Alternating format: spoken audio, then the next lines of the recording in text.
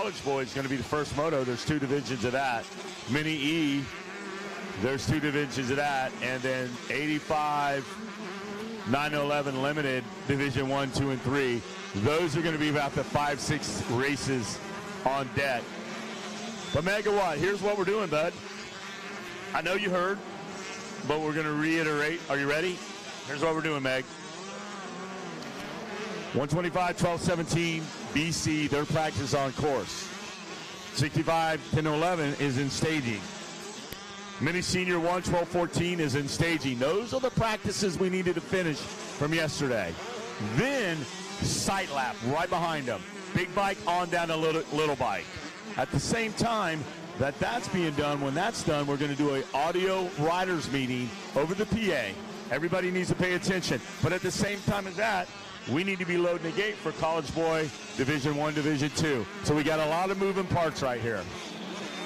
These folks are pros, Wes. They can handle it. They've done this at majors all over the country. They understand the program. They understand the urgency of being ready, being aware. And listen, we give you all the information that you already have, okay? We try to keep you up to date as best we can. But it's your responsibility. Take a look at those printed lists. Take a look at those programs. It is your responsibility to make sure that your kid is in the right division, in the right staging, at the right time, in the right class.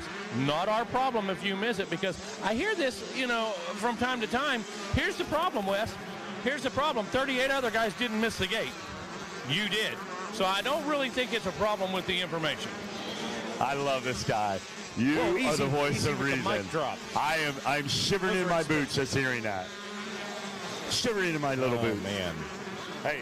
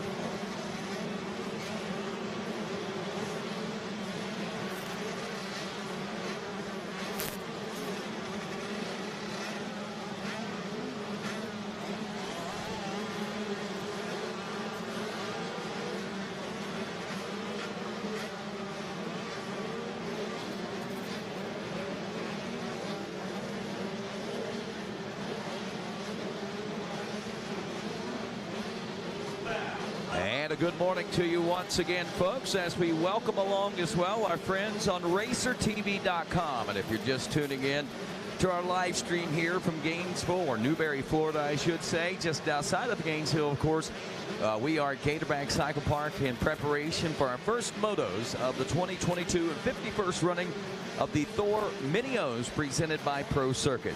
And right now we'll be going through some final practices this morning. Then, of course, we'll have a quick riders meeting. And we'll get some opening ceremonies underway and racing action with Moto number 1 coming up here shortly. Once again, welcome along the World Wide Web at RacerTV.com.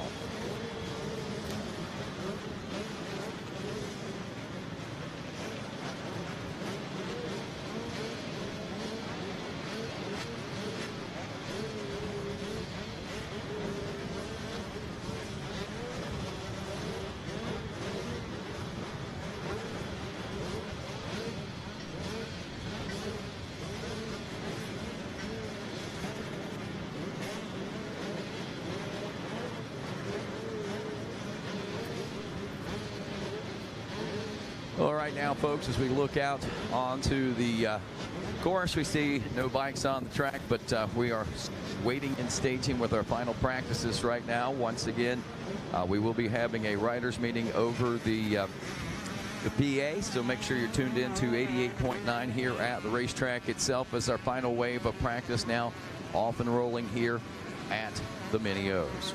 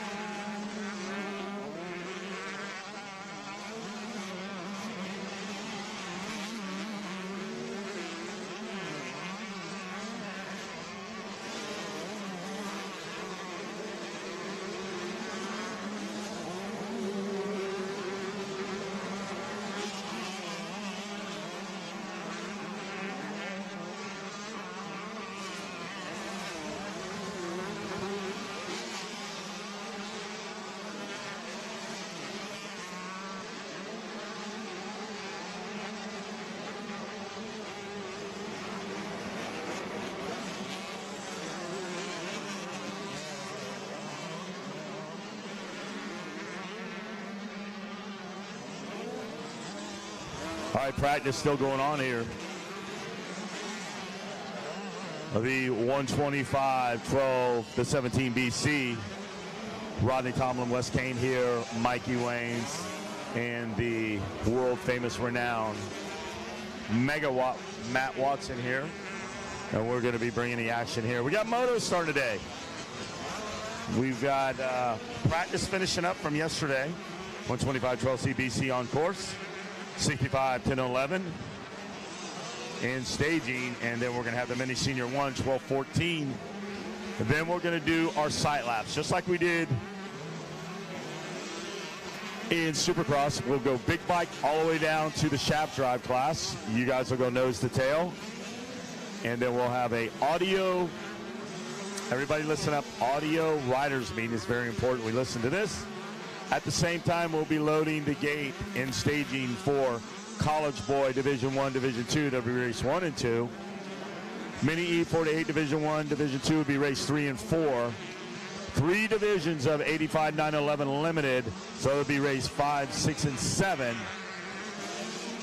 Race 8 and 9 will be 250C limited Division I. Rodney just accomplished an amazing feet over there with a binder that you used in high school. I haven't seen one of those since like the 7th grade. I haven't used what one is since that? like, do they still use that in school? Well, I have to buy one every year for my kids. It has like a 1 inch and a 1.5. But yeah, 3-ring binder. I don't think I've used one since high school, to be honest with you. No, I have. But yeah, this one's so thick, I was having trouble getting all the paperwork back. That is incredible. Imagine carrying those for every subject. As soon as I saw all the books and all that, I took about 5 sheets of notebook paper. I folded them. They went in my pocket. A pencil went in my ear. And that was all I rolled in school with. That's it. The books either stayed home or in the locker. I didn't do none of that, dude. I had to be mobile. I had to be ready. I couldn't be carrying books. I had to be ready. When my buddies knocked on the window, I knew it was time to cut. Let's go. And I go to the restroom, and I never came back until the next day. Such a bad example. I was always in trouble in school. Well, it was bad. I guess that's the But anyway, having on track, you don't have to worry about that kind of stuff, right? I thought I was too cool for school, but I should have, instead of dropping out, I should have dropped in. Absolutely. All right, Bet 125, 12-17 BC. 65s, you guys are on course now. 65s, you are on course. You are on course right now. So 65, 10, 11, you're on course. Next up will be mini senior 1, 12, 14. Then in staging will be our sight lap. Big bike, the little bike, nose to tail. Our audio over the airwaves. Riders meeting at the same time, simultaneously. College Boy, Division I to Division II. You need to be in staging because we're going to get this thing moving. I'm going to get a bunch of motos in today. And then, of course, we've got our Racer TV 6 p.m. after show. We'll have our special guests on there. At 7 p.m., we're going to have Supercross Awards. So be ready. Also, speaking of being ready, all you sight lap riders, go ahead and gear up, get ready, head down to the staging area. And I do want you to know, all the divisions are posted. Please go down there and check your divisions. Make sure you're in the right division when you head up to the staging area. We do appreciate that. Also, Brianna Millsaps, if you can make your way to the ambulance, that'd be appreciated. Brianna Millsaps to the medical support unit, please.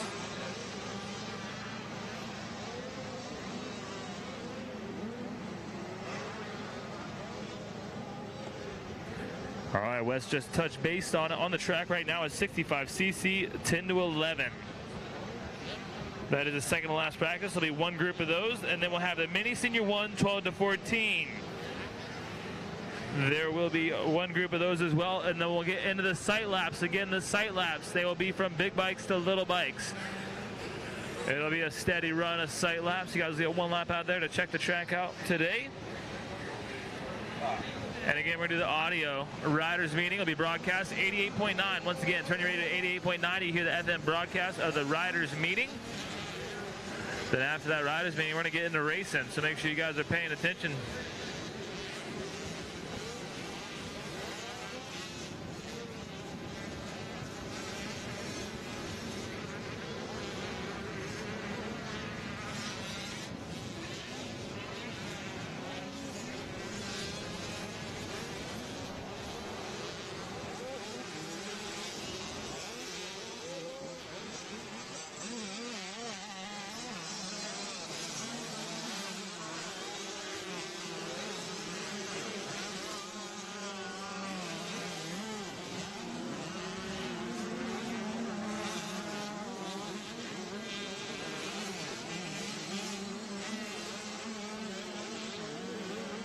Once again, if you're just joining us on racertv.com, we are in practice. Our live coverage basically has begun. We're just waiting for practice to conclude. We'll have some sight laps for those that practiced yesterday for them to familiarize themselves with the course.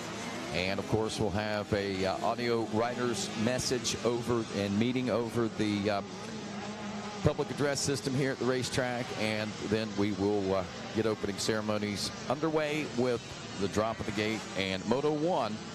Again, riders, don't forget these division races do count as your first moto scores today.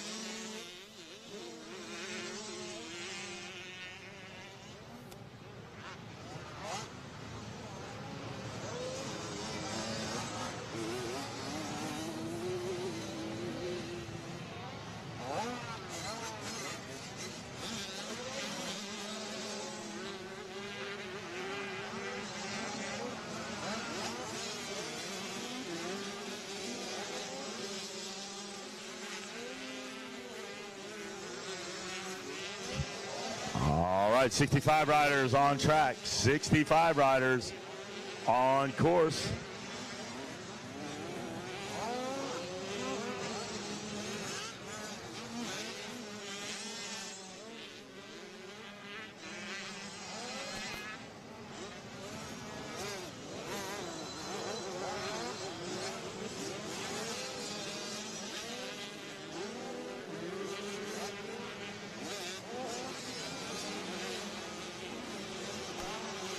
All right, 65 riders on course. We've got a lot of moving parts this morning to get this thing moving. We're finishing up practice from yesterday.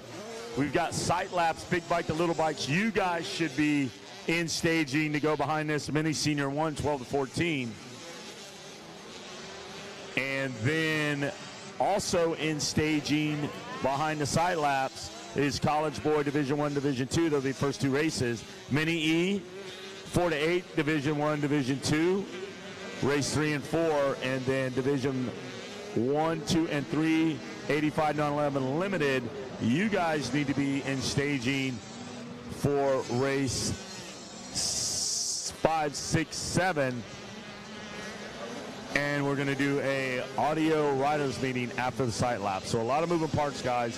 pay attention. We're going to keep you as posted as much as we can. Things do change, and as soon as we get any kind of word, we directly give it to you as fast as we can. So it's going to be a good one today. The weather can stay like this all day. No complaints here.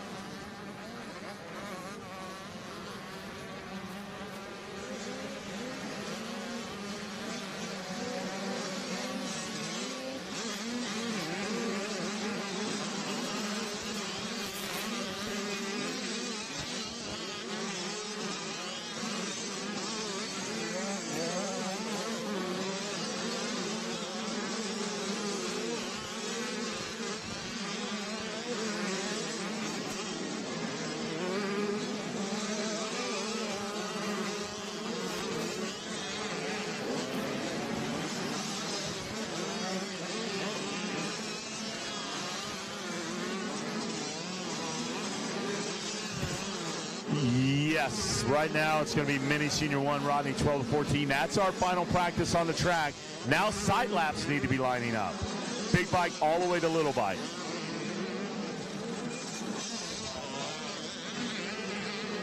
'85's on course right now, Rodney.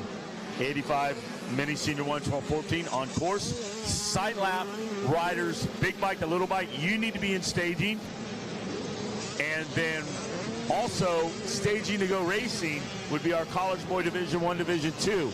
But in between sight laps and us loading the gate, we're going to have audio riders meeting that you're going to play. We're going to play it right over the PA.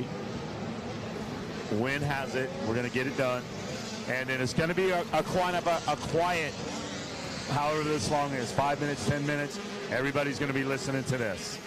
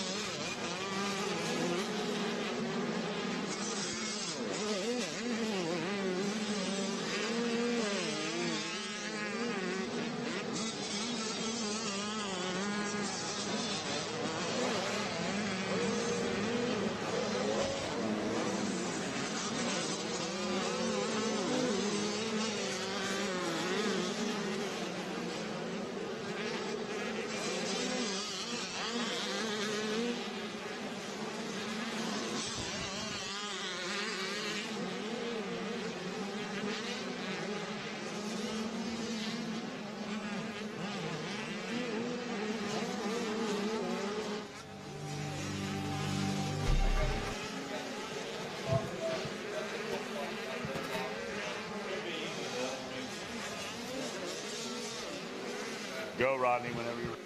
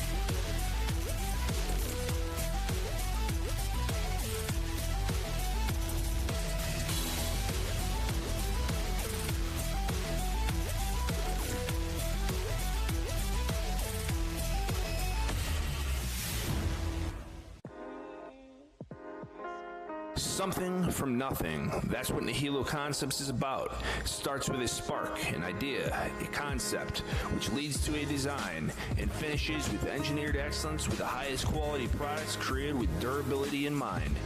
All our products are made in the USA at our state-of-the-art facility in Stuart, Florida. Whether you are a weekend warrior, ride for fun, or at the highest level of competition, Nihilo Concepts offers innovative titanium, aluminum, and carbon fiber parts for your dirt bike. We offer a wide variety of products that you can customize to your liking. Browse our site for foot pegs, brake tips, engine components, specialty tools, frame grip tape, lever grips, carbon fiber components, motor stands, our secondary on-switch, plus much more. Head to NihiloConcepts.com and see for yourself why factory teams like Red Bull KTM, Rockstar Husqvarna, Troy Lee Designs Gas, Orange Brigade, Club MX, KLM Gas, and some of the fastest riders in the world choose Nihilo Concepts. I introduced my son Nick to the sport of motocross at the age of 3, and oh boy, we all know how expensive that is. MX Locker allows us to connect with fellow riders and get anything that we need. And I've even sold my extra parts on here for cash.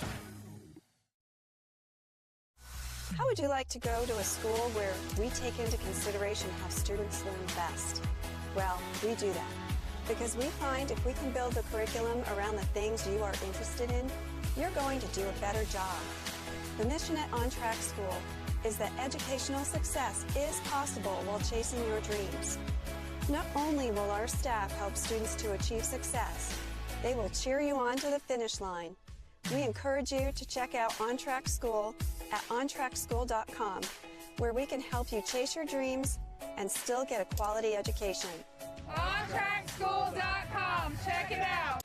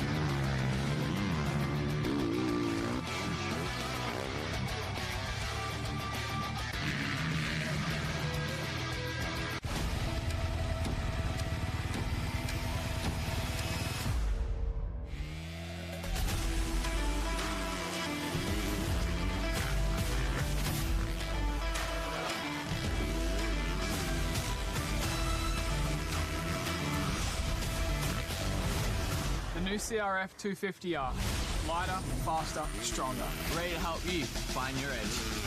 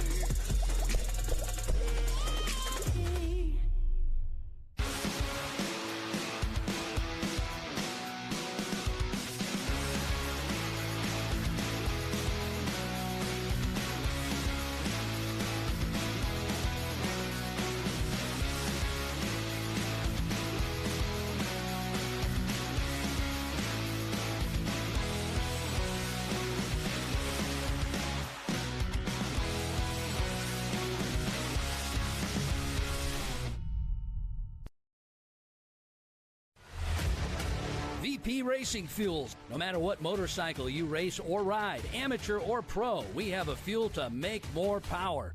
Keep your bike running cool with VP Stay Frosty Coolin', available in 2 formulas. Race Ready, designed to be glycol-free and track approved, and High Performance with freeze protection for street applications. Visit vpracingfuels.com to learn more.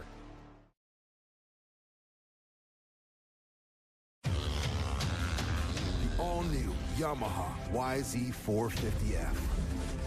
Narrower, more compact, and lighter. Built to do one thing: go faster.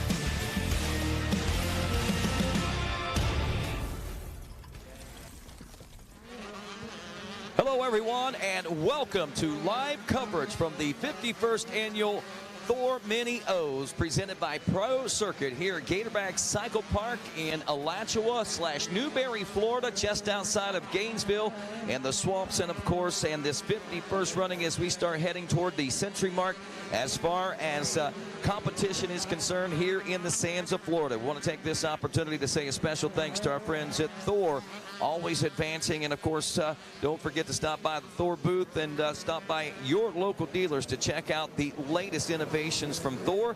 We are built for this. We also want to say a special thanks to our friends at Dunlop Tires and, of course, the all-new MX-14 tires for that soft terrain, bringing you live coverage from right here at Gatorback Cycle Park. And, of course, we also salute our friends at Pro Circuit, presenting to you this 2022 version of the Thor Mini O's. I'm Rodney Tuttle along with Megawatt Matt Watson, of course, Mikey Waynes, and as we always like to say, the insane Wes Kane as we roll into the second portion of our Mini O's here in 2022. And of course, Supercross out of the way. We'll have award ceremonies for those guys here at the track tonight.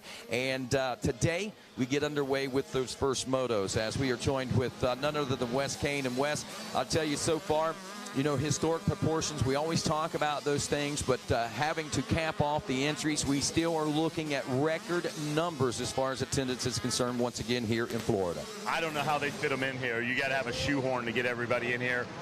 It is just so many. If you think back years when it used to be a multi-discipline event where you had the TT, then you had the Supercross, then you had outdoors, and then you had the Grand Prix, how would you get it done? If you do it now, you'd have to be here a month. But now it's just Supercross and outdoors, but the numbers have doubled and tripled out here. And, like, if he gets another 200 or 300, where are we going to put him? Absolutely. And that's hence the cap that they've had to put on some of the classes out there. Still, we have classes that have over 100 entries in them, especially in those mini classes. And that is really fortifying as far as the thoughts are concerned as the future of motocross. When you're looking out there and you're seeing 100-plus 50cc riders, you're seeing 100-plus 65cc riders, and nearly the same in the 85cc classes. That, my friend, shows you that the heart of motocross still beats strong, and we have a bright future looking ahead. Well, that's where all the bike dealers, and you do the numbers, and I know they have the graphs about how many people and this and that per million buy bikes. I mean, if you're a promoter and you're in the majors or the futures of the promoting group of the races, you're like, oh, okay. Next year is probably going to be another good year for motocross. Absolutely. And speaking of next year, as if you're just joining in for the first time to ever here at our beautiful facility here in Florida, and for the 51st running of this, I can't even describe it. What an amazing top-level event this particular one is. And this one right here, you know, you see it as the end of the year. You think, oh, it's the end of the motocross racing season. This is the beginning of the motocross season, and this is our opportunity to get to see new teams, riders moving up in new classes, riding new gear, new products, whatever the case may be. So it's kind of a prelude to what the 2023 season is going to hold. And, you know, we've already seen a lot of cool things. Riders coming in during the week, they went out, of course, to get themselves a few points, if you will, so they can go race Supercross. Phoenix Racing Honda's Cade Braswell being one of those riders that we're talking about. He's not the only one, but we'll see him in Arena Cross with you on Friday night. But, you know, as well, this is that springboard that opens up a lot of eyes for riders heading into the new season. Well, yeah, or you have some teams that go, you know what, I have one more spot to fill, but I'm going to put my list out here, and I'm going to watch and see who might be the better, who will have a good week, maybe not so good week. The cream of the crop, or, you know, the cream always at the top. So this could be, hey, you know what, I got one spot, you're the guy. You had a good Mini O's. I was undecisive, but you rose to the occasion. Guess what? You're going to ride on my team. Well, you know, the amazing thing is that we saw out here in Supercross, we'll witness it again here on the motocross track. the names that fill these classes, and you set and you expect, well, this rider's definitely guaranteed a top 5. This rider's definitely guaranteed a top 10. It's amazing to me, those riders that we expect to be in the upper echelon, what a struggle it is for everyone to get to where it is that we know that they can race. But that, again, just shows just the level of competition that people bring here to this particular event. And with it being a no qualifying process, basically, it is an open field. So riders are coming literally from all over the globe to get their turn here in the sands of Florida. Well, what's interesting, you know Danger Boy. Danger Boy, he's already cut his teeth. He's qualified for some outdoor nationals, so he's here. They added Dax Bennick to the star team. So you're like, okay, they're loaded for bear. But what happens? 80 and Shive jumps up in there, and he like, hey, I'm putting my foot in the door here. And then you got the one rider, the 319 from South America. That guy shows up and leads every moto, and Danger Boy finally gets around him on the white flag. That's the good kind of race that I love to see. Sometimes a runaway, okay, I can start yawning, but this is the flavor that the Mini O's brings. You never know who's going to show up and put their stamp of approval on it. Absolutely, and of course, as we are taking a look on RacerTV.com at the aerial view of the facility here at Gatorback Cycle Park from our SLR Rifle Works live drone, you can see that obviously we have got a mass area that we are covering as far as pit area is concerned, and a very small area where the racing actually takes place.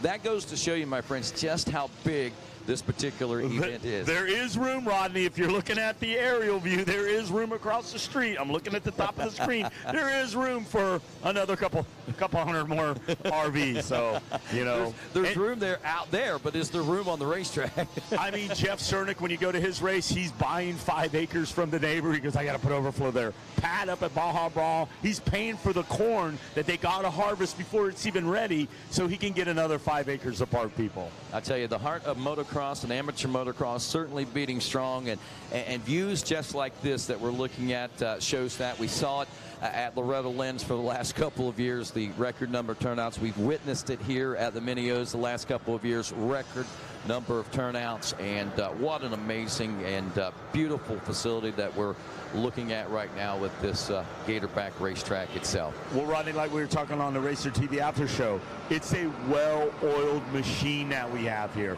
Everything is just right on the spot, from the staging all the way through to the racing to the ceremonies. I mean, it is, our award ceremonies.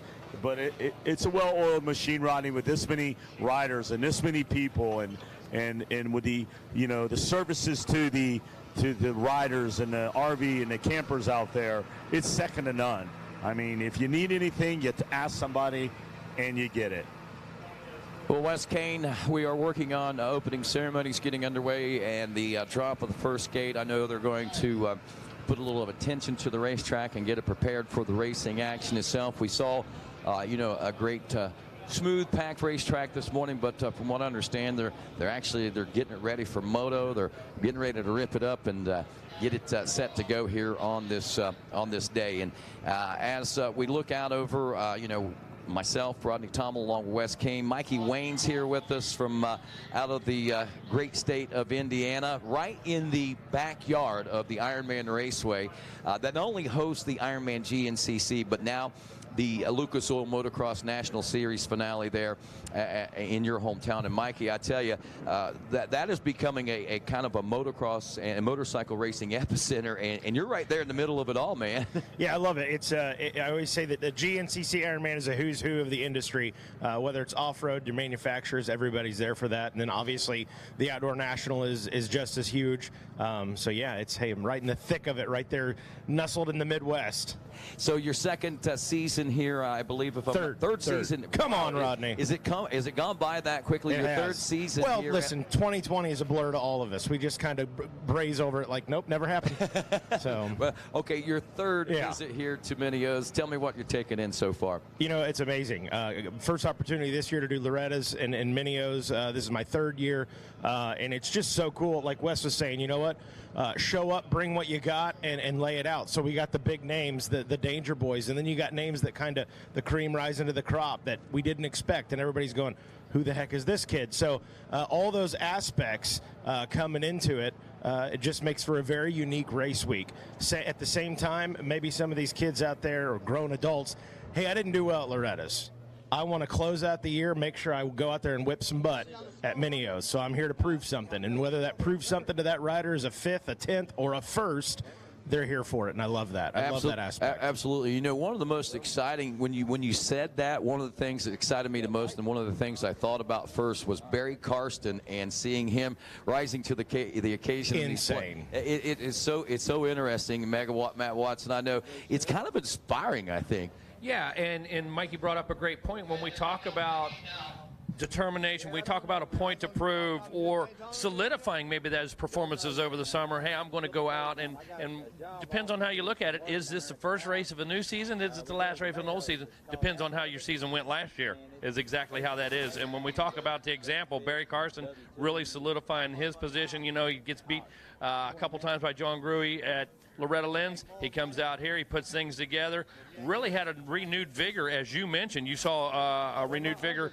in his riding style, comes out, makes a last lap pass on Gruey. For him, that's a great start to the new season. Absolutely. Or it's a great finish to the old season, either way he wants to look at it. Absolutely. And then you got Galen Dixon. He's rising to the occasion. Little baby Galen Dixon. Little baby. And, of course, then you've got some other names that are starting to rise to the occasion. And that's the beauty of it. You know, we talk about this being the mini Olympics, but it's kind of like the amateur Olympics of motocross, if you will, all across the board. But it's also, again, kind of that preview, that springboard.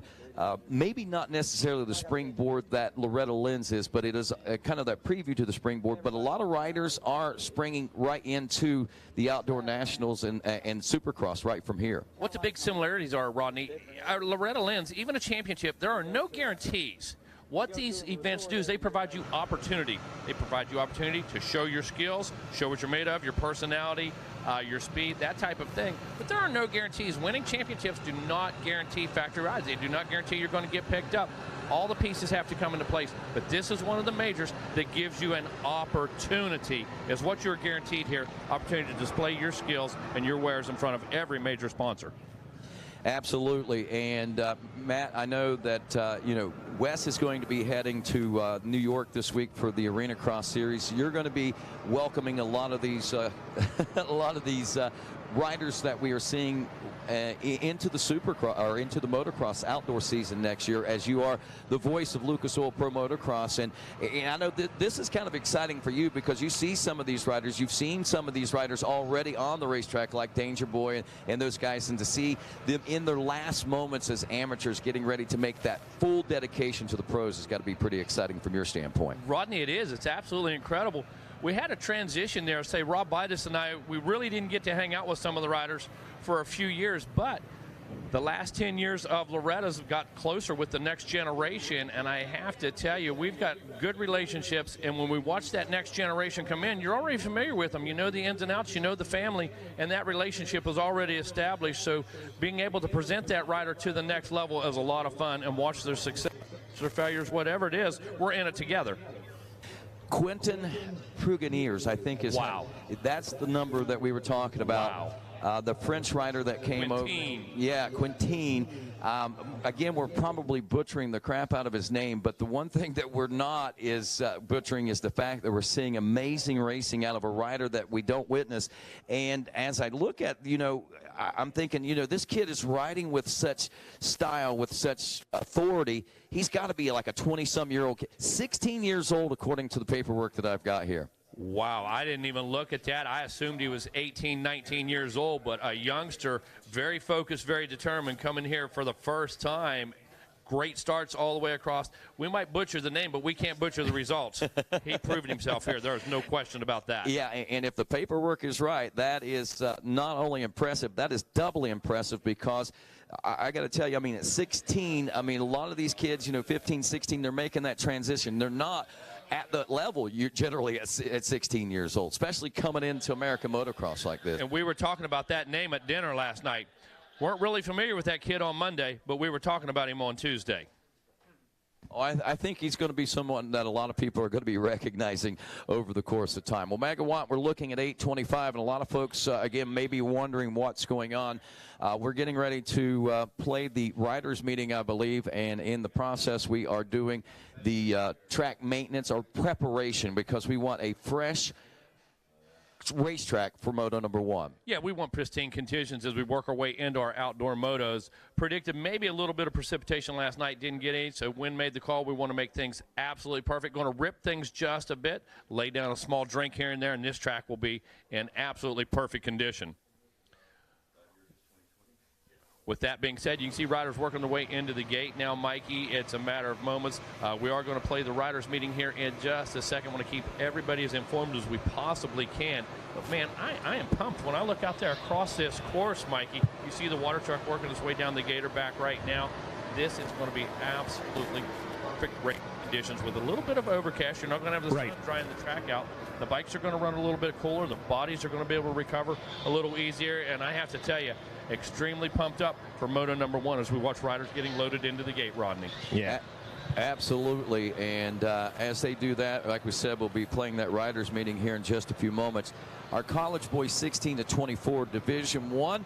Mikey Waynes, go ahead and introduce us to our starting field for today. All right, kicking things off, your call.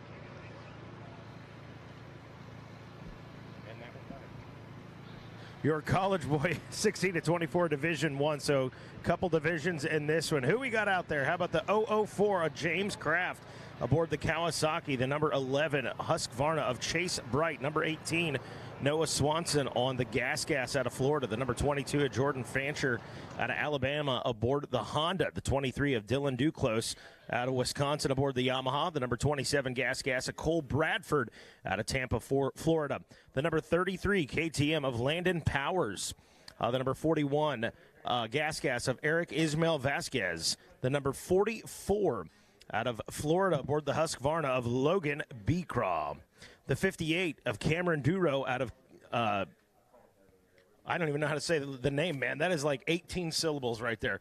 It is. I'm gonna give it a shot. Pitar Mitzberg. I'm going with it.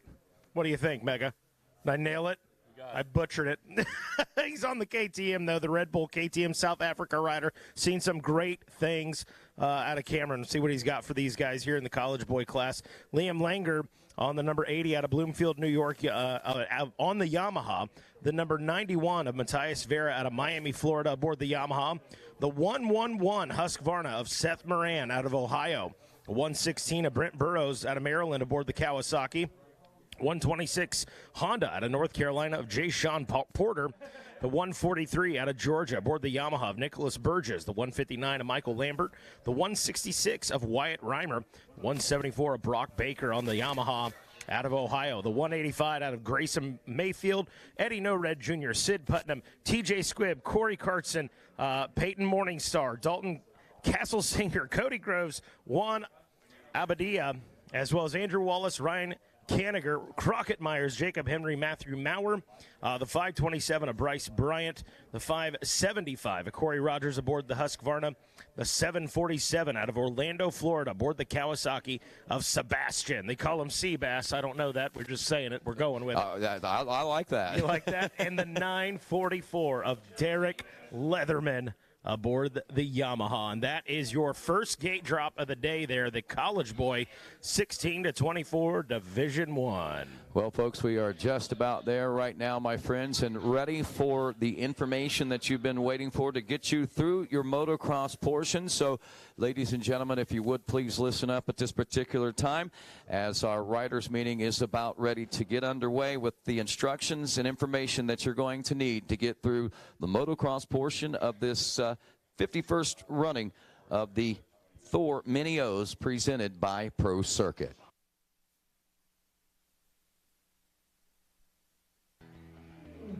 Welcome to the 2022 Thor Mini O's, presented by Pro Circuit. This is a 2022 AMA major event. All 2022 AMA and supplemental rules apply. It is your responsibility to know these rules. At this time, if you feel that the track or course is unsafe, we suggest you get a refund. Once practice starts, there are no refunds, no exceptions. No pit bike riding after 5:30 p.m. This will be strictly enforced. No one under the age of 16 can ride any vehicle with 4 wheels. Pit vehicle and pit bike speed limit is 5 miles per hour.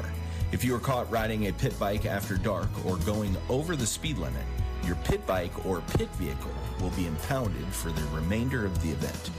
The claiming rule value is 2 times the manufacturer's suggested retail price, MSRP, at the 2022 Thor Mini-O's. To be scored correctly, all riders must have the correct numbers on all 3 number plates. The numbers must be clear and visible. Please do not have black backgrounds with gray numbers. This will make it difficult for our scorers to read, and you will be scored as a DNF. E-bikes, 41 inches max seat height. You cannot tape or glue the kill switch. For all limited classes, you must follow the 2022 AMA Limited Class Classification Chart. No open fires, no dumping of black or gray holding tanks on the ground. There's a company that will pump out your holding tanks. You can get a ribbon at the front gate and tie it onto your driver's side mirror, and they will know to stop and pump out your holding tank. We do not have rider medical insurance. We suggest you do not race if you do not have medical insurance. As a racer, you assume all responsibility and liability. Staging. Staging is located at the southwest end of the Supercross track. You will enter there and you will exit there. This is the only place you can enter or exit the track. When you go to staging, you must have your armband on and show it to the person checking armband. You must also have the correct practice sticker to enter staging. Staging can get very hectic and overwhelming. If you have a 51cc or a 65cc racer, a parent must go to staging with them. There are several divisions for each class, and they have to know which division they are in. They can't show up to the staging and ask the people working staging which division they are in. Once again, it's very busy in staging, and having a parent with your 51 or 65cc rider will ensure that they get to the correct division. You will be able to see what division you are in the posting board next to the registration office prior to going to your race. If you get to staging and have not looked to see which division you are in, it will be posted in staging also. Again, don't ask the workers in staging which division you are in. There can only be one mechanic or parent for each rider that goes to staging and to the starting gate. Same thing with the mechanical area. Only one mechanic per rider is allowed in the mechanics area. You must have the correct mechanic credential for the class that is racing to enter the mechanics area. Starting. We will use metal grates for a starting pad. Riders must line up in the center of the gate. You cannot lift the metal grates up. You can use a bristle brush to sweep the metal grate. You cannot use a metal brush on the metal grates. You cannot go in front of the starting gate. When the 2 card goes up, all mechanics must back away from the riders. If you have a mechanical problem, put your hand up and you will get a 2-minute hold. It is only for mechanical problems. After 2 minutes, the card will go to the 1. If there is no 2-minute hold, the starter will hold the 2 card up for 1 minute. After 1 minute, the card will be turned to the 1. After 10 seconds, the 1 card will turn sideways. When the 1 card is turned sideways, the gate will drop within 3 to 5 seconds. At the end of the first lap, you will get a green flag. That means keep racing. That is a courtesy flag. At the beginning of the last lap, you will get a white flag. That means you have 1 lap to go. That is also a courtesy flag. At the end of the last lap, you will get a checkered flag. That means the race is over. Always race to the checkered flag. If you get a red flag, go back to the original starting position. If less than 60% of the race was run, the race will start over. More than 60% of the race will be scored and is complete. We will determine if the race is over or not when you get back to the starting line and get in your original starting position. Black flag. Pull off the track immediately. Go to the registration office and see the referee. Yellow or red cross flag. You cannot jump or pass under a yellow or red cross flag. You must proceed with caution until you have passed the downed rider. The penalty for jumping on a yellow flag is 2 positions plus the number of riders you passed. The penalty for jumping or passing on a red cross flag is 4 positions plus the number of riders you pass. This also applies to yellow flashing lights. We take this very seriously, and you will see 3 signs before you get to the starting gate that say no jumping or passing on a red cross or yellow flag. Racers have lost championships by doing this. Please do not make this mistake. No jumping or passing on yellow lights. Yellow, red flashing lights. The caution lights mean the same thing as a yellow flag. No jumping, no passing. We have lights on every jump this year, so the riders need to pay attention to the lights just as much as the yellow and red cross flags. Parents and spectators do not cross the fence or go onto the track. There is adequate medical personnel on the track to assist down riders in need of medical attention. If you run off the track unintentionally, enter at closest, safest place without gaining positions or advancing on any other rider.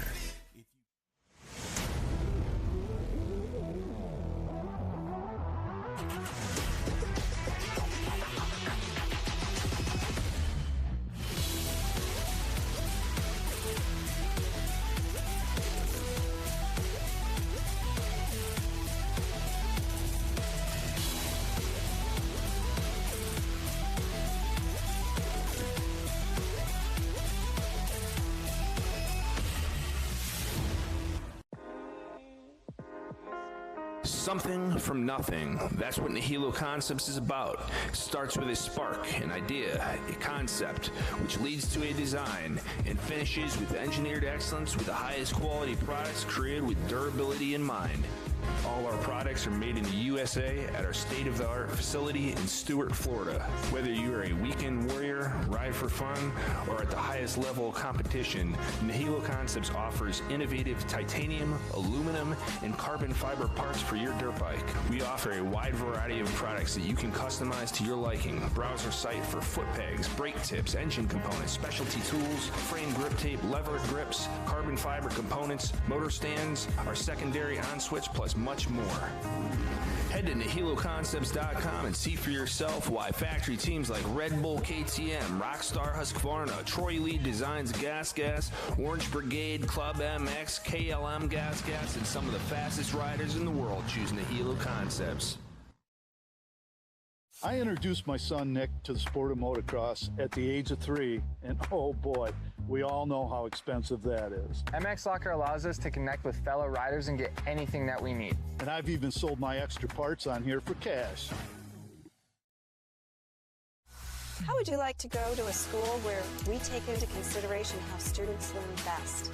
Well, we do that because we find if we can build the curriculum around the things you are interested in, you're going to do a better job. The mission at On Track School is that educational success is possible while chasing your dreams.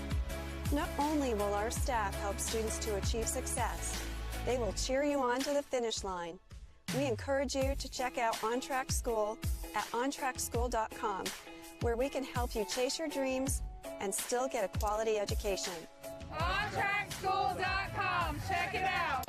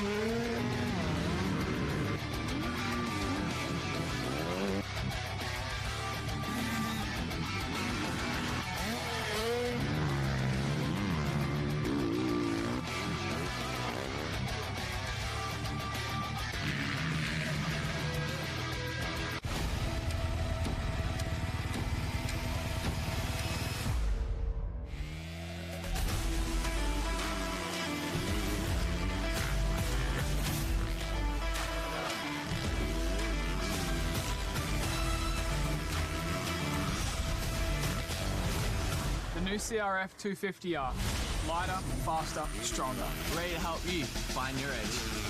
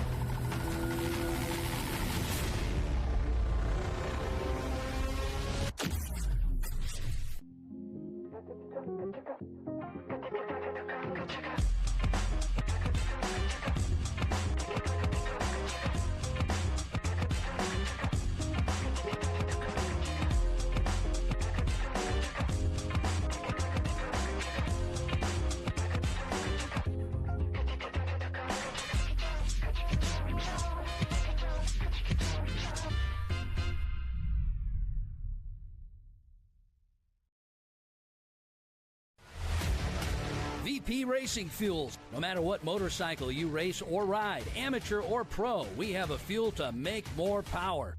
Keep your bike running cool with VP Stay Frosty Coolant, available in 2 formulas. Race ready, designed to be glycol free and track approved, and high performance with freeze protection for street applications. Visit vpracingfuels.com to learn more.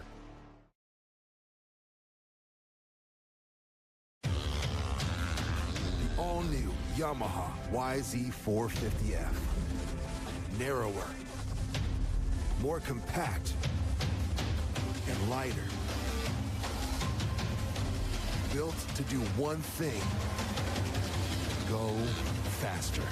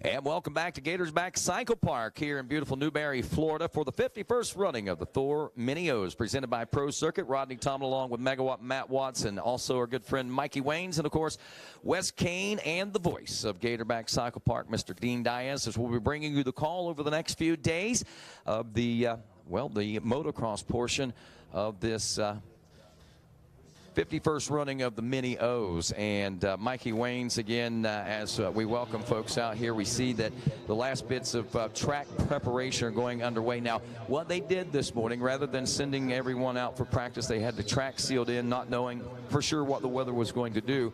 So they got everything ready to go this morning, let everyone roll. Now they're prepping the track, and now we're preparing for this, the opening ceremonies and the kickoff to today's racing. And before we get today's racing underway, would like to ask from Faith Racers, our minister here at the Mini-O's, Mr. Andre, please ask a blessing on today's race. Thank you so much. Let's go ahead and kick this race day off with a word of prayer. Father God, we come to you this morning with thanksgiving, and we want to thank you so much again for our health and our lives. God, it's just a miracle every single day that we get to live, and each breath is just a miracle, God. We thank you for that. Just want to pray specifically and thank you for the vendors here, all the sponsors, all the manufacturers and engine and suspension developers, and all the gear vendors here who support the riders. We thank you and for coming out, God. Thank you for them. And we thank you for the whole crew, again, that makes this entire event possible. I want to pray for the riders, God. I pray that they'll go out there and just rip it for you, God. Just totally give it all they have, and know that you are with them. Your presence is with them, and help them to focus and stay sharp, and just, again, ride to their fullest ability. Keep them safe, protect them, and God, thank you for Jesus and just that opportunity he made that we can have a relationship with you, and that you can live and do life with us, whether it be on the track or off. Thank you again for this nation and this opportunity we have to pray and just worship you and talk about you. God, it's such a blessing. And God, we pray all these things in Jesus' name. Amen. And now, ladies and gentlemen, if you would, please rise, remove those caps, and stand at attention as we play, as we honor the world's greatest nation with the playing of our national anthem. Oh, say, can you see by the dawn's early light what so proudly we hailed at the twilight's last gleaming, whose broad stripes and bright stars through the perilous fight o'er the ramparts we watched were so gallantly streaming, and the rockets' red glare, the bombs bursting in air, gave proof through the night that our flag was still there. Oh, say does that star-spangled banner yet wave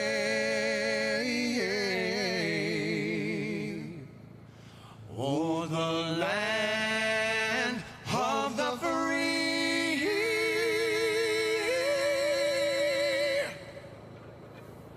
and the home of the brave. Well, there you have it, folks. The stage is set, and the 51st running of the Thor Mini-O's presented by Pro Circuit ready to continue here from the sands of Florida in beautiful Newberry as the stage is set for Moto #1. Welcoming you out today on behalf of Thor, of course, always advancing, and our friends at Pro Circuit, and live coverage in part being brought to you and presented by our friends at Dunlop Tires as we It's the stage set for a great Moto number 1. Plenty of divisions. Mikey Wang's going over the starting lineup there just a few moments ago. We'll brief them once again. We got James Kraft, Chase Bright, Noah Swanson, Jordan Fancher, Dylan Duclos, Cole Bradford, Landon Powers, Eric Ismael Vasquez, Logan Berghaw, Cameron Duro, Liam Langer, Mattias Vera, Seth Morin, Brent Burrows, also Jayshawn Porter. We got Nicholas Burgess, Michael Lambert, Wyatt Raymer, Brock Baker, Grayson Mayfield, Eddie Norad Jr., Sid Putnam, TJ Squibb, Corey Karsten, Peyton Morningstar, Dalton Castle Singer, Cody Groves, Juan Abeda, Andrew Wallace, Ryan Kanigher, Crockett Myers, Jacob Henry, Matthew Mowry, Bryce Bryant, Corey Rogers, Sebastian Velez, and Derek Leatherman. As the gate is down, our riders round the first turn and now dropping down the Gator Falls, and we've got our first leaders beginning to establish themselves as the front runners here at the motocross portion of this 2022 Mini O's.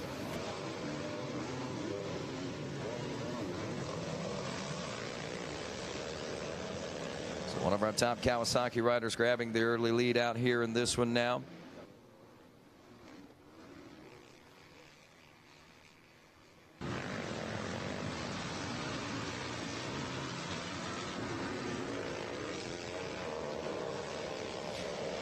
Can't quite get a good look at that number just yet as these riders work their way around the race course and get things sorted in here for race number 1. As we roll through this one again, a couple of different divisions here. So we'll take the top 16 or so. Trying to determine is 188 Eddie Norad, I believe who that may be as they get a little closer and start working their way into the field of view here and right in front of the Gizmo Mods tabletop area. And we've got ourselves a battle that is heating up as they make their way into the closing moments of this first lap. That's actually 3:15. Cody Groves out of Pasadena, Maryland, that I see out front on point at this particular point. Here they come, Rodney. They're going to jump. They'll take that first green flag. Crockett Myers over there on that NASA ride, jumping right up into practice. You got Cody Groves with the whole shot, Eddie Norad Jr. in second, Corey Carson third, Crockett Myers fourth, Derek Leatherman fifth, Cameron Duro sixth, Cole Bradford seventh, Ryan Kanigher eighth, Brent Burrows ninth, and coming out of the pit in 10th is Jordan Fletcher. Rodney, what do you see? Well, I see Norad now trying to refire back out to take that lead back away from Cody Groves. Norad leading a little early on, and they working back and forth. And now, as we at the top of the Gators back, dropping back into the heart of this race course right now. Norad is trying every way he can to get around Corey Karsten, Crockett Myers, Derek Leatherman, third, fourth, and fifth are right there knocking on the door as well. Here they go. It's Cody Groves now. He's going to do that big, long straightaway along the road over there. Cody Groves stretches his legs out a little bit. Eddie Norad Jr.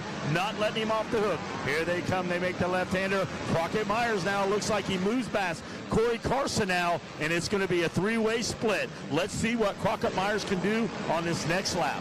Well, as you said, he gets around Karsten. Crockett Myers now head down charging as we are working our way back into the home stretch and nearing the completion of lap number 2. It is still the 3:15 of Groves out front. Norad now starting to see a little bit of distance open up at the same time. That now third place ride, I believe, of Crockett Myers on the 4-1-1 has closed that gap on Norad as they head down into the Gator pit, nearing the completion of lap 2 now. Here they go. Crockett Myers now with missile lock on the Kawasaki rider as they fire out of the pit. Crockett took a hard tumble in the Supercross part of this event, and now looks like he's nursed it back, and he is on fire right now, trying to show the boys that he has got the juice. There he is. He's sizing him up. They're going to drop down Gatorback Falls as Cody Groves now slips away over the dinner table. It's going to be Norad. Crockett Myers with a good run out of the Gator pit. Karsten, Duro, and Leatherman in the top 6. Wow, he's putting power to the ground, no doubt about it, trying to position himself on the inside of Norad at the top of the Gators back right now. Crockett Myers trying to run and gun for the second place position, but rising to the occasion. Norred fires back on the 188 Cowboy. But as we head back to the back section, this could get very interesting. Here they go. Norred does a little checkup over his shoulder. He's looking for Myers. He can hear that Yamaha barking over there. Ed Torrance has got to be a little shaky right now. Here comes Crockett. Crockett looks to the inside. And it's still Nord, but now does he have him sized up? Side by side, bar to bar through the rollers. It's Crockett now, takes an outside line. Side by side, they come out once again. Nord, though, just able to grab a little bit of extra breathing room there as the rider goes down, but Myers is right there, still ready to fire back, trying to set him up for the pass as we come into the home stretch now in front of the Gizmo Mods tabletop region. You better look out, Cody Groves. The push is coming from Crockett Myers. Eddie Nord is in the crock pot now. You better look out. Myers is firing with lefts, with rights, with tomato sandwiches. Here they go. He's going to try another shot at him as they drop down in the Gator Pit, Rodney. Well, as we look back just off the battle for the top 3 positions, we see a new rider starting to make his way in on the orange machine. Keeping an eye out now on Cameron Duro, the 58 KTM rider, reeling these boys in. You take a look at lap times, just a smidge faster, actually about a half second faster than everyone ahead of him on that last lap around. So this could get real interesting for this battle for second place. Here they go down in Gatorback Falls. Crockett now with a wild woolly line. He better look out. Duro now, the 58 ride, is starting to close up and making a 4-way dance. Here we go over the back of the Gator now. Norred starting to feel that pressure once again from Crockett Myers. Myers trying to show him a wheel as they come off the back of the Gator, dropping down into the heart of this race course once more. This is where Myers has been able to get a lot of drive. If he can get himself lined up heading onto the tail of the Gator, we may see a pass about to take place. He's got to get around Eddie Nora Jr. if he's going to have a shot at Cody Groves. He goes out wide. Watch on Racer TV as they head along that straightaway, along this. Crockett Myers outside wide. He draws up close. Could this be a new line? He went inside before, and the shot has been fired over the bow, and Crockett Myers now springs out front. Can Eddie Nord answer back, Rodney? He's trying. I tell you what a great line choice there by the 411, though. He took the extreme outside line all the way around the Gator's tail, putting himself into position to make this pass in the number 2 spot, but he's still got Nord Jr. right there on his rear fender as they try to lay chase now to the 315 of Cody Groves. Where is Cameron Duro now? The 58 machine in all this. He is watching from a front row seat back in 4th place as he continues to reel these riders in. Groves dives down in the Gator Pit now. He's going to see the white flag. A sense of urgency now. Can Crockett Myers get his Papillo pocket fisherman out and slowly reel in your leader, Cody Groves? White flag is out. 1 more to go. 4 laps down. No. And something going on with Cody Groves' timing Cody and Groves scoring. is still out there. He's still out there. It's not showing it on timing and scoring, but Groves is still your leaders. Myers in 2nd, Nord 3rd, Cameron Duro in 4th. Derek Leatherman rounds out your top 5. Eddie Nord is in trouble. Here comes the 58 of Duro. Duro now knocking on the door of Duro, but be careful. He might have enough juice. All riders are running at 1:47 time, so we're going to see what happens here. Right now, the man out front, he seems to be safe, is Cody Groves. Rodney, what do you see along the road? I see the man that's not so safe right now might be Eddie Nord for that 3rd place position here in this First Division Moto number 1 as Cameron Duro is all over him, and here he goes on the tail of the Gator. He's trying that outside line. They're side by side. Coming back in down the rollers, and we got a new 3rd place ride. Cameron Duro making the pass on the KTM. Well, Crockett Myers, you better stay on your trusty steed and ride, because it looks like Cameron Duro has got a second wind out there. Meanwhile, out front, he's coming down the front straightaway. He salutes the Gizmo Mod. Is your leader, Cody Groves. So Groves out front. He's going to buzz the tower right there. There he is, Rodney. Groves drives into the Gator Pit, but is Crockett Myers safe? Here we go. Hard right-hander for your leader. Groves taking the checkers, and the battle for second wages on as they drive up out of the Gator Pit. Who's it going to be? It's going to be Crockett Myers, followed by Cameron Duro in the number 3 spot. Eddie Norred will be fourth. Derek Leatherman should round out your top 5, followed then by Cole Bradford, Corey Karsten, Brent Burrows, Liam Langer, and Peyton Morningstar and Jordan Fancher. That's your top 10. Again, make sure you're checking the posting board to make sure who's transferring in directly to the second motos. Those that don't will definitely have to go to an LCQ. Right now, though, we go to division number 2, the college 16 to 24. Here you go, Rodney. I'll give you the players out there in division number 2. The number 8 of Alex Payne. The number 10 of Gabriel Andro.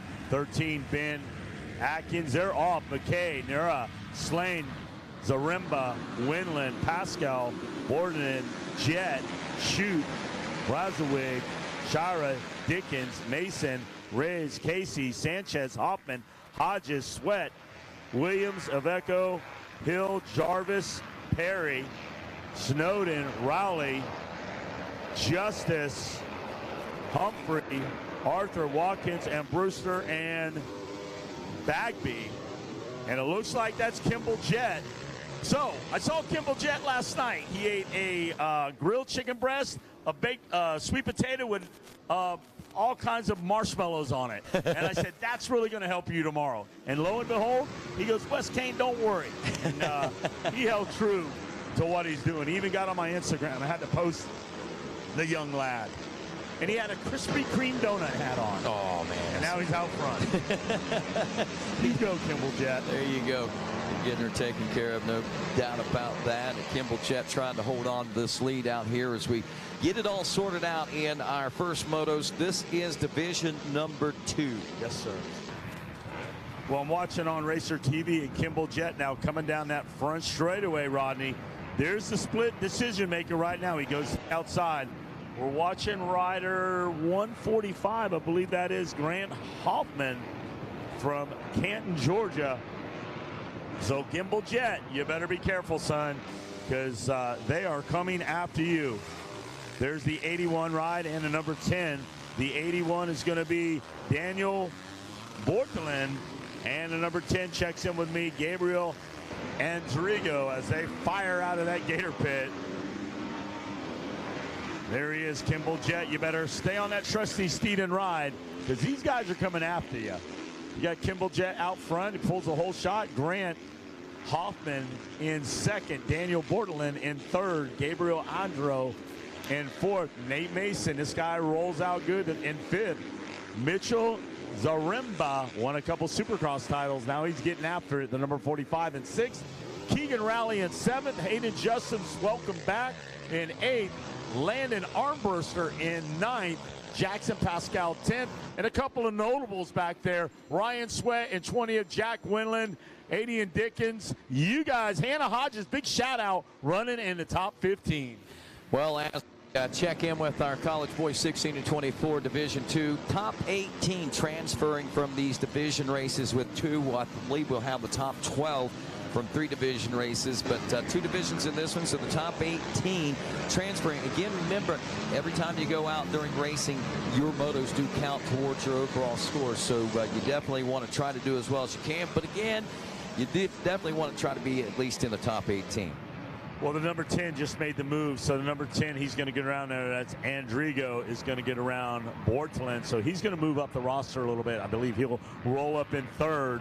So we'll keep an eye on Kimball Jett. He's still being held honest by the 145 ride of Grant Hoffman aboard the Yamaha. They're going to buzz the tower. There's Kimball Jett. He drives down in the gator pit. But I'm telling you, Rodney, behind Kimball Jett, there's about 6 riders all within handlebar reach of each other going for the next spot. Well, I'll tell you, Nate Mason, Mitchell Zaremba showing us some great speeds over on the Supercross track. You can never count out Gabe Andrigo as he's moved up into the number 3 spot. So our running order now, Kimball Jett after 2 in the lead with near 2 seconds over Grant Hoffman. Gabe Andrigo now running just over a second back to the number 3 spot. Daniel Bortolin is 4th. Nate Mason in 5th.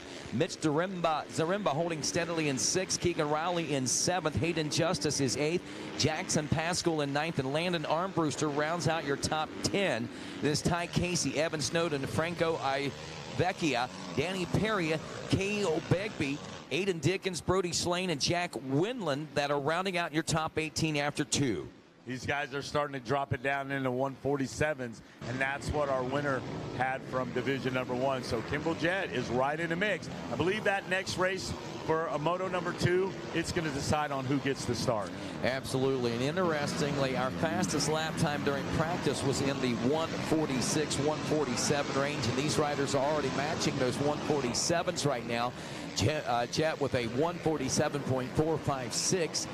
Gabe Andrigo actually running a 147.458. So he's right there on pace with them, as well as some of those faster lap times. As our leaders now nearing the completion of lap number 3 as we take a look at the action from our SLR Rifleworks live drone. Kimball Jett. Now, if you're watching on Racer TV, you can still see our riders back there. And 4th and 5th, we're zeroed in right now on Nate Mason, the 103. And Rodney, these guys are still on it. There's the 45 now. He's starting to come up and move a little bit. Zaremba got plenty of laps. A little bit of a bobble down there. Whoa. In the Gator pit there. The 103 of Nate Mason nearly getting a gimme by Daniel Borderland, but and does get by Mason. So it's Andrigo in the number 3 spot.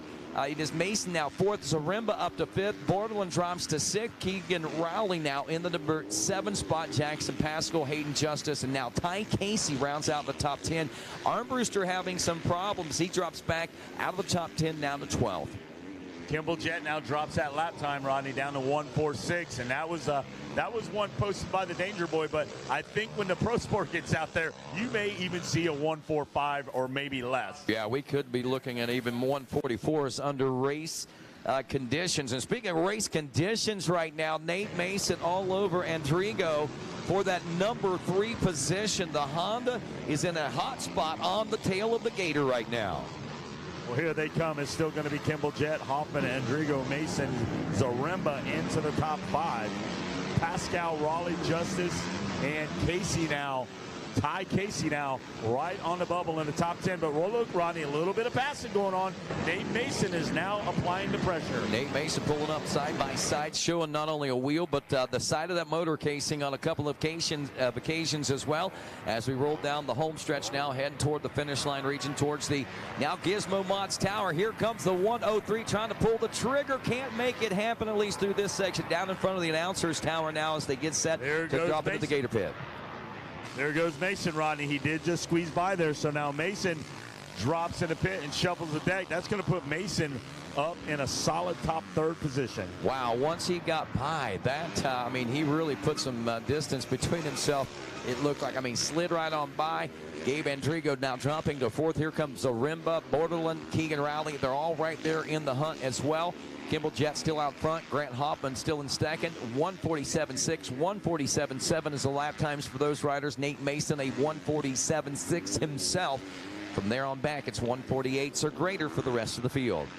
2 positions that haven't changed is Kimball Jett and Grant Hoffman, 1 and 2. While all the shuffling of the deck has been going on for position 3 all the way back to 6, these 2 riders have their head down and they are making something happen. Well, notes of interest. Jordan Jarvis, whom we've had help us in the tower several times throughout the course of the week. This young lady now up to 18th place position, watching her claw her way from outside the top 20 to just inside the top 20, now in 18th place on the 301. Well, when you talk about real estate, you talk about location. If you're Kimball Jett and Grant Hoffman, it's position. You want to position yourself so when you get in that second moto and we start combining scores, what do you see, Rodney? I see Mitch Zaremba now around Gabe Andrigo, as Andrigo might have gotten the wind knocked out of his sails when Nate Mason was able to make the pass on him there a lap ago. Yeah. I mean, these guys are going at it. I didn't think Zaremba was going to hang around back out of the top 5 for very long. Kimball Jett looks like just a couple of more turns to go. There he is. We're watching Kimball Jett as he salutes you, Rodney, up here in the tower and drops down in the Gator pit. Absolutely. The hard right-hand turn, one final time by this Pro Circuit finish line as a checkers wave here on Moto number 1 for the college boys 16 to 24 Division II. Kimball Jett taking the win here after 5 laps of racing complete. Back there in the number 2 spot, about 4 seconds back. Grant Hoffman on the 145 machine. And here comes their battles for 3rd, 4th, and 5th place positions. As we saw, Nate Mason making the pass, Mitch Zaremba making the pass as well. And that should drop Andrigo off to the number 5 spot. As our timing and scoring updates again through the top 18 is what we're expecting to see. Guaranteed a spot into Moto number 2, and LCQ will take the top 4 a little later on here in the racing action. Right now, more racing action on the racetrack as we go to the Mini E 4-8 Division number 1. Once again, college boy, check the posting board for your results. Make sure you check it a couple times to ensure everything is kosher.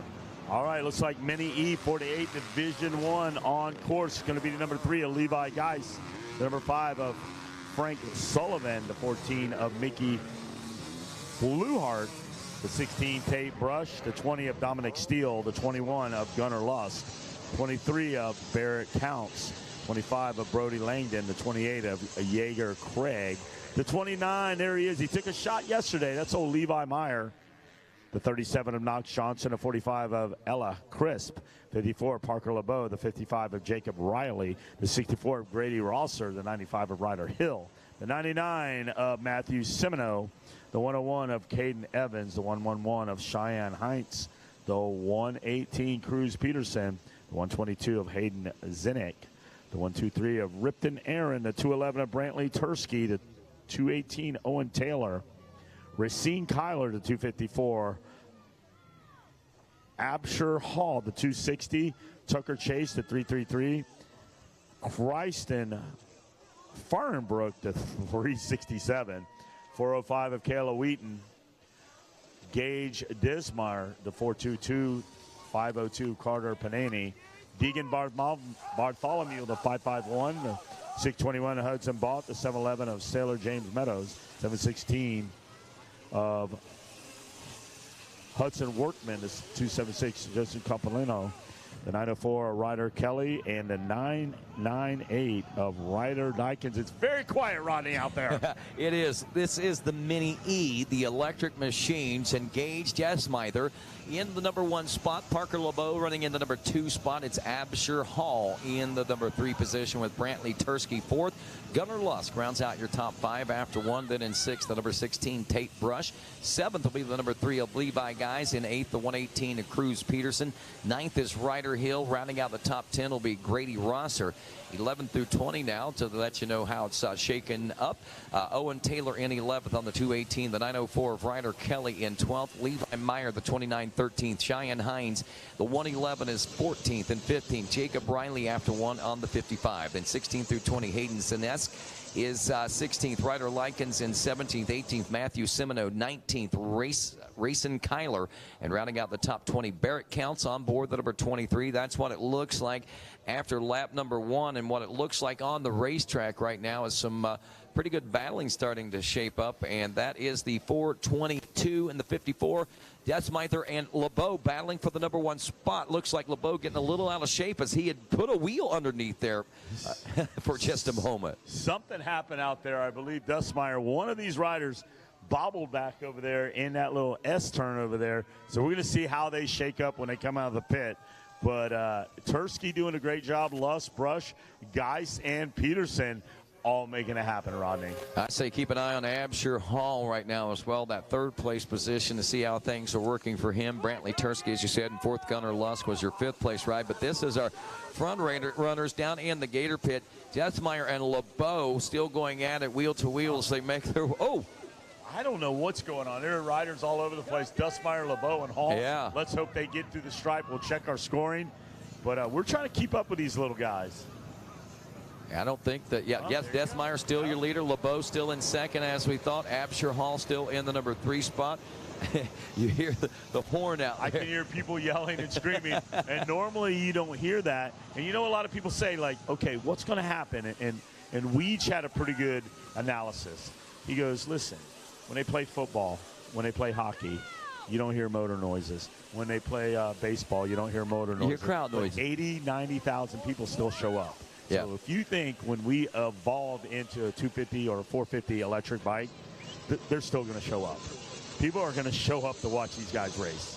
Absolutely. And it's going to make our job a little more critical because they will actually be able to hear every word and understand everything we say and missay, I guess, in a lot of occasions. But right now, it is still Mini E 4-8. This is, you know, we keep talking about it. These guys, I mean, we're seeing the big bikes, the big electric bikes, but these are going to be the true riders that have adapted all the way through the process of electric.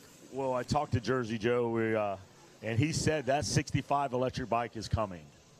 It's going to be here.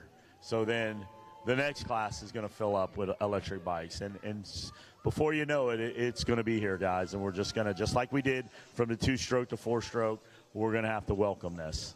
It's coming. That's Meyer still doing it, Rodney. You know, just to give you a heads up, I didn't recognize or realize, but do you realize that we have nearly 80 competitors in the Mini E 4 to 8-year-old class? That 80. We've got 2 divisions of these mini electric machines that a year ago barely filled a gate, and now we have 2 divisions of those. So the top 18 riders transferring. So this is what we're looking like after 2, as our leaders appear to be checking in here right now with lap 3 complete. But Gage Desmither, Parker LeBeau, Absher Hall, Brantley Tursky, Tate Brush are your top 5. Levi Geis in 6th. Gunnar Lusk in 7th. Cruz Peterson 8th. Ryder Hill, the number 95, in 9th. And rounding out the top 10, then Grady Rosser. 11 through 20, Ryder Likens in 11th. 12th is Levi Meyer. 13th, Ryder Kelly. 14th, Matthew Semino. 15th will then be Cheyenne Hines. 16th, Hayden Zenesak. In the number 17 spot, Jacob Riley. 18th, Tucker Chase. That's your final transfer spot, but Owen Taylor and Barrett Counts running 19th and 20th right now. Absher Hall up to 2nd and challenging, I'm sure, quite soon if he can make it happen for the number 1 spot as he gets around LeBeau now, about 3.8 seconds behind Desmither. Desmither running a 154.513. The fastest lap turned so far by Absher Hall has been a 155.866. If he can get more speed on this one, we might see a little bit of a challenge whenever it comes around for another lap complete. But right now, Desmither seems to have things pretty dialed in on that 4.22 machine. Well, he's actually turning a pretty good lap time, too. He is, you know, of course it's a modified track out there, but still. He's got it going on out there. He's down in the 154. You got 155, 202, 158. So you're 100% right. Dutzmeyer is getting the job done, Rodney. Well, Mini E 4-8 checkers. No checkers. No. It's a white flag. That was my question. Yeah, I saw that and I'm like, wait a minute. Not enough laps out there. No, they're still going. Yeah, timing. One is not over. Right. So timing and scoring may recognize, you may see a checker wait, but right now it's just a white flag on track. And again, pointing out the fact that you're saying, wow, these Mini E riders are riding nearly as fast as a lot of these other classes in the 150s. Yes, it is a modified course for these Mini riders and our 50cc classes, just to give you an idea. But right now, look at this battle that we've got going on. Is that Tursky right now? No, that's Gunnar Lusk challenging Tate Brush for that 6th place position as they head up the face of the Gators' nose. I love it. I love to hear the crowd. Honestly, I really do. I love to hear the horn blowing. I love all. Hey, guys, if you're sitting on the fence, if you are sitting on the fence in front of the announce tower, you must get off the fence, ladies and gentlemen. Please remove yourself off the fence. And we're talking to you, Cotton Candy, in the 420 jersey, and your 2 little brothers there to your left. Please remove yourself. No sitting on the fence. All right, Wayne, get your bullhorn. All right, watching the racing here. And we are going to see checkers next time around, but we're watching all these riders. Gage Desmither, man, this kid going to be pretty phenomenal. 154.351 that last time around. And I have to say, I don't know that I've recognized him at other major events that I've been at, well, Loretta's and most recently anyway. So we may have a new we may have a new name to start calling in the near future as we say good morning and welcome to the Weege himself, Jason Wygant. And glad to have you tuned in with us this morning. I'm surprised he didn't bring his young man down here to race in this one, to be honest with you. Hey, I'm not surprised. Why did Weege come down? His ACL's all patched up, and he should be down here. He could be running in the novice class. Absolutely. I mean, maybe not a supercross, but we'll throw him on the outdoor. Here we go. We did have a change on that last lap. Levi Guys does get around Brantley Tursky as we were watching them battle there on that final lap. But Gage Desmither taking the win. Absher Hall taking second. Levi Guys in the number 3 spot. Brantley Tursky in 4th. Parker LeBeau will check in with the number 5 position. Then as we look a little further back, it's going to be Tate Brush in the number 6 spot aboard the number 16. Cruz Peterson, the 118. Unofficially in 7th. Ryder Hill, Gunnar Lusk, Grady Rosser, Matthew Semino, Ryder Likens. Looks like Cheyenne Hines in the number 13 spot. Tucker Chase in 14th. Owen Taylor in 15th. Hayden Zaneskit in the number 16 spot. Barrett Counts in 17th. Levi Meyer should be our final transfer spot. But again, make sure you are checking the posting board to make sure of that. That's Mini E Division 1, West Kane. Mini E Division 2 getting set to roll next here with, 38 riders in that one, 37 riders in this one. So basically 75 competitors in the Mini E this week. All right, Weege told me to give you a big shout out, Rodney. He said he's listening to you. He loves it. All right, the number 2, there he is, Cooper Langdon out there. He's going to be ready to take the gate. The 7 of Michael Hall, the 13 of Michael Gills, the 30 of Boone Lloyd, the 36 of Frankie Fazio. There he is, my old buddy, Levi Letty. Levi Letty, the 46, Bodie Bowser's son out there, the number 50, Jax Pennington, the 51, Ryan Toretti, the 57, Zeke Barfield, the 057, the 58 of Owen Ransom, the 79 of Owen Seeley, the 84 of Cason Taylor, the 87 of Mason Wheeler, the 087 of Max Forrest, the 98 of Dylan Roque, the 136 Jackson Jones, the 212 of Huxley Nolan, the 221 of Joa Farah Jr., 299 Mason Jenkins, the 306 Brooks Niger, and the 404 of Caden Wheaton, the 444 Dax Dinkfeld, the 500 of Isaac Coffeen, 506 there he is, Reese Max, the 520 of Gunnar Wilson, the 524 of Justin Carcopa, 614 Braden Taylor, 666 Luciano DeMuro, 721 Jet Raw, the 777 Connor Rodriguez, the 813 of Brody Dijon, the 917 Cruz Lane, the 918 Nathan Tucker, 941 Bryson Devil Bliss, 999 Rodney, Donald Turmo, and the 9. Hey, I got 4 numbers on my bike. The 9981 of Edian Likens. Wow. That's all I have to say about that, Rodney, is wow. You know, I've seen. I will explain later. But here we go. All right, Rodney. All right, West Kane. Have a drink of water, Rodney, please. All righty, you do the same. We are having fun up here. Green flag, Rodney, as they jump out of the pit. We're going to pick up our top 10 competitors here in the Mini E. Next up on the gate, guys, you should be in staging 85 911 Limited Division 1, 2, and 3. You guys should be the whole staging line. Right. And then, of course, we're going to pick it up a little bit with 2 divisions, race 89, 250C Limited Division 1, 2. Oh, we got 3 divisions. But, guys, don't go nowhere. Pro Sport is going to be coming up race 16. So we're hammering away here.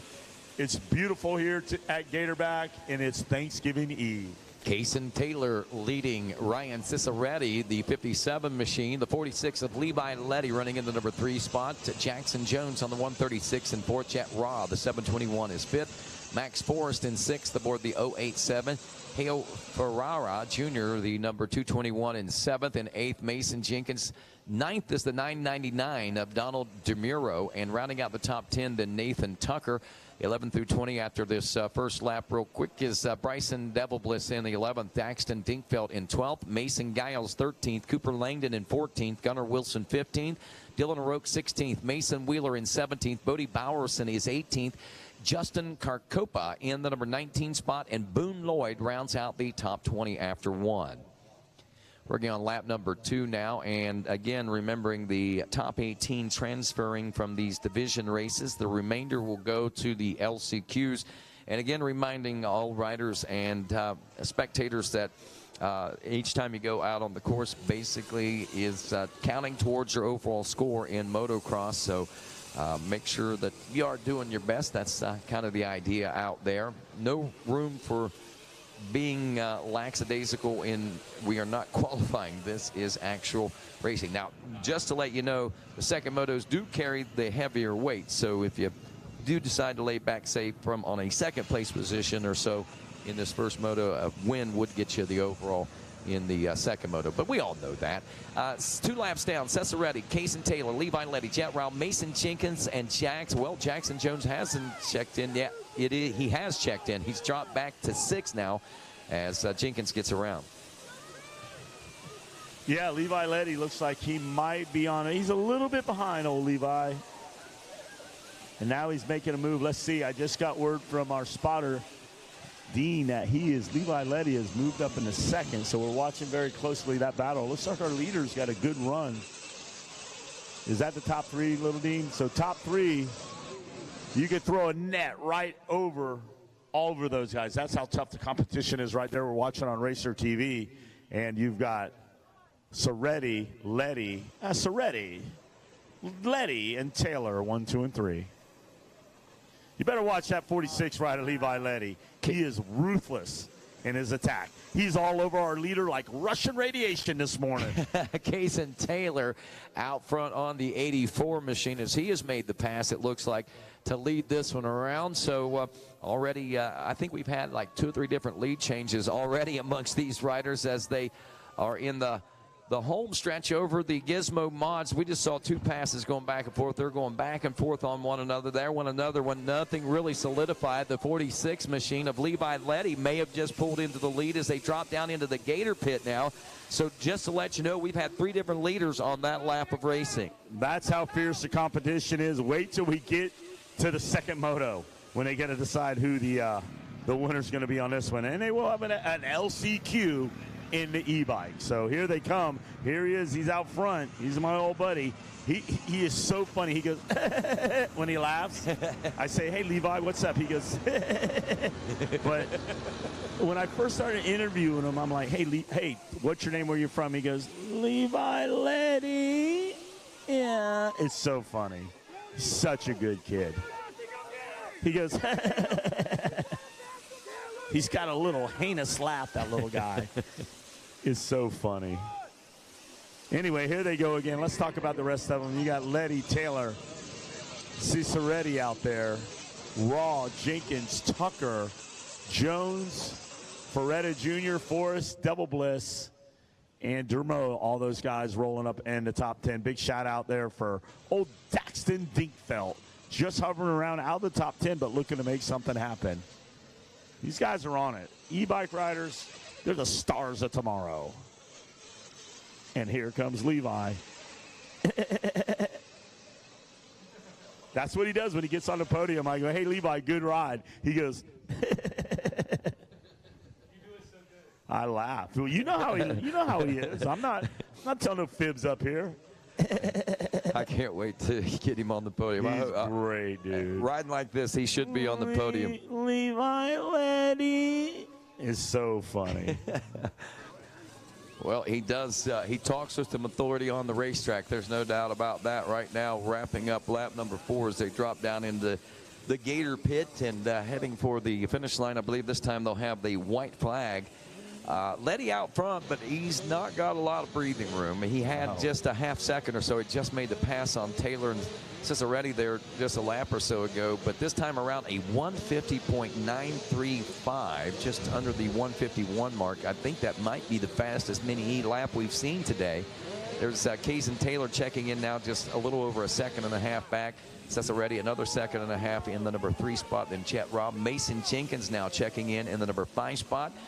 Behind him would be the 9:18 in 6th place of Nathan Tucker. Then looking for Jackson Jones, J.O. Ferrara, Bryson Devil Bliss, and Max Forrest to round out the top 10. It looks like Devil Bliss has made a few moves out there to start moving up a little bit, as well as Dinkfeld.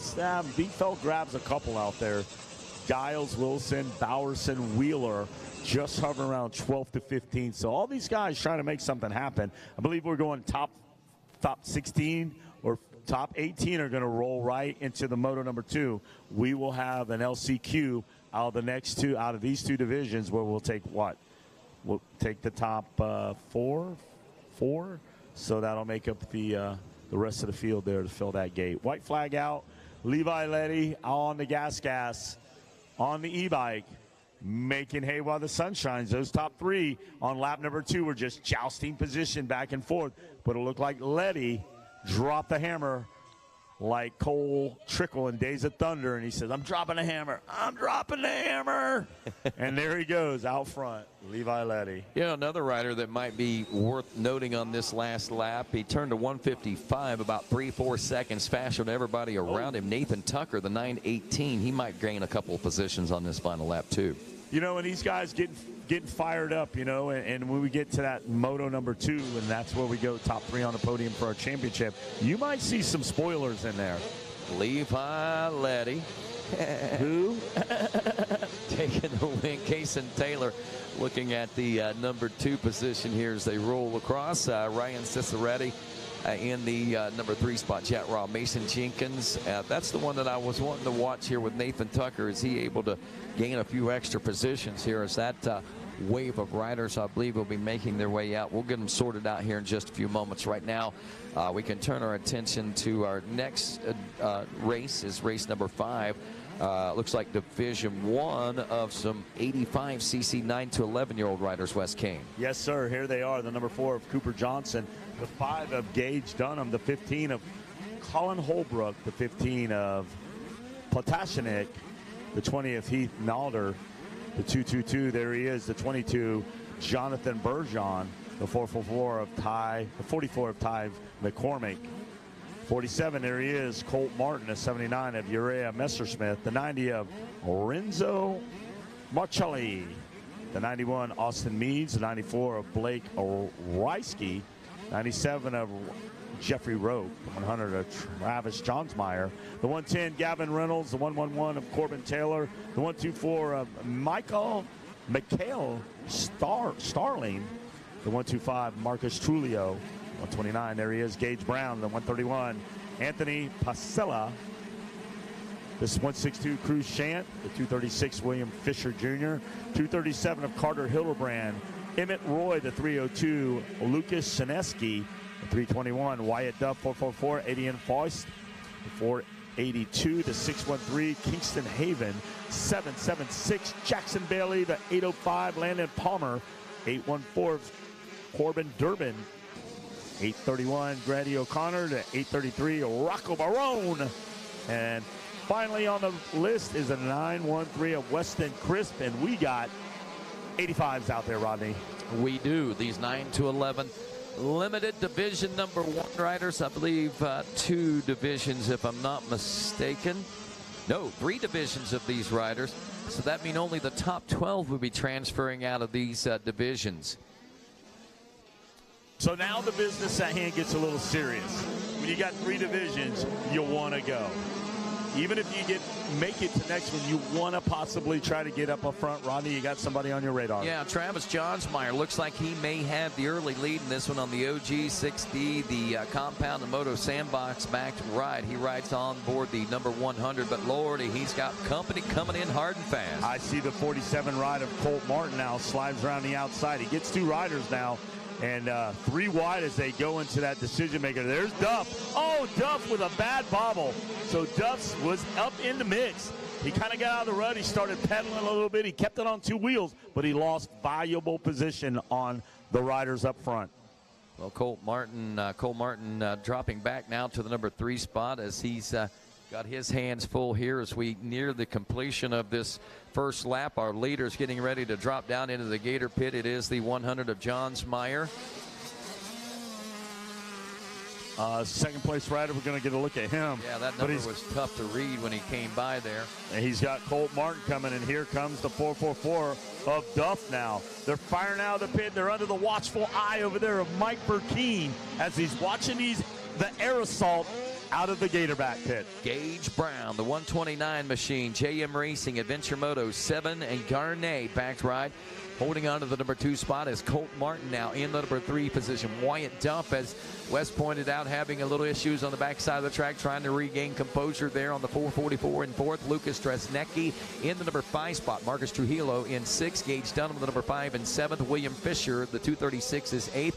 Colin Holbrook, the 15 and 9th. Adam Meads, number 91 and 10th. Rounding out the 11 through 20 now. Jonathan Bergerson, Kingston Haven, Cooper Johnson, Uriah Messersmith, Jackson Bailey, Anthony Pacella, Blake Rieski, Landon Palmer, Renzo Marconi, and also Grady O'Connor. You better keep an eye on Johnsmeyer. He's out front, but the push is coming from Duff. Duff is all over Martin, and Martin now starting to feel the pressure, picks it up a notch and goes after Gage Brown. Meanwhile, out front, the 100, no, it's not Josh Hansen. It's our good friend Travis Johnsmeyer out front, and they are making hay while the sun shines way out on the far side of the track. Wow, Duff getting around Colt Martin now into that number 3 position as we wind our way back toward the heart of this race course and nearing the completion of lap number 2. Now we see 2nd and 3rd just in the sights there, or 1st and 2nd possibly. Gage Brown may be next on target there for the 444 of Wyatt Duff. And here they go. Watch Brown now. Duff going at him. So it's Johnsmeyer now getting ready to drop into the Gator pick. I'm watching him out there. But here comes Duff. Duff is all over the back fender of Gage Brown. I don't know if this will go another lap, but Brown will definitely, if you want to get something hauled and shipped, call Brown. And he's out there picking up the pace as he's holding off the fiendish attack of Wyatt Duff. Wyatt Duff up into the number 3 spot, all over the rear fender. Timing and scoring says .396. We see it visually on the track, though it's a little different. Here they go down Gatorback Falls. Duff gets a good run around that first turn, and he sizes them up.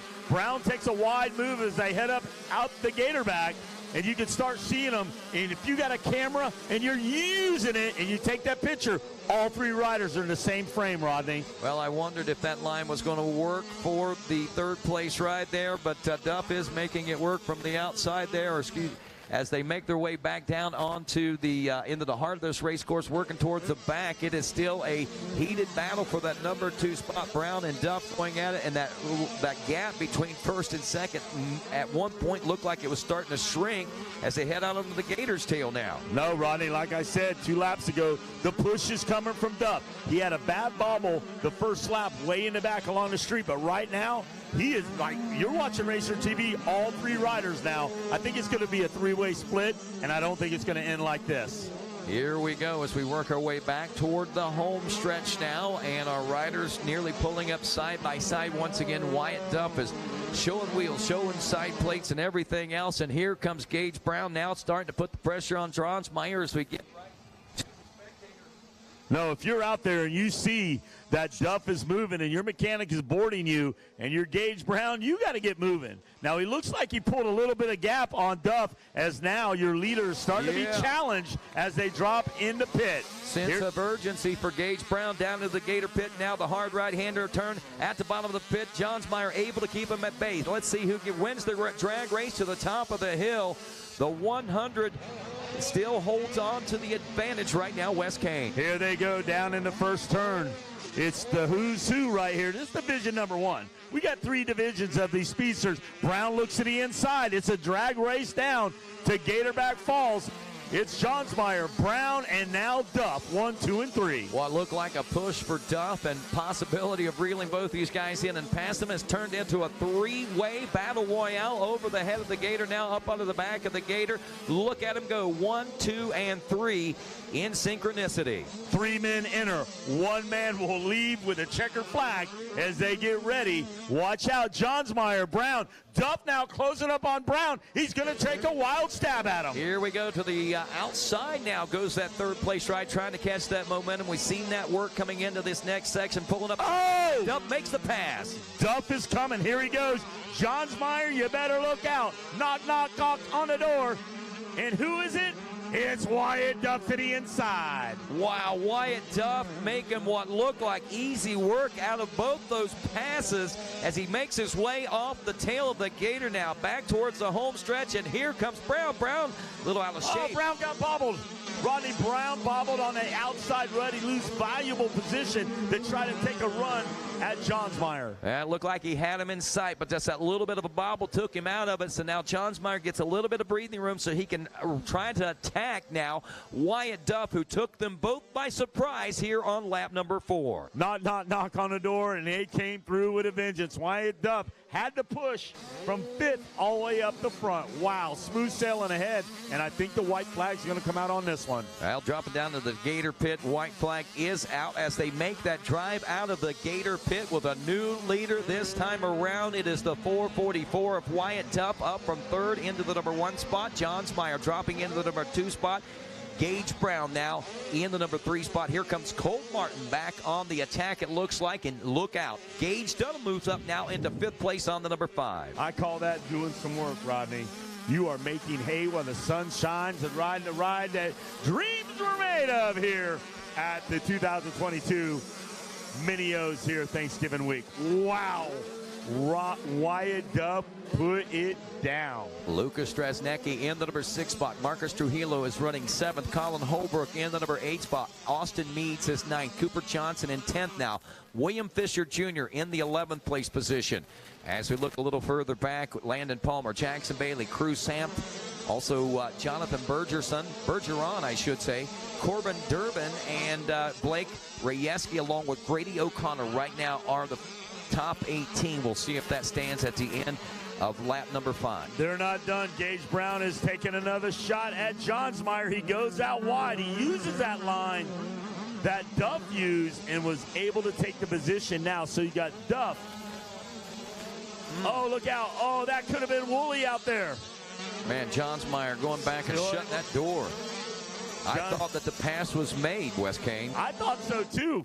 And then it looked like something happened over there. And then Johnsmeyer still over 2nd. It's not over yet. Brown now firing through him as they come down the freight straightaway, and they're going to end up in front of the tower. Here they are, side-by-side drag race over the Gizmo Mods tabletop. Still slight advantage there for Johnsmeyer. Let's see what happens as we head in front of the announcer's tower, dropping into the Gator pit one last time. Look at this. Gage Dunham's right there as well. Wow. A three-way battle for that position as they make the drive out of the Gator pit.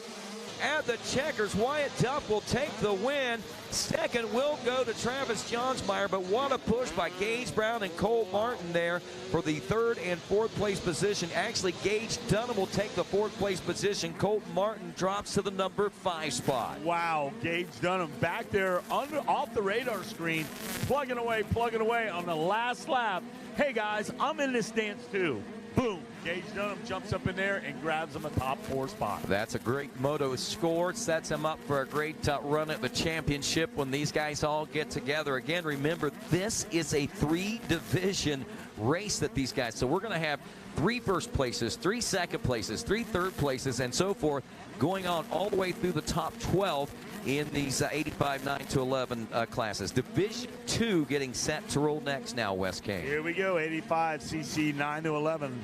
Limited division number 2, the number 8 of Crew Car, the number 9 Braden Cumberford, the 17 Zion Belchord, the 23 William Vanderfold, the 24 Tommy Phillips, the 25 Jackson McCarty, the 30 of Carson Shelton, the 38 of Luke Daniels, the 51 of Kaiki DePino, the 55 Justin Schuff, the 57 of Hannah Jameson, the 58 of Darren Pine, 74 of Carson Sanders, 77 of Wiley Rives, the 80 of Logan Ford, the 81 of Ryson DeJean, the 96 Gabriel Hontag, the 99 of Chance Clark, the 115 of Braxton Mez, that's old Bam Bam, the 196 of Chase Dashell, the 21 Nolan Simmons, the 234 of Colt Whitaker, the 241 of Blair Senick, 244 of Cole Maxey, 247 Wyatt Thurman, 271 Jackson Driggers, 277 Damon Dringle, 305 Elliot Bowser, the 312 of Sam O'Leary, 338 Hudson Deegan, 443 Mason Weller, 520 of Riker Kyle, the 981 of Shams Swaffer, and the 998 of Caleb Likens. Darren Pine opening up with the early lead, it appears, on the 58 gas machine, brought to you by Bees Moto Lab, 100% goggles, JM Racing, and Texas Tornado MX on that gas from Montgomery, Texas. He's got company coming. We see riders jockeying for position back there, including the 305 now trying to make some moves out here. Elliot Bowser on that ride, that Husqvarna out of Clinton, Louisiana, Farm 14 MX training, as well as Dunlop Tires and FXR Gear sponsored ride. Watching number 25 of Jackson McCarty now. He's closed up on the 305 ride. He's trying to make something happen here. We're going to watch these guys very closely as this one settles in. Right now, your leader right there is Darren Pine.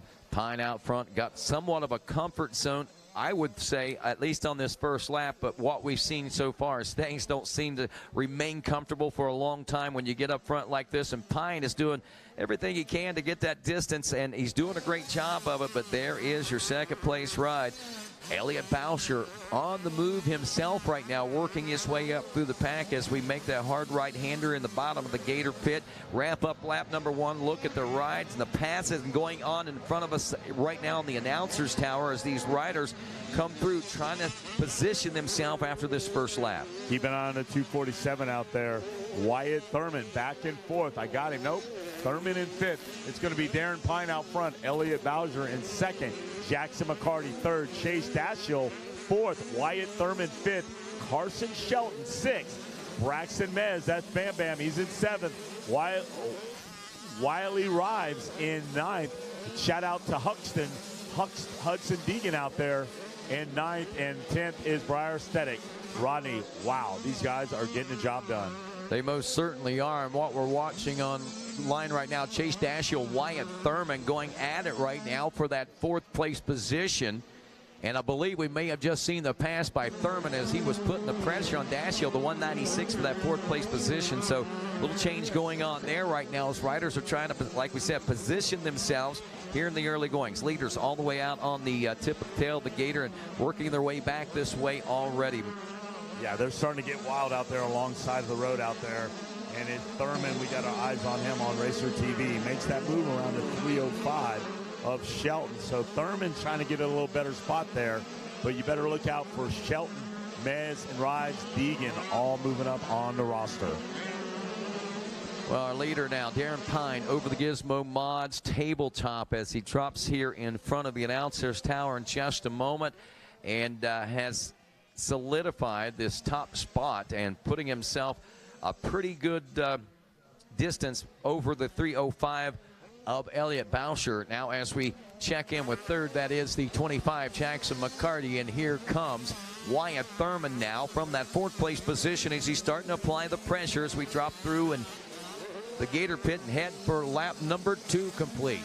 He's got the tourniquet on and he is starting to twist it. Watch him now. There he is. He drops down Gatorback Falls. He drops down Gatorback Falls. He's looking pretty good out there.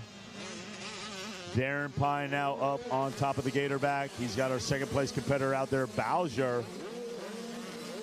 And Bowser now closes up, and McCarty and Thurman with about a 4-bike breakaway there.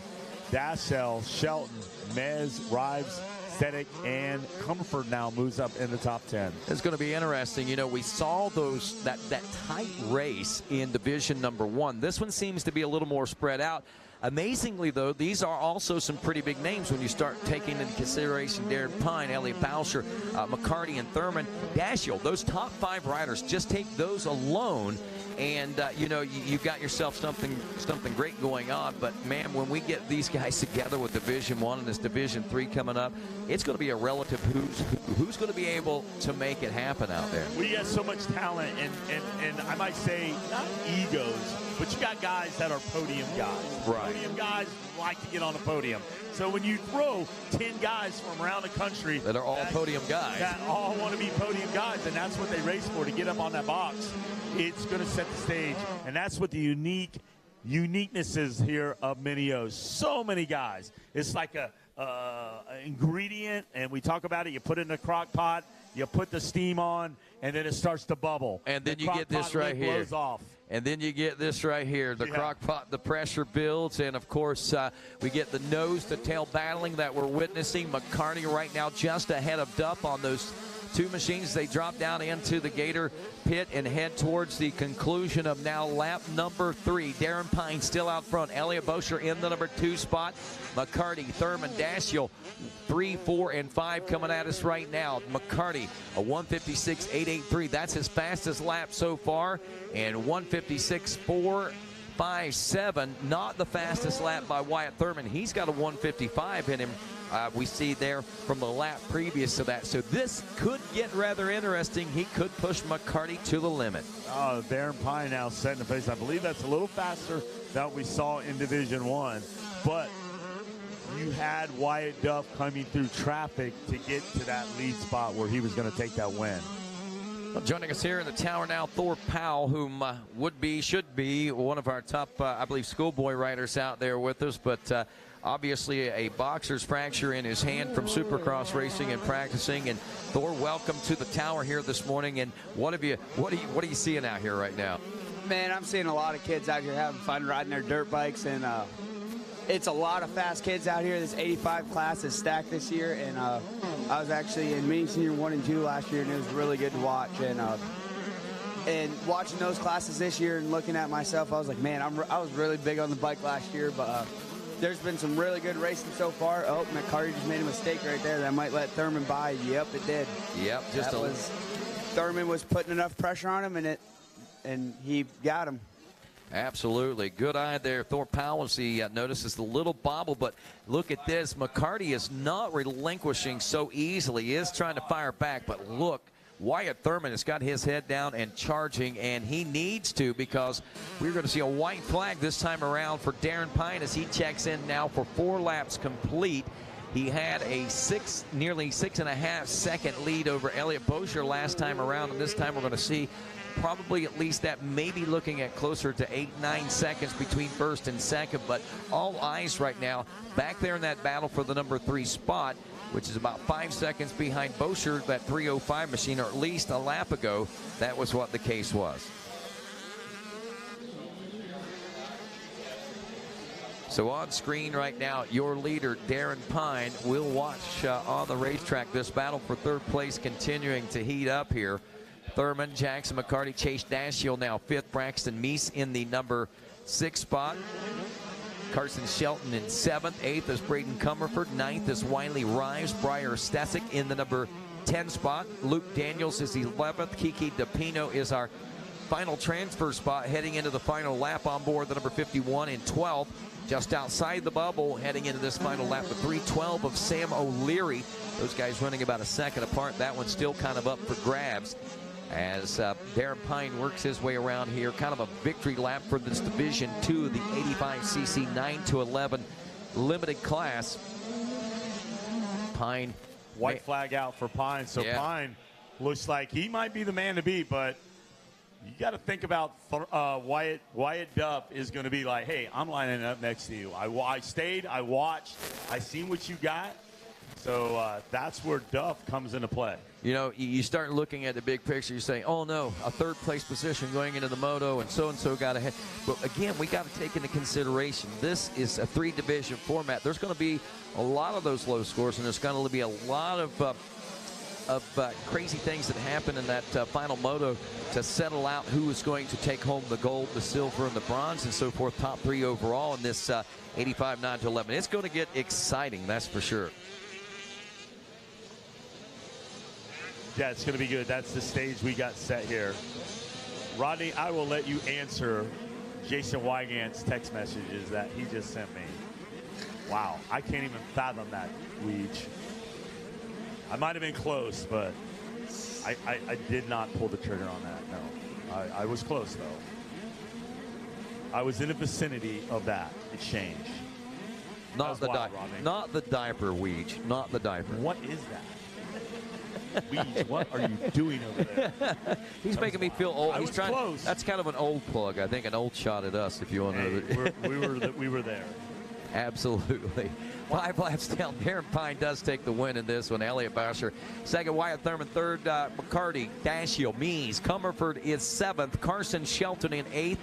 Wiley Rives in 9th. Luke Danielson 10th. 11th. Briar Stesick. And then rounding out the top 12. Your final transfer spot, according to what I'm seeing. Yet unofficially, though, Kiki DePino. Check the posting board. Official results are what's posted. You can't trust us. Well, here we go out there. Let's talk about it. I felt some hot breath across my neck. A big shadow of a man sat down behind me, and it was Mike Burkeen. Wow. Mike, jump in here. Grab the mic. Let's jump on here. 85-911 limited division number 3. Jacob Allen, the 00, the number 1 of Eli Richardson, the number 3 of Oscar Joseph, the number 6 Ryan Klipner, the 11 of Nicholas Guzman, 13 Drew Dossett, 27 Alec Garganio, the 29 of Brayton Krieglow, 33 of Brody Miller, the 34 of Mac McCauley, 45 of Colt St. Clair, the 50 of Alexander Patterson, 72 of Chase Monahan, the 88 Ben Thompson, the 122 of Kelsey Harris, the 126 Levi Clark, the 133 of Max Lasco, 145 of Evan Blair, 152 of Trip Glasgow, 229 Bryson Snellgrove, the 311 of Nolan Murphy, 514 Dylan Bott, 518 Cooper Coet, 551 Cody Sipe, 582 Travis Schneider, 625 Jackson Pierce, 711 Trenton Burton, 744 Tago Gross, 810 Tace Morgan. You got Lloyd, Nola, Clay, Davis, and Gish. And look at these guys there. A couple of guys get together, and we're looking for our leader. It might be Schneider now. I'm getting a little intel. The leader goes down. Your leader, shuffled the deck. Yeah, Schneider went down, and then second place. Schneider and Morgan that went down over there, and poor Tace is about 3.5 feet tall. He has a heck of a time picking that 85 up once he goes down, but he sure goes fast on it when he's riding it. No, he's good. There's the number 97 out front. We're picking him up, and we're going to get a look at him. But they're going to be coming through the board here. We'll give you a top 10 rundown in division number 3, 85-9-11. And there's a great shot of the drone shot coming out. And it's going to be Maverick Gish out front. Here's the replay here. All right, we're looking at it. Our leader off. He gets hooked up. He takes out Tace Morgan, and he gets a little sideways. Riders are looking for safety. Here they go. They scramble back to the machines, and that's how the 97 now takes over the point. Yeah, Schneider kind of cross-rutted there, and Tace was in the rut and couldn't get out of it, and carnage ensued. Can we get a ruling on that? What did you see? Is all fair? Everything good? Fair play? I would say that is a racing incident. Yeah, love it, Mike. All right, so you got Gish out front, Burton in the number 2 ride, Nolan Murphy 3rd, Creighton Krieglow 4th, Cole St. Clair 5th, Cooper Choate in 6th, Gladison in 7th, Nicholas Guzman, Chase Monahan, Carter Clay. Hey, Carter Clay in the top 10. Come on, son. Drop the hammer. Let's get in the fight. I'll tell you, after Morgan fell, he's back to 14th, but I've watched that kid over in Finland come from about 25th with the best 65 riders in the world, all the way back to 4th or 5th. In the last 2 laps, he had a flat front tire. It was still passing people, so I'm going to make a bet. I'm going to say Tace Morgan gets back up into the top 5. I say I would have to second you on that bet. I'm not betting against you. I'm going to bet with you. We're going to call Vegas, and we're going to put the money on the 8-10 ride for at least the top 5. Yeah, it's Schneider as well. He goes really well, and love to see those guys out here. I see them all over the country, and you know, they're both moto families to the core. So absolutely need more people like them. I got a big shout out. Ryan Holiday hit me up. He said, "Hey, if you see Mike Burkeen, let him know. Happy Thanksgiving." I thought Ryan was going to be here. I don't know what's going on with him, but he is here in spirit. He's only text messages away. Believe me, he is watching right now on Racer TV. And here's the battle. Watch out for Gish. They fire out of the pit. You got Gish, Burton, Murphy, Krieglow. Wow. Gish, Burton, Murphy, Krieglow, Rodney. It is a 4-rider split. Watch our leaders now as Gish is holding off Burton now as they drop down Gatorback Falls. Again, this is Division 3 of these 85 9 to 11-year-olds. We saw that tight battle in the first division. It was a little more spread out, but got wild there toward the end in the second division. And what we're seeing is a heated one right from the get-go in this third division. Gish, Trenton, Murphy, 1, 2, and 3. Like I said, Brayton Craiglow moving up into position.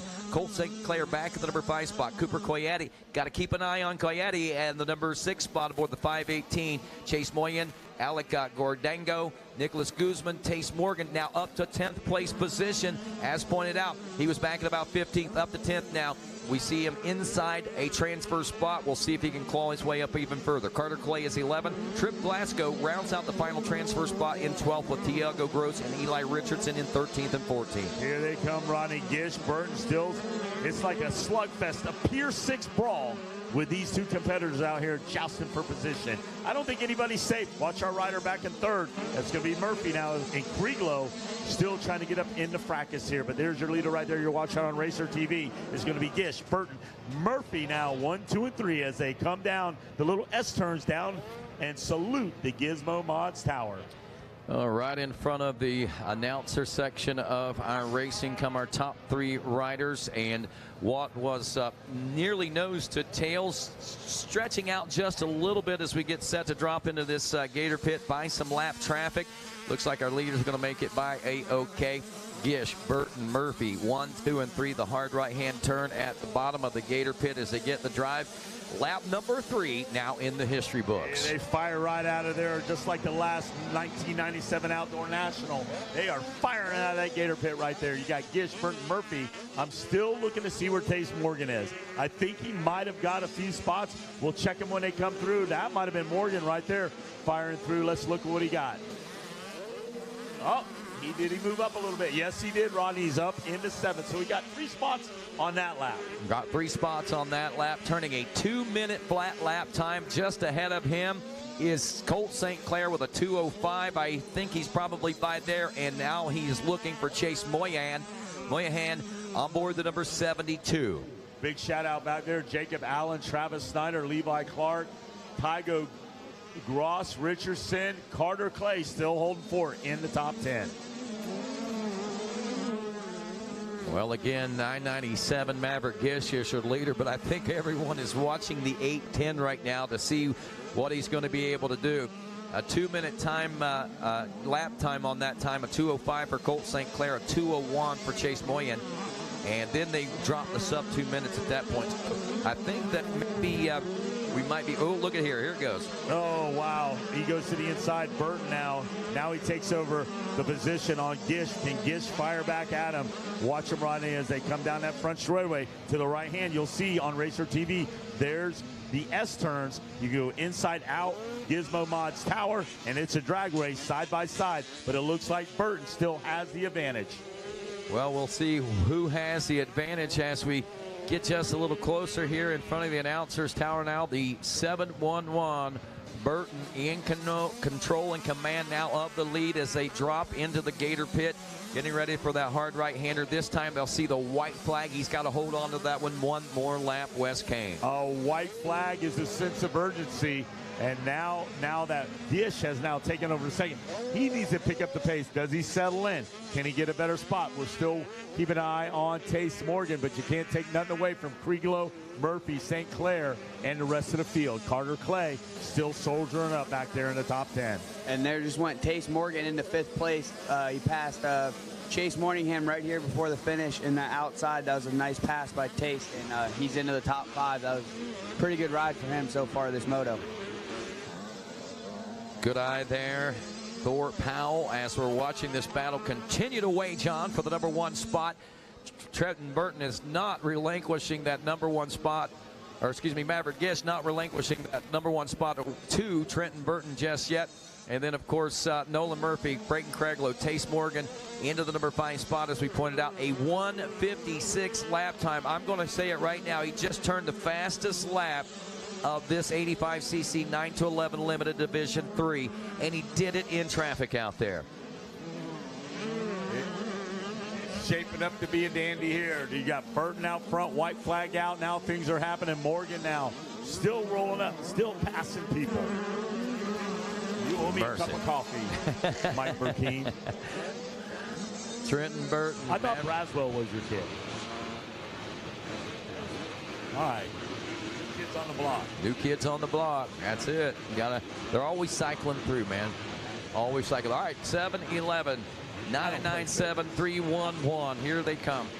Mike Burkeen says he has favorites. Go, take it away. What do you see, Rodney? Down into the final 2 turns, we see that the Maverick Gish is trying to make one last stab at it. The hard right-handed. Yeah, Rodney, right there. Bring it in. And at the checker flag, it will be the 7-1-1 of Trenton Burton as Maverick Gish makes that last-ditch stab coming out of the bottom of the Gator pit. Comes up just a little short. Call it .616 at the finish line stripe. Nolan Murphy in third. Brayton Craiglow in fourth. Morgan Moynihan.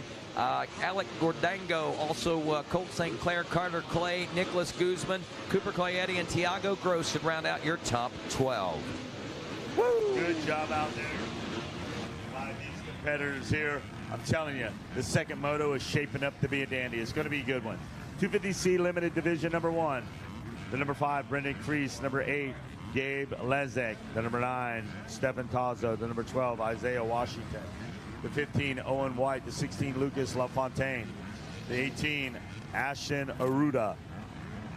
21, Hugh Ludington. The 35, Jackson Hutweiger. 37, Timothy Phillip. 47, Kai Cyril. 55, Seth Garrett. The 65, Corey Adazan. The 82, Nathan Thompson. The 97, Samuel Digrange. The 102, Caden Lockhart. 117, Cole Tucker. 127, Seth Creedy. The 155, William Barrett. 175, Victor Nodos. The 176 of William Jordan. The 205, Pedro Kurak. The 241, Walker McReal. The 291, Jacob Martin. The 298, Joey DeSanti. 365, Alex Perry. The 366, Santiago Perez. 411, Colton Seibel. 443, Juan David Duque. 462, Lucas Seelman. The 501, Pablo Chantabon. The 507, Cameron Arthur. The 515, Spencer Weldon. 525, Kyle Ander. The 567, Carson Cahill. 617, Dylan Gaznet. 717, Easton Geisnet. 747, Ricardo Acosta. 930 of Roman Jordan. And the 979 of Jesse Funk makes up the field here in our 250C Limited Division number 1. All right, Megawatt jumping in with Mikey Wayne. Woo! Thank you, SK. Mikey Wayne's here alongside Megawatt Matt Watson, the 117. Oh, and Thor Powell. Yep, goes, hang on. Yeah. Our buddy Thor Powell, banged up, but up here calling some racing with us here today. What do we got? 250C Limited Division number 1. I think it was a 127, Seth Creedy, that was out front early, getting some pressure there from Cole Tucker, the 117. As they buzz past the Gizmo Tower and past the announcing tower here, and that still is the 127 of Seth Creedy out in front. Mikey, big pack to right back here as we look a little further back, starting in that 4th place position. Guys starting to break away just a bit, but 5th, 6th, 7th, 8th. It is a dogfight back there inside the top 10. Guys have to get that position quick right now. Have to set yourself up. Not real long motos here, so you have to make it happen quick. Correct, Thor? Yeah, it's only about a 4 or 5 lap race, and here if you kind of make a mistake early, you got a chance to come back, but also at the same time it's a quick race, and it's just kind of, you got to get the start, ride your race, and stay on 2 wheels, but at the same time you also always want to go forward if you're always in the back. The good news is that lap time is now 1:58 instead of 58 seconds or 1:05. Yep. So At least you do have a little more time to work with, but man, it goes by quick. It goes by really quick when you're out there. You're like, you do the first lap. The first lap always feels a little bit longer, and then you come out and then you feel like next lap was checkered flag. Even at red lens, like sometimes you'll get tired at Red Lens like halfway through, but like, you're like, wow, that was a quick 20-minute moto, and like now I do GNCCs too. Like a 20 is like, wow, like that was really quick compared to these 3-hour races we've been doing. I'll bet. Look at this, Mikey out front, starting to really make a break for it. That's Creedy on that 127 machine. So far hasn't made a mistake. He's had control of the race line, got clear vision ahead of him right now. McReel and Guinness doing their best right now to keep him in sight, gather as much information as they can, but he is doing a fantastic job out there on that number 127 Husqvarna as they now buzz the tower. Yeah, coming past this, and man, does he have a good lead. We'll get an idea of what the gap is after lap 2. After lap 1, it was about 3.5 seconds. Going to be more than that, I believe. I'm saying 15 seconds. 15 seconds? It's a pretty good lead. Tight. Walker McGreal and Easton Guynest there in the 2 and 3 spot. That 241 KTM and that 717 Yamaha. Really good racing right there for the 2 spot. What do we got? Gap is, come on, Thor, pal, 6 seconds. Oh, okay. I guess I was really far off there then. You know, very 3 ambitious. hours, 20 minutes, 10 seconds, 15 seconds. You know, come on. I love it. Is what it is. Right now, though, 154.4 for Seth Creedy, Walker McGreal. He turned a 156.6, so it's very basic math, Mikey. About 2 seconds a lap quicker after 2 seconds, or after 2 laps, 5.8 seconds. So pretty basic right there. Easton Guinness doing a fantastic job. He's staying right with McGreal basically with that 156.1. Also a 156 for Carson Cahill. Behind them, Tazo, he's turning a 159 in the fifth position. A 202 for Vider Nuttles. He's had just a bit of an issue out there. Blew a turn out there, had a little bit of a bobble, so he needs to gather it up and hit the reset button. Absolutely right. Real quick, couple of quick announcements for you. Eddie Ray, come meet your buddy at the bottom of the announcing tower, and we've got a vehicle out there that needs to be moved. White Nissan Rogue parked in front of...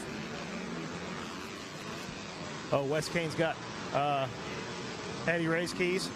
All right, Eddie Ray. Wes Kane has Eddie Ray's keys. Hey, white Nissan Rogue parked in front of the Mad Moose. You need to move that car immediately. It is a Florida plate. Plate number IS23XF. Again, white Nissan Rogue parked in front of Mad Moose. Needs moved immediately. Florida plate IS23XF. And Eddie Ray, come meet your buddy. And Wes Kane's got your keys. Love it. Love it. 117 on screen. That's a 117 on the jersey. That is the 717 Easton Guynest. Out there duking it out, trying to catch up with Walker McGreal. Yeah, McGreal's been pretty solid so far. No bobbles really out of him. Now look at this. He's dropped into that 154 range. He's now quicker than your leader, Seth McCready, 154.5, 154.7 for Guinness. So they've found some lines. They're sitting back there following the leader. They picked the pace up a little bit. Now, their battle has quickened their pace. A lot of times they'll slow each other down. Right. They might push each other forward closer to Creedy. It's a freight train on their way to Seth Creedy right now. Creedy was enjoying about just shy of a 7-second lead. Now that's about 5.5 seconds. And yeah, Walker McGreal and Easton amongst the competition between each other, carving out some of that time in between them and Seth Creedy. Carson Cahill in the 4th spot and Corey Altazan the 2nd, rounding out that top 5. Yeah, a couple good battles actually going on the track right now. Several different guys jockeying for position. When we take a look back just a little further into the pack, Mikey, I'm thinking what we're looking at right now, that's our battle for what, 4th place? 3rd place? Yeah, Carson Cahill. That's what I thought. And Corey Altazan the 2nd. That's the 65 Husqvarna and the 567 Yamaha. He might get the pass he's right going here in the for it. rollers. He got the outside. Off track he goes. Loses a little bit of time there, but... Yeah, Altazan just coming a little too hot. Thor just blew it off the side of the track, and you know he has to get back on safely, cannot gain position.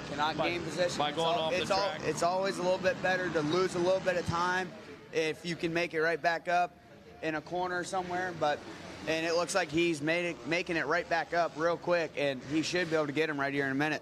Yeah, you know for a fact that a lot of times that's motivation. Make a mistake like that, get back on him, hold it on a little longer in the next corner, and close that gap back up. And that's exactly what Altazan's done right now. He is all over Cahill again, and we've got a battle as they work their way back up out of the Gator Pit, almost side by side. Yep. And Cahill gets a run.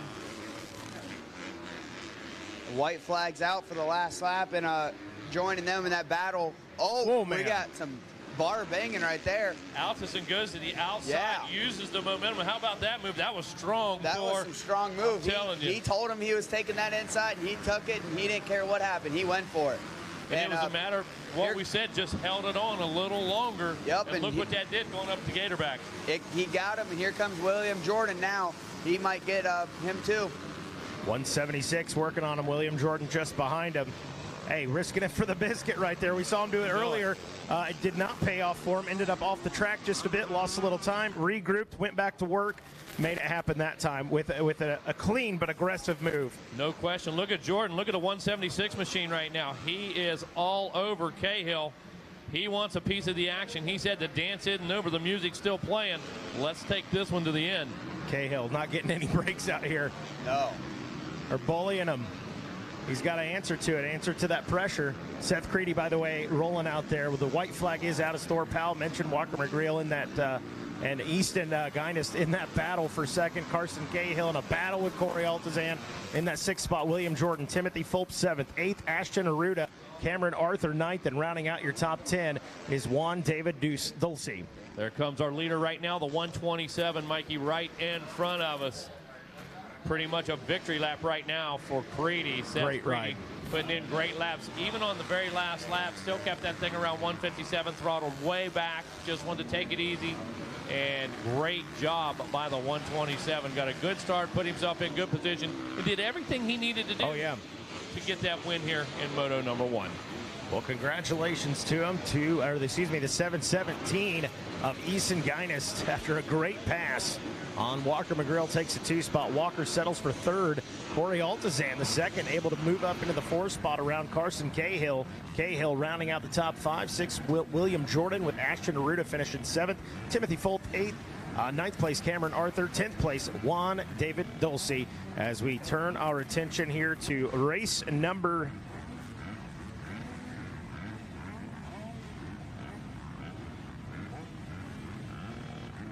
Race number 9, our 250C. This is division number 2 here. Miguel Felipe Riveros, the number 4 of Aaron Kreese, the number 6 of Michael Nosbaum, the number 7 of Luke Liskondik, the 19 of Kyle Pelagos, the number 20 of Cooper Ford, number 22 of Marcella Monzon, Trey Turner on the number 29 Honda, the number 33 of Braxton Vick, the 40 of Jared Ford, 45 of Cade Ferry, number 67 of Axel Neff, number 84 of Tristan Lemley. Off and rolling here. Tyler Hawk in the 116, Louis Francisco Rubilar. The number 143 of Ashton Gross, a 144 of Bodie Gross, as well as a 145 of Carlos Eduardo Ramirez, the 171 of Diego Kaiser, the 182 of Briley Roth, Todd Havelstock on the 185, the 203 of Gavin Thurgood, 217 of Christian Burgess, the 222 dash of Colin Goldsboro, the 250 of Tyler Watson, the 257 of Nathan Albrecht, one Alacron, as well as Nick Riker, Chase Patton, Jimmy Argus, the 451 of Landon Talski, the 527 of Dominic McFarland, 555 of Valentino Sangatti, the 609 of Wyatt Reaver, as well as Thomas Watzko, Spencer Townsend, Brent McFadden, and finally the 999 of Carson Mainquist. And that is your starting gate here for this 250C Limited Division 2. Again, all these divisions just stacked, and when we talk about those final motos, man, Mikey, it is going to be a showdown when we get to it. Right now, trying to get an idea as they work their way back to it. It's going to be just a second. Going to buzz the tower here on race number 9. Race 10 coming up next, working their way in. That's going to be our 3rd division of 250C Limited. So 3 of these divisions going to race down for that final moto. It's going to be absolutely incredible. So that is the number 43. It looks like out front leading the way. I don't have a 43. What about 34? That's what we've got 44. On the bike. We're going to check it out here in just a moment. There's a 413. That's close. How much would it give for it now? Just a bit outside. Checks in with the lap completed. And now we know it's the 413 of Chase Patton. Oh, Carson Mainquist. 999. I recognize that style there on the number 999 machine. Cade Ferry on the 45 rides in 3rd. Dominic McFarland in 4th. Cooper Ford in the number 5 spot. Nathan Albrecht on the Suzuki number 257 rides in 6th. So I believe Kate Ferry, we just saw the number 45 got around Mainquist for the 2 spot, if I'm not mistaken. No, Kate Ferris fell back to 4th. He made a mistake going back into the Gator pit and lost a few spots there, but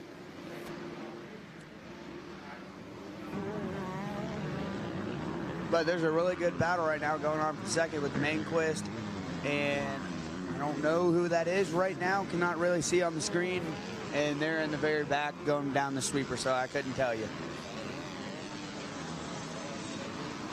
It might be McFarland. I think it is. Yeah, I think you're right.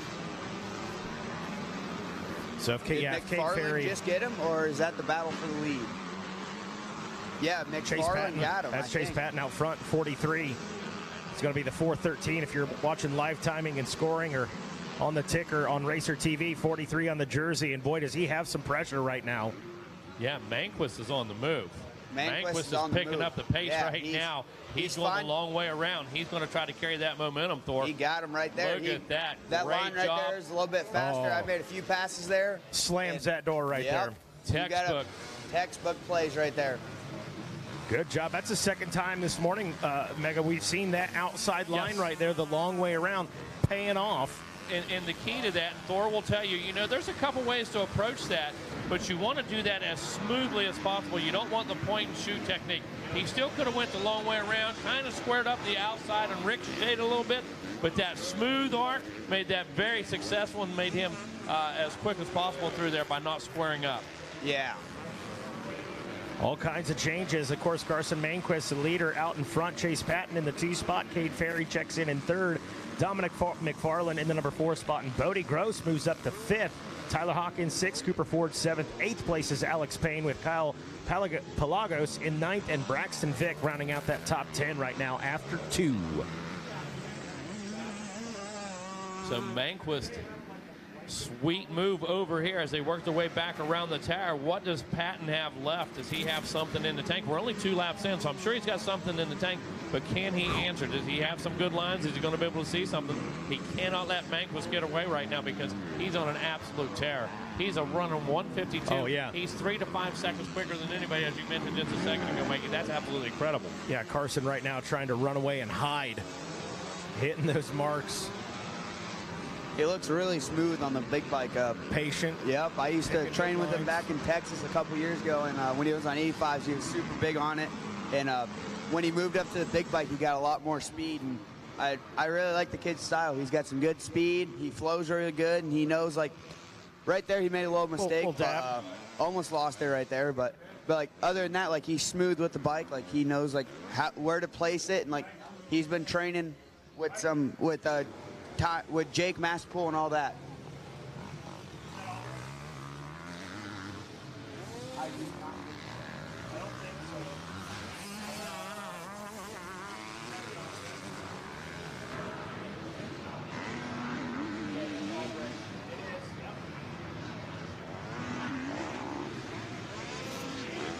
It's a real bummer right there. Yeah, Nathan Dias pointing that out right there. Nathan Albrecht, our injured rider down there. Looks like he's up under his own power right now, but getting him off to the side of the track, had a good ride going. And Nathan looking very quick all week, so I hope real bummer. We get him attended to properly there. Looks like he's again under his own power, going to get him back into the pits, get him checked out thoroughly. Yeah, got his arms over a couple of guys down there, walking him off. So leg injury looks like, but like you said, under his own power. So hey, glass half full, glass half full. Hey, that's good. Exactly. Yeah. Meanwhile, Carson Manquist doing his thing out front, 3 laps into it now. Hey, keeping those fairly consistent lap times, turned about a 152 and a half, a 153, just shy of a 154. So he checked up a little bit, but at 4-second lead he's got on Chase Patton. Carson Manquist is doing what he needs to do. Hey guys, we need Noah Stevens and Liam Olaf. We need you guys to the office, please. Noah Stevens and Liam Olaf, your guys are needed at the office. Kate Ferry in that 3 spot. Dominic McFarland 4th, and Tyler Hawk up into the 5 spot. Tyler Hawk done a good job chipping away at this one, picking up a few positions as it's rolled on.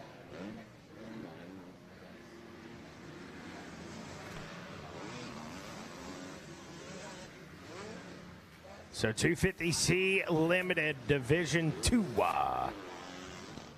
3 laps in, and Carson Mainquist, after some good battles early with Chase Patton, and Chase Patton since then been trying to catch back up with that pace. And there we go, 4 laps in now, and white flag out. Yes, correct, white flag is out.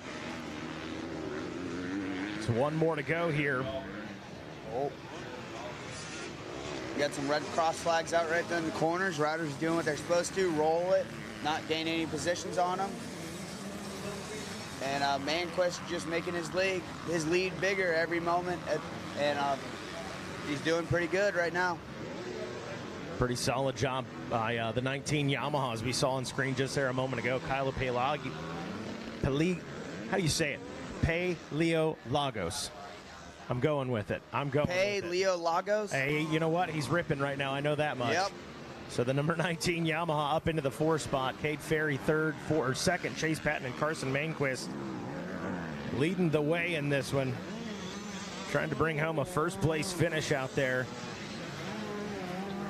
Long way around. Boy, what a great ride by him.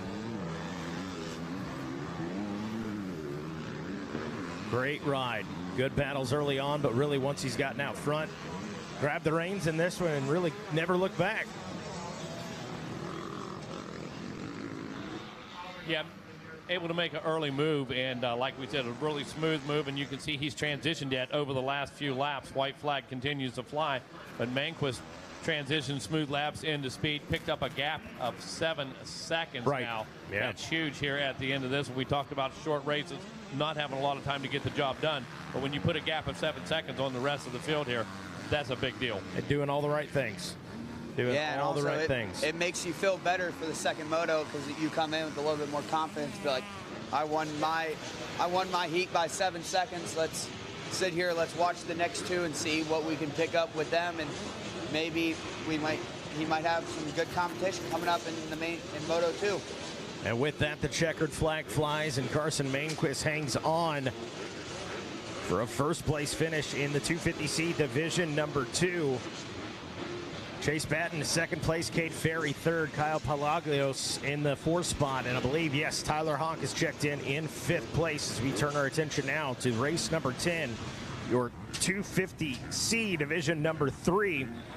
Seth Eubanks, as well as Mason Greffer, Jordan Pittiger, Ryder Wayland, the number 41 of Dylan Swafford, number 44 Christian Wood, the 52 of Joshua Ryan aboard the KTM, the 72 of Tanner Frady, the 74 of Jaden Sleggers. I've heard that name a few times this week. Sleggers. I like it. I'm about it. Grayson Mayfield, the number 85, number 91 of Lawrence Lashway, the 114 of Everett Shield, number 119 of Michael Thompson, the 132 of Juan Geraldo, the 170 of Caleb O'Neill, 181 of Jake Dunas, the 190 of Adrian Hogue, 197 of Nico Surdin, the 211 of Jude Herbrick, the 224 of Matthew Perro, the 234 of Jose Salisis, the number 296 of James Martin, the 324 of Jaden Brown, the 327 of Thomas Sisk, with the 331 of Kesbert Maynard, the 345 of Isaac Henderson, the 427 of Drake Bates, the 511 out of Florida aboard the Yamaha of Zachary Flanders, the 534 of Parker Courtney out of Ohio on the Honda, 577 of Logan Hecker, 671 of Corey Owings, 700 of Maitland Tabb, as well as the 816 of Seth Eastridge, the 828 of Jaden Layden, the 831 of Chance White, as well as the 877 of Justice Giselback, the 892 of Bentley Good, the 916 of Justin Petters, and the 928 of Trey Mitchell, all locked and loaded down on the gate. Looks like might be getting a little bit of track maintenance, perhaps. Maybe just touching up a spot here or there, it looks like. Yeah, we might have a point of concern out there. Not sure. Didn't hear what was happening with the track crew on the radio right there. But getting ready to go with our third and final division of 250C Limited. Man, we are going to race ourselves down to one heck of a field, Mikey. When we take a look at these top finishers, all 3 of these divisions, then we're going to take them all and put them in that final middle. Holy cow, going to be incredible. Yeah, plenty of. I mean, you look at your top riders there out of that second division. 1, 2, 3, 4, 5, 6, 7 guys, 8 guys less sub 2-minute lap time. So some fast guys out there. We saw the same thing in Division 1. Can expect more of that here in Division 3. It's going to be tough. And we've seen all week that that theme. I was kind of blown away. I didn't get here. I started Sunday morning, so we kind of opened up. We had a few LCQs basically as soon as I got here. And the names I saw, and I'm like, what happened? Did they get a bad start? You guys like, no, the competition's that deep. It's that stacked this year. Yeah, and again, we talked about the Supercross not having the time. Lap time somewhere about 105, 110 maybe. Man, not a lot of time. You got an extra 30 seconds out here, 35 seconds a lap, something like that. So you have a little more room to work as well.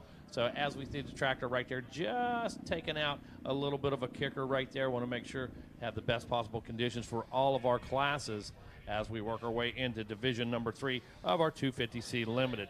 Mikey, we've had stuff going on all over the place this week, and that's no different tonight. We're going to have our Racer TV Mini O's after show presented by Dunlop again this evening. Looking forward to that. Going to announce our guest list here in just a little bit, but as well here on Wednesday we got church service happening at 6 p.m. and your Supercross award ceremony is going to start at 7 o'clock.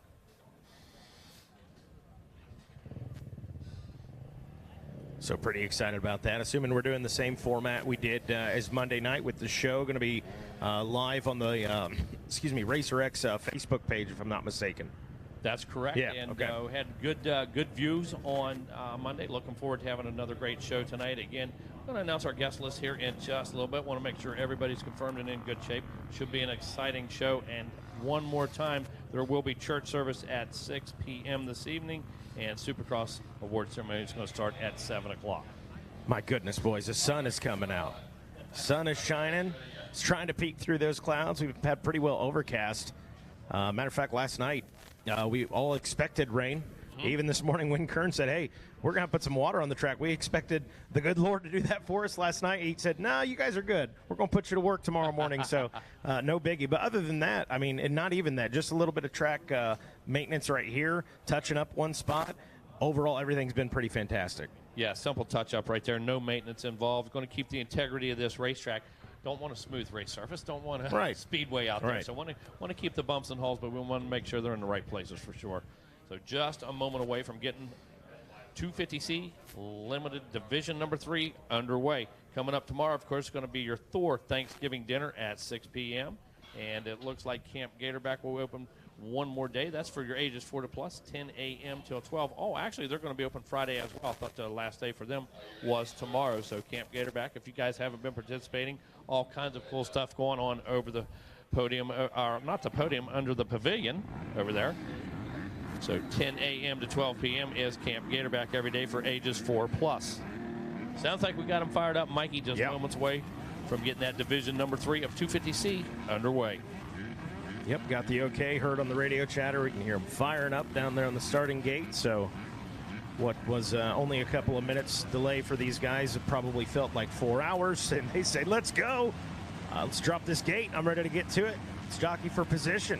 Yeah, when you've got that helmet on and you're sitting down there on the line, it seems like an eternity, man, when something's taking place out there. It really does. Like when you're sitting there and you start the bike and then they tell you shut it off, you're like, oh, Lord, this could take 30 seconds. This could feel like it takes 4.5 hours, like you guys are saying. All right, somebody off to a good jump on one of those KTMs, Mikey. See if you can get a visual on it. Going to be tough to see, moving quick. It's a Honda. Oh, that is a Honda. Looked orange with the sun hitting it there a minute ago. For a minute, yeah. I don't want to say.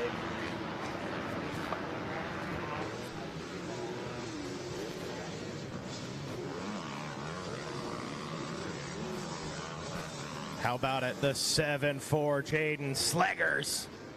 Slaggers. As soon as you said 7, I knew where we were going with it. 7-14. And a great jump. I timed that gate drop perfectly. And I'll tell you, I haven't seen anybody get a really good drive like that this morning. Been a lot tighter around the first turn. So Slaggers putting that timing to good use, putting the power to the Honda to the ground, and puts himself in great position here on lap number 1. But look at his freight train behind him. These guys starting to get it sorted out just a bit halfway through the first lap.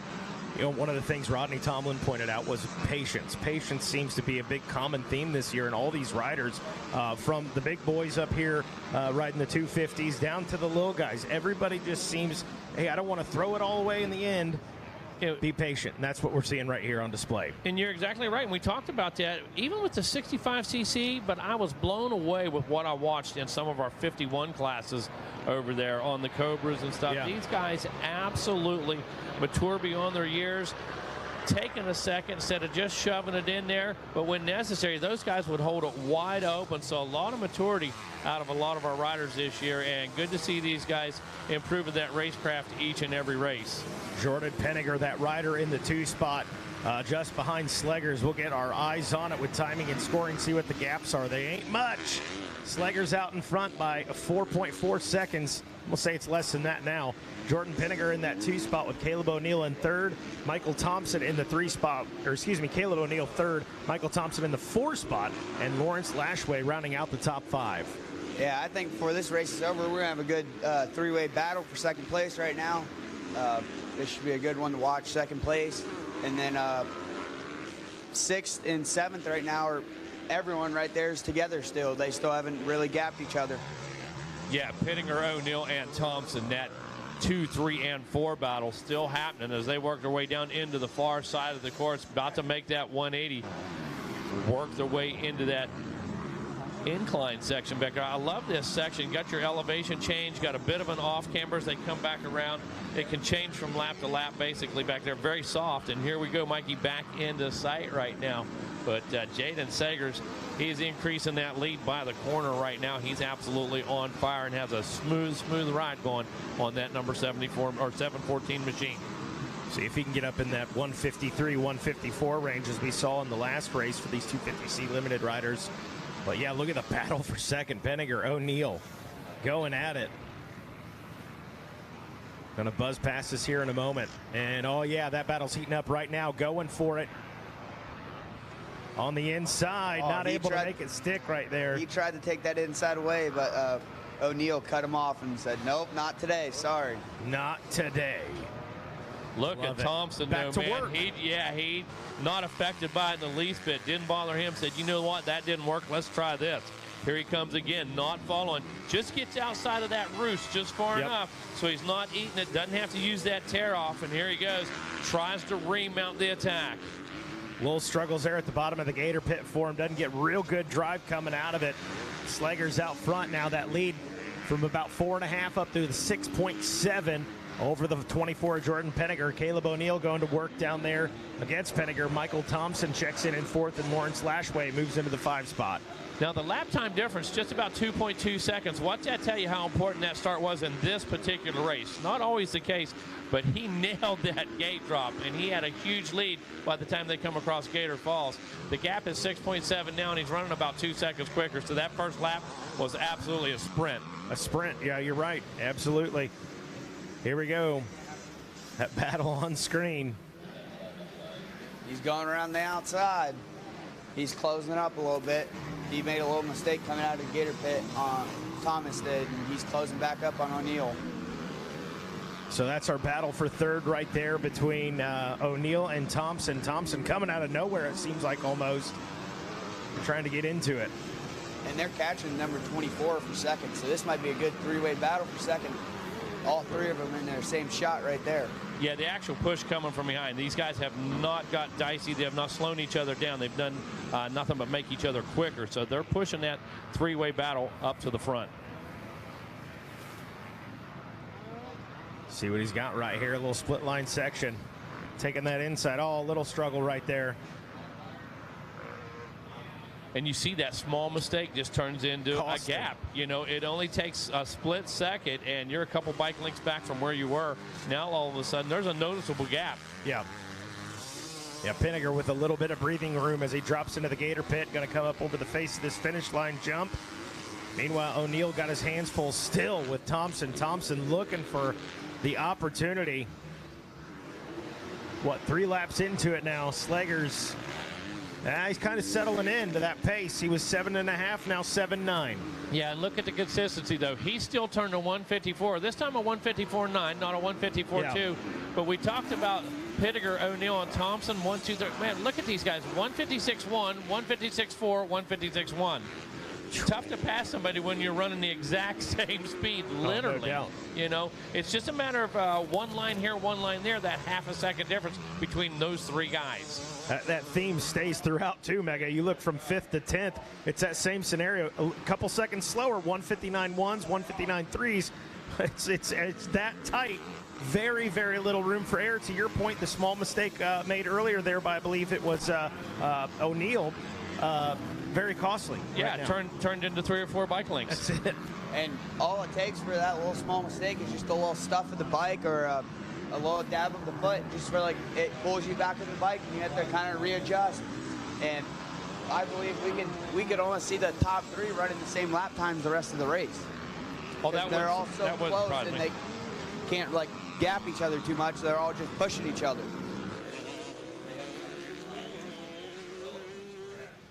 Pushing right along here, 250C Limited Division 3 coming up next. Going to be the 85cc 12 to 13, limited 2 divisions in that one. So that'll be race number 11 and 12, and then that'll be followed by race number 13, your Vet 35 Plus. And here we go, white flag coming out. Jaden Slegers in control here. Turns another 154 still right in that ballpark. Where he's been his fastest lap time, a 152.423, but boy, since then they've been a 154 something. This time a 154.234, so finding a little bit more speed out there. Pettinger checks in the 2 spot. Caleb O'Neill 3rd, 4th, Michael Thompson, and rounding out the top 5, Lawrence Lashway. Maybe not checked in just yet. Boy, big gap right there, 13.5 seconds back to 5th. So your top 4 trying to check out to Laterville here. Slegers on screen, that number 74 Honda. So far, done all the right things. Needs to keep it on 2 wheels and bring it home for a first place finish. Pettiger, O'Neill, Thompson had their hands full with some good battles between the 3 of them. Around the outside. Coming up next, Mikey, going to be race number 11. 85, 12 to 13, Division 1. Have 2 of those, and man, oh man, wait you see the names on this list. Okay, wait till we get down this who's who in these 85 classes. It's absolutely incredible when we look at the talent. This could be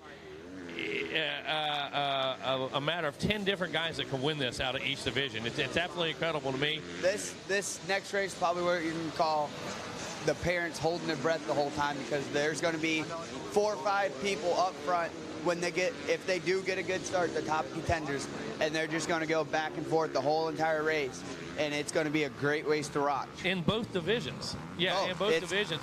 You see this 154, 154, 154. We're going to see that through about 8 positions in these 85s or whatever. We're going to see matching lap times 10 deep. I wouldn't be surprised to honestly see a 152 out of one of them, one of the first few laps, trying to open a gap or pass people or something like that. I could see it. I'm not going to disagree with you right there, because the urgency, these guys are going to be so amped up. They know that they need to get out there, and believe me, there's more ego in that 85 class than that Pro Sport class, in my opinion. Oh, yeah. All right, these guys want to be the man at 12 years old, okay? They want everybody to know that. A bunch of little kids that haven't raced today, they're ready to get out there on the motocross track and see what they can do and just have fun riding their dirt bike. That's what they're here to do, and we're about to see how it goes on. Good point, Thor Powell. Speaking of that, checkered flag is out. Jaden Slegers, Jordan Pittiger, Caleb O'Neill, Michael Thompson, and Lawrence Lashway, your top 5. 85, 12 to 13, limited. Division number 1 looks like this. Colby Lesser, Jace Wolf, Nicholas Oldwin, Blake Mara, Jonathan Getz, Austin Gore, Brody Barth, Caleb Gonzalez, Jeremy Strider, Jack Davila, Mason Nobin, Kristen Nyman, Landon Walters, Rodrigo Rene Stodaro, Drew Marson, Brandon Eade, Aiden Vassy, Chance Landis, Kobe Brooks, Charles Brown, Colton Menard, Jason LeBeau, Logan Crisal, Max Lamino Tracasso, Malachi Fahey, Cash Landry, and Brock Lamb, and they are off and running. Mikey Waynes. Hey, want to let you guys know that are watching us on RacerTV.com. This is one of our Race Tech sponsored races. Race Tech is the world's largest aftermarket motorcycle suspension modification company and inventors of their proprietary award-winning gold valves. Race Tech valves provide a plush feel with drastically improved bottoming resistance and increased traction. And here's my favorite part, Megawatt. I know you're going to love this. All Race Tech products are 100% guaranteed. That's cool, but how about this? Made in the USA. Yeah, Paul Thede wouldn't have it any other way. The original OG over at Race Tech. The guy absolutely is a sensational engineer. Studied one thing, how to make bikes handle his whole life. Also known for fast motor packages in the day as well, but Race Tech, made in the USA. Love it. Got a good one on track, 85cc, 12 to 13. Division 1 and Division 2. Going to see some stacked class in this one and in the next one. You know, I was just sitting here watching the screen, and after the second step up, the outside and the inside came together, and I'd say 4 or 5 people sat there and they tangled up. No one went down, but it's going to be a good one to watch. Have to tell you, Thor, several places now. You've got some split lanes. You've got some soft lines. Some of these soft lines will intersect. Yeah. 2 lines become one. And Two lines become one, and it's their first lap, and they don't know, and they'll hit each other. And look, hopefully none of them go down, but this is going to be a great one to watch. We got number 13 out front. Yeah, Chase Wolf had great success over on the Supercross track. Look at this, Colby Lesser in that number 2 ride. Brody Barth crosses that line in 3rd. We talked about him just a moment ago. The number 22, Jonathan Getz. Brandon Eade sits in 5th. Landon Walters 6th. Grayson Kelly in 7th. Blake Mara 8th. Drew Mars 9th. Jack Davila rounding out our top 10 here in 85, 12 to 13 Division 1. And the chase is on as they work their way back up over the Gatorback. Become a 2-man battle right now. Looks like Wolf and Lesser starting to separate themselves just a bit from the rest of the pack. I'll tell you this, the battle for 3rd place, there's 3 people going for it, and this is a great one to watch right now. We have Jonathan Getz, and I can't see what place that's in right now. I believe he's still in that 4th position right now. Yeah, and he might be. He's moving, though, right now. Yeah, they're moving right now, that's for sure. He is carrying that speed, Thor. He wants to make the statement. He wants to get out there. But what you don't want to do, you don't want to get locked into that inside game. You can't ride too defensive right now. Yeah, you ride too defensive right now, you'll start missing the good marks. So when you do pass the person in front of you, you can run your good lines. Trying to race the track in front of him right there. Yeah. Jonathan Getz, as you guys were mentioning on screen, really pushing. Not too far off from the battle right here. He's done a good job so far being patient. Gonna buzz past this right here. We're gonna get a live look at it. And again, I just blown away. The patience, Thor Powell, the patience. Everybody not pushing the issue, looking for good opportunity out there, making sure they're hitting their marks and working the track at the same time, feeling it out. That's kind of what you got to do. You kind of got to be patient with it, because if you rush it too much, you might, as Megawatt said, the track's a little bit soft still in this early morning. You might hit a soft rut and tip over and fall back to 15th or 20th, and there went your whole race because you came into a corner too hot. Jace Wolf checking in the 1 spot. Colby Lazar in the number 2 position. Brandon Eade, how about it, moves up to 3rd. Getz in that 4 spot, and Brody Barth fast. But look at Landon Walters, Mega, turned to 158.9, 2 seconds faster than the man in front of him, and he's only a second back when he checked in with a 2nd lap completed. Yeah, we've got a couple of those situations. We take a look a little further back. Walters, he's a 158. He's 2 seconds quicker than Barth. Getz, he falls into that 158 as well, but look at Eade, man, that 156.6 looked like the fastest guy on the track last time around, sitting in that 3rd position. It's setting up to be a wild one as it gets into the thick of it here. Got decent gaps, about a second gaps. It looks like 1 second between everybody, between 1st all the way down to 6th place right now. So everybody in the fight, at least in that top 6. And anything can happen, so we'll see if that patience continues to pay off, or somebody gonna risk it for the biscuit, do something aggressive out there, make something happen. Shakers and movers, Thor Powell, come on. Yeah, I mean, right now, if I was a Brandon Eade, I'd kind of be the patient one, wait for the mistake, because you're in a good spot where you could still come out in the 2nd moto and still win the title. But honestly, if I'm Getz right now in this position where I'm in 4th, I kind of would try to force the issue and make a pass to try to get in the top 3. And it looks like he might get it done right here. Nope, low mistake out of him right there in the split section before the Gizmo Mods Tower. Gonna buzz past the announcing tower here and down around into the Gator pit. And I tell you what, Eid and Lassar, that's kind of where it's at right now. As you were mentioning, Getz playing it safe back there, but for how long? And it looks like Eid is trying to go for the pass right now for second. It looks like he wants to push the issue and see if he can get up in there.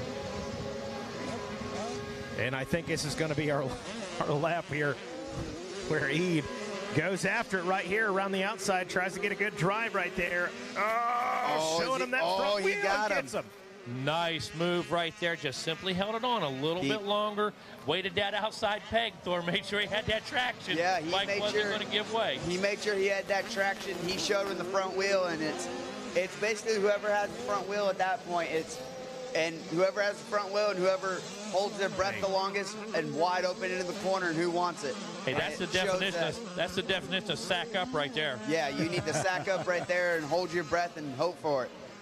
All right, Jace Wolf out in front. Been enjoying that clean air. Racing the track in front of you. I think Eid, before this one's done, is going to be up there with him. Turned I tell you what, you even look at it, Brandon Eid, a 156.9. And how about Jace Wolf, a 156.9? So really very little room for error from either rider. Certainly, Eid's got to find some more speed out there. He's already done it. He's already proved he can do it. Yeah, and he's closing this gap right now up really quick up to Wolf. And this should be a good one to watch. What we're looking at is confidence. All right, that last move gave him a lot of confidence. He already saw the fender. He knows what he needs to do. Yeah, absolutely. And look at this. He's closing right now. This is a good race to watch. Absolutely. He is motivated. He is confident, and he has the momentum right now. He's feeling the flow. He's got the mojo. Yeah, that's a 155 lap time right there. You watch it. He's a 155. I don't know. We haven't got there yet. We're waiting for. I'm just saying. I'm trying to predict the future here. He's certainly. He just turned a 156.9, so we might be in that 156 mark, maybe just shy of it. Come on, don't prove me wrong. Jace Wolf checking in right there. Brandon Eid checking in right behind him. 154. 154.7, 155.9 for Wolf. Holy cow, Mikey! These guys are moving right now. Absolutely on fire. That's right. Moving is the term. Yeah, Eid's going to be right there, man. And the white flag's out, so this should be a great last lap to watch. They're both going to hang it out, and they're going to want the win for it. We may have the fastest lap of the race on the last lap. It wouldn't surprise me because these kids are going to push each other to their limits, and they're on it. Eid, a good job right there. He's working this track. He's not following the leader. He does not want the roost. Oh, exactly, Thor. Mikey, to your point, you can't pass if you're right behind the guy. If he makes a mistake, he's going to collect. And look at this. The move is on right now. Slingshot engaged. Tries to use that momentum around the outside. Here he comes right now. He's going to try to go to the inside, make the short track of it. I'm calling Runs out of room, Thor. He's getting him in the rollers. He's a little bit of a taller kid. I think he can make it happen in the rollers right here. Needs to get a little closer if you want that to happen. Jace Wolf can hear him. You know him. You know it. There's no doubt about it. He's right there now, creeping up, trying to show him that front wheel into a little bit of lap traffic right here. Not going to be a factor for these guys. Guys, the race coming right back at us. Look at this drone coverage you're watching at home. It doesn't get any better than that. Look at the true race gap. Outside, inside. Riders through the split chute coming back at us. About a quarter of a lap to go, Mikey. Going to be 1, 2, 3, 4 turns, and this one's a game. Wolf out front. Eid in that number 2 position. Yeah, Eid just made a big mistake right there in the split section. He dabbed his foot and got to the back of the bike, but he's closing it back up right here, but I think it's a little bit too late for that. Wolf did a great job. White flag came out, and he said, okay, I got to go to work now. He's on me. He didn't crack under the pressure. That's something that a bunch of kids do. Is when they crack, when they get pressure, they start making a lot of mistakes and stuff. Well, did you like that 85cc 12 to 13 limited? Well, good, because we got one more for you. And if it's half as good as that one, you folks at home are in for a treat, as well as the folks out here at the track with us. 85cc 12 to 13 Division 2, Wyatt Crisp, Loden Bedenbaugh, the number 07 of Eli Bazet, the 007 of William Judd out of Lakeland, Florida on the gas. The number 8 of Dylan Morris as well as the number 10 of Clemente Zugatti, the number 15 of Jeffrey Cieslak. By the way, I want to give you the top 5 rundown there. Jace Wolf finishing first, Brandon Eads second, Jonathan Getz third, Kobe Lassar fourth, and Brody Barth rounded out the top 5. Carson Adams on the number 18 Husqvarna, the number 21 of Talon Staggs, as well as the 28 of Zane Martin out of Pennsylvania. Number 41 of Austin Brown on the KTM out of Jack, Florida. Number 52 of Kevin DePino. Number 54 of Reiner Skodras. The number 83 of Brady Rodecker. The number 84 of Isaac Opaleski.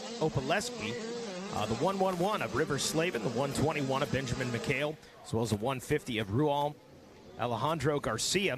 Number 159 of Tommy Doble. The 160 of Colton Waits. The 194 of Justin Gamage. The 226 of Ryder Miller. The 240 of Maximiliano of Sepultura. The 241 of Brady Olson. Buddy, I butchered your name. I'm sorry. I owe you an apology. You're doing great, though. Kane Bolasina on the 314 out of St. Louis, Missouri.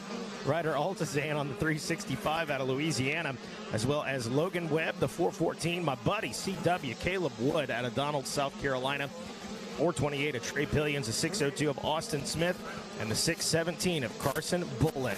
You know what? Talking about Caleb Wood, he's actually on screen right now in third place. He is. There's a great battle going on. He's about to pass for second, maybe. I think he pulled the whole shot, made a mistake in the Gator pit, but I don't know. I was throwing my monster can away, you know. The homie Stu Baylor and the Scholes and Mex losing their mind right now. It's paying off because Dawson Cobb's out here winning a few races Dawson Cobb too. Doing well. Right. Caleb Wood. There's a lot of Woods people here. Nick DeFeo's here. Nick DeFeo. Cole Forbes. Me. Caleb. You all got your Barkbusters on? Caleb does. I know that for sure. He doesn't ever take them off. I love it. I love it. CW out there doing work. Waiting on our live timing and scoring here to pop back up. Looks like we got a server connection problem. I don't know if they're on that or not, hopefully. But we'll know. Down the Gator Falls, top 3 starting to separate themselves just a bit from the rest of the pack. But, man, that battle in 4th, 5th, 6th, 7th, 8th, through the top 12. These guys less than 2 bike lengths apart all the way back through that top 12 position. Want to get an update here in just a second. Joined in the booth right now by our friend Jordan Jarvis, and that does look like we got our update. Second place is down. That puts Caleb Wood up to second now. Come on, make the Woods people happy. You're being biased. You can't do it, Thor. You can't do it. No, he's doing good. Kane Bolasina. Another one. Hey, that's Sickwick spec rider, Kane Bolasina. That's another one of my homies out there. 314 leading the way. Zane Martin, he was in the 2 spot. We know that is now Caleb Wood. I believe it's Carson Adams who would have inherited that 3 position. So we got our scoring monitor back up here. River Slavin in the 5 spot. Brody Rodecker in 6th. 7th place is Eli Bazet. And Ryder Skodgrass 8th. 9th place Brady Olson and Tommy Doble rounds out your top 10. And look just behind them, Staggs, DePino, Miller, Judd, Gamage, all these guys are potential winners at any given time. It's a matter right now of putting all the pieces together, and getting through these divisions and being in it. They're all wheel to wheel to each other right now. They were bumping in that corner right there after the rollers, and they were just going at it. That's that whole pack we were talking about, clear back to 15th. Those guys were just 1 bike length apart. Yep. I'm telling you what, I don't know if you guys see that grasshopper on the window there. Yeah, he's blocking out the sun. That thing is, that's an iguana. Yeah, Dean asked if that was our buddy Jimmy. I mean, my goodness. That thing is that what we're naming him, Jimmy? That's my conscious up there. Here we go, another lap completed. 314 Husqvarna, Kane Bolasina. See how we stack up as far as those lap times. I know we got a couple fast guys in the last one. Waiting on server connection. Okay, that's fine. Kane Bolasina out front. Carson Wood in the 2 spot. Adams in 3rd. Rodecker 4th. Martin 5th. That we know of here. 85cc 12 to 13 limited 2nd division in this one. Seen some fast and great riding in the first one. Was it 154.9? Man, I think 154.8. 154.8. Okay, that was our fast one. Okay. So that's going to be the target right now. That's our rabbit. 156.828 mega for Kane Bolasina. But you know what? Also, he's also enjoying. I say enjoying. a 3.5 second lead. So a little gap right there. Yep, he doesn't need to really push right now. He doesn't have anyone on him right now pushing him, and he's just probably trying to find his comfort zone and hit his marks and save a little bit of energy in case anyone does start catching him. He can throw down a few heaters on the last few laps and keep the lead. And keep in mind, our last 3 guys, or our first 3 guys in the last division, fastest lap, last lap. Yeah. So the pressure was on, the momentum, they pushed each other, so we're going to see the same here in just a moment. I believe so. How good has that got to make you feel as a trainer when your young rider is out there and they won consistent lap times across the board, but then they find that speed in those last 1 or 2 laps? That's got to be huge, right? Because it's not. I knew we'd find something in common with Eli Tomac. Yeah, there you go. I mean, it's really I knew we'd make a comparison to Jet Lawrence. I love it. Yeah, Quicker on the last lap than the first, and that's what it's all about. Get a good start. No, get a good finish. See, I was trying to reverse psychology with Mega. I know he doesn't like talking about. I don't want to hear about a good start. So I went trigger it, Mikey. And worked my way to the front, and you still read right through it. So we've spent too many years together. I know where you're going now. I know your angle. I'm just trying to poke the bear up here, man. All right, this time around 156.9, 157.3, 157.6. So much of what we talked about showing in the lap times right now of the top 3. Yeah, man, Kane Bolasina. I mean, he just turned in the second lap. It was a 156.828, and then he turns a 156.964. Talk about consistency, man. That's almost as close as it gets. You're less than a quarter of a second from your last lap time. That's pretty impressive. Oh, absolutely, and that's the goal. That's that stopwatch work at the training compounds. That's that those speed laps, those sprint laps that you work on. You want those sprint laps. Those are your fast laps, but then you start dialing that time, and the game becomes consistency. Correct, Thor? Yeah, it's mainly for like a race like this because it's like a 4 or 5 lap race, and you want to always come out swinging fast, but always end faster. That's how I've been taught training, is you want to be able to start fast, but your last lap, like you guys are saying, should always be one of your fastest laps, unless you're out front right now and you have a nice lead and you can comfortably slow down and not get passed. Yeah, and that we know that scenario doesn't happen a lot. Yeah, you get a 10, 12-second gap a lot of times, whether it's at one of our big amateurs or whether it's a pro motocross. But still, you're conditioned to run that pace, and your bike is set up to run at speed. Your bike's not set up to run at slower speed. So when you try to take off 3 or 4 seconds a lap and you get too cautious, man, then you get complacent. Then you make the dumb mistake. Yep, then you tip over in a corner or you dab the foot and you stall it or something like that. Yeah, you, like Dean just said, you do not ride like yourself at all when you're not trying. And that's something too. Kane Bolasina now in for his completed lap. White flag out. Caleb Wood, CW in the 2 spot. Carson Adams in 3rd. Zane Martin 4th. And there goes Brody Rodecker checking in the 5 position. Pretty good gaps in this one, albeit a lot of sub 2-minute lap times, though. Yeah, when we take a look at this, 158, 157, 159, 159. There's a 2 in there, then another 159 for DePino. What has happened with track position, the amount of real estate, these guys are running the same time, but they weren't close together at the start as such. Yep, and they're all kind of separated now, and I believe they all would have been close like the other class. Their last lap would have been fast too, but they all kind of separated, and they kind of all settled down this moto, and I think everyone's kind of happy where they've ended up this moto. Yeah, I can't speak for them because I don't know how they've been training or what they're expecting the mental game. Exactly. What they're thinking is what the thought process is. But it looks like some of them have settled, Mikey. Right. Looks like them kind of settled into that pace. They know where they're at on the track. Okay, we're going to accept this. We're going to go back, make a couple adjustments. We're going to recover and get back at it. That's it. Yeah, no sense in doing something too risky. You go down, you wreck the machine, you break the machine, you break yourself. Can't win it here. That's it. Can't win it in the first moto. Can't That's win the bottom line. You can't win in the first moto, but you can lose it in the first moto. That's yeah, for you sure. can lose it all. Absolutely. Well, as this one nears its end here, checkered flag going to be coming out in a moment. Kane Bolasina, what a ride by him, the 314 Husqvarna. Tell really you this, basically start to CW's going finish. to be happy about this one. Oh yeah, Caleb's going to be stoked, man. He'll be. I just want to know. We got to get a shot of him to see if he's still rocking the mullet. Oh yeah, you can see the mullet out of the back of the helmet. That's South Carolina waterfall he's got going on. I'm about it. Caleb Wood seals the deal, finishes in the 2 spot. What a ride by him. Again, Kane Bolasina going to take the win there. Carson Adams checks in the 3 spot. Zane Martin 4th. And Brody Rodecker going to round out the top 5 as we turn our attention. Stu's probably going to text him and be like, that wasn't good enough. You're supposed to win. Yeah, maybe. You're probably right. He's probably in a deer stand. He's watching it. He's got the earbuds in. Yeah, probably.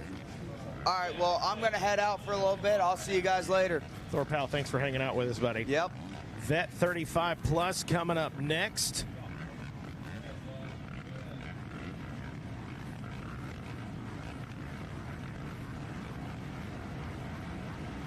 Vet 35 Plus coming up next. Race number 13.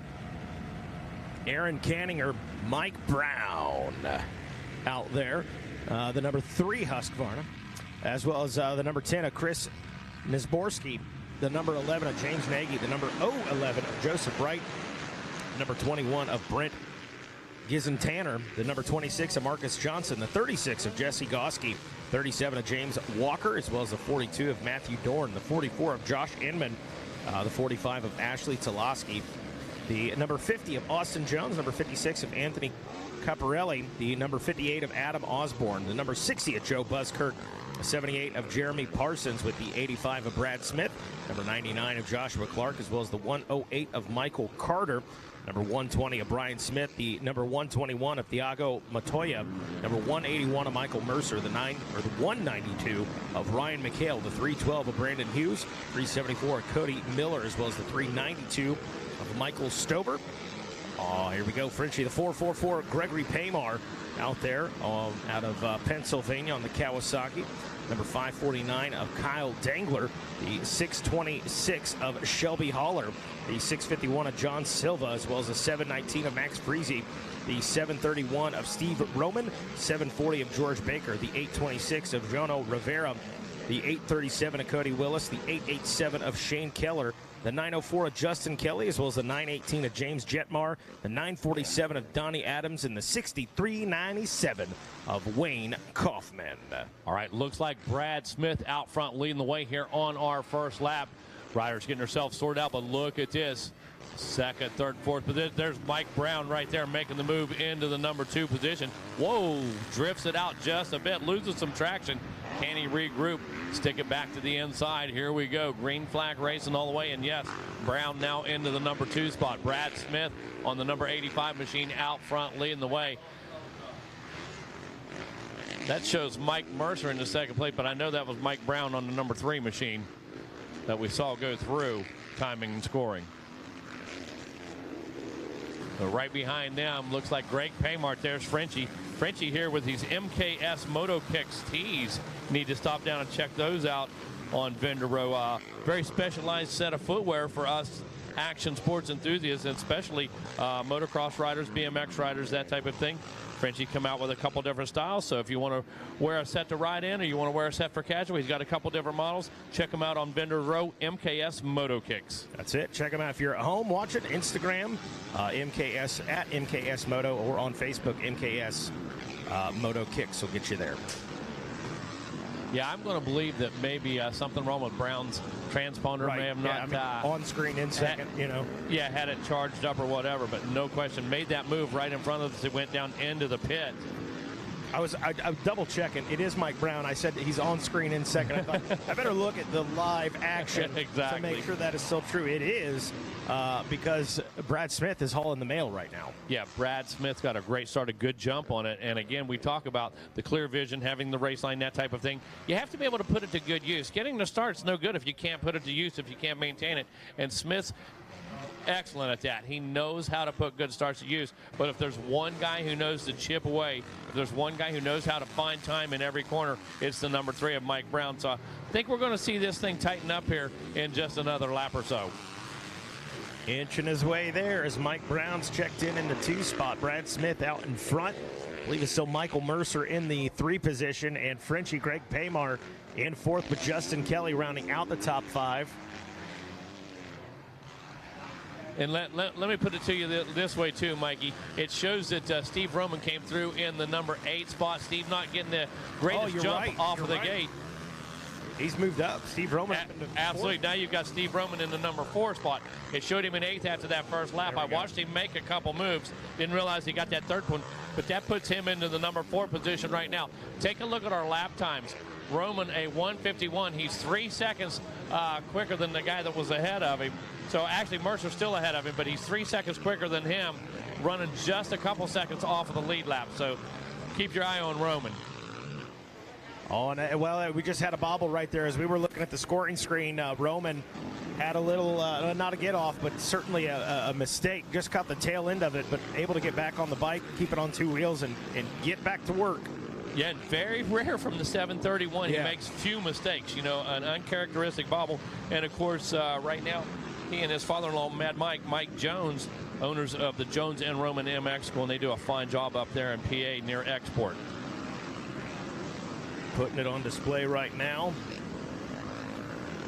Hey, folks, we need Macy Fieldman to the starting line, please. Macy Fieldman to the starting line ASAP.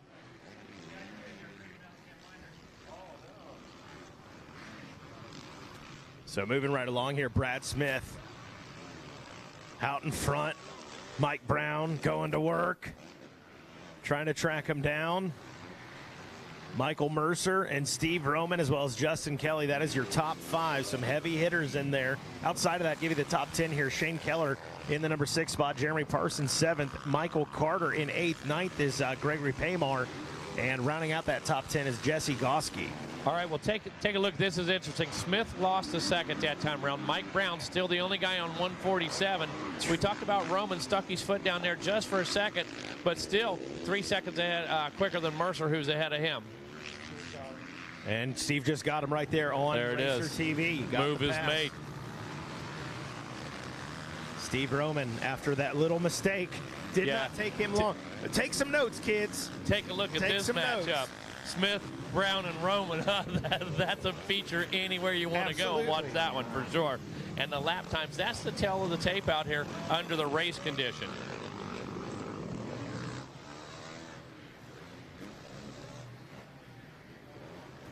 Steve Roman. Taking a look on our monitor right there. Roman continues to put in good laps.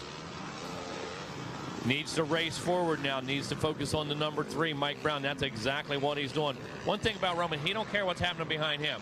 The guy's oblivious to it. It does not matter. Doesn't exist. He has one mission: move forward, race forward. Mad Mike in the booth with us right now. Good to see you, Jonesy. Always pumped at the majors to have you around. Your son-in-law, Stevie Roman, did a great job in Supercross over there. Got some wins, got some hardware, and right now doing a fantastic job putting himself into the number 3 spot here on the track right now. Yeah, he's doing a good job. He had 40th gate pick, so he had to come from the outside, and I think it, held him up a bit. But, yeah, he's making a charge. He come from like 10th to 3rd, so I'm definitely proud of him for sure. No question. And one thing that you guys teach tenacity, you guys teach heart. You have to race past the checkered flag. Yeah, for sure. We're real big on technique, and I think Steve has one of the best technique in the business. And we definitely, we tell our kids to race the track. It's you and the track. We don't worry about any other riders out there, and race forward. And if you're in the lead, you chase the rabbit. Yeah, so smooth. You never see jerky motions. You never see point and shoot out of you guys. That's not the quick way around the track. And if you want to teach it, you have to be able to do it. And you guys are 2 of the best. And Roman style, one of the smoothest out there. Yeah, he does a good job, and putting in the work. And it's a lot of the mental game too. My wife's a mental performance coach, and she's real good with the kids. Even before she started doing that, she loves kids, and also Steve and I love kids as well. And we really enjoy what we do. Hey, dude, we go back, my goodness, 40 years. It's been a pleasure to watch your career and how you transitioned. And, a lot of guys kind of write it off. But, man, you're one of the guys that continues to give back. And you insist on that. And you insist on the commitment from all your staff and your riders as well. Yeah, I mean, we put in the work during the week. And we're down here for, for all of our riders. And, excuse me, we only have 8 riders here. I think we had 7 riders at Loretta's, but we make the journey, and we camp the whole week, and we're here for them. We cook for them, and we're out here at every race, and I'm videoing, and I'm on the gate for my riders, and I'm up here filming, and I'm doing everything I can for my riders, and it's a Jones and Roman family. It sure is. Absolutely, and that's that commitment, the same commitment and heart you had as a rider you've brought to your lead role position. Yeah, it's you know, we really do. We enjoy it, and Steve really enjoys it, and all of our riders are number one in our book, and I never got to have a son, and Steve's like my son I never had, and he's a great competitor, and he's riding better now than he ever has, and it's because he has no pressure, and he has a full-time job, and he's out there doing it for fun. Love it. Hey, Mad Mike, always good to talk to you, and we know you'll be back up in the booth. We'll see you later on this week. Thank you very much. Everything's changing. Mike Brown was able to get around Brad Smith. Little hiccup by Brad Smith, and Mike Brown was there, blood in the water, and once he got that lead, never looked back, ended up taking the checkers right there. Brad Smith settles for the 2 spot. Great ride by Steve Roman, ended up 3rd in this one. Justin Kelly checks in 4th, and I believe Michael Mercer, fell all the way back to the 5th place position when the checkered flag flew. Coming up next, the women's 12+ division numero uno.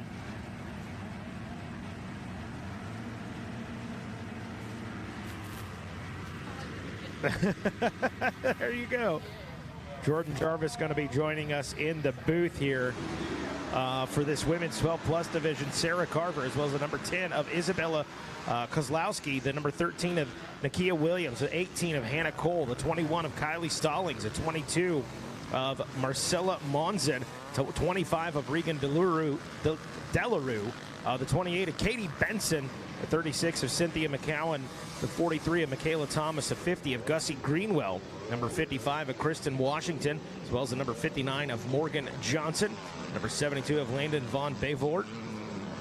Van Bavort, the number 86 of Jenna Schultels, the 92 of Natalie Gutierrez, the number 99 of Alana Folk, as well as a 119 of Daniela Urbina, number 159 of Courtney Johnson, the number 167 of Brinsley Diaz, the number 171 of Ines Tavella, the 221 of Ginger Osgood, as well as the 282 of Juana Costa, and the 326 of Jordan Kurt, the 416 of Kendall McLean. We've also got out there the 427 of McKinley Hayes, as well as the 517 of Regan Greenwell, Teresa Rue on the 701, the 716 of Macy Philman, as well as the 808 of Madison Musquire, the 811 of Daniel Errolman, the 815 of Regan Vaughn, the 825 of Martina Nicole Storado, the 916 of Nicole Purcell, the 953 of Linnell McDonnell, and the 954 of Sutton Scodgrass.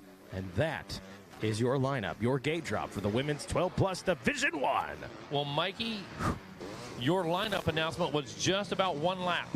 It was whatever the lap time is. If it's a 1:56 or so, that was your lineup announcing time, was about 1:56 with 1 lap. Because here come our leaders right now. You see the green flag wave, and as they work their way underneath that Pro Circuit banner, it is Kylie Stallings on the number 21 out front. Katie Benson on the 28 machine riding in the number 2 position. Brinsley Diaz, Dean's younger sister, Mean Dean's sister, in that number 3 position right now on the 167 Kawasaki.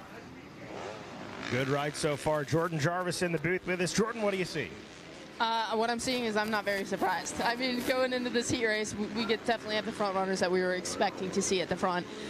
I am not, once again, surprised that Kylie Stallings got the whole shot. That's a very common... Sure, on par. Oh, yeah, very, very. Katie Benson was putting some pressure on her at that end of the first lap, and it seems like Kylie's holding up very well under the pressure right now and has started opening up that gap once again. Trying to check out. Runaway and hideaway. Oh, yeah. Stallings, Katie Benson, Brinsley Diaz, Cynthia McCown, and Elena Folk rounding out that top 5 here early in this one. This definitely seems to be Katie Benson's strong point, is this section right here. It definitely seems like she closes right up on the back of Kylie Stallings, but then Kylie just stretches it out once again when she gets closer towards up. Oh, I think she stalled. Yep. Absolutely right there. That's if you're gonna do it in the heat race. Yeah. Right. There's less people. You know, the class is kind of split in half. They have no pressure behind them. This is the time to do it, not next moto. That's it. We'll see what she's got for her. Thankfully, early enough, too, being out here on the outdoor track, the motocross track, a little bit more time if you make that mistake to correct it. We'll see what she can do. It's a pretty big gap. I'm not sure she's going to be able to close it. I also don't know how hard she's going to try to push it. It's not worth getting hurt in heat race. Sure, that's the other thing, yeah. Second, I mean, obviously it's not as good as first, but you can still win with a second. You can go 2-1 and get that championship. So I think she might, kind of settle into second place, still throw some good lap times, maybe eye some different lines out, get, a good idea of what the track's going to be like and try some different things. What do we say? 2-1's better than a 1-2.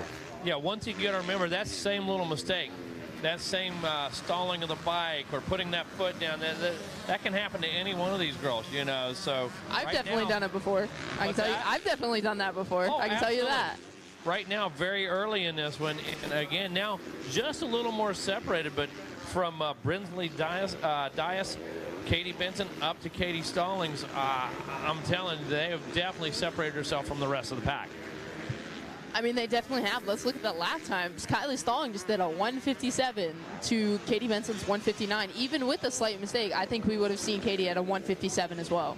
When you get outside of the top 3, it's an instant 4-second gap, then goes to 6-second gap. So I got to tell you, that says a lot about the competition and how stacked they are, but it also speaks volumes about the 3 out front. The 3 out front are definitely rolling right now, but I'm also looking forward to see the second division. Oh, sure. I think we've got more of the front runners in the second division. More of your front pack. I think we might have in the second division. I'm excited to see it either. We have exciting. 71 women in this women's class this weekend. When I hear you say that, listen, I'll take it to the bank. When you tell us the second one's going to be as good or better, I was expecting that for sure, but you tell me you think that the talent might shift a little to one side or the other. I'm going to be curious to see. Write it down, Mikey. Right now we're looking at 157.4. Write it down. We're looking at well, I knew what you did. 157.4. I knew what it was. So that's our lap to beat. So let's see who has the quickest out of the 2 divisions. One more trip through. Kylie Stallings right now tripping it at 156.6. So actually, Kylie Stallings running a quicker lap this time around on lap number 3.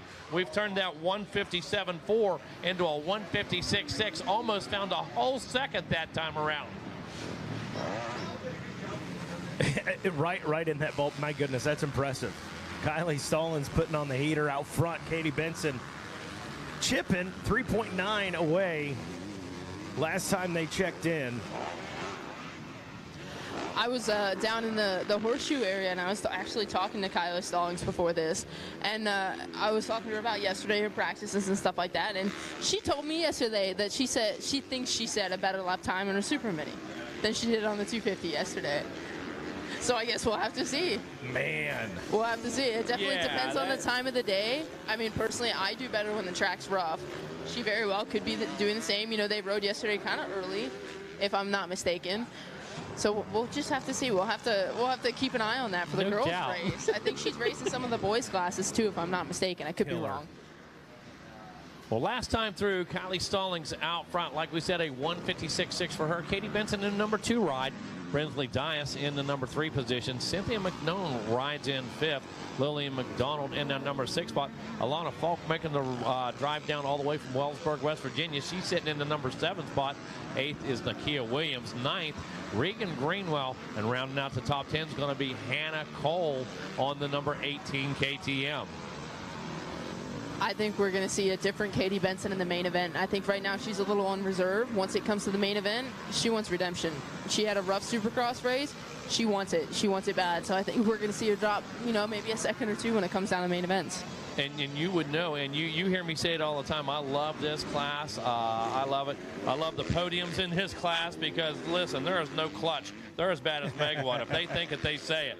Okay, there's no hesitation. We're going to get the true story. We're going to get the true emotion out of it. And when Jordan tells me we might see fireworks, when Jordan tells me it might pop off at the Gatorback, I definitely think it will. I mean, you want to go watch a good race, go watch a stacked women's class, and they will be the most aggressive class you'll see all day. All day. And they leave everything out on the track. It's all heart in this class. We don't get as many chances as everybody else does in the boys aspect of it. So we have to leave everything out on the track. Now, we do carry some of that to the podium, obviously. You do see it from time to time. But most of it's left out on the track. It's interesting what you were saying, Katie Benson.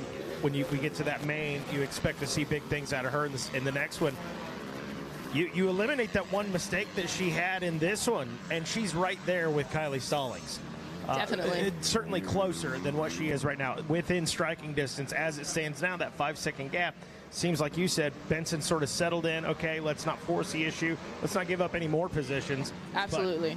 Let's take it to the next one. Right now, I think Katie knows that, she's just as fast as Kylie, if not maybe just a little bit more, and we all want to win. Let's be honest here. We don't want a second place. Yeah. We want that number one, that ideal number one spot. But in this situation, a second is as good as the first going into the main event. So she's playing it smart right now. She's being careful. She's checking out lines. She's saving her energy for the main event, and that's what she needs to do right now. There's no use in going out there and possibly risking herself getting hurt before the main event. Right. Yeah, when you're talking about a good, comfortable gap like that, there's a difference between letting up a bit and throttling out.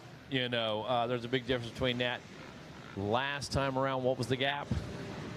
Well, checkered flag out. Last time around, 4.6 was the gap. So it was up to about 6 or 7, wasn't it? So yeah. Throttle back just a touch. She did exactly what she needed to do. Exactly. Second place, like I said, is as good as first. Yeah, and going to conserve. Going to be easier to recover, conserve a little energy. All right, Mike, you heard her say it. She thinks Division II might be as tough or tougher, might be as close or closer than Division I. Just about to find out here in a moment as we get our gate drop on Division II.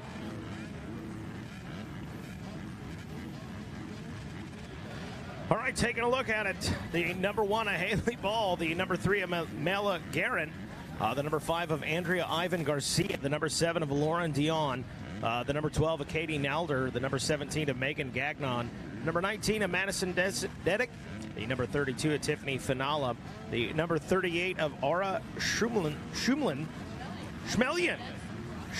Kawasaki Team Green Rider. I love it.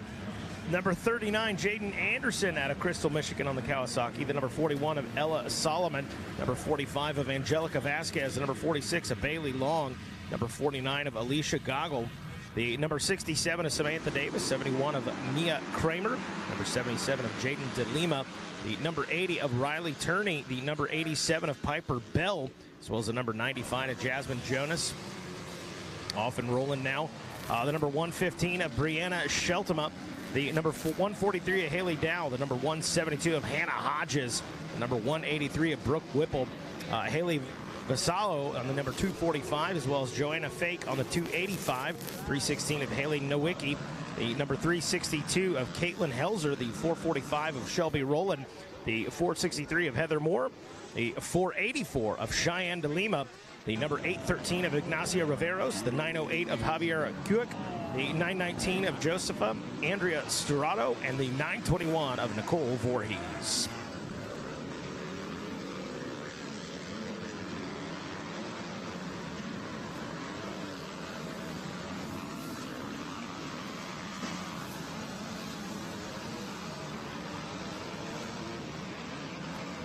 Brooke Whipple on the move out there here in this women's 12 Division II. Picking up a few positions, going all in.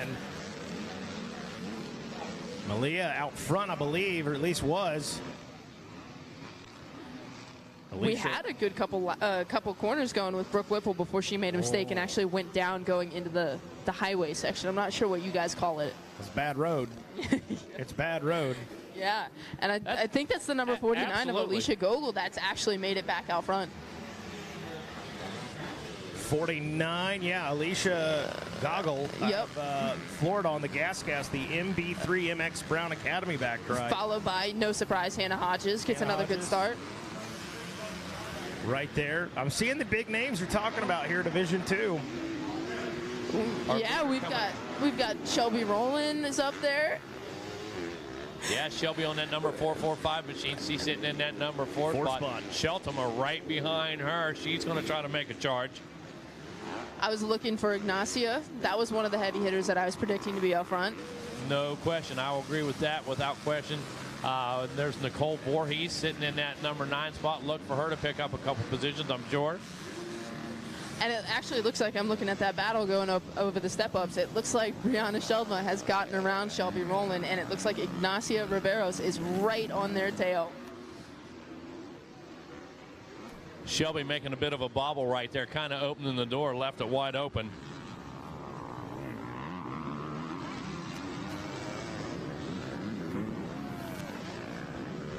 Be here all week.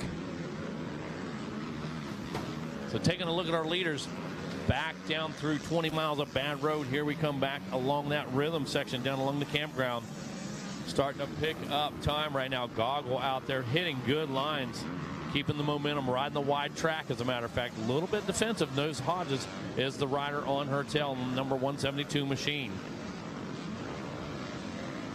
And it looks like one of our quick leaders that went down early, Brooke Whipple, unfortunately has come by pretty far in the bottom. I think that's going to hurt her chance for this championship out here. But she's definitely proving she is a championship contender.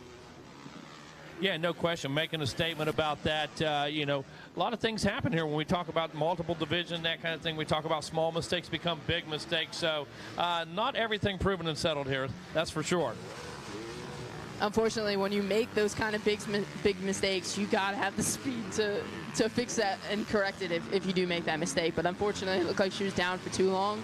I mean, I guess we'll see how far she can make up, but she needs to be inside top 5 by the end of this race, I think, realistically, to have a shot at this championship.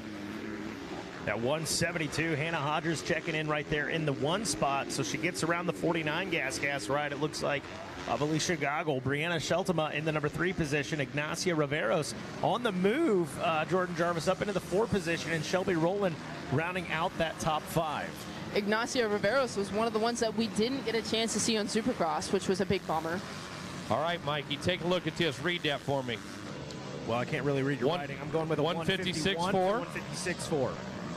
What's our fast lap here so far? A 156.3. That's how close these two divisions. I'd have never guessed that in a million years. Oh, yeah. A second or two possible, but to actually be within 1/10 of a second, that's absolutely incredible.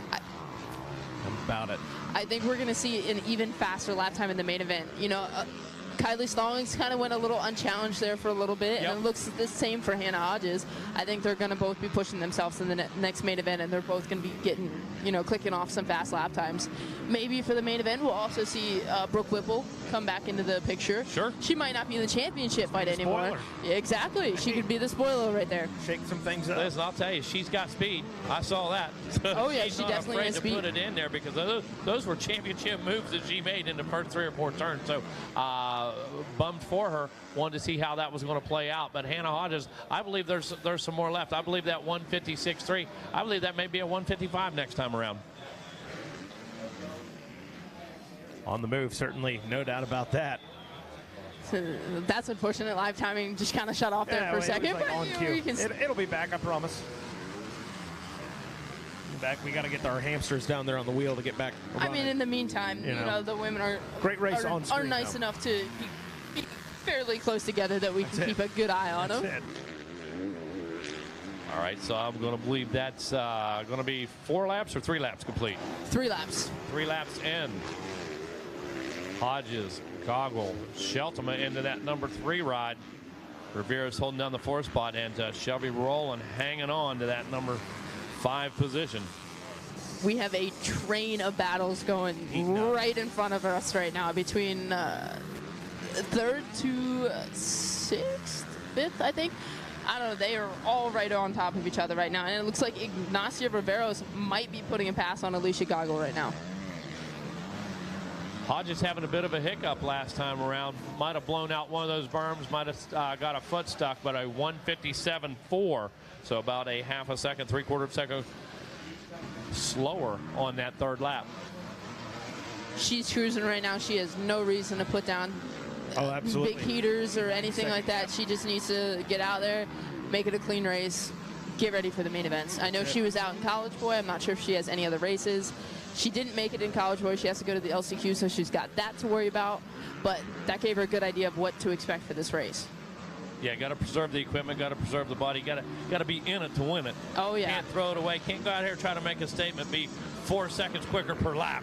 It's not necessary. We don't need that. No, definitely not. She just needs to keep going, and I definitely think I'm going to have to yell at Brianna Sheldman right there. She just threw a look back behind her. That's a big no-no right there. That lets the person behind you know, hey, I'm nervous. I can hear you behind me, and I'm nervous. So now Ignacia saw that, and she's going to be biting at the chomp to get to her. And on cue, right there.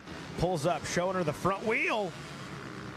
Got to go around the outside now. You can just look over to her left or right-hand shoulder. Depends on which line she wants to take and say, hello, how you doing? Oh, little mistake. A little too wide outside right there. And another checkup from the back up right there as the white flag comes out. Absolutely. In her head. Yep. She's in her head right now. Oh, yeah, big time. I can tell you right now, rule number 1, they teach you at 6 years old at any facility, don't look back. Race forward. Race the track, not the competitor. Not even does it just let the person that you're looking back at know, hey, I'm nervous. You might make a mistake by doing that. Yeah. Listen, that's the reason for it. But the idea of what you tell them is you tell them to race forward so you don't give that competitor that edge. You don't give that competitor that confidence. Oh, yeah, definitely. And Ignacia saw that. She wants it white. She wants it. She sees that white flag out, and that, like I keep saying, adrenaline boost like no other right there is that white flag. Hey, gang, coming up next going to be Pro Sport. Looking forward to that, 250 Pro Sport. Saw some good battles over on the Supercross track. Look for much of the same as we move outdoors.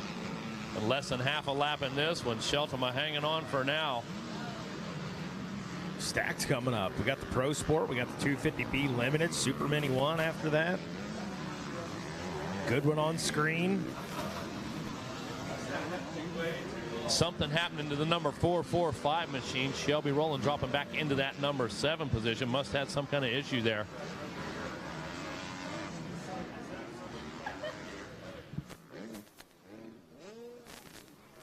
So less than half a lap to go in this one. Here we go. Still watching the battle. Switchback. Here goes the switchback. Split lanes. Will Riveros get close enough? She started to close that gap. This is where she got close last lap. Now, I'm curious to see if she's going to be able to find a line around her this time. This is almost identical to last lap, so let's see what she can do. Brianna Sheldman goes inside, Ignacia goes outside, and I don't... Oh! I almost spoke too quickly. I was going to say I don't... Oh! Who are they going to give it to? I'm going Ignacia. Yep. Ignacia Riveros makes the move on Shelton. When we say at the line, when we say photo finish, that's exactly what you got. And I have to tell you, Jordan, you called that when you said she's going to give it everything she has on this last exit, and that's exactly what she did. That is a 300th of a second difference right there. That is how close that was. And that was all inspired by those 2 lookbacks. Yep. That's the bottom line. That wouldn't have happened if Shelton wouldn't have given her that extra bit of encouragement, given her that extra drive on that last lap. Not even just that. It got Brianna Sheldman nervous seeing how close she was, and she made a mistake in the last corner. She was getting relaxed. She said, hey, this is the last corner. She got a little squirrely in the rut, and that's, it messed her up a little bit, but that's all it took. That's all it takes, actually, is a small, slight mistake, getting a little too comfortable, right as you can see the checkered flag. Don't let off until you see that checkered flag. Like Mad Mike said, race past the checkered. Oh, yeah. Okay, you race through the checkered. I don't know if you remember this, but a couple years ago in the women's class, I was chasing Hannah Hodges, and it was a white flag lap. I spent my whole race trying to find a way around her, and I just sent the finish line about a little bit too far than I should have, and blew my left hand off the handlebars because I jumped so far. I do remember. I wouldn't recommend doing that. I saw someone do that yesterday. I wouldn't recommend doing that. And here we go, 250 Pro Sport. The 25, Trevin Nelson. 27, Cole Bradford, Nicholas Hunt, Bryce Shelley, Patrick Murphy, Benjamin Garib, Reagan Cochran, Daxton Bennick. Let's see what he can do. Zach Oathmetz, Christopher Blackmer, Leo Tucker, Jack Winland, as well as Hayden Hoover, Jackson Pascal, Liam Langer, Kimball Jett, Nate Mason, Brent Burrows, Kyle Smith, as well as the 132 of Ty Casey, Dylan Rempel, Grant Hoffman, as well as the 166 of Wyatt Reimer, Eddie Norrad Jr., the 222 of Caden Smith, the 238 of Danger Boy Hayden Deegan, as well as the 281 of Corey Carson, the 315 of Danny Perry, the 319 of Quentin. How did we say it? The last name. We had it dialed the other day. the Kawasaki ride. Quentin going with it. On the number 319, the number 371 of Andrew Wallace, the 411 of Crockett Myers, the 424 and Nolan Dickerson, the 448 of Keegan Rowley, the 537 of Travis Mecking, Corey Rogers, as well as Justin Wolf, Landon Arburster, Nicholas Inman, Aiden Shive, and Derek Leatherman. And that is your starting gate for the 250 board. Well, Mikey, you're improving your lap time because you did it in one lap this time, but it was also during the pro sport, so you're getting quicker as well. Hey, how much 238, Hayden Deegan out front leading the way here on lap number 1. You're in it for the long haul, we know, and it is a Blue Crew train as they work their way through on this first lap. Deegan, of course, out front on the 238 machine, coming through in that number 2 position, trying to get an ID on him right now. Can't read that plate from all the way out here. It looks like that was Benjamin Grieb. Didn't want to make that call till we saw Patrick Murphy in the number 3 position. Now, Dax Bennick, did he make the move? There comes Dax right now on the 41 machine. Goes around the outside. Knew he'd been fishing a couple times. Comes up empty that time. Hits the reset button. Dax Bennick on the 41 trying to make that move into the 3rd place right now. Goes side by side with Murphy, I believe that is. Yeah, correct. Murphy right in front of him right now as Dax Bennick showing him that front wheel. He knows he's there. No, make no mistake about it. Benjamin Grieb up in the 2 spot. Shelley back in 5th. Shelley not too far from it right now either. Grieb in good position right now, gets the shadow, the 238 of Deegan. Get a good look at his lines. There comes the move. Dax Bennick, yep, cuts back to the inside, runs him just a bit wide, takes control of the race line. That's textbook pass right there, 101. I don't think Patrick Murphy's done yet. No, I'm not going to say he's done. Not. I'm saying he used the momentum correctly. Oh, he absolutely. took the entire control of the race line. It was a great move. Patrick Murphy not just going to lay down and let him have it. Absolutely not. How awesome is the top 5 all being Yamahas? That's pretty cool. Yeah, absolutely. Says a lot about the ability for these guys to put the power to the ground. They always get good starts. If you look every week on the Outdoor Nationals, Justin Cooper almost notorious for his whole shot. So Yamaha having those machines dialed, no question. No doubt about it. As we're watching Dax Bennick, Patrick Murphy on screen, the battle for the number 3 spot. Call it the number 2 spot. They're right there. They're not far off the pace. Whoo, little hiccup right there by Patrick Murphy, but able to get back on it. Yeah, that gives us a change up for sure. Now Deegan puts Grieb in the number 2 spot, but Dax Bennick now shows in 3rd. Murphy running off the track right there, puts him in the number 4 position. I'm looking at Bryce Shelley. That's who that was. Let's see, is the number 34, Bryce Shelley was on him. So yeah, that's okay. Bryce was the one that ran off the track. Very good. Yeah. But nonetheless, man, Hayden Deegan out front, trying to check out here. Turns a 145.5. Benjamin Grieb a 146, and Dax Bennick a 145.8. Aiden Shive on the move right now as well. He put down some good laps. He's really going to work right now. I believe that's Shelley ahead of him right now with that white fender. Is it on the 34? No, that's Patrick Murphy. That's Murphy's right ahead of the him. white fender, yeah. And Bryce Shelley is right ahead of Patrick Murphy. We have a 3-racer battle right here going around. No, wow. Yamaha, the number 34 Yamaha. You know, he's the one on the Yamaha. And they're wearing similar gear, too. That doesn't help either. Similar. Oh, Dax Bennick goes down. Dax Bennick loses the front end right there. Aiden Shive around him. Crockett Myers. Oh, wow, and you see that just small tip over, gets up quick. Doesn't look like the bike is bent whatsoever. Took just a second to get it fired and gave up a couple spots. Little more time, though. Outdoor motocross outdoor track. Going to have a little more time to catch back up with these guys, but certainly a big mistake right there. Yeah, and Pro Sport longer, running a longer moto to start with. So he's going to have time to go back to work. But when you're talking about this caliber rider, and holy cow, look at this battle between Murphy and Shelley. Heavyweight battle right there. There comes Aiden Shive. He's going to take advantage of this. I'm telling you right now, these guys are locked in a battle. Shive sitting back there watching, waiting for a mistake. He's going to pounce like a cat. Murphy is stuck right now. He is trying to make some aggressive passes on Bryce Shelley, but he's got Aiden Shive right behind him, right all over him, trying to make a pass work. So he's kind of stuck in the middle. He's got to find part of the track where he knows he's faster on and make that pass happen and make it stick, because if not, he makes a slight mistake and actually has to roll one of the step-ups. That lets Shive by. That's that small mistake we talk about, Jordan, and holy cow. Shive makes Murphy. That is a quarter of mistakes right there. That was one after another. That was a series of mistakes by two different riders, and the guy that comes out winning on that one's going to end up being Shive. Made a big mistake. Murphy comes through and then ends up on the ground. Unbelievable. That right there was Aiden Shive trying to take a breath. Yes. I know I got that pass. Makes a slight mistake. And Patrick Murphy sees that. He tries to get around him, goes, ooh, thank you for that easy pass back, and ends up making a bigger mistake himself. Wow, absolutely incredible. And all the time, Ben Garib sitting there in that number 2 spot away from the trouble. Deegan putting in good lap after good lap. And look at this. Garib and Deegan last time around both on a 145. 145.3 versus 145.7. Wild stuff. What? You know, Shive right there. Christmas came early for him right there. The little woo, and then the mistake right in front of him, able to inherit it. But man, the didn't even have to unwrap it. Yeah, didn't even have to unwrap it, man. It was ready there for you.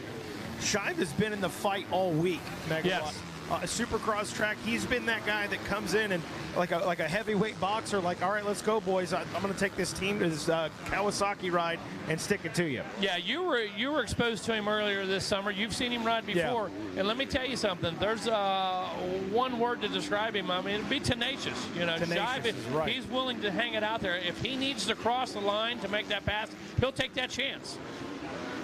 I definitely think, if I'm not mistaken, he was training with the Lawrence brothers for a little bit, if I'm not wrong. Yes. That was a major help. If I had to imagine, that was a major help for him to help him pick up, you know, a second or two. But quick check-in on lap times. Dax Bennett is back up to 7th. And turned a 159, so you know that's going to get faster. He's going to start clicking them off here. He was only a second back from Cole Bradford in that 9 spot. You know, I've got to wonder, he dipped that bar in pretty deep. Is there something good clogging? Is there some dirt or something in there in one of the levers, maybe in the throttle or something? He dug that thing in pretty deep, picked it up kind of slow. Didn't look bent. The bike did not look bent. So. He picked it up in a decent speed. It just took the bike a little bit to start. Had to get it to fire. Started again, yeah. That's the only problem with the buttons. Yeah.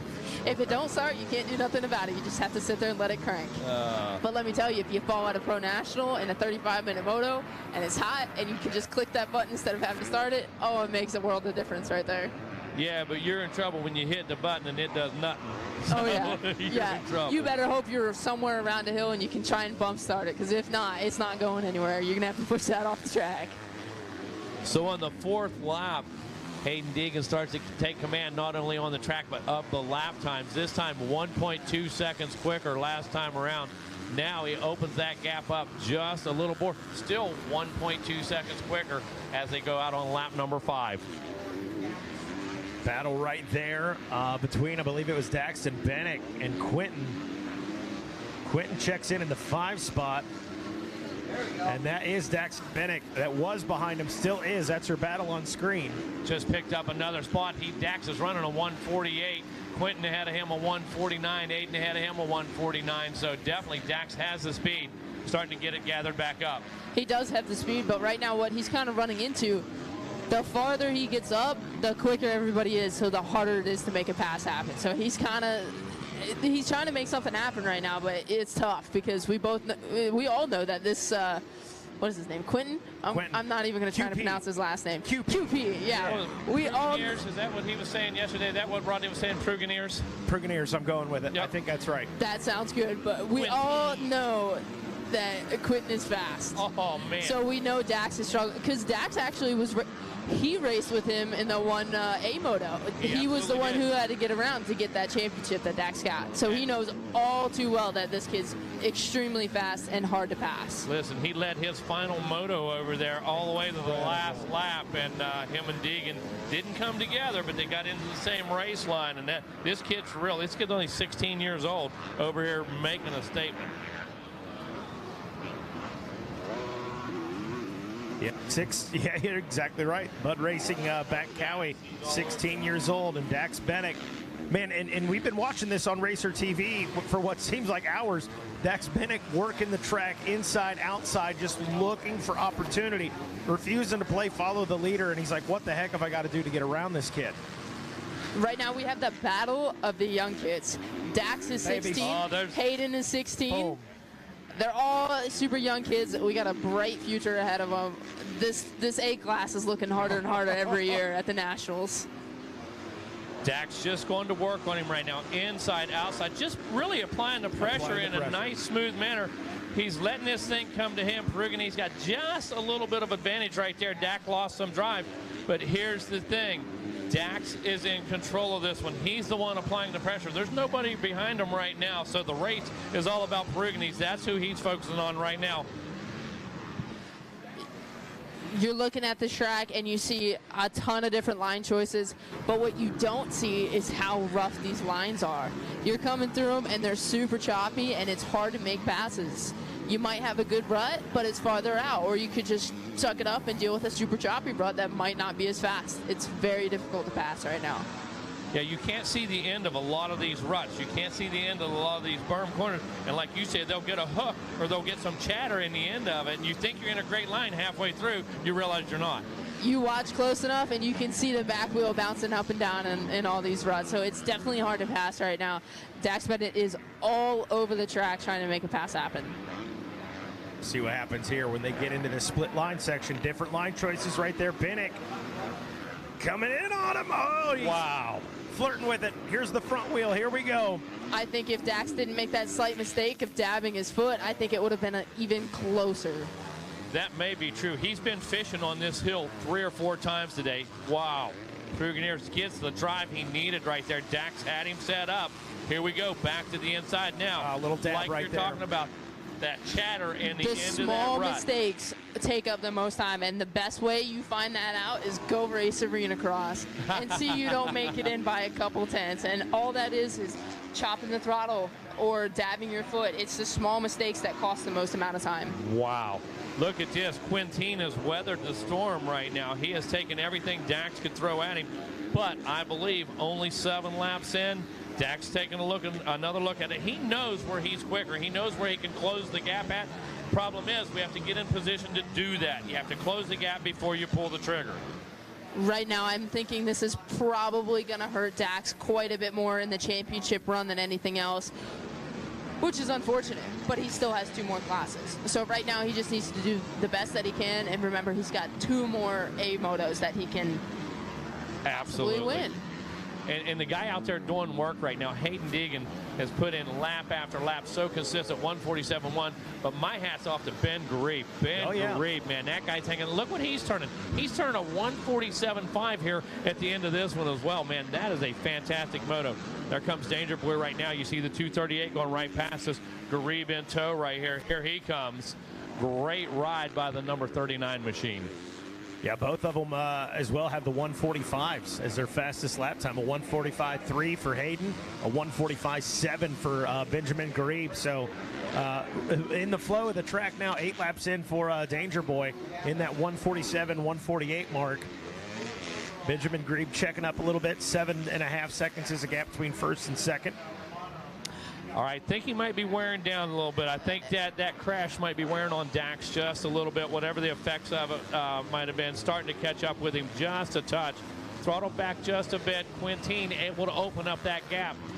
But Quintin is actually coming up on the backside of Aiden Shive. Aiden Shive is right in that shot. Oh, no so question. We have another battle coming up here shortly. I will say about Aiden Shive, though, this corner right in front of us, he is the only one that I'm seeing doing a different line choice. He is going wide and swinging his back end around and getting the power to the ground extremely quickly. I'm liking the different line choice. Oh, yeah, that line works good. Dax tried to use it a couple times, but unfortunately, with Quintin in the good race line feeding a little roost, it just didn't play out. That's a line to use when you've already got your position solidified. That is probably not the best one when you're trying to make some time up and make a pass. Exactly. Quintin going after Aiden Shive right here on Racer TV. Shive on that outside line. And Quintin shaves a little off right there. Slight mistake from Aiden Shive right there. I don't know if you saw his bike kind of dip down a little bit. And that just almost possibly allowed Quintin to make that pass on Aiden Shive. Look how collected Prugniers is. Again, this kid's 16 years old. Now, these kids aren't much older, all similar age, but new to the event, new to a lot of this competition, 16 years old, and riding like a grown man. Absolutely, okay, man. Like a grown man. Absolutely. That was our second place. Oh, that's that's Garib. Garib. Yeah, that's Ben Garib. So that bumped Bryce Shelley up to second, Aiden Shive up to third, Quentin up to fourth, and Dax Bennett into fifth. So it's maybe looking somewhat decent for Dax. What a good drive right there. Gonna take. Listen, that was cornering textbook 101 right there. Wow, Quentin come down in there, kept the leg high, kept the momentum up, elbow pointed, went right inside, went right around the outside, used the power, made the pass. Fantastic move. I was watching that corner last lap. That inside is getting gnarly deep right now. You can see them going through it, getting a little off balance, maybe dabbing their foot a couple times. This is pro class.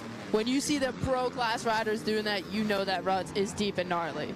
No doubt. So bummed out right now for Ben Garib. Had a dream ride going on. Had a fantastic ride going, setting himself up in great position, and now really going to have some work to do. Tough break for him. Hayden Deegan still doing his thing out front. Hayden Deegan with a lot of breathing room now. 21.5 seconds is the gap between him and Bryce Shelley. QP, Quentin in the 3 spot. Aiden Shive in 4th in that battle. Dax Bennett, after checking up a bit, settling into that 5 position. Now 4.5 seconds back. 6th, Trevin Nelson. Christopher Blackmer in the 7th spot. Nate Mason 8th. 9th place is Jackson Pascal. And Patrick Murphy, the number 35 Yamaha, rounding out the top 10. Yeah, and how about those last two guys you mentioned there? Jackson Pascal and Nate Mason quietly working their way up. Those guys were back outside the top 15, I believe. We've been talking about Shelley. We've been talking about Deegan and these guys. But Nate Mason and Pascal doing a fantastic job, quietly putting themselves inside the top 10, keeping their drive alive. That's it. That's exactly right. 250 Pro Sport. Moving right along here. Hayden Deegan checks in. 10 laps completed.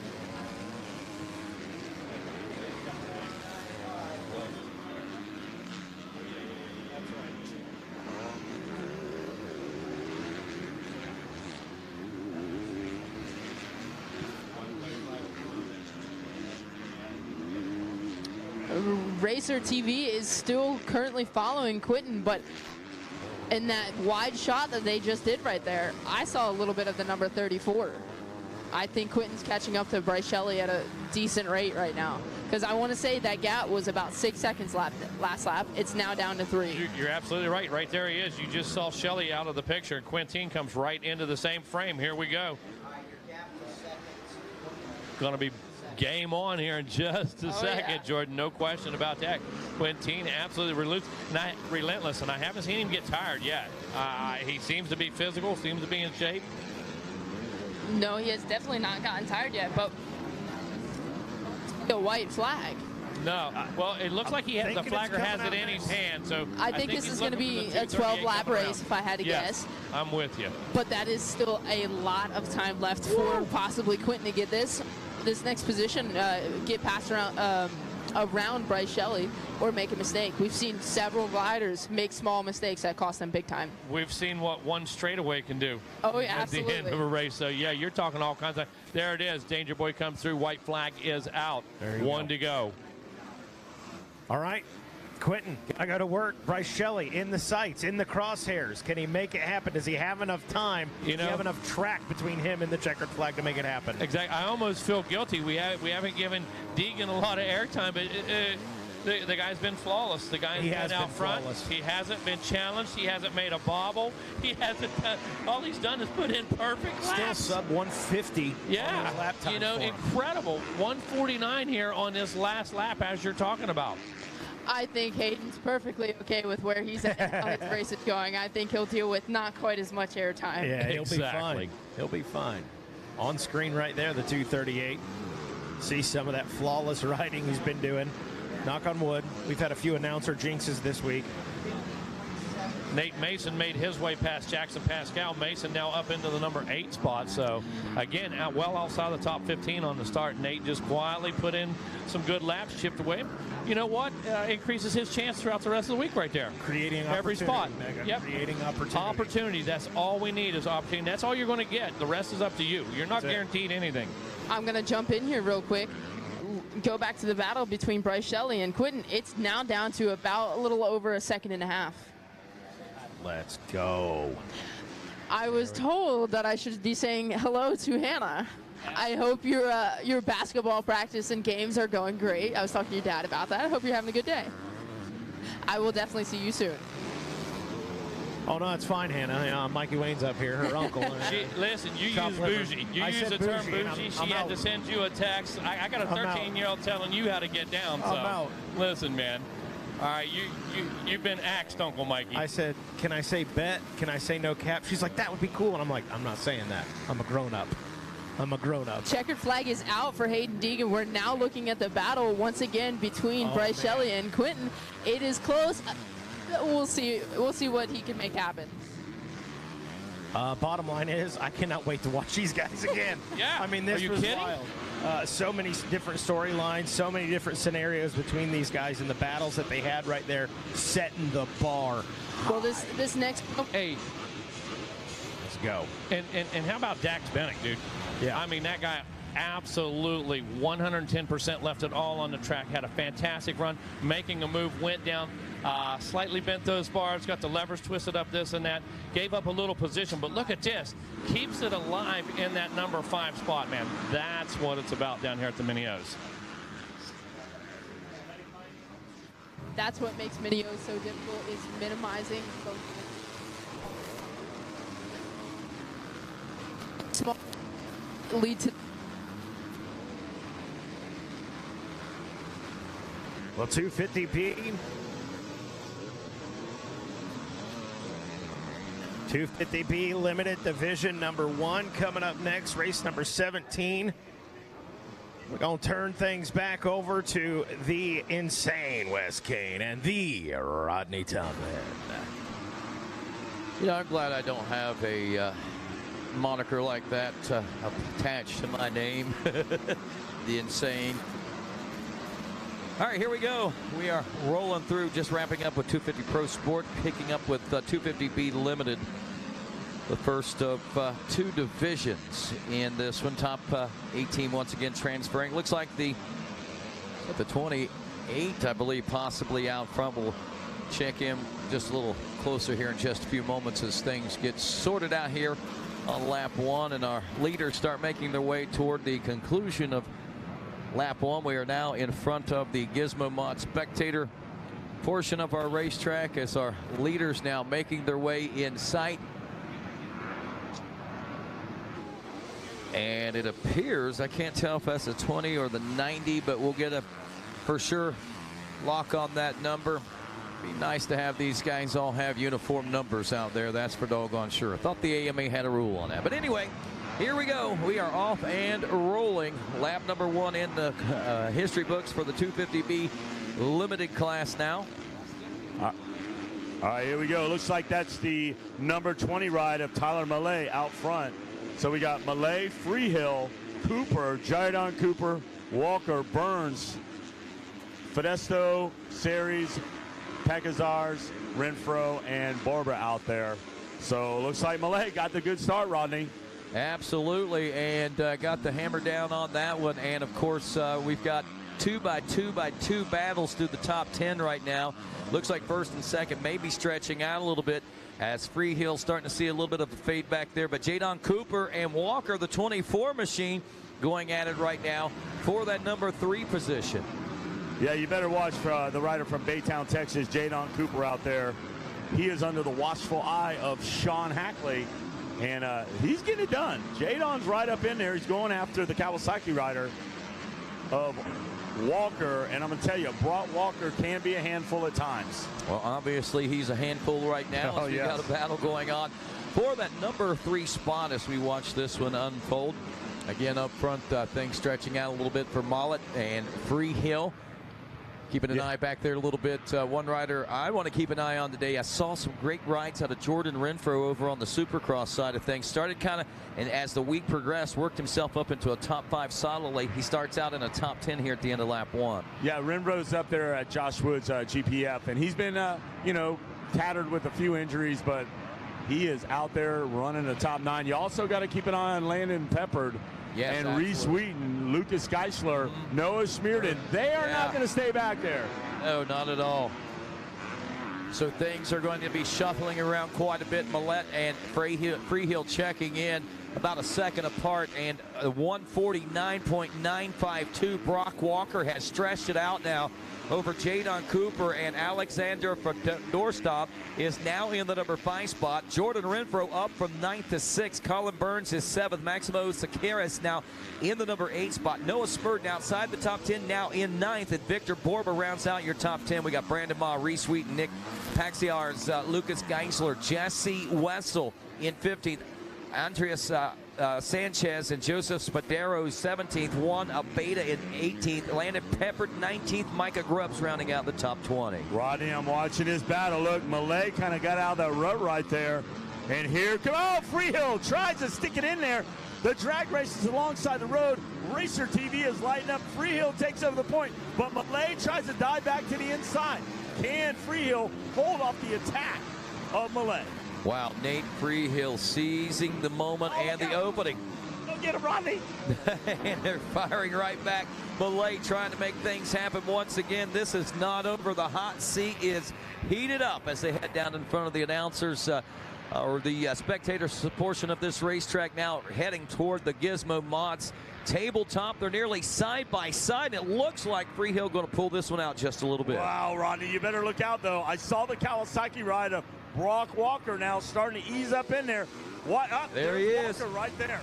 He is right there. It's a three-way battle now as we approach the conclusion of lap number 3 in this one now, and still anybody's race. If you are Nate Freehill, you need to drop that hammer, because I think the push. Where's Jadon Cooper at? Jadon back and forth now. Looked like that might have been a little blistering pace. He might get regrouped. We're hammering down, that's right. Well, the man that better hammer down, Rodney, is the man out front, Nate Freehill. 149.9 for Brock Walker. That was your third place rider. Malay, a 152 and a 150 for Nate Freehill. That kind of explains the running order right now and why we are where we are as things get tighter top of the hill now. You better look out. It's a three-way split. Who's it going to be?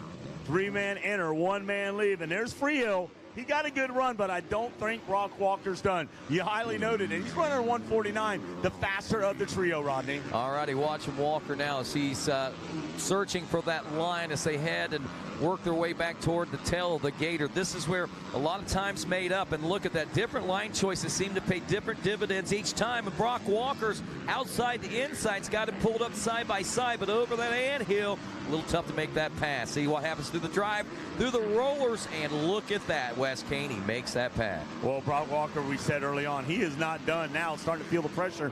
Your leader, the 41 of Nate Freehill. Look how fast and look how precise Walker changes his lines. Outside in. He's all over the 41 ride. Oh, I don't know if he can pull it out now. The drag race is on. He can feel it.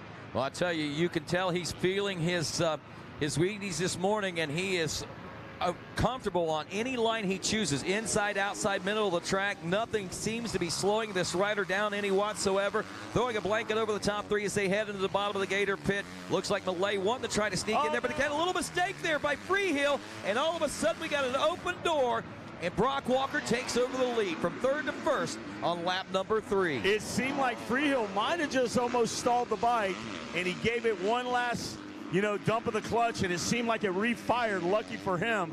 But if he didn't have that move, look, nose to tail, here they go. Down into the gator pit one more time as we head up over the gator's nose and headed toward the gator's back. But it looks like that new leader, Brock Walker, is not wanting to relinquish it any whatsoever. But look at this. Freehill is firing back at the top of the back now. With fire in his eyes, Nate Freehill fires the 41 machine back at Brock Walker. But you better look out. You do a checkup from the neck up and look in the rear view. Here comes Tyler Malay. Well, Malay is right there, well within striking distance. We saw Brock Walker make 2 passes on one lap, and not to say that no one else can do the same thing as these riders have the hammer laid down here this afternoon as we continue to try to see who's going to be the dominant factor in this 250B limited division number 1 of 2. Back in the 6th and 7th position, I'm looking at Jordan Renfro and Noah Smurden out there trading fisticuffs as they battle their way into the top 5. Working their way back home now as these riders wind their way around this race course. Down in front of the tabletop sections now as we roll. Who is going to be able to maintain this intense pace? Can Walker keep it up? Can Freehill keep it up? Can Malay keep this one up? From the looks of things, they all look solid right now. This is going to go right down to the wire, I'm afraid.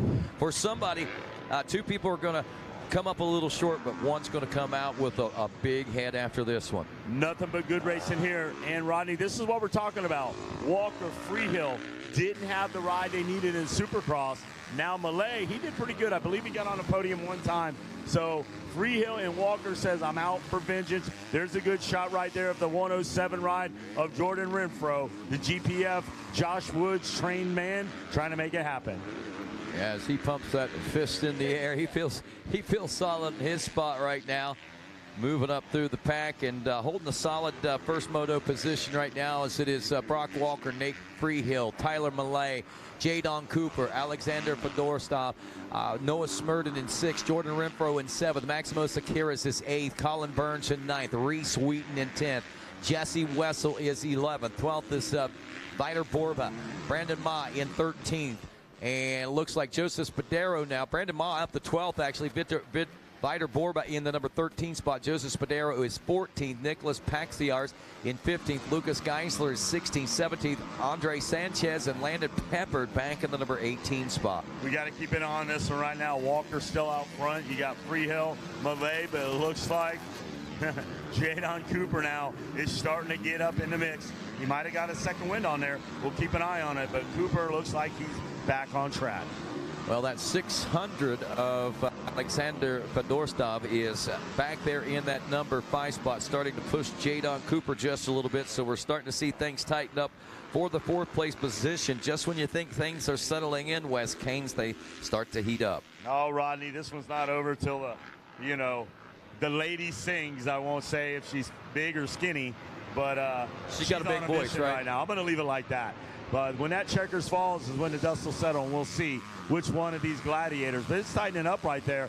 I'm watching Jordan Cooper. He gets around Malay, so Cooper goes up to 3rd. Walker, Freehill, Cooper as they come out of the pit. Wow, that's a big change of events there as that battle has pushed forward quite a bit. Brock Walker, Nate Freehill, now Jadon Cooper under the guidance and direction of Sean Hackley in that number 3 spot. Tyler Malay is 4th. Noah Smurden in 5th. Alexander Fedorstov in the number 6 spot now. Renfro still steady back, I believe, in 7th with Sakiris back in the number 8 spot. Things are tight there for 7th, though, as the 95 and the 107 are doing battle as well. Here they go. Noah Smurden, though, he didn't get the start he needed. He was hovering about 7th or 8th, and he's rolled that machine up into the top 5.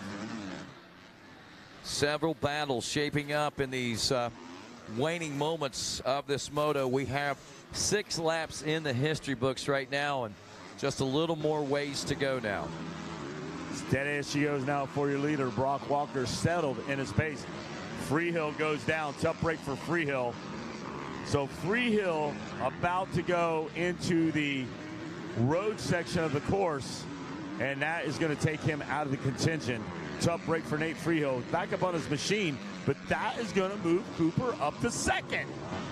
Wow, how quickly things can change. And I'll tell you, Wes Cain, as we take a look at this racetrack, really started to develop quite a bit of a race pace here this afternoon. All that wonderful track prep, getting this race day prepared has certainly paid off. Well, you know, if you're Sean Hackley and you're working with Jadon Cooper, you got to be happy with your product out there. Absolutely. He is getting it done. I know talking with Sean a couple of times this week, he's been pretty stoked on the result that Jadon has been able to muster up, and he knew.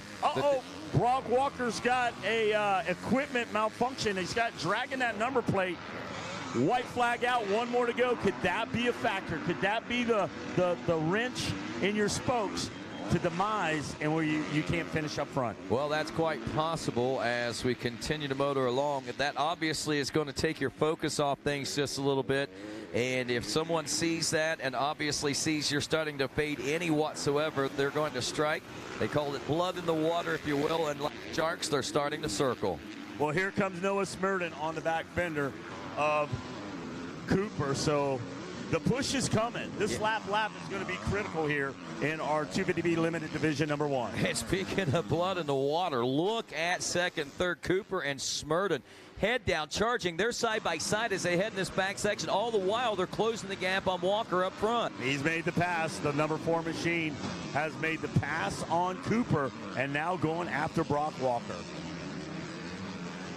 Here we go off the Gator's tail now as we swing out wide on that far, long sweeper here at Gatorback Cycle Park.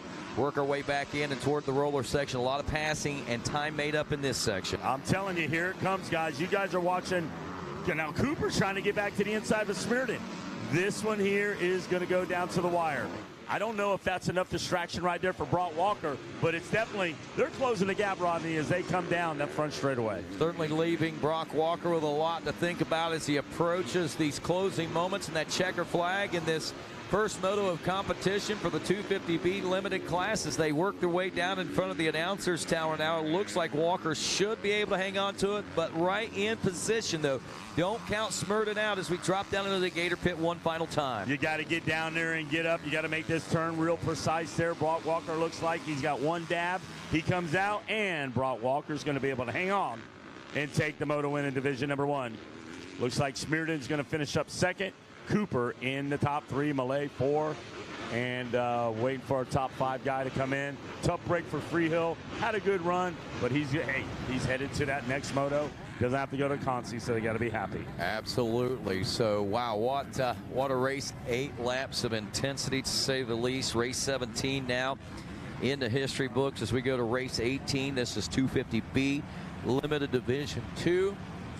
We see that Pestorov, Freehill, Maximo Sakaris have all checked in. Looking at Jordan Renfro in 8th, Jesse Wessel in 9th, Reese Wheaton 10th, Brandon Maud, Joe Spadero, Colin Burns, Geisler, Peppard in 15th, Viter Borba in 16th, Nicholas Paxiars in 17th, Jaden Wolf in 18th, all unofficially. All right, we're off and rolling in this one. We got a host of 39 riders dropping down the Gator Falls right now. Caden Underwood, Bernardo Taversio, Maxon Bernacci, Chase Bright, Casey Pinkston, Dawson Cobb, Juan Felipe Garcia Martin, Christian Merman, Logan Riggins, Michael McClink, Brock Henry, Peyton Crisp, Jack Jamison, Connor Cook, Dominic Stallings, Gavin Betts, Avery Bryant, Will Campbell, Devin Salo, also Noah Stevens, Santiago Rosenweek, Connor Mowry, Chalice Steyers, Liam Aloff, Paxton Lipinski, Gabe Fink, Chase Adams, Tommy Callow, Trevor Collop, Nicholas Israel, also Nathan Germain, Nick DeFeo, Darius Schmidt, Brody Odell, Austin Schaefer, Kobe Gilsdorf, Corey Gagnon, Christopher Schroeder, and Zamir Darrell. Well, let's pick him up here. I think Olaf might be in this one. The 132. Yep, we got Liam Olaf up there. So let's pick up our leader there. Looks like a Honda rider. I think that's Noah Stevens. I think it's Noah Stevens, the 97 out of Danbury, North Carolina. Canvas, NTF, factory connection, 100% goggles back drive. Yep, Noah Stevens out front. We got to keep an eye on him. It's Stevens. And they come through that twisty right there. So let's pick them up as they come down in front of the tower. Noah Stevens out front. And we'll pick up second, third, and fourth. Looks like the 23 machine. And that's going to be Mitchell McLean back in third. It's unofficial right now. We'll get a look at them when they come through, Rodney, but they are pushing hard. I believe that may be Gavin Betts in second aboard the 72 out of Clifton Park, New York. We'll get the official word on that as they check in with 1 lap complete in 250B Limited Division 2. Stevens, Gavin Betts, Michael McLean in third. Kason Pinkston is your 4th place position as we open this one up. 1.3, 1.2, and 2.7 seconds are the deficits. So front 3 are still pretty tight. We're starting to see them pull away, or appearing to pull away from Kason Pinkston. He might be just positioning himself, but look behind Kason Pinkston. We've got riders checking in, nose to tail. The battles are on, Wes Kane. There they are. We're watching our leader right there. It's going to be Stevens and Betts. Betts, but they better watch out for McLean, Pinkston, Israel, Steers, Mowry, Stallings, Campbell, and Jamison. We're going to watch the lap times here as they come through, but Stevens out front. He's going to be a factor if they got to combine both divisions. It's going to be a good main. I'll tell you, watching from about 6 on, Stiers, Mowry, Stallings, Campbell, Jamison, they're all those riders all within about 2 seconds combined together. Oh! Did I just see Noah Stevens almost off the bike? It looked like that leg was somewhere it shouldn't have been. You have to weight the outside peg, and his leg was well up over, almost coming off the bike. We call that style, Wes Kane. What are we talking? He's just styling right now. He's got to get on his horse and ride. The rest of the riders that are behind him, they're not messing with that style. They're going after you. And they are coming hard. They are coming strong as we see our front, those mid-pack top 10 3 riders. I believe that's Israel, Stiers, Mowry, Stallings, Campbell, and those boys.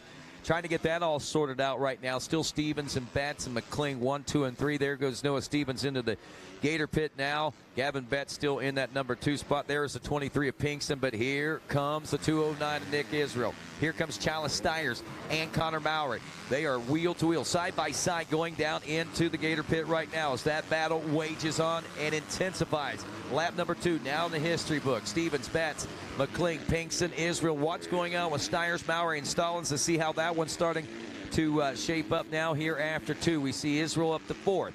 We see Campbell now in 5th. Pinkston is 6th, so he drops back a couple of spots there. Liam Aloff is now 7th. Mowry in 8th. Chase Stiers in 9th, and Tiburcio rounds out your top 10. So a lot of changes through that top 10, but from about 4th place on back, West came. No, you can see Tiburcio starting to work in there. Mowry now, Olof now on the radar screen. He's out of the top 10 now. Olof running 7th, but he's got a lot of work to do out there. He's running a 1.53. Could possibly get up in there and get on Pinkston and Campbell, Nicholas Israel. So we'll keep an eye on that. But Noah Stevens out front with Betts and McLean still the race to watch. Well, as we watch, just to give you an idea, lap times right now in the 151-1 range for your leader, 152 for second place, and then it's 155s from there on back. We'll be keeping an eye and see if anyone starts to make a move up through the field right.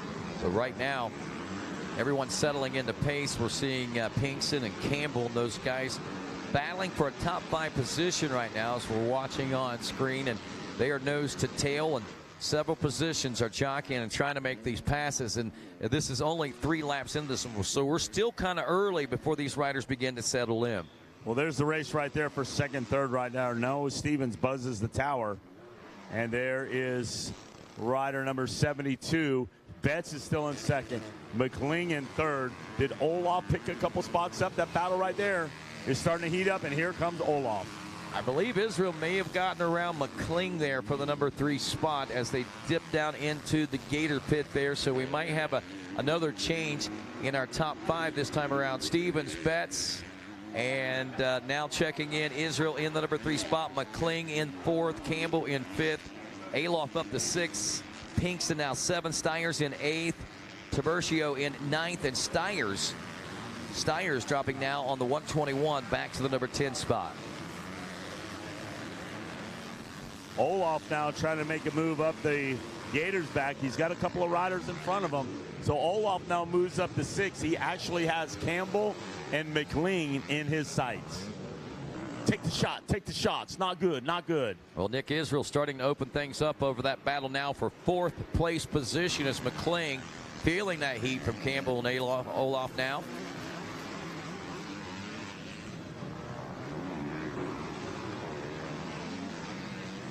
McLean still holding on to the spot as we head onto the Gators' tail, but here comes trouble. Liam Alof now trying to put that pressure on, as is Case and Pinkston. Will Campbell all putting that pressure on. Oh! The 82 Campbell goes down, Rodney. So that's going to open the door for Olof. Oh, there he is, right in there. Now, you got to deal with Olof, Michael McLean out there, and this one here is going to be a good one. Well, you know that Ryder had to be thinking McLean had to be thinking, shoo, I got a little bit of a break there, but just as soon as that happened, here come Alof into the middle of the mix as well. No, Olof just getting off that Super Mini and not taking the 125 route. He says, I'm going straight into the 250B classes. sometimes that bodes well for riders, and he obviously seems to be one that it is boding very well for us. They drop down into the Gator Pit one more time, still on the rear wheel of the 23 McCling. This is the battle for 4th place as they make their way out of the Gator Pit right now. Here they go. They fire out of the Gator Pit. We're watching this battle here going on right there between McCling and Olaf, the battle for 4th. But you still got Stevens and Betts and Israel up in the mix. But this one here, I don't know, the 23 ride, Olaf's not going to go away. He's going to keep hammering and hammering, and here he goes. Wild Woolly line, and he looks like he might squeak it by. There they go up the dinner table, and Olaf takes the line, Rodney. Makes it happen there, and does it quite convincingly over the back of the Gator now as he is head down and charging through these little switchbacks now as he drops back down into the heart of this racetrack. Stevens, Betts, Israel. Now it's going to be Olaf and McCling. As Olaf now starts to get away a little bit. We're looking at Olaf with a 1.55, but Noah Stevens posting that 1.52. Betts a 1.53. Israel running a 1.52. So it's the who's who out there right now, Rodney. Well, one thing for Olaf, the 132, once he got around McCling, he's going to have somewhere in the neighborhood of at least 7 seconds to try to bridge in order to get another position out there on your 3rd place ride of Nicholas Israel. So we'll be keeping an eye on to see whether or not Olaf is able to pull off that big feat or not. Meanwhile, several other positions starting to heat up out there as well. Connor Mowry and Kaysen Pinkston in the 6th and 7th place position, battling right behind these guys over the course of the last couple of laps as well. Now I can see Campbell back up. He's running in 9th with Stallings in 10th. So your guys are there. It's going to be a good one when they get to the next moto when we combine everybody. But still, it's Noah Stevens one more time through the finish line. Well, that's 5 laps complete now for your leader, Noah Stevens. Gavin Betts now checking in. Nick Israel in that number 3 position on board his 209. A 152. He's actually starting to chip away just a little bit at Gavin Betts in the 2nd place position. Still a little distance to make up, but we'll keep an eye to see if that continues to happen. Olaf McCling, 4th and 5th, checking in. Now the battle that we've been watching as well for the 7th and 8th. It is 6 and 7. Connor Mowry, Will Campbell, Kaysen Pinkston now in 8th. Bernardo Tiburcio is 9th. Dominic Stallings in 10th. Tommy Callow, Brock Henry, Jack Jamison 13th. Chalice Stiers is 14th. Juan Felipe Garcia Martin is 15th. 16th is Nathan Germain.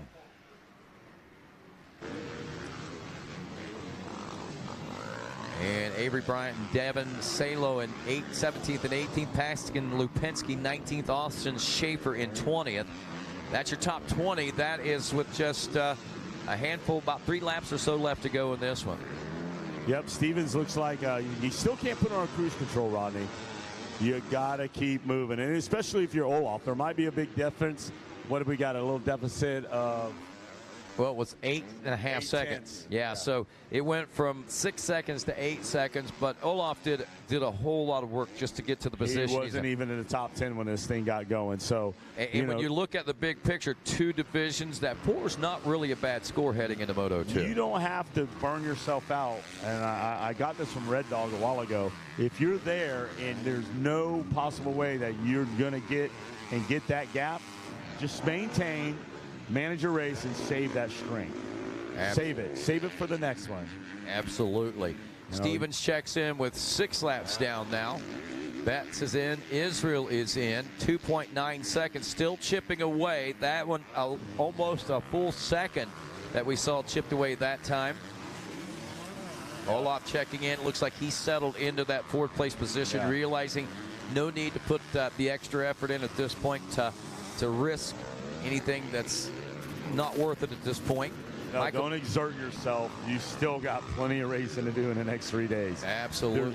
You would have to be Carmichael, Stewart, or one of the very notables to say, I'm going to run 5 seconds faster and I'm going to go get them. And in 3 laps, I'm going to get them. But we're just going to be real right now. Settle in, get a good finish, stay safe, go to the next race with a 4th, and you're probably going to get an 8th place gate pick, which still isn't bad at all.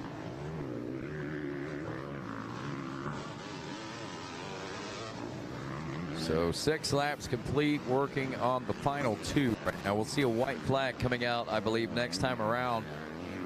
Gavin Betts is who we're watching on track right now, our second place position. We're watching and waiting to see if Nick Israel is going to be shaving any more time off. Last time around, we said that we saw the 209 actually about a second faster than Gavin Betts was. And if that trend continues, it could be kind of interesting when we get around here to the final lap for these guys. So Noah Stevens going to be taking that white flag this time as he exits the Gator pit and heads through the final lap. There's your win right there. Noah Stevens takes the win. He's going to bring it home. Finishing up second. One more. He's got one more. That was the white flag coming out for him there. It was nobody. I saw the white flag. Well, you did see it. You did, but there was nobody coming yet, so they had it out a little early. Okay, you got me. I saw that too, and then I noticed that there was no one coming. I was shuffling paperwork here. So Steve got me. Yes. I was ready for the next race. Hey, 2.2 seconds. Another second nearly gained off the time of Gavin Betts by Nick Israel. Again, 2.2 and only a second elapsed. Not probably going to yield the results, but then again, if he sees it happening, we might see something more than a second or so faster this time around. Olaf, Campbell, 4 and 5. McLean now 6. Connor Mowry, 7th. Bernardo Tiburcio is 8th. Dominic Stallington, 9th. Kason Pinkston in 10th. Tommy Callow is 11th. Brock Henry in 12th. Chalice Salo is 13th. Chalice Stiers has dropped at least a 14th place position. Actually, Nathan Germain is around, so it looks like Stiers having some problem losing 2 spots. They're back to the number 15 spot. Merman in the number 16. Nope, that's Peyton Crisp. Austin Schaefer, Avery Bryant, Jack Jamison, and Christian Merman now rounding out the top 20. So I believe the top 16 go to these, top 18 go to these, if I'm not mistaken. Again, check the posting board just to make sure you make it in. But if it is the top 18, Avery Bryant would be your final transfer spot there. And here we go. I'm looking at Noah Stevens now, heading down to the Gator pit for one more lap, and he's going to seal this one off. Jumps out of the Gator pit. He'll see that checker now. Should be coming out. There it is.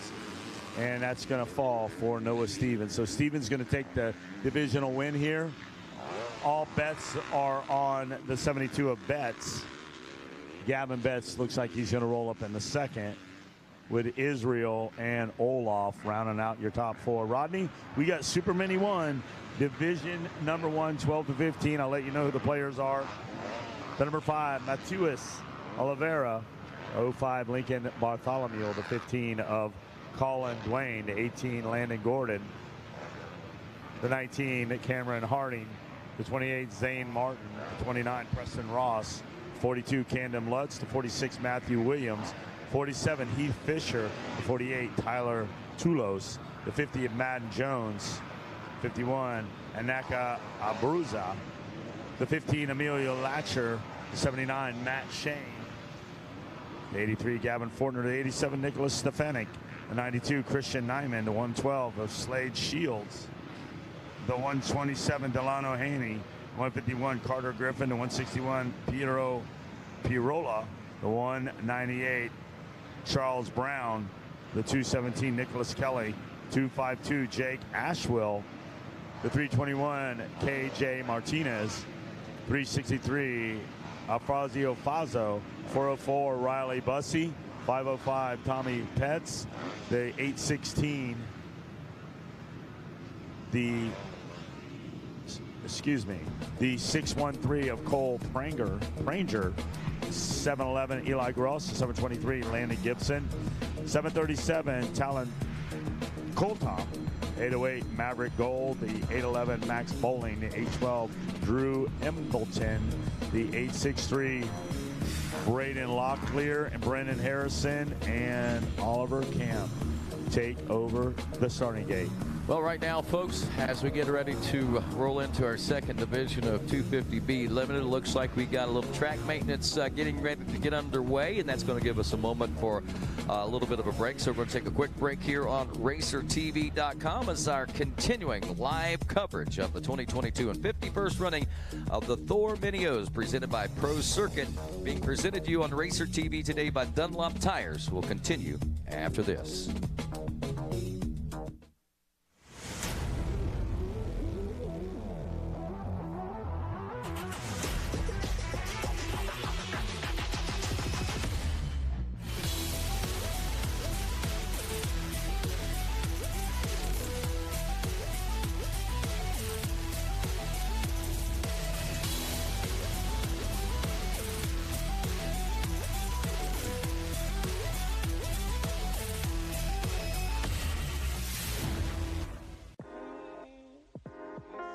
Something from nothing. That's what Nihilo Concepts is about. It starts with a spark, an idea, a concept, which leads to a design, and finishes with engineered excellence with the highest quality products created with durability in mind. All our products are made in the USA at our state-of-the-art facility in Stuart, Florida. Whether you are a weekend warrior, ride for fun, or at the highest level of competition, Nihilo Concepts offers innovative titanium, aluminum, and carbon fiber parts for your dirt bike. We offer a wide variety of products that you can customize to your liking. Browse our site for foot pegs, brake tips, engine components, specialty tools, frame grip tape, lever grips, carbon fiber components, motor stands, our secondary on-switch, plus much more. Head to NihiloConcepts.com and see for yourself why factory teams like Red Bull KTM, Rockstar Husqvarna, Troy Lee Designs Gas, Orange Brigade, Club MX, KLM Gas, and some of the fastest riders in the world choose Nihilo Concepts. I introduced my son Nick to the sport of motocross at the age of 3, and oh boy, we all know how expensive that is. MX Locker allows us to connect with fellow riders and get anything that we need. And I've even sold my extra parts on here for cash. How would you like to go to a school where we take into consideration how students learn best? Well, we do that because we find if we can build the curriculum around the things you are interested in, you're going to do a better job. The mission at On Track School is that educational success is possible while chasing your dreams. Not only will our staff help students to achieve success, they will cheer you on to the finish line. We encourage you to check out On Track School at ontrackschool.com, where we can help you chase your dreams and still get a quality education. OnTrackSchool.com. Check it out.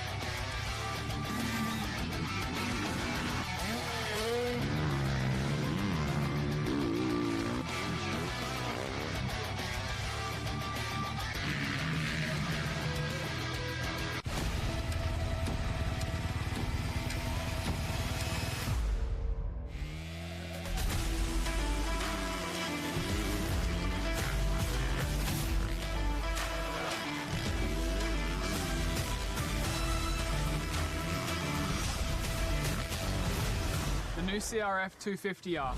Lighter, faster, stronger. Ready to help you find your edge.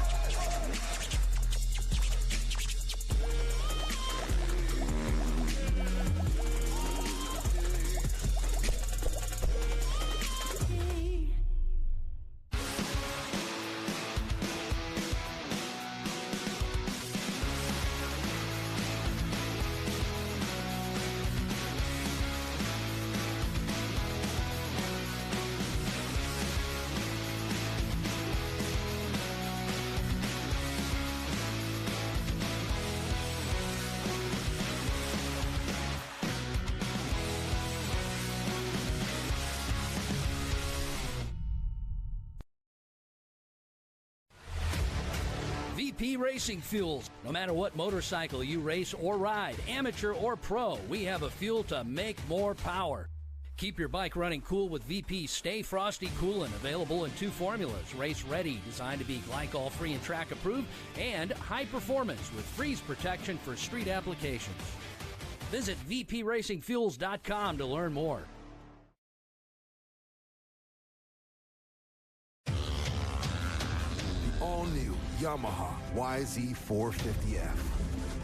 Narrower, more compact, and lighter. Built to do one thing: go faster.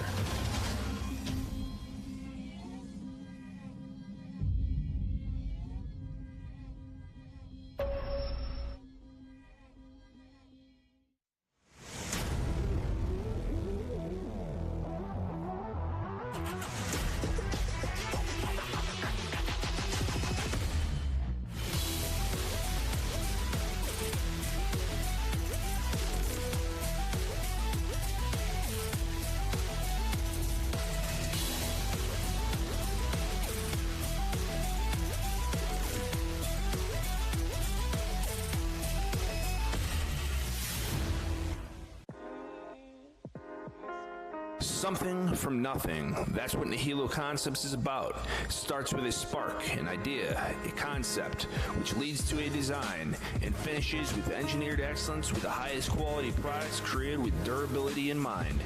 All our products are made in the USA at our state-of-the-art facility in Stuart, Florida. Whether you are a weekend warrior, ride for fun, or at the highest level of competition, Nihilo Concepts offers innovative titanium, aluminum, and carbon fiber parts for your dirt bike. We offer a wide variety of products that you can customize to your liking. Browse our site for foot pegs, brake tips, engine components, specialty tools, frame grip tape, lever grips, carbon fiber components, motor stands, our secondary on-switch, plus much more. Head to NihiloConcepts.com and see for yourself why factory teams like Red Bull KTM, Rockstar Husqvarna, Troy Lee Designs Gas, Orange Brigade, Club MX, KLM Gas, and some of the fastest riders in the world choose Nihilo Concepts. I introduced my son Nick to the sport of motocross at the age of 3, and oh boy, we all know how expensive that is. MX Locker allows us to connect with fellow riders and get anything that we need. And I've even sold my extra parts on here for cash. How would you like to go to a school where we take into consideration how students learn best? Well, we do that because we find if we can build the curriculum around the things you are interested in, you're going to do a better job. The mission at On Track School is that educational success is possible while chasing your dreams. Not only will our staff help students to achieve success, they will cheer you on to the finish line. We encourage you to check out On Track School at ontrackschool.com, where we can help you chase your dreams and still get a quality education. OnTrackSchool.com. Check it out.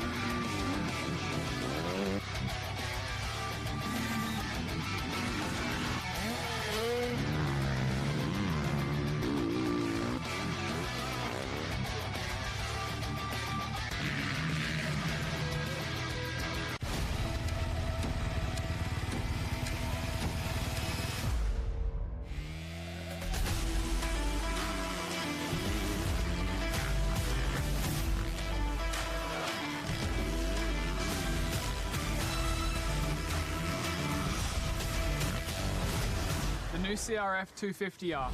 Lighter, faster, stronger. Ready to help you find your edge.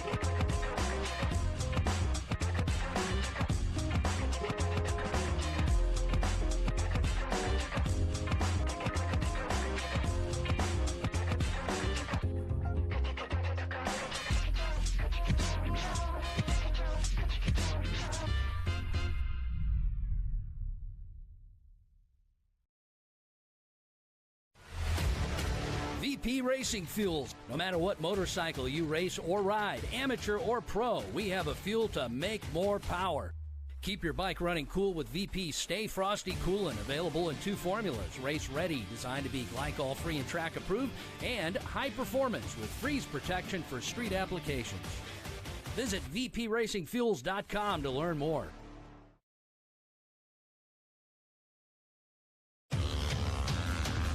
All-new Yamaha YZ450F.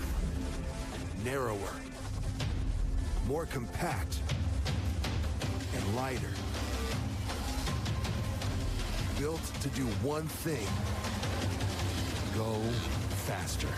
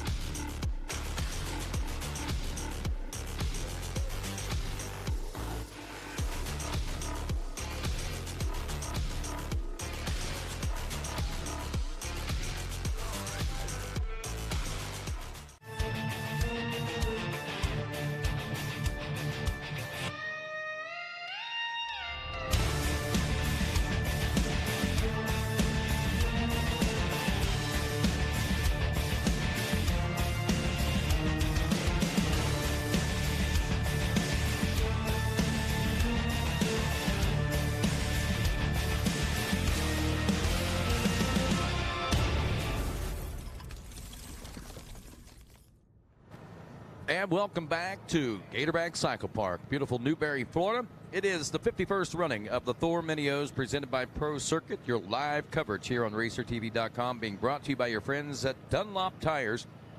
Accelerate your soul, I like to say, and they like to say ride Dunlop, and a lot of people do, Wes Kane, as we're looking at a beautiful pre-Thanksgiving day on this Wednesday.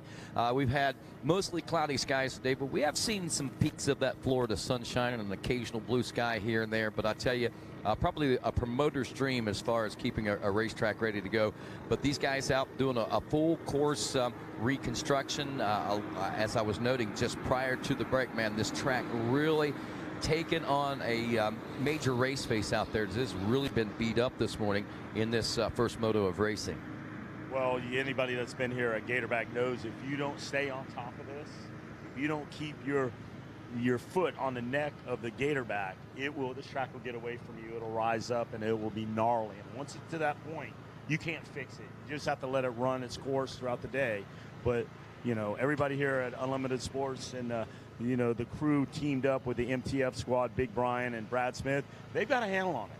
They had a handle on the Supercross track with the rain, with the cool weather, with no sun, and then they've got a great handle, and that's how you almost have to have it.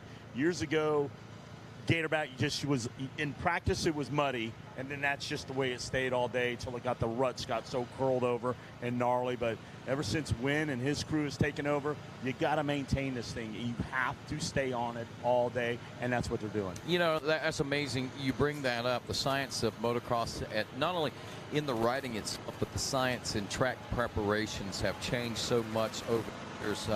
Like you point out, I remember the days of basically you go out and water the thing as heavy as you could overnight and early in the morning and hope that it lasted all day long, that you might not, that it wouldn't be too dusty, that you'd have to break at some point and try to do that to the surface again.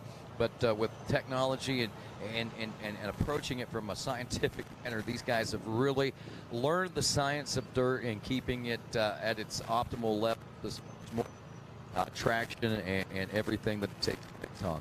Well, those that came here, they would almost be saying if the track was muddy in practice, you had to wash your bike, it was going to try to, it would get dried out and gnarly then. But if you didn't wash your bike after practice back in the late 90s, early 2000s, that track was gone after the first 3 motos, and there was no bringing it back. Because you do not go out and water Blue Group racetracks, because it's a disaster out there. But Wynn is called the scientist in. They came from the University of Gainesville. They brought out a team of people that don't know nothing about dirt bikes and study this track. I need to take analysis. I need you to take some samples here. In our off season, I want you to come up with a formula that we need to make this the best racing surface, the best playing field for our riders. And lo and behold, it took a few months, but they came back with the formula, and now they're doing it, and it's working. Money well spent, no doubt about it, because that formula does pay off and pays huge dividends, not only here on this Gatorback Cycle Park track, but on the Supercross track and as well. Folks, don't forget, coming up in January, it's the kickoff to the 52nd annual. That'll be the 52nd annual Florida Winter Am Series. Starts right here at Gatorback facility on the back track on the Diamondback race course on January 7th and 8th. It'll go to Dade City on January 14th and 15th. Back here to Gatorback on this track we're watching this week on January 21st through the 23rd. Orlando Motocross on January 28th and 29th. And then to Moto Bros in Okeechobee, Florida on February 4th and 5th to wrap that season up. You can start your pre-registration. It all opens on December 1st at unlimitedsportsmx.com. This series is a great one to do because you get time to ride back on this track again. A lot of people gravitate down to the Winter Am Series. I can remember, you know, back in the day, you get Bob Hanna riding the Winter Am Series. You get LaRusso and all that crew. Pat Barton would come down, and you would have to, the pro classes were 40 deep, and they weren't messing around, and you know, because it'd be snowing up north. So if you weren't doing an indoor race arena cross, you were down in Florida, you know, taking in this Winter Am Series, and it's been around for a long time. 52 years as well. Absolutely. And, you know, I mean, even though indoors did become quite a big attraction, say, in the early to mid-90s, whenever it really had the boom, you got to take into consideration, if you knew anybody that raced and raced seriously up until that point, you're exactly right. They talk about Florida Winter Am Series. They talk about Gold Cup Series racing, coming down here and spending the winters racing. And of course, that's where some of the fastest riders on the planet came from during those days. And it's pretty interesting to know that these series are still alive today that gave birth to the great races that we saw. Well, I'll give you a little bit of nugget. And if people are listening that's been there, that used to be the Winter Am warm-up series. So these were warm-ups. They would call it the Winter Am warm-up. So you would do a whole series like this back in the day when I was racing, and then you would do the Winter Am Series. So you would have almost 12 weekends, 2 to 2.5 months of racing. The Winter Ams would your warm-ups, right? And then we go into the Winter Am where you'd have another round of this. Wow, so you had to get warmed up to do the Winter Am. So we're doing warm-ups, and you know, Dean Dye's dad, Big Dean's dad was a big part of this Winter Am series back when it started 52 years ago, 50 years ago. Yeah, man, that's crazy. There's a lot of history here at this particular venue itself, let alone the state of Florida and the history of motocross itself. I know a lot of folks put a lot of emphasis on the West Coast and California, and obviously they have a lot going on out there as well, but it was always cool to to get to see the East Coast and the West Coast come together in some of the great racing, especially on the pro ranks, as whenever they would generally see each other. And then you'd have a few that would travel back and forth, obviously. Well, you know, during the Supercross series, just out of the blue, they would have Gatorback National, and that was a big thing because people would be like, well, we're doing Supercross, but the Outdoor National, they would leave Daytona and they come over here and do this round outdoor, and then it would set and ferment, and they'd all go back to race Supercross. Yeah. So that was a big deal with the OEMs. It's like around the outdoor in the middle of Supercross, but it happened for years. Yeah. It happened for years. And of course, obviously things changed in that department. We've got that segregation, and you see the growth of the sport itself whenever you look at coming up here in 2023 with the Super Motocross World Championship, basically where you combine Supercross and motocross, and then you have a 3-event shootout basically after that in September with an SMX playoff, 2 SMX playoffs, and then the World Championship, which will take place on October 14th. In Los Angeles, California next year, man. I know we're talking about that now, and you're thinking, that's almost a year away. But, next year we'll be sitting here, or you will anyway, be sitting here talking about what the all-new Super Motocross World Championship was like. No, it just seems like these years just start running concurrent and concurrent and concurrent. Before you know it, you're right back there. I mean, with me and my travels, I can't remember how many times I've been to Boise or a race in Iowa, but I fly in the airport, I look around, I go, I think I've been here before. And then I'll check the thing, I'm like, oh, I've been here like 3 times in the last like 3 years or 4 years, and it's just a blur to me. So this will happen very soon. Absolutely. And of course, what we want to remind folks again, don't forget 7 o'clock tonight, we got awards presentation for our Supercross. And again, Wes, looking at what the Mini-O's is all about. We segregated, I guess you could say, into Supercross and motocross, and we put a lot of emphasis on that. But generally, a lot of people come down here for the combination of both together, and that's where we get all these great awards like the Olympiad Awards, the Pro Circuit Platinum Pipes, and such. Oh, and the Golden Goggle Award, the name, the list goes on to the guys that have won these, that stood on that podium out there, accept these awards, have just went on the greatness out there. The Thor Bronze Boot Award, I think my cousin just found that where Matt Gerke was riding for him and won it. And he's like, oh, man, I remember Matt Gerke won this at the Mini-O's. And then the Hilo Award, of course, the Diamond in the Rough Award, Mechanic of the Year, you always get surprised by that. The Engine Ice Under Pressure Award. It's just so many cool things go into these awards, and the prestige, the Carmichaels, the Wyndhams, the people that have won these things, Stewart. You need a wheelbarrow to get everything out of there, and they just go on to be like the man in the sport, Absolutely, and I think it's neat how each, like the Scott Golden Goggle Award, that awards to the rider in the 250 and 450 B and A classes who accumulate the most points. You got the big bike section there. Then you got the award to the Dunlop Silver Tire Award, which is for the Pro and the A class riders, like the Pro Sport riders, those guys on that level. The Thor Bronze Boot Award for the 65, 85 Super Mini, the mini riders and schoolboy classes. I think it's neat how they segregate each one of those, and you can see who the rising stars up. Some folks, I mean, it's hard to do, but some have won Thor Bronze Boot, some have won Scott Golden Goggle Awards and Dunlop Silver Tire Awards. I mean, anybody that's already retired as a pro and up and coming are out there right now. They've all been and stood on that stage, believe it or not. Villapoto, the list goes on. You have to come basically through many O's. And Kevin Windham, he's out running around right there. He'll tell you. Yeah. I had to race my tail off out here, and then they kept throwing this young kid with his seat cut off and throwing him in there, and it was Ricky Carmichael. But he was younger, and he was in a different, but they threw him in there, and Windham won his classes, won his share. Ricky dominated on the 65. But they were throwing him in the 80 classes, and he ran second behind Windham the whole week, and Wyndham's like, this guy's going to be somebody. Well, and he was. He was just exactly that. I mean, you have a fly, a gnat on a dog's butt, and that would be what you would have to say right there. Like, who is this kid? The seat was cut out so he could fit that 85. But Kawasaki Team Green back then, they knew they had something special. The kid that showed up at Dade City on a four-wheeler and a pair of work boots and blue jeans and an old wore-out Moto 3 helmet was going to be the man. Who would have guessed that? No, we would be like, who is this guy?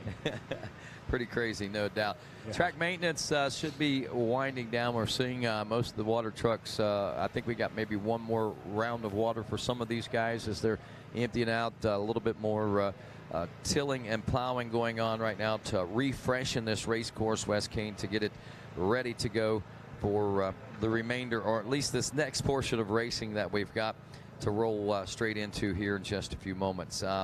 Okay, so looking through, Thanksgiving coming up, Christmas coming up, and then I think it's going to, are we on break, I guess, until what, the Daytona Supercross? Is that going to be the next major that we're going to be seeing? I think that'll be the next one coming up. You're going to have the Winter Am Series. People start having their individual. I know Arena Cross is going on right now. It's wide open all the way to March. But I think the next major amateur event is going to be Daytona. Followed by Freestone. And then we're going to head out. We're going to head out west, and we've got Freestone out there. You got the Ding coming up, so those are back-to-back. And then we get into areas, regionals, and qualifiers for Loretta's at the same time. Mammoth will be coming along, and a few of these prestigious races out there. So it's going to be big. You're always busy if you're racing dirt bikes. There's always somewhere to go. Always. And I like that, some of the majors that, the new majors that were put into effect there last year that gave a little prestige to some of the regional racetracks and regional racing. I know that we got one in Ohio at Chilitown. Scott Plessinger, AP's dad, got a track up there, and they put like $300,000 into the facility up there, just rebuilding the tracks up there. Have a great moto track and a great supercross track up there. And Lake Sugar Tree, I think they had a major this year. So, there's a lot of races that are going to be available in the American Motorcyclists Association. Tip of the hat to those guys for seeing the need for those kind of platforms for regional racing like that. Well, you know what's cool? We had a race up there. Moto Playground had a race up there, an accident. I think it was a little bit before Loretta's. And Zach Osborne showed up. And Josh Grant was there. Chad Reed was there. But Zach Osborne grew up. He told me, he goes, you know what, Wes? He goes, I grew up like 20 miles from here. I've never raced here until today. Because it just wasn't, at that time, actually, they were up there. It was a training facility for, Gary Bailey, and you went there to the school, and you rode there. But they had nationals there back in the day, because you could see remnants of it. But he said, I never raced here because it wasn't on that tour. It wasn't on that, the road with what was going on to do what you were doing there. And he goes, wow, I missed this. I can't believe it was like 20 miles from my house and I never raced here. That's the amazing thing. Like tracks like that, kind of just fading in history, I guess you could say. And some of them still out there in operation, and they kind of get forgotten about. And it's cool whenever we do see the revitalization like that with, of course, Ryan Smith at the helm of that over there right now. It's beautiful. And they're here. They're here racing. They're part of the racing community. So, and they got a great thing going on there. It's a beautiful facility, and they're open for local races. And like you said, they're opening that thing up. Let's go racing. Let's do this. Yeah, and like I say, hats off to the American Motorcyclists Association and all the great things that they're doing for us. As a racing community moving forward, there's no doubt. I know you often wonder, What are they doing? Well, they're working hard. They're trying to figure out, you know, as times are changing, they've got to adapt and change to a lot of things as well. So they're looking at big pictures and making everything work the way that it should moving forward. One thing in particular, I guess you could say, with the advancement of the electric motorcycles, that's one thing that I know they're pretty busy right now, trying to get governed and all those things taken care of. I hear that 65 is coming. So now you got your 50. Yeah. You're gonna, the 65, it's not gonna be 2 years. That 65 class is gonna be full of electric bikes. And then it'll start moving to the next thing, And you know what? I rode an electric bike. They're fast. I've seen Josh Hill out there testing it all the time, and he can do just about anything you want to do on it.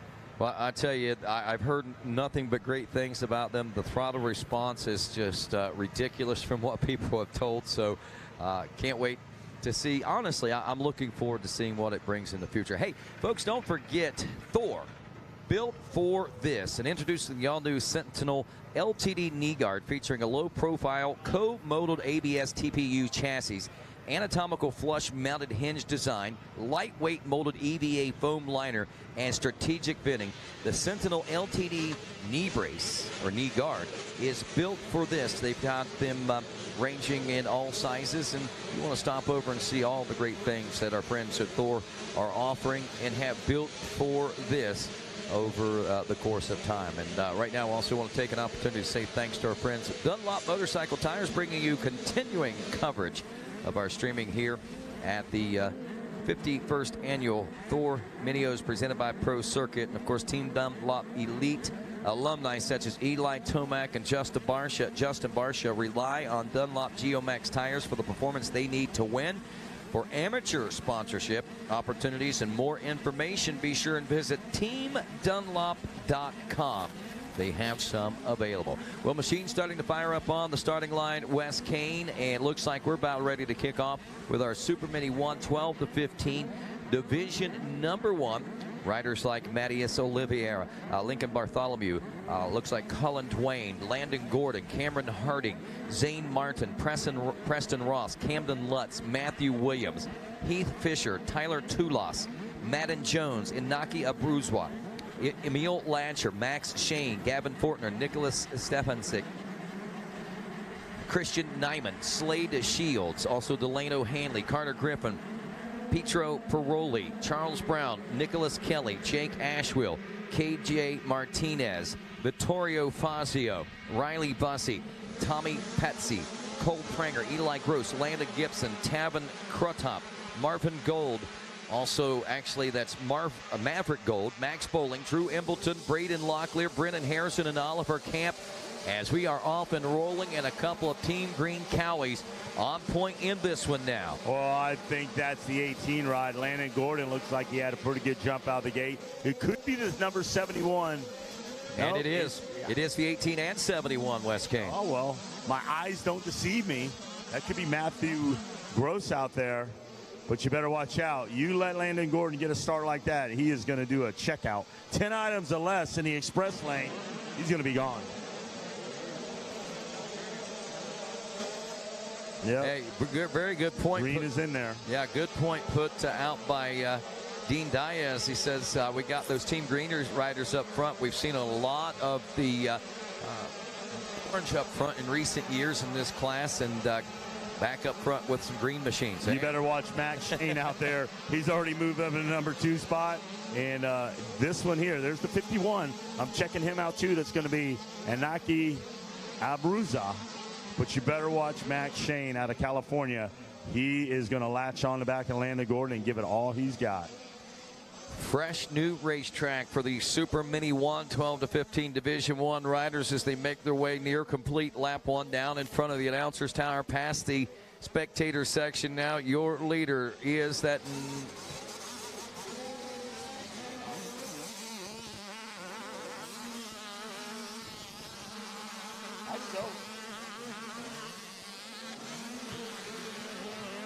Our Yamaha announcing tower is alive and well up here, Rodney. We want to say a big hand salute to our good friend Donnie Luce. Absolutely. Checking in on us. You see our podium down there, the Yamaha Podium Good. Send me a picture of that a couple of weeks prior. He goes, look what we got for you. I said it looks beautiful. Wow, lots of changes up front. Landon Gordon up front. Max Shane in the number 2 spot. That kid in the number 3 spot. Stefancic in the number 4 spot. It's Eli Gross in 5th. Bartholomew in the 6th spot. Harrison 7th. Fazio is 8th. Paroli in 9th. And Martin rounding out the top 10 there after the first lap in the Super Mini 112 to 15 Division 1. Well, here we go. It's Landon Gordon out front. Max Shane's doing a good job. He's got a low rider behind him there. The 51 ride is not going to let him get away. So Shane cutting some hot laps. There he is. You're watching on Racer TV. Max Shane, but up to the top of your screen, you can see a little blur of green, and that's Landon Gordon right there.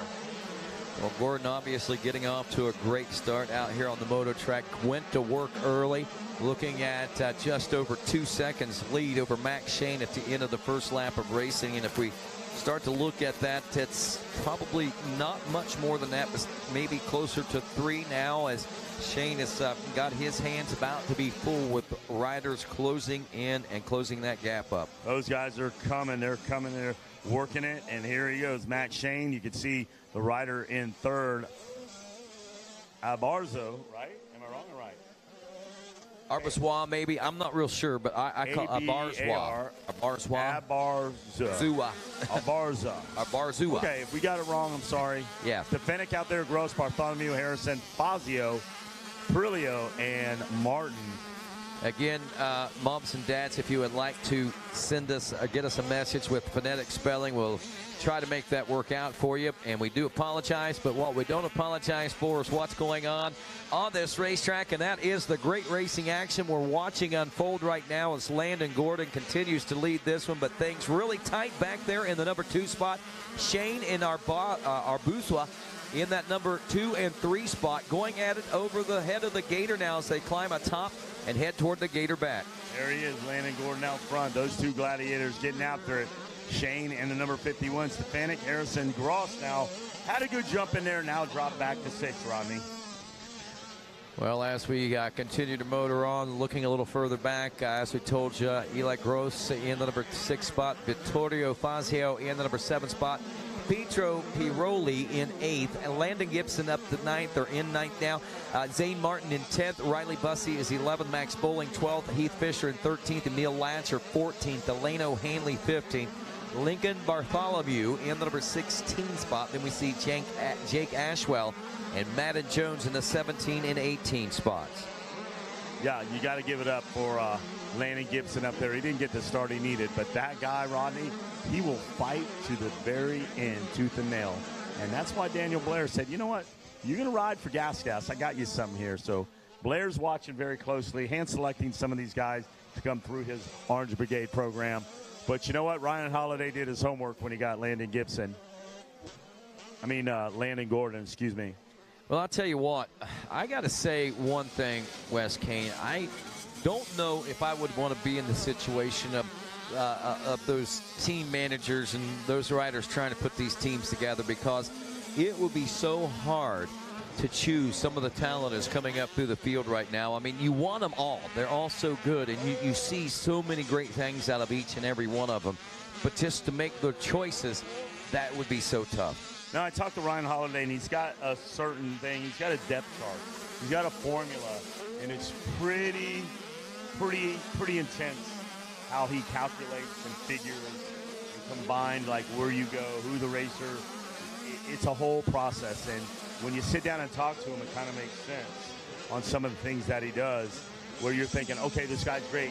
He just goes out there and lights it up. But then he breaks down the depth chart for you, and then he shows you, well, he might be a 7th place guy, Wes. And all, throughout the rankings throughout the year, he's a 7th place guy. And then you just look at him and you walk away.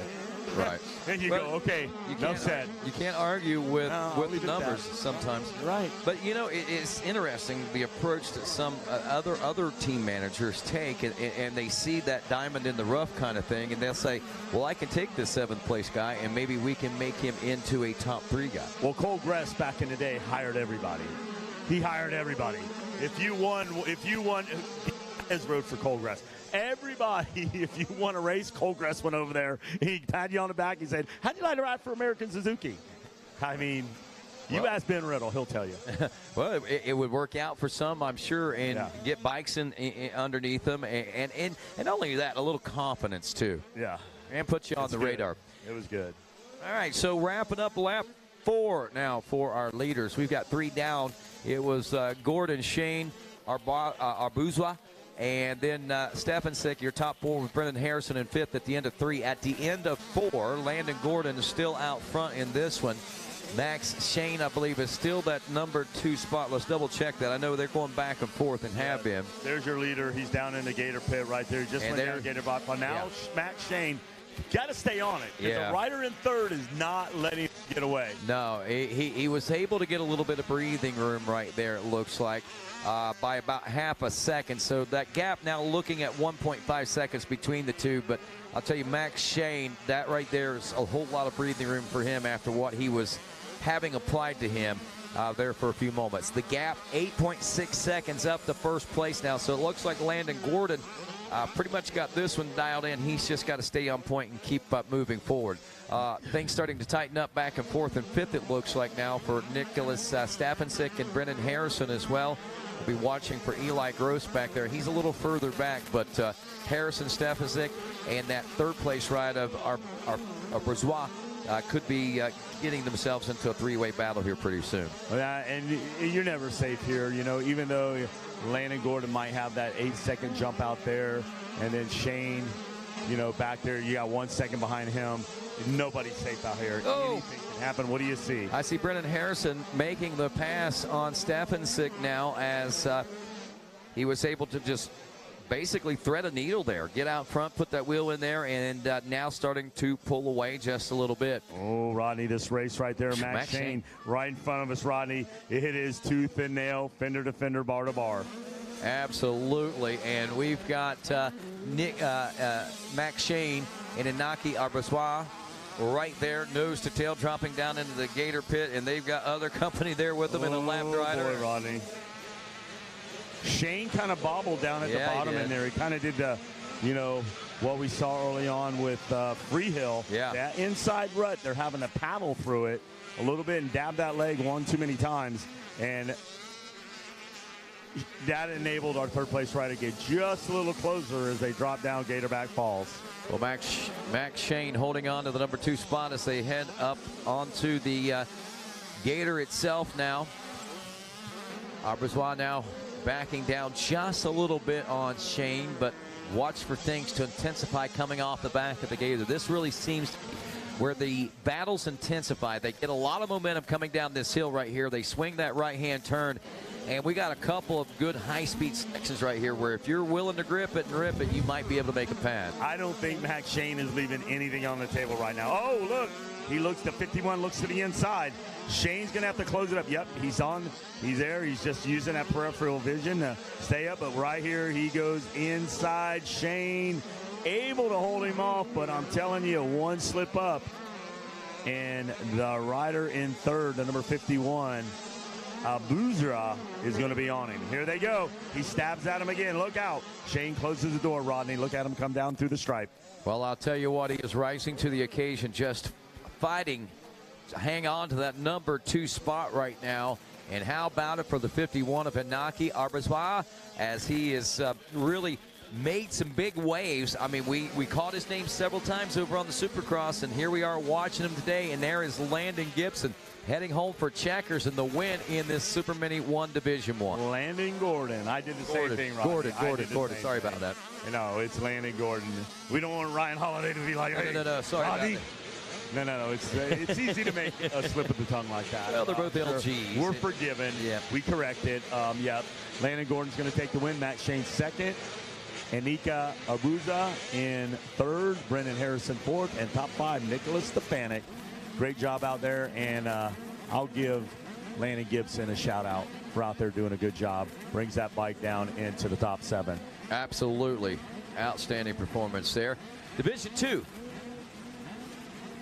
Set to roll next. We got Mason Burgoyes, Alex Haggard, Bobby Gravel, Michael Quadra, Brett Steelman, also Ethan Derrick, Dayton Lowry, Bentley Murphy, Mitch Pierce, Tiger Wood in this one, Owen Howell, Peyton Prouty, Cody Harrington, Piper Bell, Jace Coy, Nathaniel Orr, Aiden Bailey, Charlie Morrison, Braden Johnson, Alexander Geisha, Bo Noel, Jonas Allo, Colton Wetjen, Austin Camden, Robbie Goad, also Ryder Lasbeck, Tyler Tilson, Bodie Barth, Jack Shea, Logan Mortberg, Tristan Pruitt, Benjamin Moya, Nixon Bianchi, Jadon Williams, Nathan Adkins, Luke Brown, John Benaglio, Quinn O'Hara, and Bryce Hoffman. That is your field of 39 riders as they drop down Gators Fall.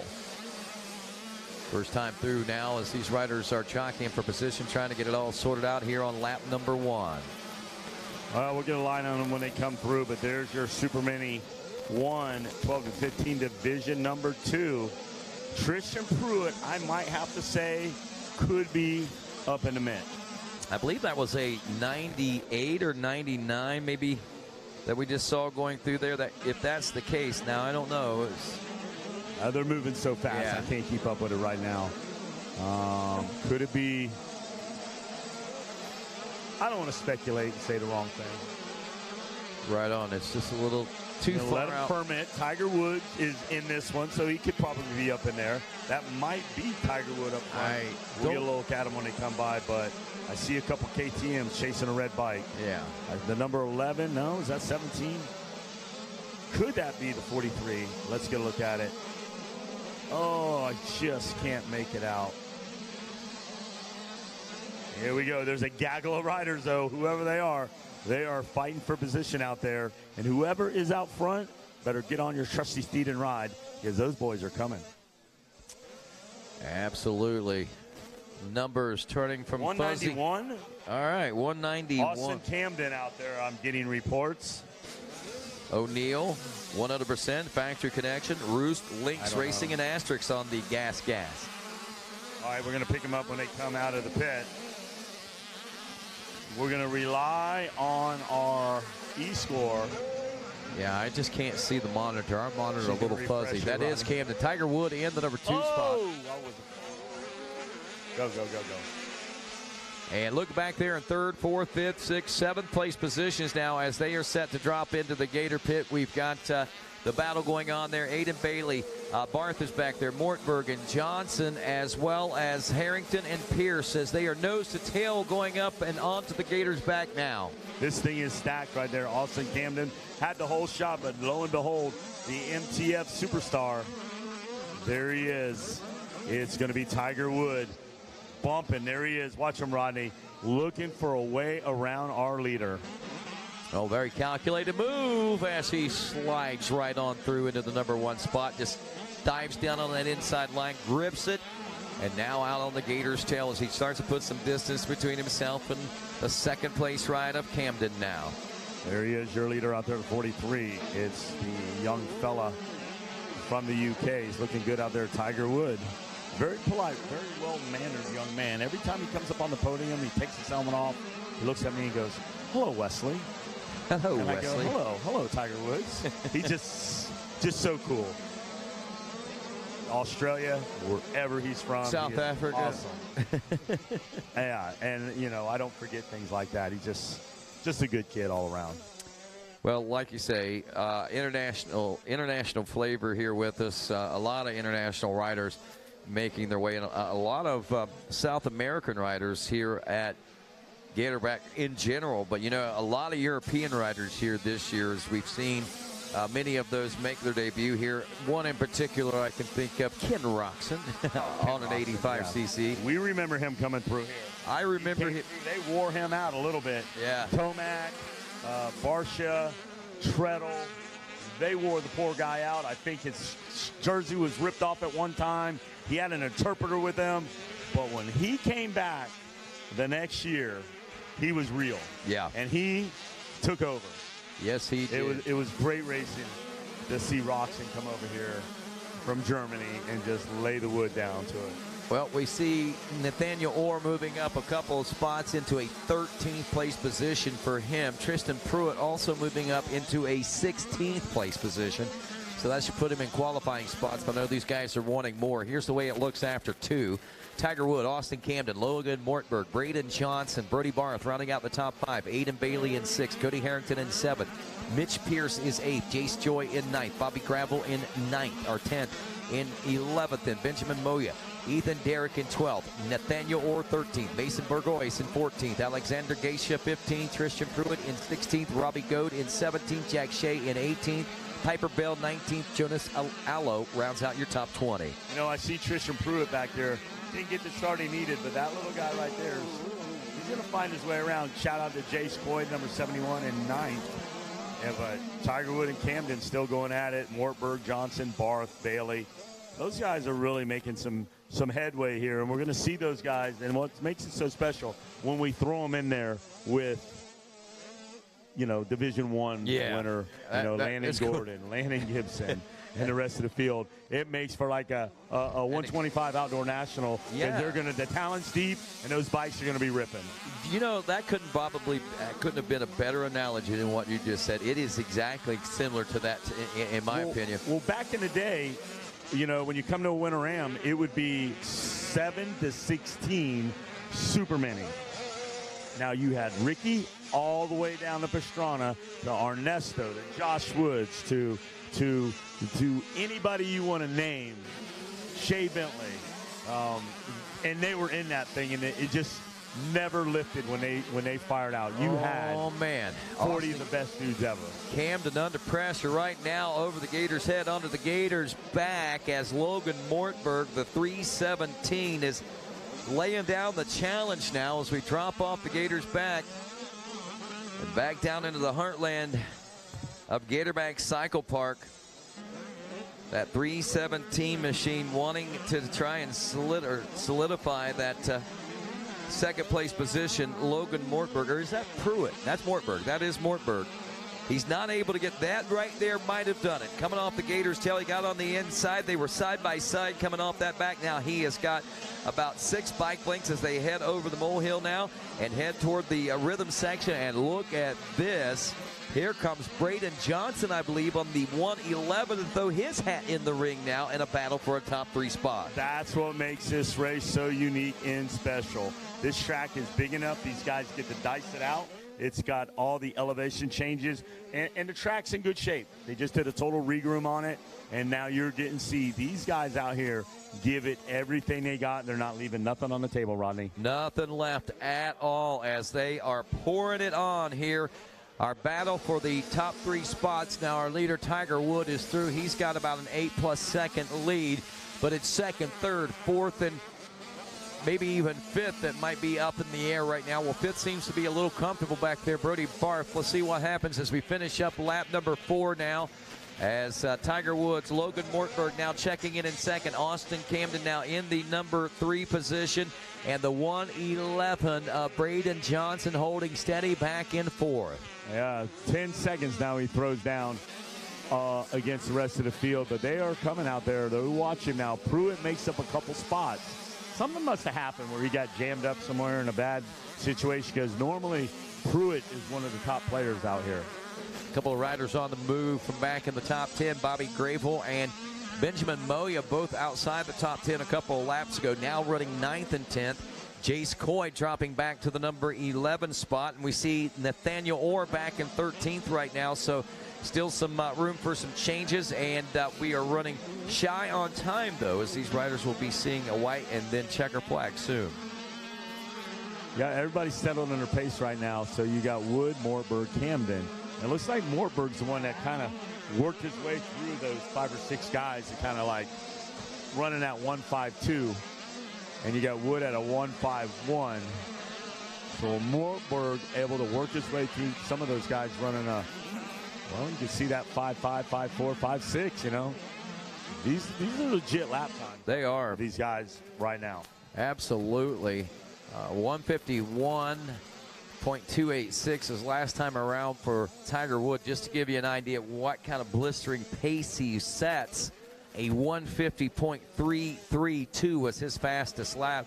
The next fastest lap was just under 153 at 152.9 by Logan Mortberg. And I'll tell you, folks, that's a big difference. And that goes to show you why right now Tiger Wood is looking at a 10-plus second lead as he wraps up lap number 5. He grabs that white flag. One more lap to go. Mortberg and Camden now checking in the 2 and 3 spots. And Braden Johnson as well in that 4th place position. Brody Barth and Cody Harrington in a 5th. I think that, Braden Johnson, Camden, and is that Barth?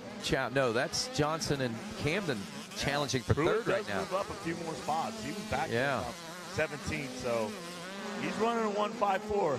His lap time is legit to run a top 3. Well, there's a break for Pruitt. Our leader out on the sweeper right now, as many of these other races back there, I believe, are left unsettled till we get to the checkers here in just a few moments. But a near 12-second lead for Tiger Wood over Logan Mortberg in that battle for second. He has about 2 seconds over Camden. And it was Braden Johnson that was challenging Camden for 3rd. That point could weigh heavy in the overall standings. And right now, that 1 point for Tiger Wood is going to weigh extremely heavy, as he is going to take a moto win, barring no issues, through the next 2 turns as he drops down into the Gator pit. Tiger Wood was all business on that one. That start, he worked it. He was a little patient out there. He saw that Camden was out front, so he put that hammer down, Rodney. So it's going to be Wood crossing the checkers now. Wood gets the win. We're looking for Mortberg and Camden to come across. I mean, he's got 11 seconds out there, so they will settle in. I believe they're taking the checkers now. Man, that's got to give you a host of confidence like that, especially if you go back and you look at lap times and you were more than competitive with the other divisions that may be racing out here. Remember, this is Division 2 of them, so we've got other super mini riders out there. This is going to be exciting. We'll again see all these riders together in the second motos. Almost said main event. I say when they get on the gate, it's going to be a shaboodle. Hey, never heard that word before, but it sounds like it could be just exactly. Sounds like it's going to be exciting, right? Yes, exactly. Hey, it's going to be a shaboodle tonight. All right, special thanks to our friends at Race Tech for bringing you racing action with us here on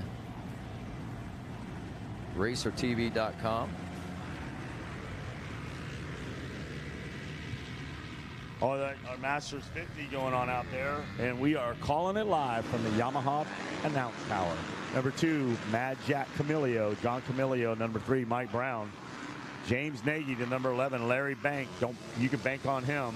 The 14, John Matcher. 17, Michael Hodges. The 24, Matt Amons. The 26 of William Fisher. 28, Jason Clark. The 31, Barry Costin. The 50 of Jim Seltzer. The 054, Robert Herbert. Duke Reese, the 56 machine. Jeffrey Yenser, the 59. John Chewy the Gruey is the 70 machine. Mark Creasy, the 71. The 72, Dusty Steelman. 74, Mark Desch. 79, Robert Brawner. The 82, Earl the Pearl May. The 85, Jason Sanders. The 89, Troy Collier. The 101, Olivia Duty. The 115, Jeremy Barone. The 116, Todd Shute. The 120 of Stephen Nadler. 151, Dale Herbert. 261, Brian Schmieder. 278, Rick Barrett. 322, Robert Gatman. 332, Jose Gomez. The 426, Charlie Pasana. The 441, Matthew Metcalf. 490, Michael Loverenway. 557, Chris Bruna. You got Foster, the 609, Ambruster, 673, Jeffrey Page, 718, Richard Custer, 830, Jeremy Jabanetsky, 904, and Galen Dixon in number 930. That's little baby Galen Dixon there. Baby. Hey, just a little Put him old. in the crib. Hey, Mike Brown out here out of Bristol, Tennessee on the FXR racing machine has pulled out to the early lead in this one, and as we look back there in that number 2 spot, if I'm not mistaken, that is Barry Karsten on the 31 machine, and that seems to be where a lot of this racing is, and the rider that has kind of elevated the level of Barry Karsten is Jeffrey Yenser on that Dublin Gatback ride back there, and he has got Barry Karsten right in his sights right now. John back in the number 4 spot, Jeffrey Pape in 5th, Galen Dixon in 6th, Michael Hodges in 7th, Earl of Pearl May is 8th, Jason Clark in the number 9 spot, and it's Charlie Fausina rounding out your top 10 here after lap number 1. And this Masters 50 plus class fired up here for this moto, brought to you by Race Tech, the world's largest aftermarket motorcycle suspension modification company and inventors of their proprietary award-winning gold valves. Race Tech gold valves provide a plush feel with drastically improved bottoming resistance and increased traction. All Race Tech products are 100% guaranteed and made in the USA. Well, John Gruey didn't get the start he needed back and forth. I did talk to him early on. He said he woke up with a little sniffle. Sniffle. A little sniffle, so maybe that's why he's just a little off par right now. A little bit of sniffle. He took some, something to help, some extra vitamin C. So we'll see if it kicks in for tomorrow. Well, right now, Brown enjoying a 10-plus second lead. I'm just going to call it right now. The real race to watch is the one we're watching on Racer TV, and it's a battle for second place. It's hard to believe that Mike Brown is 50 years old, still riding the way that he does. I know we talk about that, and we sing his praises all the time, but we just got to mention it at least one more time. But Karsten, Yenser, Gruey, 2, 3, and 4, and here comes Gruey now trying to put the pressure on Yenser down at the bottom of the Gator pit to take over that number 3 spot. Nothing doing on that. Yenser able to hold him off. So it's going to be Brown, Karsten, Yenser, and Gruey still out there. What about Jeffrey Pape? And look at baby. Who's in 6th, Rodney? It's little baby Galen Dixon back there. Little baby. 930. They didn't name him for like 4 days. The rumor was Mom couldn't figure out what she was going to name him. She kept looking over at that bassinet, looking over there, and she had it. Oh, here comes John Gruey as we top the back of the Gator. Looks like he might have himself in position for a stab at the third position. Oh! Yenser slams the door on him. Knock, knock, knock. Nobody's home, John Gruey. Yes, he is. It's Yenser. You don't want your company. Slam the door. No, it's like, no, you can't come in, dude. So here we go, back of the Gator's tail now. Let's see what happens out here. Oh, Gruey got a good line on the road. Watch Yenser. Yenser grabs a handful. He drops to the outside. Can he hold him? Yenser, tries to chop that line and move, but he's not giving up yet. Gruey takes over the point for right now, but Yenser knows he's set up for the next turn. Can he hold him? Can Yenser hold him? Well, Yenser is... Oh! He does. He does. He fires right back on a big breathing room there. Might be opportunities for Barry Karsten, but John Gruey is not going to stop his assault on 3rd place. Gruey does that quick lane. That's like that 10-minute oil change. He just jumped right in there and got done, man. And express lane. It paid huge dividends as he gets around. Yenser now dropping into the Gator pit, and now he's got his sights set, it looks like, on Barry Karsten, who has gained a couple of seconds over the two as they battled for that number 3 spot. Mike Brown is in. Barry Karsten is checking in, as is Yenser and Gruey. And we'll get you some official deficits on these riders. It looks like 20 seconds between 1st and 2nd, but look at this, 2.3 seconds. So Karsten was able to gain a little over a second over that battle for 3rd and 4th place positions. Now we'll see if Gruey is going to be able to bridge the gap back up to Barry to mount that challenge. Oh, he's going right after Barry Karsten. He goes, I see you, Barry, and I got you. He's at him in the crosshairs, but I'm going to hats off to Jeffrey Yenser for holding that attack off of John Gruey. That's a pretty fiendish and devilish act in his ways that he tries to force you to make a mistake so he can make the pass. Fiendish and devilish. I love those words. The devilish man. And his fiendish ways. His fiendish ways. Back of the Gators' tail once more. It looks like that gap is shrinking on Barry Carson as John Gruey has the hammer laid down here, and I've seen about 3 bike lengths shorten up on that gap, maybe more as they head over the anthill there and up the roller section. It looks like John Gruey's got the hammer down, and we see more real estate claimed by the number 70.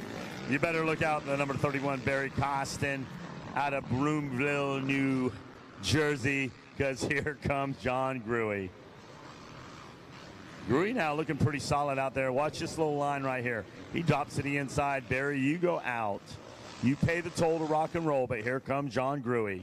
The Bayville Brawler getting his gloves off now as Gruey is now ready to go fisticuffs for the number 2 spot. They drop down into the Gator pit. Gruey on the inside.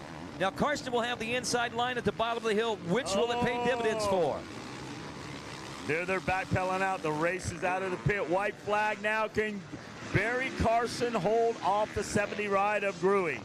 Here they come. One more lap to go. White flag out. Gruey on the outside, heading toward the Gator Falls now. One final time. They'll be nearly side by side. No, Carson able to gain a little bit of advantage through there. Barry Carson is not giving up. Gruey goes up high. Here they go. Oh, look out, Barry! Gruey got a great drive coming up the face of that hill there, but he's got himself in great position here. Look out, Barry. He's going to the inside. You got to protect that line. You set yourself up for the next turn. What a ricochet move that was. He opened up the turn just to set himself up for the inside. Absolutely, and it paid big for him as they head onto the backside of the racetrack one final time. We saw Gruey make up a lot of time. We got some lap traffic just ahead of these riders as well. Will it change what's going on? Oh, it does. Oh, John Gruey has fire in his eyes as he almost hits a back marker and gives Barry the edge. Yeah, that gave Barry Carson that little bit of an edge. That might be the breathing room that he is going to need to maintain that spot as they head through the rollers now, still working through. Now, we're not all the way through this lap traffic. That could be a problem for Barry Carson still as he gets by yet another lap rider. And that might be the last obstacle that they have to worry about between now and the finish line. Here they come, Rodney. Barry Carson out of the woods, but not out of the trees yet, because here comes John Gruey. Oh, no, there's somebody in the way. Oh, Barry Carson got ambushed. I thought that he might have a little clearer road. I thought he was going to have a little clearer road, but it closed up real quick as those riders spread out just ahead of him. One more turn to go. John Gruey in second. Barry Carson trying to position himself at the bottom of the Gator pit. Oh, they made contact. Little wheel tap by Carson as he shows John Gruey he's there, but Gruey takes the spot. Second place position. This, my friends, is what racing is all about. Masters plus 50 class racing going on right there. 56-year-old John Gruey and that 31 machine of Barry Carson, also 56 years old. They got the heart of lions beaten in their chest here today. Incredible racing. Wow, Rodney. It's just if you're watching on Racer TV, the coverage, the footage, what they're getting, you're not going to say, well, I didn't see it. These guys at Racer TV follow and what's going on, and they are bringing it to you. You're at home, you're like throwing things at your TV set or computer screen. You're jumping up and down. I mean, from Pee-wees to the vet class to the pros. Yeah. It's amazing right now. Right down to the wire. Mike Brown, John Gruey, Barry Carson, 1, 2, and 3. Jeffrey Yentzer hangs on to 4th. Galen Dixon in 5th. Jeffrey Pape in 6th. Earl May 7th. Mike Hodges in 8th. And I believe James Nagy and Jason Clark in 9th and 10th. Well, Rodney, the 51cc 4-6 Limited Division 1. Bless you, Rodney. Bless you. Well, thank you very much, Wes. You're going to be okay? I will be okay. Do I need to get the resuscitator up here? No, we'll be all right. Not yet. Okay, good. Who do we got out there, Rodney? We got the number 3, Deegan Mullen, also Brandon Large, Frank Sullivan, Michael Hall, Mickey Bluehart, Mason Wheeler, Gunnar Luss, Cruz Sechandre, Deegan Bartholomew, Zeke Barfield, Max Forrest, Ryden Williams, Matthew Simoneau, King Clark, Cruz Peterson, Jacob Heiler, Rowdy Keelon, also Bryson Garris, Caden Wood, Dakota Lee, Caleb Mathias, Brady Taylor, Cannon Cole, Grayson Shelton, Ashton Weller, Journey Smith, Cameron Buckman, Ryder Kelly, as well as Cruz Lane. That is division number 1 of our 51 4-6. We've got 2 divisions of these riders that are these classes coming at us. 29 in division number 1. We'll see 28 in division number 2. We'll narrow them down to the top 42 or so. Well, you mentioned the name, the 310 of Rowdy Keelan. That's a 4th-generation rider right there. You got Kenny Keelan, whose dad was a racer, then Kenny, then you had Kyle. Right. So the Keelans back in it again. I saw Kenny's wife, which would be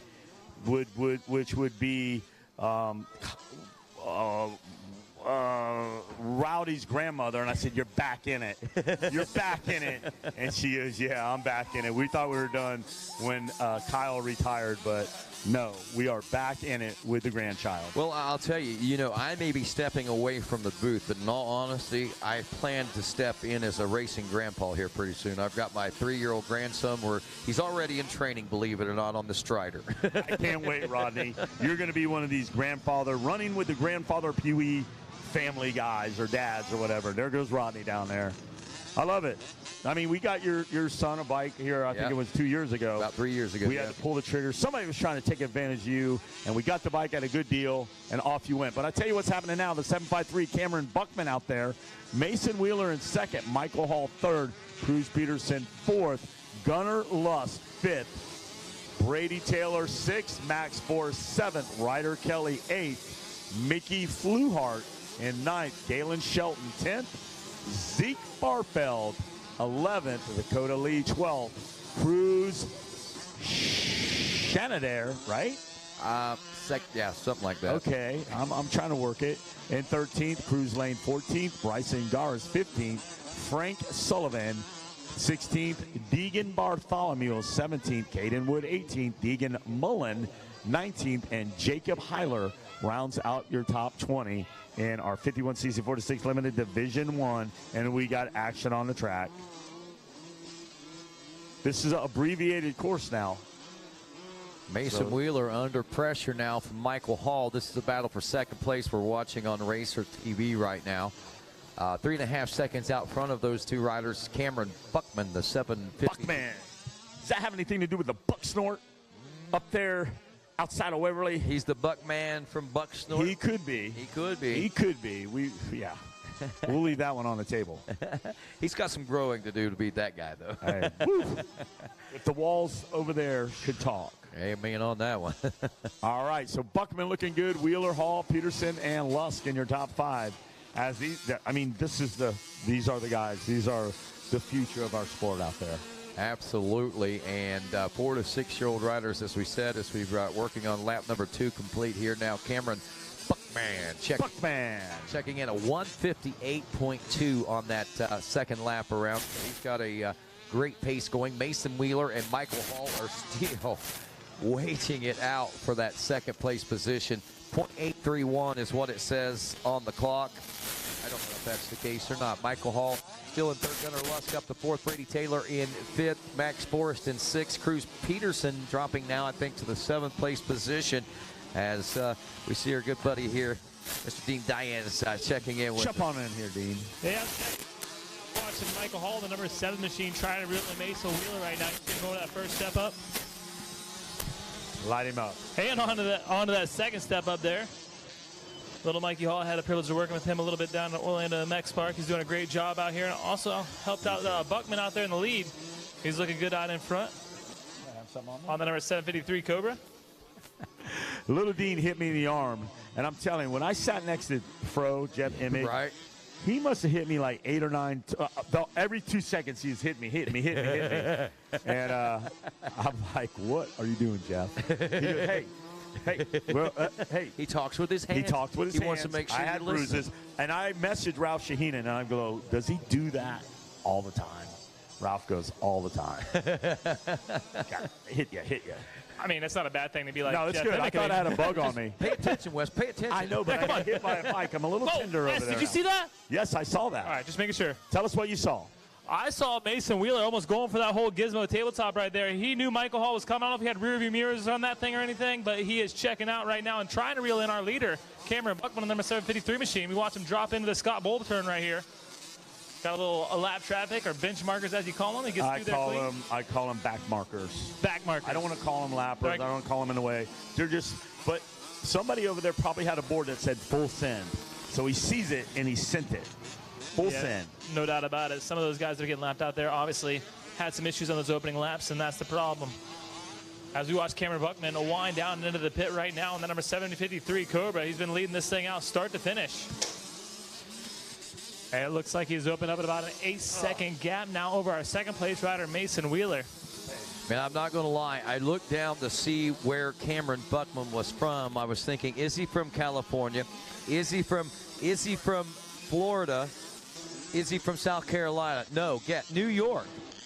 That's pretty impressive. And I know we've had some fast guys out of New York, but it always seems like, you know, whenever you see these guys with these elite skills like this, oftentimes they come from the sunnier parts of the country, but we see that this young man, he knows how to make it happen up from the Liberty State. Yeah, no doubt about it, being upstate New York. You know what? I've had a lot of battles with some New York riders over the years. And they definitely bring the heat, and they're really good in the rutted conditions because, you know, they get a lot of rain up there, the hard material in the mountains.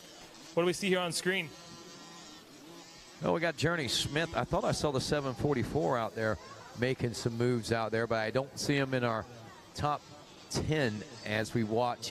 But we got Cameron Buckman, Mason Wheeler. This is after 3. Hall, Lusk, Forrest, Brady Taylor in 6th, Mickey Fluharty in 7th, Grayson Shelton in 8th, Ryder Kelly in 9th, Dakota Lee in 10th, Zeke Barfield in 11th, Cruz Nadre in the number 12 spot, Cruz Lane in 13th, Deegan Mullen in 14th, Matthew Simino 15th, Deegan Bartholomew is 16th now, and Bryson Garris, Frank Sullivan, Jacob Heiler, Caden Wood rounding out the top 20. So still room for some advancement into qualifying position into the second moto for a few back there as they continue to work on this one. But checkers are out for your leaders now as Cameron Buckman takes the win in this one. Yeah, definitely an awesome ride for Buckman right there. And checking in with us is Mason Wheeler. He's going to finish up in the number 2 position. 3rd spot, rounding out the top 3 will go to Michael Hall. Hall's in the number 7 Cobra out there.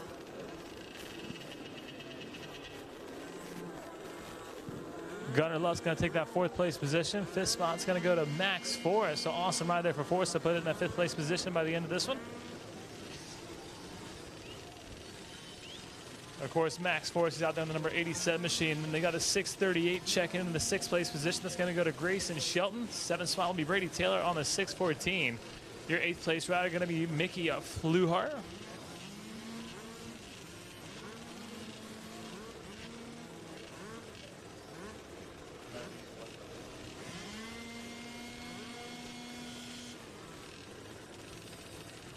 Well, as Division 1 winds down here, Dean, looks like Barfield, Sexnadre, Lane, Mullen, Simino, Bartholomew.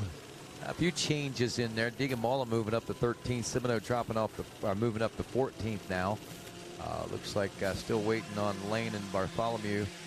Cruz Lane does check in that 15th place position. Should secure a spot on the starting line for him in the second motos coming up.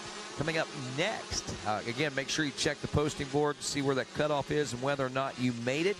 And make sure you check back again just to double check and know where you got to be when second motos come around. All right, 51cc 4-6 limited division 2. We've got 28 riders in this one. And we've got Bryce Hollinger, Wyatt Bertothy, also Tate Bush, Dominic Steele, Hayden Zinisk. We got Kaysen Taylor, Levi Meyer, Jarrett Tenchner, Colton Tubbs, Bodie Bowerson, Patrick Pastero, Jeff Raw, Dante Santagati, Jacob Bush, Samuel Morris, Knox Johnson, Umina Burning, Brantley Tursky, Huxley Nolan, Aspen Nolan, also Barrett Counts, Remington Davis, Tucker Ransom, Daxton Dinkbelt, Boone Lloyd, Jet Scadris, Luciano DeMuro, and Shannon Tarno. That's your field of 28 Division 2 51 4-6 limited class riders. So if you were questioning where is so-and-so that we saw in Supercross in the 4-6 class, chances are you're going to see him in this class right here.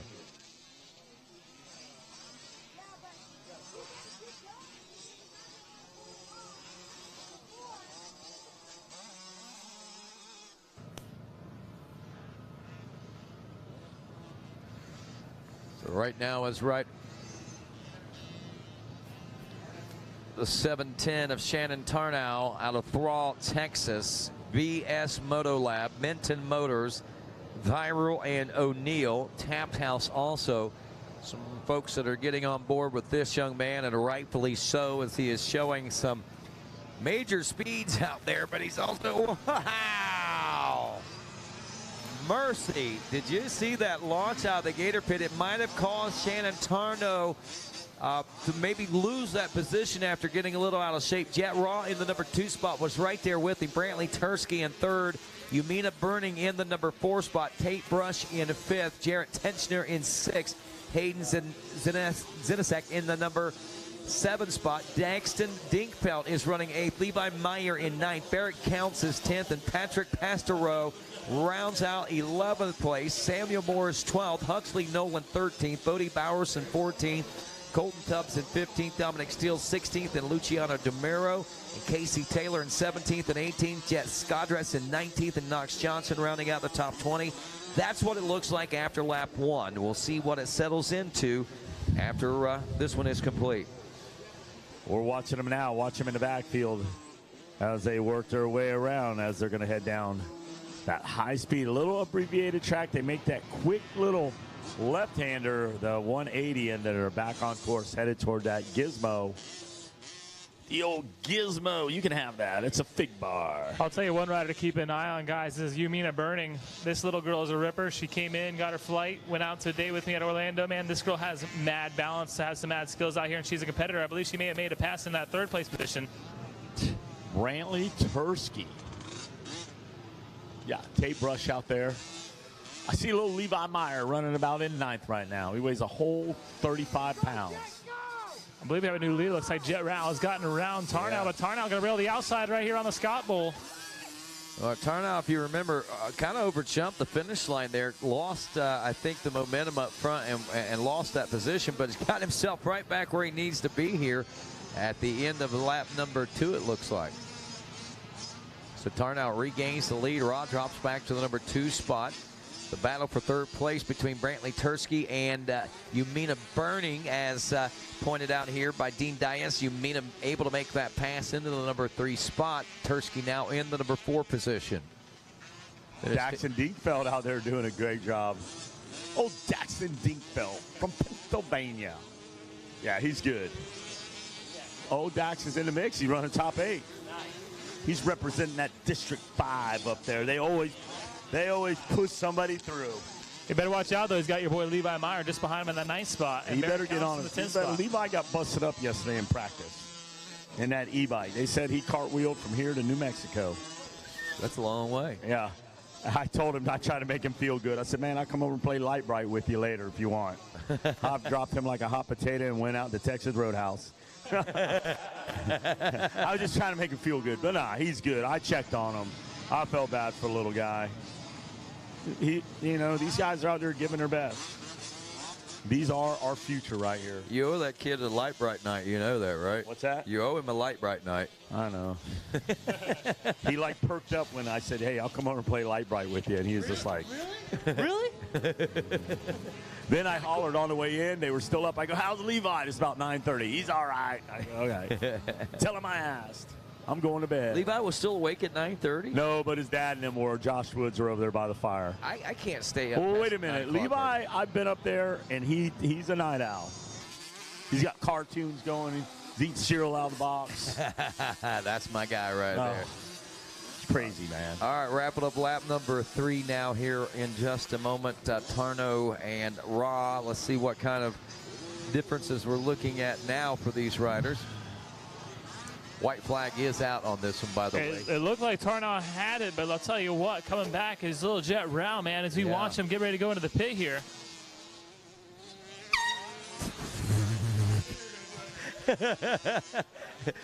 You wonder, got it.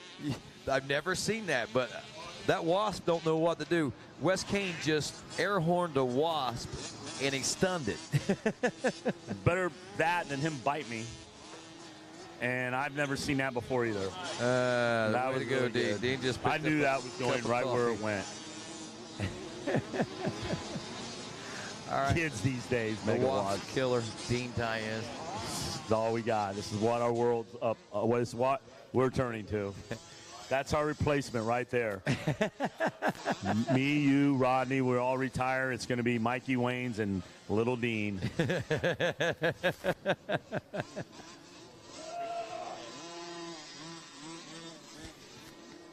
So right now, folks, we're on our final lap of racing. White flag is out. I believe our leaders should be coming around here in just a moment. We're watching. These guys, it's not over yet. Rah, Shannon Tarno. They're going at it 1 and 2. Who's going to come out on top when the checkers unfurl here? As they are getting ready to do that here in just a moment. And as we are nearly set to drop into the Gator Pit one final time, here comes Raw. He's on the outside heading into this one. Can he get that momentum from the outside? Let's see. No, a little bit of a slide out. If he could have got the drive, it might have been a little bit tighter. But, man, what a good push by Shannon Tarno to hold on to the #1 spot in the second division of the 51cc 4-6 limited class riders. Jet Raw finishing up in the #2 spot. Wow, what a push he had. Those guys, if they pick up where they left off in Moto #2 and you add into that division #1, this is going to be crazy when the second motos come out for 51cc 4-6 limited. I mean, they're not holding nothing back. Those are gladiators right there. Dude, I remember, it's serious business now. I remember a time when we used to think, yeah, the 50s are on the track. This is a class that you want to watch now. I mean, it's not one of those, well, we'll take a break, the 50s are on the track, and da-da-da. No, you've got to stay tuned into this, because not only is it the wave of the future we're watching, but we're seeing probably some of the best racing we see throughout some of the classes out there. Well, you start here and you start making your name for yourself. You know, people back there, they hear the name. It might be the 50 class, but they hear the name. They hear the name. And then they jump up out of this class again on 65. They hear the name. And by the time they reach the 85 cc's, they seem like they're seasoned veterans by that particular point. And then the mini seniors, they've got more gate drops and more laps around this track than the next guy. Just as much as, you know, a John Gruey, you might say. Speaking of gate drop is down right now as we watch the 7A class make their way into the pit.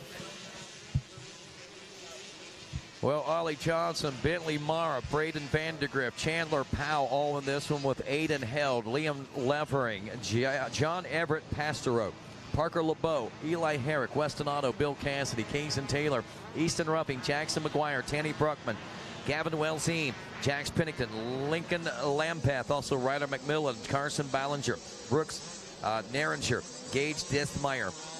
We got Levi Letty, Jackson Smith, Grayson Kruger, Jonathan Williams, Waylon Bertothy, Eli Gore, Brody DeJong, Joey Carcopa, Maverick Gresham Lewis, Trip Lloyd, Trinity Simino, Ryder Likens, and Addison Likens. And that's your field of 35 in Division #1. Division #2 will host 34 riders in the 7 to 8-year-olds. And will there be a Division 3? I'll check just to make sure. Yes, there will be a 7 to 8-year-old Division #3. So that makes this one a little more tougher to get in, that's for sure. It looks like we got the 132 of Gavin Wellsine leading the way right now on that Cobra machine.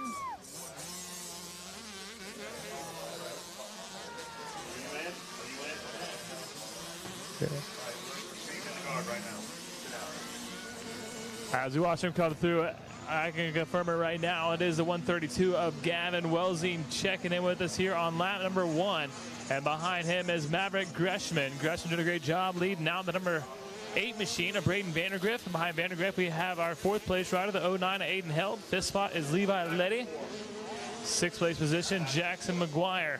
7th spot is Weston Otto, the #72 machine. The 84 of Kason Taylor, he's in the 8th place position. 9th spot is Gage Desmither. And the 10th spot rounding out your top 10 right now is Eli Herrick. So look to see Herrick now make up some ground. Looks like it might be Levi Letty we're seeing on screen right here. He hits that first step up to the second step up.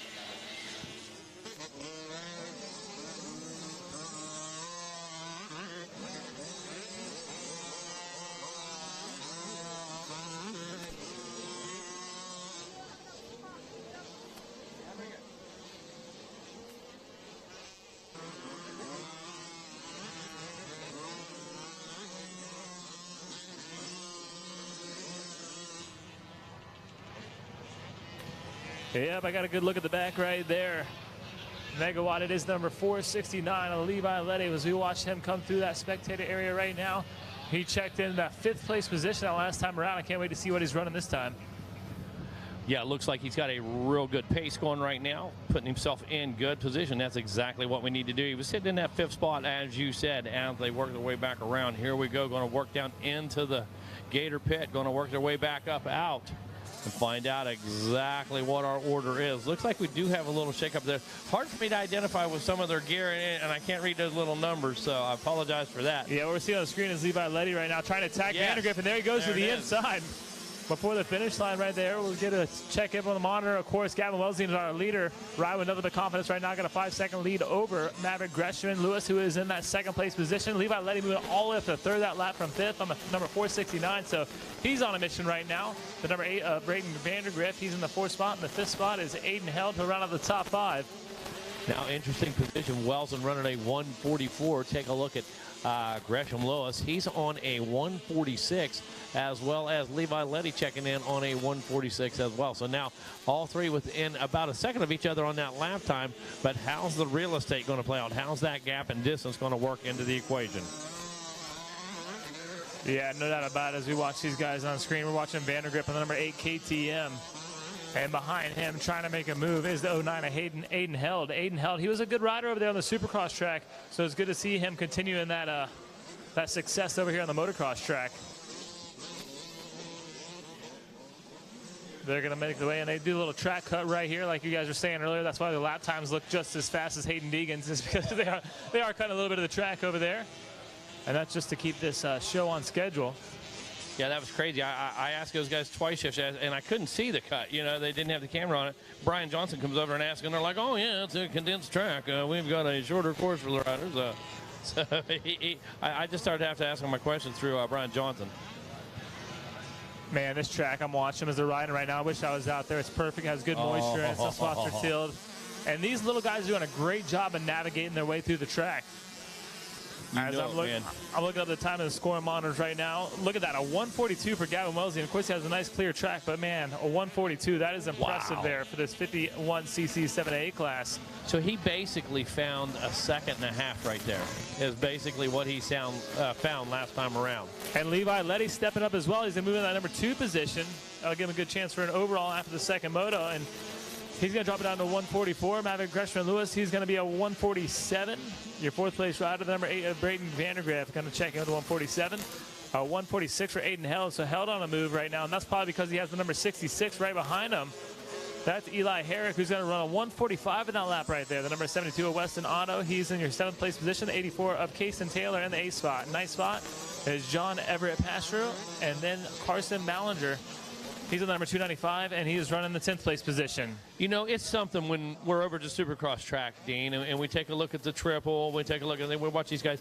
But when these guys go up over the gator back, and they send that 51 all the way across, both of these things, it's just absolutely insane to me. It blows my mind. We talk about the development of the racecraft, but the backside of that is the development of the machine that allows them to do this, and the willingness of the kids to use that machine. Absolutely. There's no doubt about it, Megawatt. It's amazing to see. But I'll tell you what, I didn't even notice it happen, but Letty must have made a mistake right there, because on screen just a second ago, you seen the number 914 get passed back by Levi Letty, so I'm guessing they swapping positions back and forth right now. To be honest with you, I thought he was a lapper a second ago. I just get confused with that drone, and I saw you hesitate for a second. I wasn't sure what was going on. Yeah, that's not a lapper. The 914, I'm looking at the screen. He was right. So he's definitely coming back hard right now. I can't wait to see what his lap time is. They check in with us. For sure. Just about 145.5 for Wells and Levi Letty, 143.5. Talk about answering the call right there. It is. Now, Wells was sitting in that 2nd place there for a moment, and he had turned consistent 146, so he found a little time.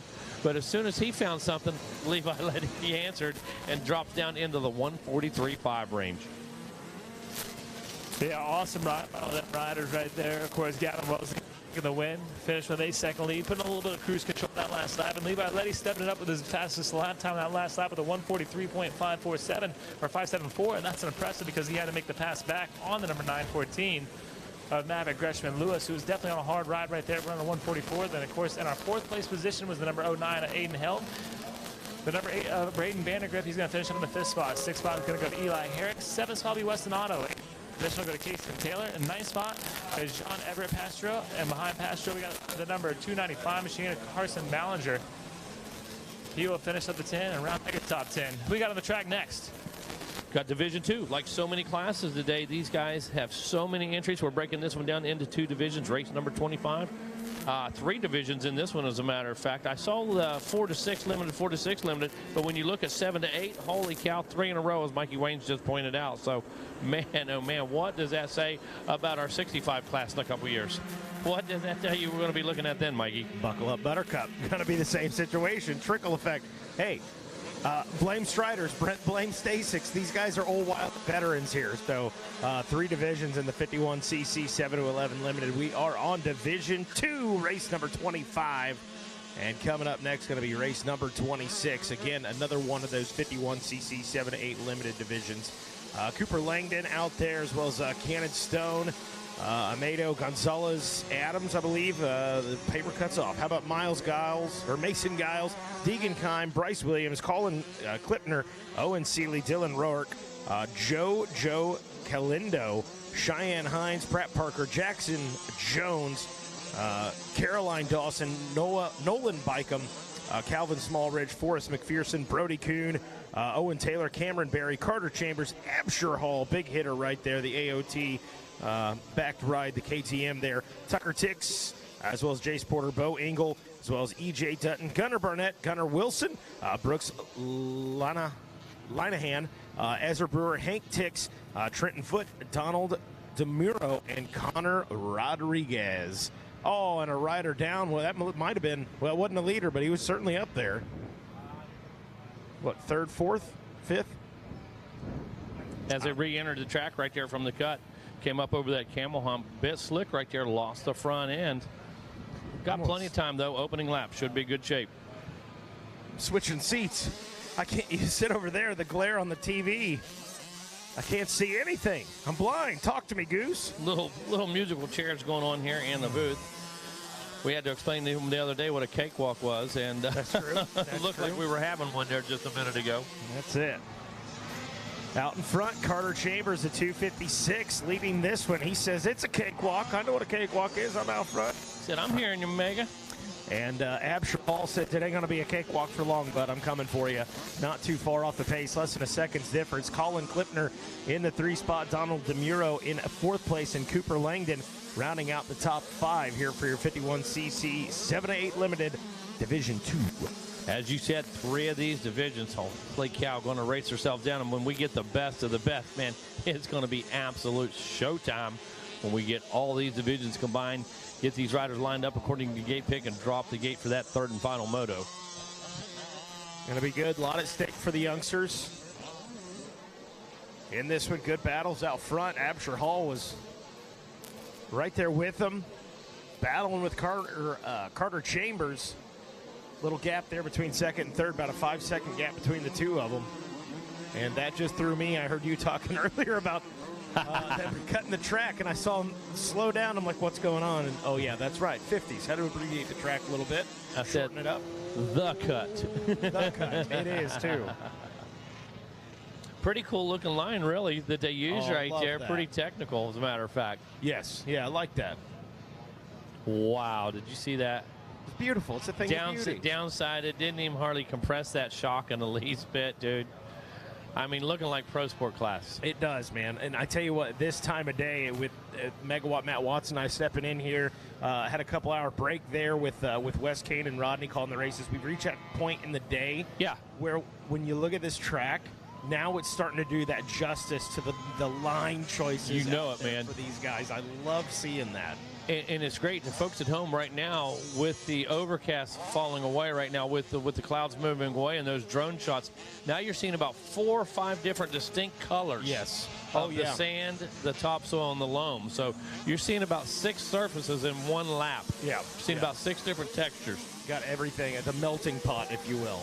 throw it all in the mix. It's like Thanksgiving afternoon. It's like Friday after Thanksgiving, where you just throw it all on the plate. Doesn't matter where it ends up. Food's touching. I'm ready for Thanksgiving, man. That's what you know, man, we got a little secret up our sleeve, and that's right. Sure, our little secret weapon. Going to have a great show tonight. Want to invite everybody over to the Mini O's after show presented by Dunlop. That'll take place over by the podium right beside the stage. Actually, it is the podium, and that'll be the Racer TV stage tonight. Going to kick off our show, man. I'm looking forward to this. Going to have Rob Fox. Exactly. Going to have Rob Fox and Mike Burkeen. We're going to open the show, and then I'm not going to let the cat out of the bag yet. I want to confirm our 3 riders, but we have got some killer riders lined up. I believe 4 riders lined up, and going to be some interesting stories to tell. If you missed us on Monday, had the general himself, had Bobby Regan, as well as Dax Bennick and Hayden Deegan. We had Hilton Beatty in the house. We had Win Kern in the house, as well as Mr. David Eller from Phoenix Honda Racing. And what a cool show that was. So looking to have another one tonight. Looking to invite you guys over at 6 o'clock right at the podium. Going to take, probably 30 minutes or going to move our way over to the award ceremony at 7 o'clock under the pavilion. Well, Absher Hall, Carter Chambers, JoJo Caliendo, Colin Klipner, Cooper Langdon. That was your top 5 after 2. Let's see what it is after 3. Absher Hall still doing his thing out in front. Turns a 146.5. Again, like you said, he's up there. He's flirting with the Hayden Deegan numbers. Now, I know we cut out some of the track, but my God, let the man have it. Just show the young man those lap times. He'll be stoked. Carter Chambers in that 2 spot, now about 5.5 seconds back. JoJo 11 seconds back in the 3 spot on that Husqvarna, and Colin Klipner another 7 seconds. Good race, good ride there. Cooper Langdon a second back from him, and Bryce Williams another 2. Donald DeMuro checks in the 7th spot. Mason Giles jumps up a position, moves into the 8th place spot. But seeing some pretty good separation between these guys. We expect that once we get through the 3 divisions here, and we'll have the LCQ for them. Boy, once we get to that main gate drop for these guys, though, buckle up. It's going to be a lot closer. Everybody keeping their space and distance right now, and Absher Hall is hauling the mail right here. Looking good. Young man got the leg kicked out. Just on it right now. No problems for him.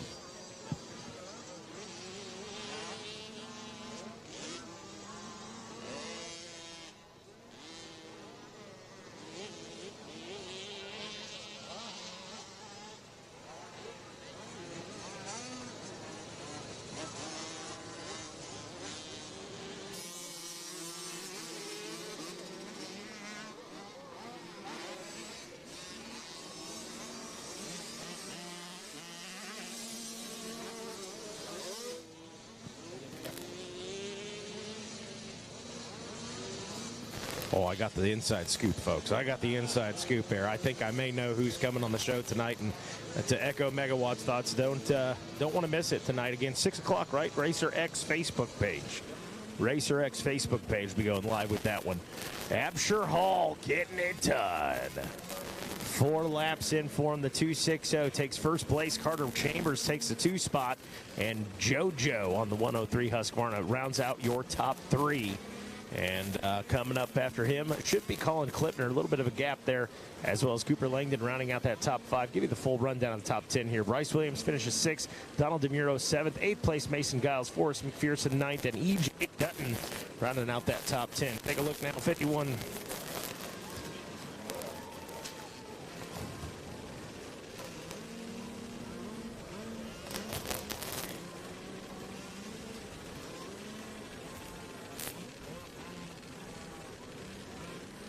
That's a Texas size 10-4 there, good buddy. Adam Gordon, thank you for that.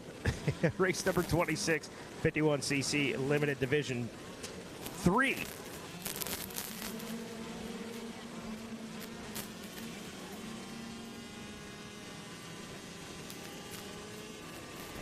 All right, we got Cannon Zebenek out there, the number 10 of Joe Sullivan, as well as the number 20 of Robert Cade Scott, the 22 of Judson Kelly, the 27 of Brockington Conley, the number 28 of Jager Craig, the 32 of Lucas Bush, the 33 of Hayden Patton, the number 34 of Levi Geis, 37 of Benson Levian, The number 50 of Joey Snyder. The 51 of Reese Max out of Elizabethtown, Pennsylvania on the Husqvarna. Number 55 of Jacob Riley, as well as the number 57 off and rolling up the Gatorback. Ryan Cinceretti, the number 57, the number 64 of Grady Rosser, the 77 of Carter Holmes, as well as the 95 of Ryder Hill, the 98 of Easton Luttrell, Steele Leonard, as well as Logan Kruger, Jackson Souza, as well as Emiliano Munoz, Leopold Gonzalez, as well as Christian Oxa, Joa Ferreira Jr., and the 254 of Rayson Kyler, the 299 of Mason Jenkins. 403 of Caden Wheaton, as well as the 412 of Jason Weiss, the 500 of Isaac Coughing, the 503 of Salvatore Atalagto, the 518 of Sebastian Withbrawl, the 543 of Keelan Weller, and the 716 of Hudson Workman. All rolling here in 51cc 7-8 limited Division 3, race number 26. And it looks like that is Cannon Zabanek out front right now out of Rowlett, Texas. Working his way down in front of the tower. Look at this, man, doing some crafty footwork right there, man. Fancy footwork. Looking like one of my ducks at home in the backyard, trying to get through the water. Paddles out. Down into the pit and ready to roll. Look at this track race, Mikey. Holy cow. 1, 2, 3, all in a row here as they exit the Gator pit. Cannon Zabanek, followed by Benson Levine, Levi Geis, and Ryder 2, 3, and 4. They've opened a bit of a gap on the rest of the pack. That's going to be Yao Ferreira Jr., Mason Jenkins, followed by Hayden Patton, Steele Leonard, Grady Rosser, Sebastian Witherell, and in that 11th position, Leopoldo Gonzalez Adamati. Benson Levan up there in that 2 spot. Only a second back. We'll see what the Cannon's got for him. The Cannon. The Cannon. You know, one of our big discussions every year at Loretta is the names, you know, Ryder, Jet, Cannon, you know, Racing. Styles. I got to race it. R-A-Y. Oh, yeah, Racing. Yeah, absolutely. Absolutely. I like Styles. You know, you're a step ahead right there at Burke. Yeah, you're a step ahead right at Burke, so. It's like being born with Give your kid an advantage. Give him a name like that. Yeah. They've got an advantage. Being born with the last name Andretti. You know what that kid's going to do. Right. We know what that kid's going to do. We know where he's headed. So 51cc 7-8 limited out here rolling division. It's our 3rd division of these guys. Man, that's incredible. And we had 2 in the other 50 class, if I'm not mistaken. The other age group 4 to 6, 2 divisions in that one. So you don't think that the silver lining of that year a couple years ago, where I don't know, there's something going on in the world, but anyways, you don't think that dirt bikes came to the forefront again? We were all kind of worried too, right? I mean, sitting back thinking, man, what's going to happen with racing? What's going to happen with dirt bikes? And everybody said, you know what? I got time on my hands. I'm going to go get me a dirt bike. Right. These are your kids from that, you know, that were 2 and 3 and 4 and 5. Talk about a major backfire for some people. Okay, all right. Guess what? Made us stronger. Made us all right. stronger. Sorry we went out. We increased our numbers. We sharpened our skills. We increased our strength. And we went racing the whole time. That's it. A beautiful thing. Cannon 2 laps in now. And Benson Levan in that 2 spot trying to make something happen behind him. Levi Geis in 3rd. I noticed you did put that flannel back on. On the trip up here. I'm about to shed it off again. Oh, okay. I got you. Yeah. You were commenting on the beautiful, lovely weather, and I look over and you look like a lumberjack again. Up. Number 5 on screen, the Cannon. Well, you're right, man. Where they cut the track for these guys, I mean, that is like almost got to come to a stop. Spin it around, turn around the other way. We're going to see a pass there in a minute. We're going to see somebody jack somebody right there in that little switchback. Stick them. Man, Zabanek, go ahead. Zabanek turned to 145, 146 for Benson Levan, and 147 for Levi Geis. So there you go. 45, 46, 47. We dropped back into the 50s after that. So just like our last 2 divisions, top 3 riders kind of stood out just a little bit, had a little more speed than the rest of the pack. I tell you what, just about every time Levan gets close to the Cannon, it's like the Cannon hears him finds another gear out there or something, and checks out again. Just has not been able to reel him in. Levan is not. And both of them just followed each other over that finish line tabletop. Downside that thing like it was nothing. White flag out. I believe, yeah, just 4 laps for these guys. So 3 laps into it, let's see. Can Levan make something happen? Watching it on Racer TV, up the Gatorback they go. Well, he's got limited time right now, Mikey, to make that happen. He's got just about 3/4 of a lap. Big air, huh, bro? That's big air, man. I love to see it.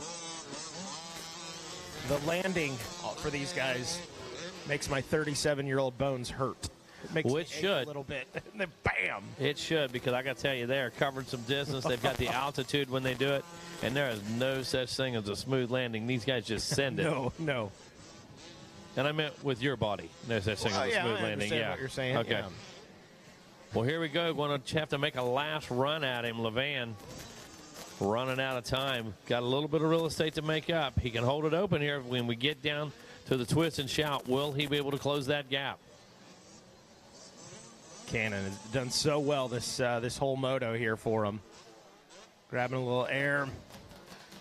Right there's Benson. Levi Geist back in that 3 spot, by the way. Little gap, as you mentioned, after the 8-second gap between 3rd and 2nd. So these guys spread out a little bit, but I think, hey, we're in good store for a good one. Once we get through that LCQ with these guys. Oh, yeah. And into that main with these. Yeah. Watch this. Not even letting off checkered flag. Race through it, right? Exactly. Race all the way through, buddy. All right, 3 divisions in the book. 51, 7-8 limited. Looks like, go ahead, Dean.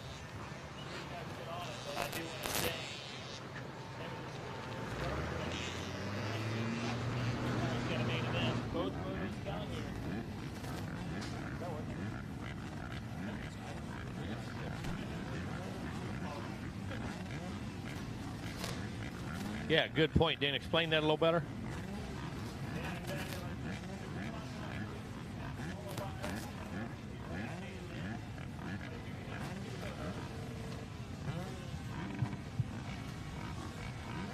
Yeah, here we go. Checking in for moto number 1. It's going to be Cannon Zazaboyne.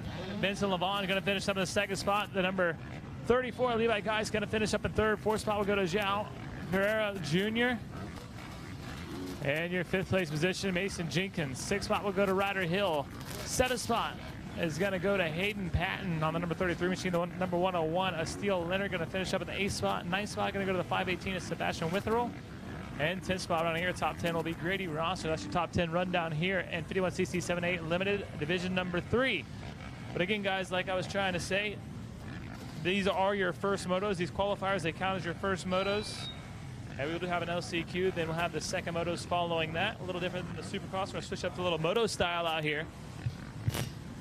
So remember, guys, to give you your all in your qualifying races.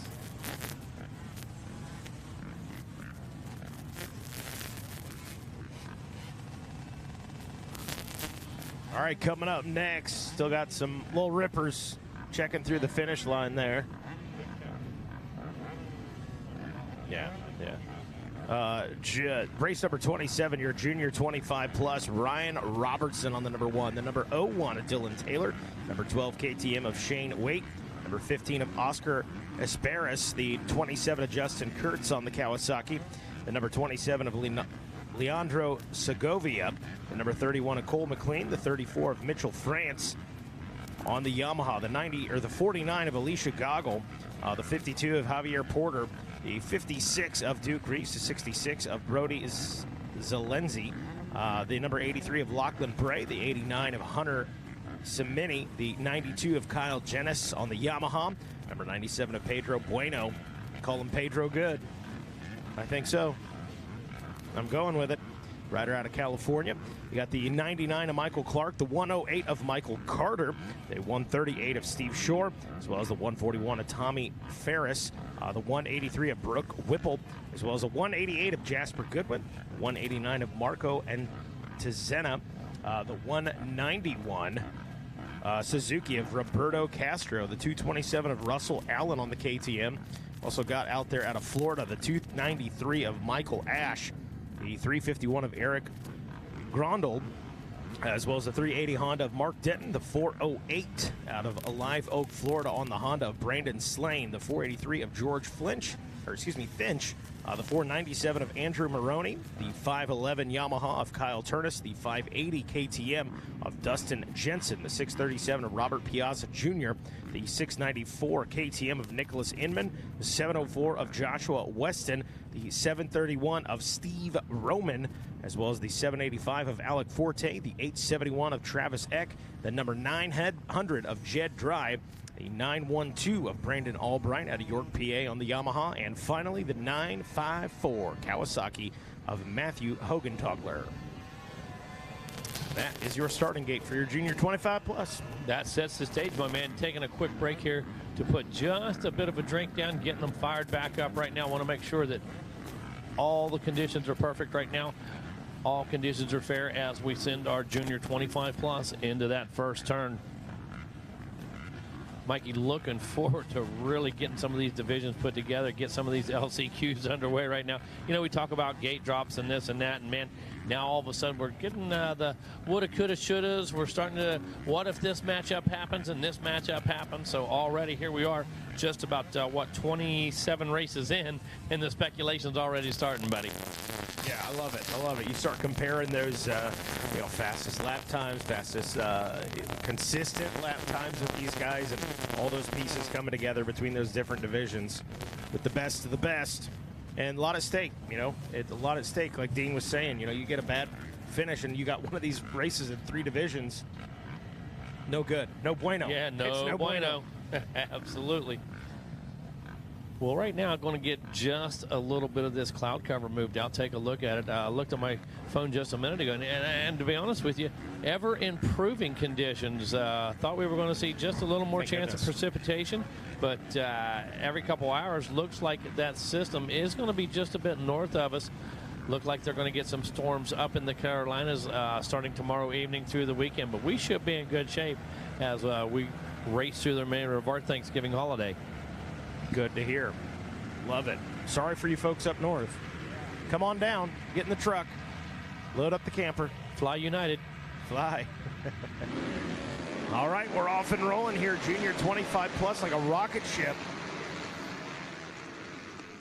Buzz, buzz as they went by right there. I'm going to guess oh, man. Husqvarna mounted rider, I'm going to guess. And, man, he had the gate time perfectly, shot out of there like a rocket, and by the time he got to turn 3, look at this, Mike, he's sitting on just about an 8 bike length lead as he works his way into the downhill section up there on top of Gatorback Mountain. Boy, got a good one out in front right there. Good battle for the 2 spot, and everybody else still close in that one. Did you get your eyes on that? That might be the 227 of Russell Allen. He's coming out of Aiken, South Carolina on the KTM. On the KTM. But I believe that might be the 227. We'll have to see. I'm not sure.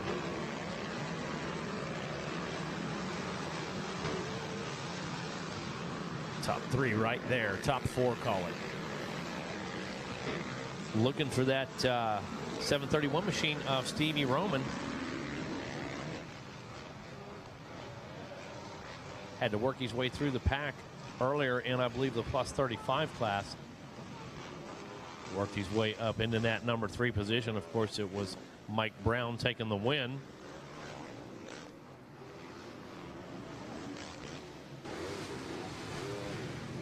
.351, Eric Grondel.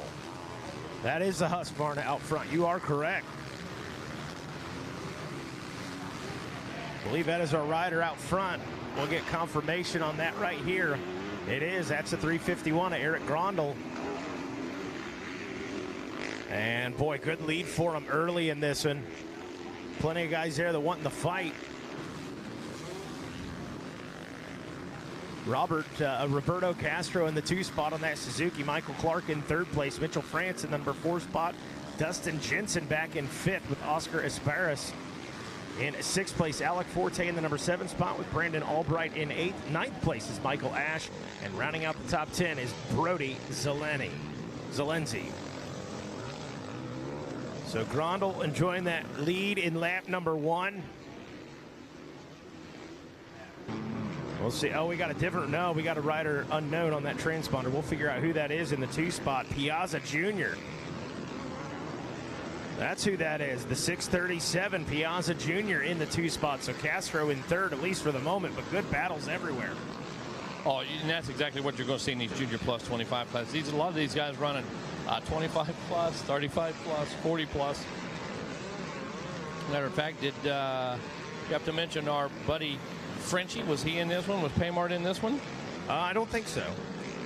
I mean, a lot of these guys, it's amazing how many of these age classes they do run. They do, yeah. Absolutely right on that.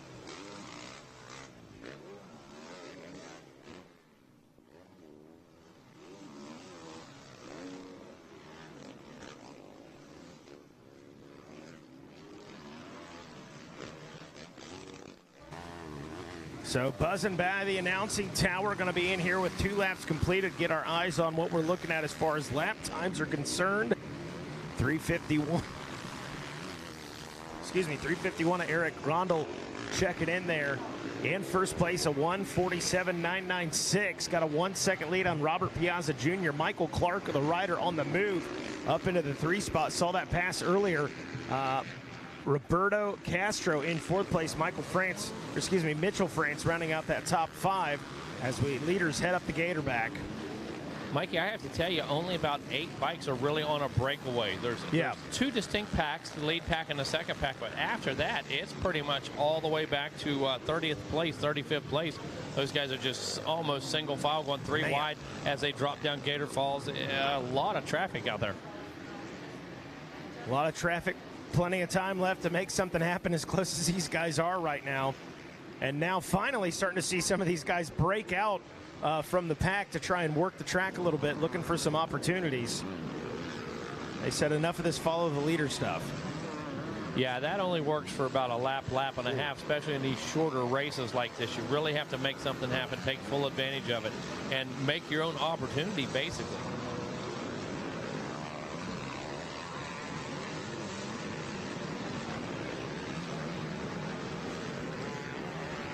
I got to tell you, these guys are shaking up pretty quick. It's tough for me to follow on the screen.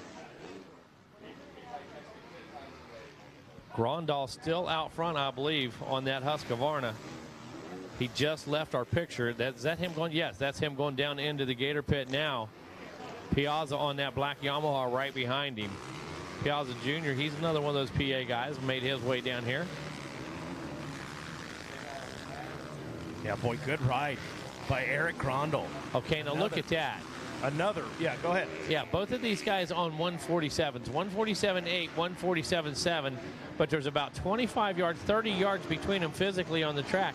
If you guys are both running 147 and you're 30 yards behind, it's almost going to be impossible without a mistake to close that gap. I mean, they are checked out.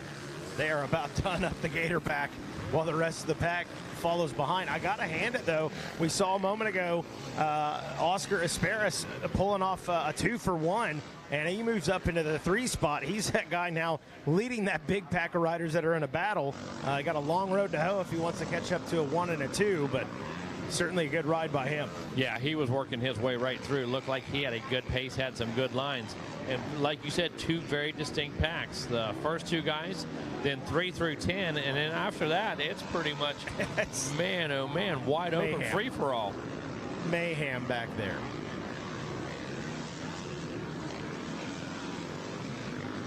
So Piazza Jr. trying to catch up to the 351 of Eric Grondel out in front. It's your battle on screen. And the 637 has done well to catch up to him. Got to hand it to him there. Just unable to get up on that rear tire yet. For sure. And you know what? That's what we talk about evenly matched. These 2 guys are evenly matched right here. And you have to wonder. Yeah, you have to wonder here, had it been a little different on the start. Right. Had Piazza Jr. maybe been right there with Grondal or something. But listen, these guys run an identical pace. Let's see if we do it again here. Grondal checks in this time.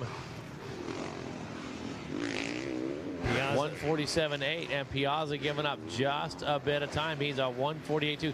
exactly half a second difference. Yep. White flag out, I believe. Yes, white flag is out. 1 lap to go in this one. That allows us to have a gap of 1.9 seconds between first and second. Look at this. Oscar Sparez, Michael Clark, Mitchell France, all 3, 4, 5, just pretty much running in formation right now. Dustin Jensen still holding on to that number 6 spot. Yeah, Dustin Jensen not too far off that pace of Mitchell France last time we saw. See if he can't get into the mix and maybe crack into the top 5 before the checkers flies. But down to the nitty-gritty in this one for your junior 25 plus. Just no divisions here. This is it. So once this one wraps up, we get the checkers. We'll be shifting gears and giving attention to our 85s, 9 to 13. 2 divisions in that one. And how about it? 6:37. Robert Piazza was on screen just there a moment ago in that 2 spot. Seems to kind of have settled into that pace. And barring a mistake by Eric, knock on wood. Well, may not speak too soon. Not too far off from him. Anything could happen. We'll check up from the neck up there. The big no-no, we say, but I think in this situation, not too bad. Just a pulse check. He said, don't worry about me. Don't talk too much trash. I'm doing fine. Trying to bring it home for a first place.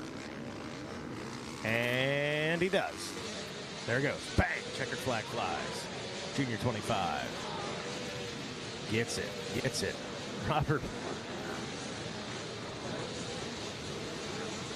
Robert Piazza Jr. going to take that number 2 spot. Oscar Esparas takes 3rd. Michael Clark takes 4th. Mitchell France takes 5th.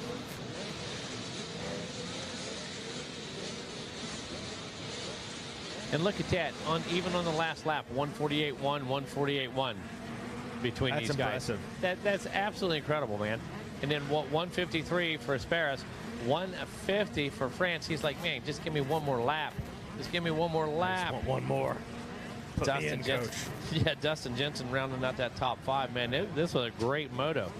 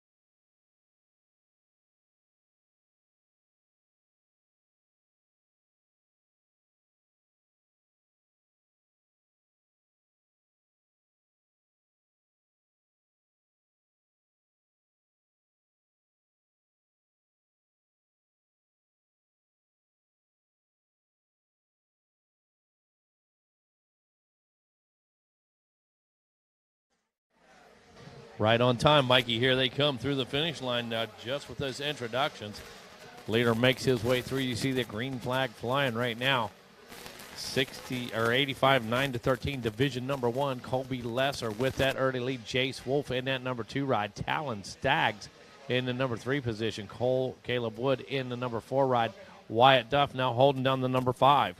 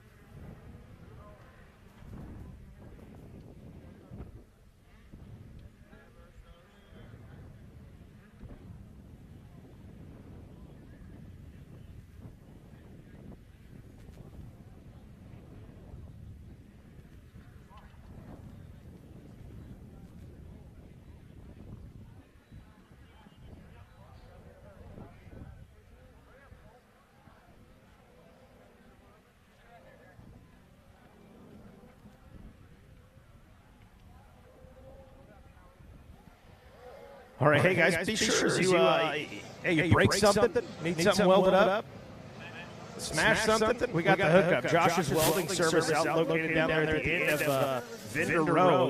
They do aluminum, steel. They got mobile welding, obviously. They got the hookup over there. Check them out, Facebook.com. You can check them out, Josh's Welding Service down there at the end of Vendor Row. And yeah.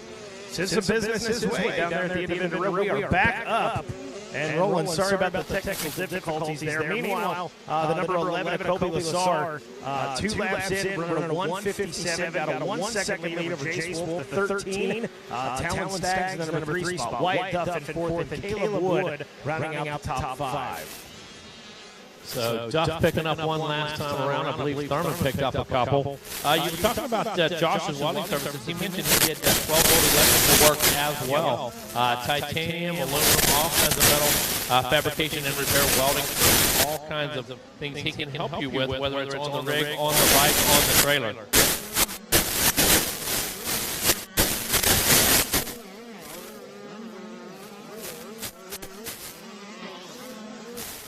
I don't know what you're talking about there, Adam.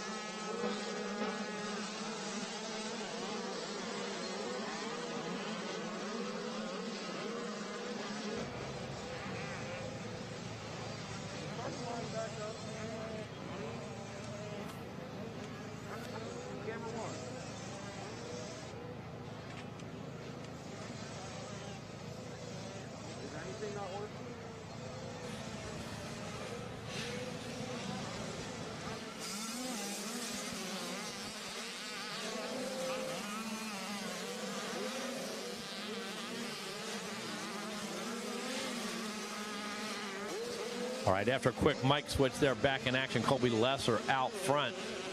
After 3, 156.06 was his lap time. Jace Wolf in that number 2 ride, 155.4. Talon Staggs and Wyatt Duff still in formation, 157.3 for Staggs. Wyatt Duff's a little bit quicker at that 156.9. Just a little bit of real estate to make up right there. Can he get up on the rear fender of Staggs and make a move? Wyatt Thurman putting the lone Yamaha into the top 5 right there, the number 247 machine. Division 1 out there right now. Division 2 coming up in just a moment, 9-13. Division 2, 85. Following them is going to be our Schoolboy 2, 12-7 BCD. Going to have 2 divisions of those as well. So Schoolboy 2, 12-17.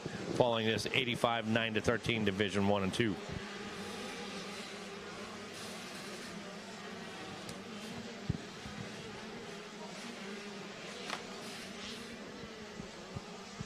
So just about covered the gamut on conditions here today. Things just a bit dry this morning, so threw some water down, give the track a couple drinks throughout the course of the day. Did just a little bit of ripping, and has made all the difference in the world as you make your way down into the gator pits. Really taking a nasty little section right there to the inside of that last left-hander, and really made it very raceable, and a lot of passing taking place down in that section as well. 3 laps, excuse me, 3 laps through it right now.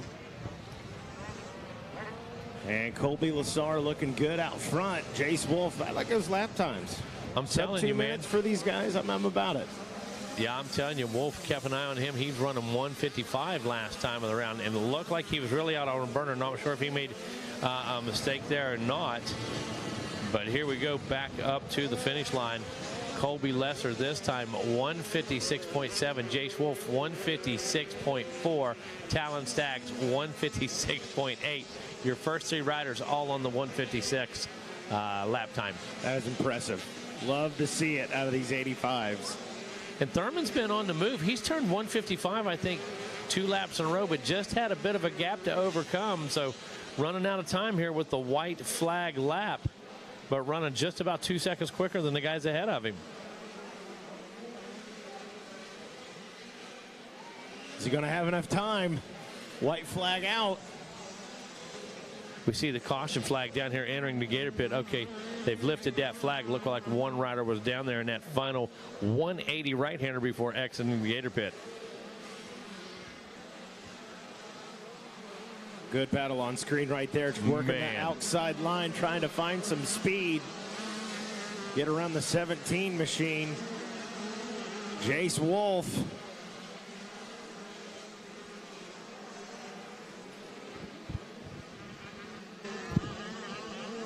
Mike, I got to tell you, using every bit of this track, Lesser has a hold of that lead right now, but it's Wolf wants to get in here and stamp it in this last couple corners. Going to have to make a move. They go wide right now. One goes inside, one goes outside through the split chute. Up and over that final tabletop down into the Gator Pit, and they're just a couple bike lengths apart. Going to be critical, make a good turn. The drone's going to show us what's happening. Lesser works his way down in. Gets a good drive back up out of it. Looks like Colby Lesser able to hang on the number 11 machine. Oh, fist in the air too, man. Yeah, man. Earned that one. Absolutely, man. Took all kinds of heat. So Colby Lesser with the win. Jace Wolf in that number 2 position, taking the race all the way to the checker flag. And Wyatt Duff did make that pass. Wasn't sure as I watched back there across the rear section of the track. The number 444 was able to make it into that number 3 position. The number 04, Wyatt Duff.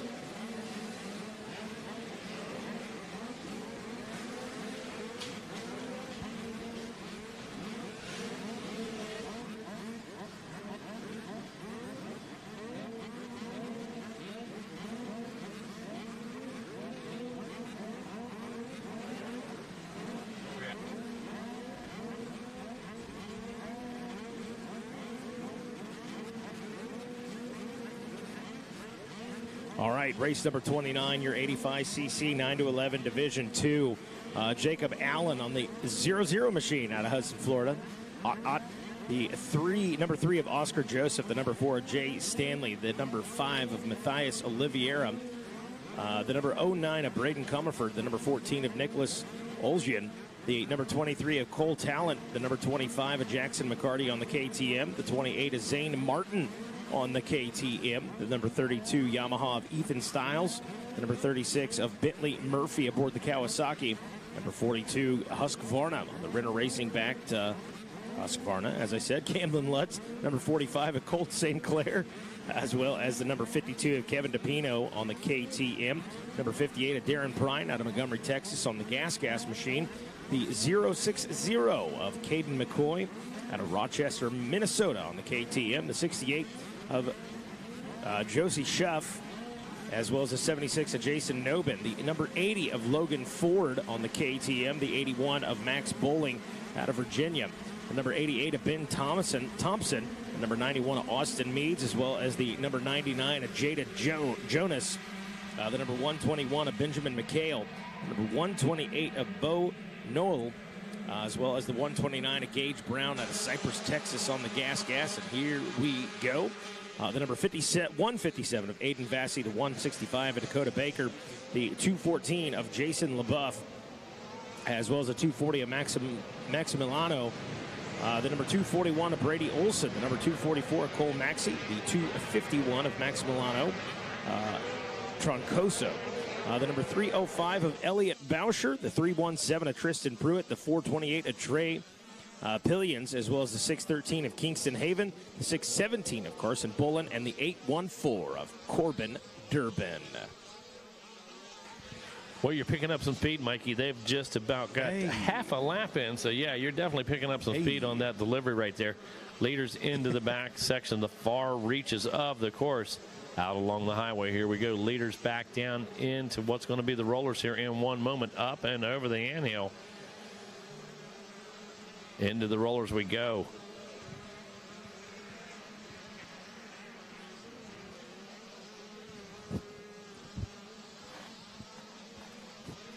Yeah, on 85cc 9-13 Division 2 coming up next. Going to be our Schoolboy 2 division. That's 12-7 B, C, and D. So going to be 2 of those. And then our senior 45 plus. Hey, by the way, we have a credit card up here. Happen to know who this is. So I can say the name because I know who it is, and when they walk up, I'm going to know it's them. Ocean Breeze Kudla. I have your credit card up here in the announcing tower. Somebody found it. So if you swing by the scoring folks over there, let Ocean know. We have your Visa debit card, I believe. You need that. So Eric Kudla or Ocean, we got your credit card. Big sigh of relief by Kudla right now. Absolutely. You know that. Oh, thank goodness. Tristan Pruitt breathing a sigh of relief for at least a moment. Darren Prine applying the heat, though. 2 seconds back on the gas. Got his hands full with Dakota Baker in the 3 spot. Zane Martin in 4th. Gage Brown rounding out the top 5. Give you the full top 10 here. Jackson McCarty in 6th. Kevin DePino in the number 7 spot with Braden Comerford 8th. 9th place is a 241 of Brady Olson. The number 81 of Max Bowling rounds out that top 10. Well, like they say, Mikey, nothing to it but to Pruitt. And he's out front right now, the number 317. Darren Pine, as you said, in that number 2 position. Darren trying to make up some time right now. Looks like he's closing that gap just a bit. Mikey might have been able to find some speed in one of those sections, but right now looks like he is closing the gap for sure.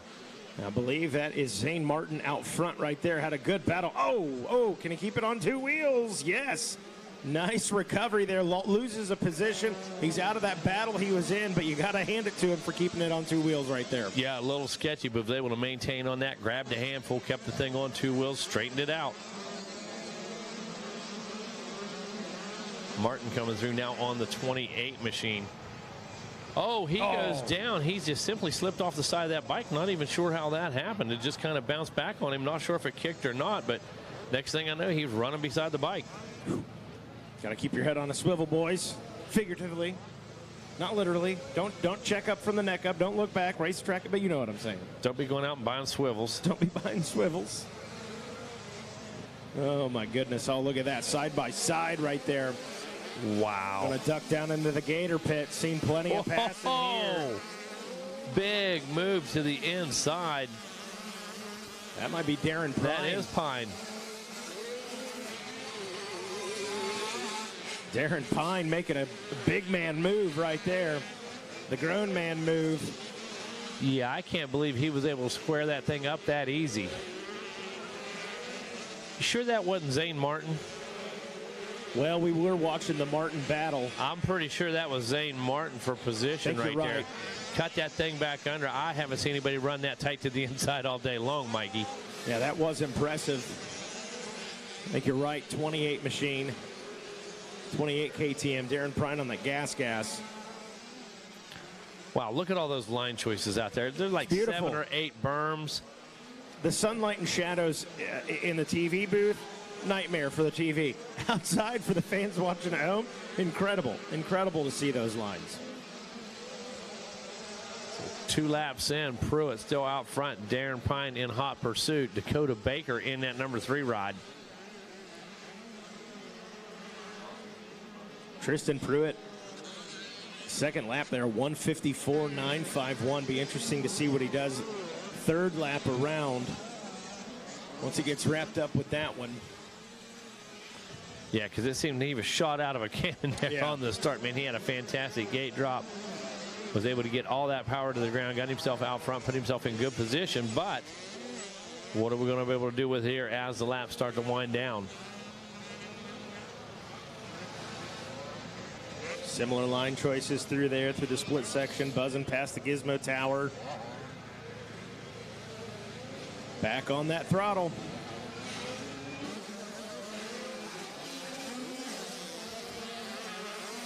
'52, Kevin DePino. I believe that's who we're watching right there. The bottom of the gator pit, going to come up the face of that finish line jump. There's some other ones. Kevin and KK DePino, I mean, they are all the major events. Good program they've got.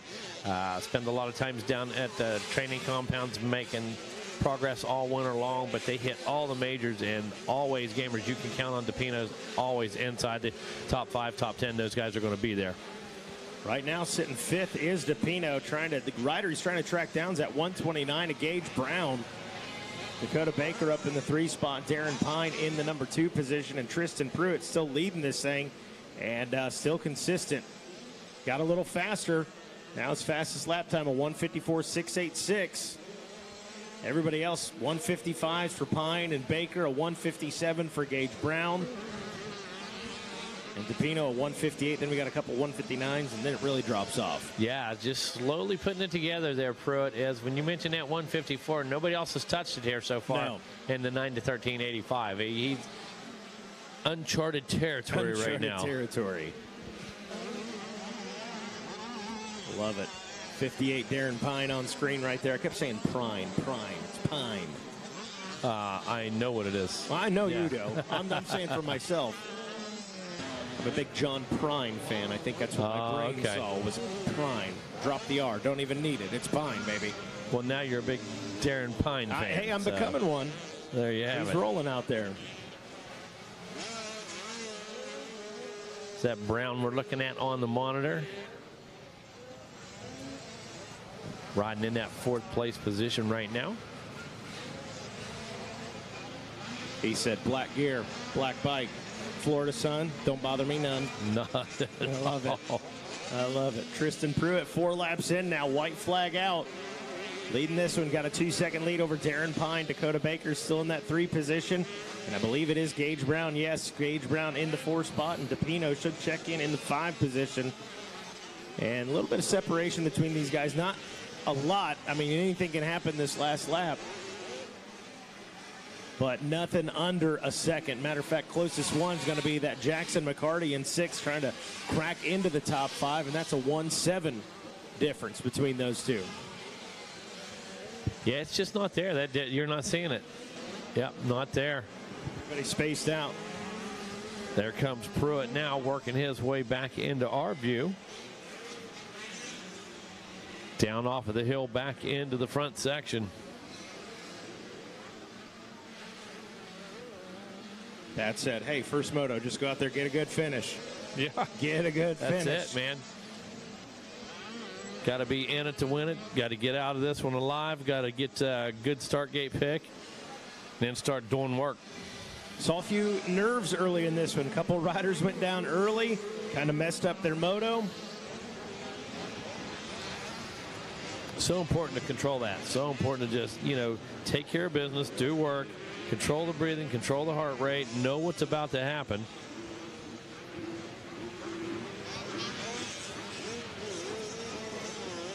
And then just make it happen.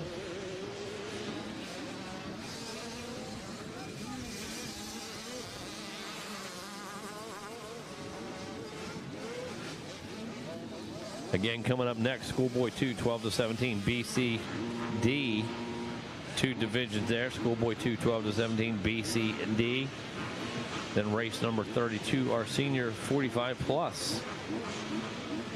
So Tristan Pruitt hangs on. Checkered flag flies, and he'll grab the win right there. Darren Prine finishes in the 2 spot. Wanted more. Wanted one more, I got to think Darren Prine did. Ended up 1 second back from Tristan Pruitt. Dakota Baker hangs on for the number 3 spot, with Gage Brown finishing 4th and Kevin DePino rounding out your top 5.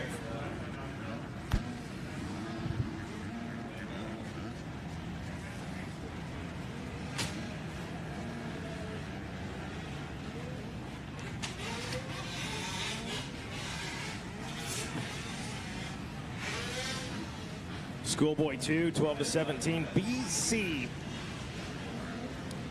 Coming up next, copy that. Some heavy hitters out there in this one. And hey, guess what? This is one of our Race Tech sponsored races. Yes. And Race Tech is the world's largest aftermarket motorcycle suspension modification company and inventors of their proprietary award-winning gold valves. Race Tech gold valves provide a plush feel with drastically improved bottoming resistance and increased traction. All Race Tech products are 100% guaranteed, and our favorite part, made in the USA. Yeah, Mikey, and if you want to buy those gold valves with a couple special tools for the forks and the shock, they can be installed by you with a manual at home, or you can send it out, have it done, have all the fluids and seals and stuff changed with it as well. But the gold valve really changed the game, and the brainchild of Paul Thede, and of course, made in America. Made in America. You had me right there.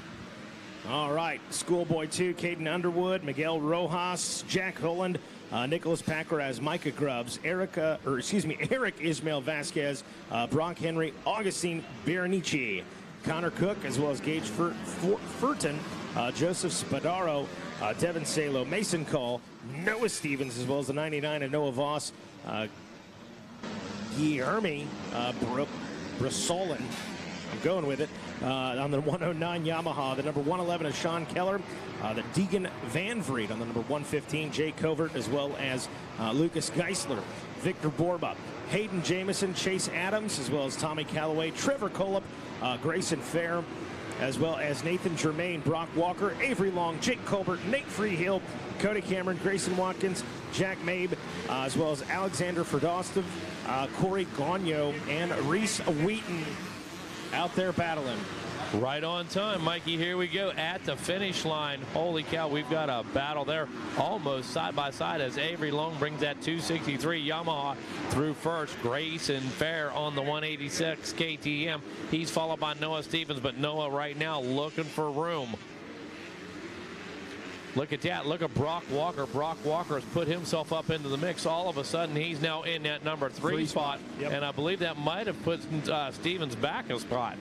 As a matter of fact, Nate Freehill on the Honda. He continues to put the pressure now on. And I believe that's Stevens he's going to work on. I believe you are correct. Avery Long on screen leading the way. Grayson Fair says, to be fair. I love it. You watch Letterkenny? Excuse me? Do you watch Letterkenny? Oh, yes. Oh, okay, good. Absolutely. Great. Our friends up in Canada. Great sitcom. Love it, dude. So Grayson, to be fair, is in the 2 spot. Noah Stevens fell back. Brock Walker got that 3rd place position, and boy, is he going to work right now on that Kawasaki. Yeah, 2 divisions here as well, but I got to tell you, the one we're worried about, division number 1, as we see the action up front. Avery Long on the 263. Fair in that number 2 ride, and look at this. Noah Stevens on the number 97 machine. He is trying to make it happen. And man, Brock Walker right up. He's working the track right now. Different line choice right here. We've seen that pay off for a few guys. Yeah, need to keep your eye on Brock Walker. He was able to put himself right into that number 4 position early into this lap. Now look at this. Starting to apply the heat. Looks like he's pulling up just a bit. Oh, he's on for Fair. Second. Yeah, he's moving up on Fair right now is where he's at. Well, you got Brock Walker. See if he can get a good drive here out in lap number 3. And man, he does. Look, he cuts back inside, Mikey. Now, let's be fair. Here he goes around the outside trying to carry some momentum and can't make it happen. The 186 moves over, gets wide, takes control of the race line one more time. Walker goes back to work. Walker really working the track right now. He's been inside, outside, trying to find that fast line around him, doing a good job not playing follow the leader. See if he can get it right here, going around the outside, long way around. Not quite enough drive right there to get it done. I like your style, man. But boy, he's on that rear wheel. Yeah. He's getting him set up. And you know, he's staying just out of that roost, Mikey. Just enough. Just a few inches left or right. Either way, both gives him an alternate line and keeps him from eating roost. Look at this, though. Who is that? Is that Freehill going to join the party right now? That might be. Freehill may have gotten around Noah Stevens. Noah Stevens was in the 4 spot. He said, I like the music. The Let's Honda dance. Ride? Yeah, it looks like it is. Yeah. Putting himself right in the mix here. We have got a 3-way battle now for this number 2 ride. Well, I got to tell you, Brock Walker looks like he checked up a bit, too. Don't know if we missed a little bobble there, maybe a little dab out the foot, but checked up a little bit. He's able to get back up on him, but it's a 3-way battle at this point. Actually, 2nd through 7th, they all have Avery Long in sight. Long has a good ride going, putting in good laps. Has about a 2.5 second, maybe 3 second gap. Going to find out, though, just about to pull themselves up out of the Gator pit. 97, Noah Stevens, that is your rider in 4. So it is not Nate Freehill, unless I missed Freehill in there somewhere. I'm telling you, man. Let's see. It runs through right now. So it's Grayson Fair in 2nd, Brock Walker in 3rd. As they go to run it through. There we go. So Noah Stevens in 4th. Breslin in the number 5 spot. Nate Freehill now in 6th. So Freehill actually dropped a position. If we don't update again right here, let's see. Freehill still in 6th, so going down into the Gator pit, gave one up. Yeah. Bad deal all around, Clark. Avery Long, though, enjoying that lead out front. He turned a 1:48.1. That gives him a 4-second cushion over Grayson Fair and Brock Walker in that battle that is going down. And Noah Stevens at number 97 wants in on it as well. Yeah, this thing's going to get touchy here in just a moment. Look here we go to the inside. Back down along the highway. Not able to get enough momentum. That is. And I believe that is Brock Walker now up into the 2 spot. Yeah, Stevens right there on the 97 machine, able to make his, well, nope, he's still running right there with Breslin. I'm not so sure that's not the 186. I think that might be the 186. Fair. Fair, so I think yes. Grayson Fair's dropped 2 positions. Because he didn't put a gap, didn't see him put a gap on Walker. So Walker, I believe, up into 2. So there goes Long. Yep. And there's Walker. So 97 is going to be Noah Stevens, yeah. So tough lap right there for Grayson Fair. We'll see if he can get back in the fight here. As it was in 2nd place, now back to at least 4th. Avery Long's checked in, 4 laps completed now. Another 1:48 for him. Just shy of a 1:49. Brock Walker in the 2 spot. Noah Stevens running out the top 3. Grayson Fair in 4th. And Jeremy Brasolin in the number 5 spot. Well, I can tell you what, he needs to hang on. He needs to race forward right now because that's the battle. 2nd, 3rd, 4th, and 5th. But look at 6th and 7th. Freehill and Fedorstov. Those guys are locked in another battle almost in no man's land. Oh, yeah.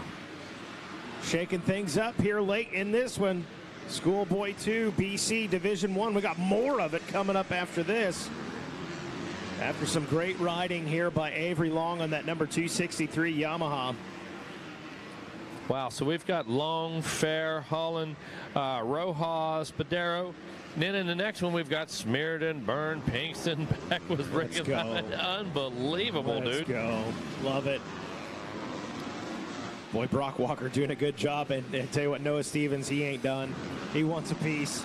Got a rider down over there just before Gator Falls, just before dropping in. Had a big kick over there. One of those braking bumps leading down into the falls. Just took a bit of a pitch off of the bike. Trying to see is that a Husqvarna? Can't quite see from over here. Might possibly be.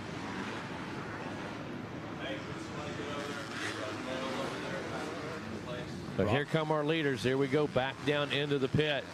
Avery Long going to bring out the white flag for us. There he does right there. Brock Walker, Noah Stevens. Noah Stevens, time to go to work. Yeah. Brock Walker got up into that 2 spot. Noah Stevens has been right there flirting with him a few times, showing them that front wheel. White flag out, it's go time. Yeah, Walker's really comfortable there too. Now, as soon as we say that, there comes Stevens. I mean, Stevens now putting on a charge, Mikey, as they go down into Gator Falls. He knows he's got less than a lap. Is he going to follow or is he going to use the alternate line? Right now, he follows him up over the hump as they go up the Gator back. Here it is. Walker out front in that number 2 position with Stevens right behind. Walker ducking down to the inside. Stevens pretty well 1 line over from him. Wow. Avery Long said, you guys battle it out. Go right ahead. I'm just going to mind my business out front here and see if we can close this thing out. Hang out. Man, Walker's on the defense right now. Look at Stevens. Look at Stevens goes to the inside. Is he going to be able to hold it on? Walker says, nah, I need that line myself. My goodness. You got to hand it to Noah Stevens, though. Thought he was coming to the outside. Switchbacks come to into the inside. Just about got him. Right up beside him. Couldn't make it stick. All right, Noah Stevens, what else you got picked out? We're running out of track here, man. You got to find something. Yeah, Walker's in control, so it's all up to Stevens right now. He has to find something, has to make something work. Where are they going to go when they come down to the split lane? You see the number 97. There goes Stevens. He goes back to the inside. Didn't expect it. No, he plays a little follow leader. That tells me the action's going to happen in the Gator pit if it does. Let's go. Avery Stevens is Avery Long making his way down into the Gator pit now. Here comes Walker and Stevens. Stevens tries to hold that tight line. Walker does exactly what he needs to do. Just takes up the middle of the track, protects the inside. Said Stevens, if you want to go a long way around, that's up to you. Brock Walker able to bring it home in the number 2 position. Noah Stevens taking the 3rd. Thought maybe for a second we were going to see Noah Stevens pull one like we saw in the women's class earlier. Taking that outside line, coming through, photo finish. Wasn't quite able to get the drive needed to make that happen. All right, coming up next, Schoolboy 2, Division 2. Race number 31, Noah Smurden. The number 12 of Jack Byrne, as well as a 14 of Kaysen Pinkston. Number 17 of Diego Kaiser. Number 19 of Taylor Beckwith, as well as a number 22 of Logan Riggins on the KTM. Number 23 of Michael McLean aboard the Husqvarna. Number 24 of Mason Jackier on the Gas. Christian Yannick on the number 27 Kawasaki, as well as Julian Palmer on the number 29 Yamaha. Going to be fun to watch these guys duking it out. Landon Powers, the number 33. Number 45 of Hayes Edwards. Peyton Crisp on the number 54. Gavin Betts, the number 72. Jesse Wessel on the 108 Husqvarna. Carson Eads on the 133 Yamaha. 144 of Brian Prouty on the KTM. 145 of Paxton Lipinski aboard the Yamaha. 152 KTM of Clayton Milnokov. The 156 of Cade Miller, as well as the 157 of Gabe Fink. 191 of Snid Putnam, as well as the 206 of Logan Best. 209 of Nicholas Israel. The 212 of Chase Williams. 242 of Ariel Riveros. Number 300 of Drew Adams. Brennan Schofield on the number 409 KTM. The 451 of Ryder Thompson. 525 of James Slager. The number 550 of Cole Forbes. Number 567 of Carson Cahill. The 661 of Dominic Stallings. The 722 of Josh Carson. The 911 of Rodrigo Borgs. The 912 of Maliko Bisau. And the 919 of Jonathan Yelton. There you have it, Mikey. Here we go on lap number 1. Looks like Yannick has moved into the number 2 position. That should be Bomer in the number 3 ride. Coming back at us, that's the 300. Drew Adams out front and leading the way. Drew protects that inside line. He knows exactly who's behind him. That's his teammate, the number 27, Christian Yannick. These guys are familiar with each other. We've seen the speed of Bomer. We saw exactly what happened when these two guys got together the other day. So here we go. Hey, broke the internet with that one. They broke the internet. Oh, it was replay of the day. It was. And I gotta say, now that we got these guys back out here, let's throw it out. Camera angles. I've seen some camera angles on Instagram that did not do that crash justice. No, absolutely made one not. guy look worse than the other, and I don't think that was the case at all. No, not whatsoever. Not whatsoever. So there it is, the 300. Drew Adams putting lap number 1 in the book. Yannick in that number 2 ride. Logan Best in the number 3 position. Logie Bear on that 206. Noah Smearden on the number 4 machine. Well, that's where he sits in 4th right now. Back over the Gators, back they go. Adams still in control of this one. Taking a little look a little further back in the pack, going to be Taylor Beckwith in 5th. Nicholas Israel in 6th. Dominic Stallings rides in 7th. Logan Riggins in the 8th spot. Peyton Crisp in 9th. And Ryder Thompson rounding out our top 10. Right now, Drew Adams has clear track ahead of him, and he is trying to make hay while the sun shines. Couple of cowies out front. Oh, man, looks like Yannick got a little cattywampus there, you know, got a little squirrely. He did, able to pull that thing back under him, though. Grabbed a big handful, straightened it back out, and puts that number 27 machine back in line behind the number 300 of Drew Adams. Good ride by the 300 rider out of Chattanooga, Tennessee, Drew Adams. All right, you guys have been asking out there. Now it is official. We are going to race 42 today. We're going to race 42, and we're going to start off first thing in the morning with race number 43. So we're going to race through 42 and start up with 43 in the morning. 42 being your 450B Limited Division 2. So 2 divisions of that, 450B Limited. Race 42 is where we end tonight. Race 43 is where we start tomorrow.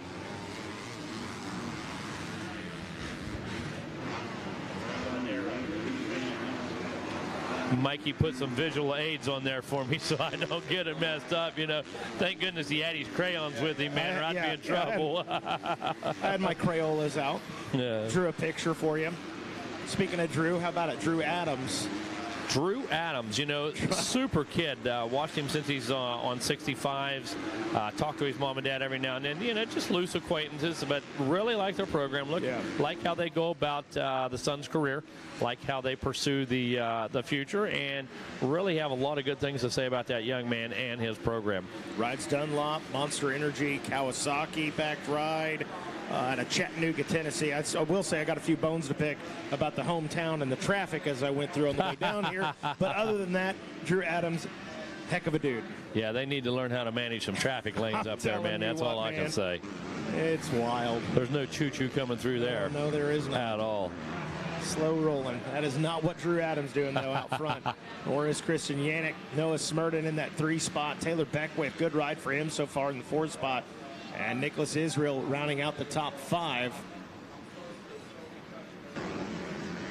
2 laps into it now. All right, I don't see Bomer. What happened to Bomer?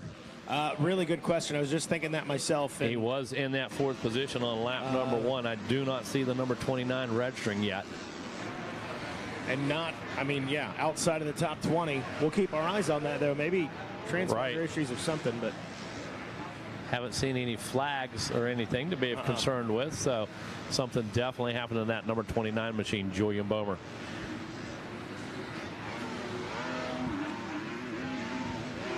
So Drew Adams comes in 1:46.1 this time, 1:46.4 for Christian Yannick. Now that tells you a little bit about the conditioning, the pace of these youngsters, teammates, they're familiar with each other. Tells you about the skill level and how similar the programs are. Yeah, absolutely correct. All that consistency across the board. And boy, that consistency is just about 2.5, call it 3 seconds apart right now. But other than that, time's pretty well identical. Noah Smurden got a 9-second gap between him and Yannick.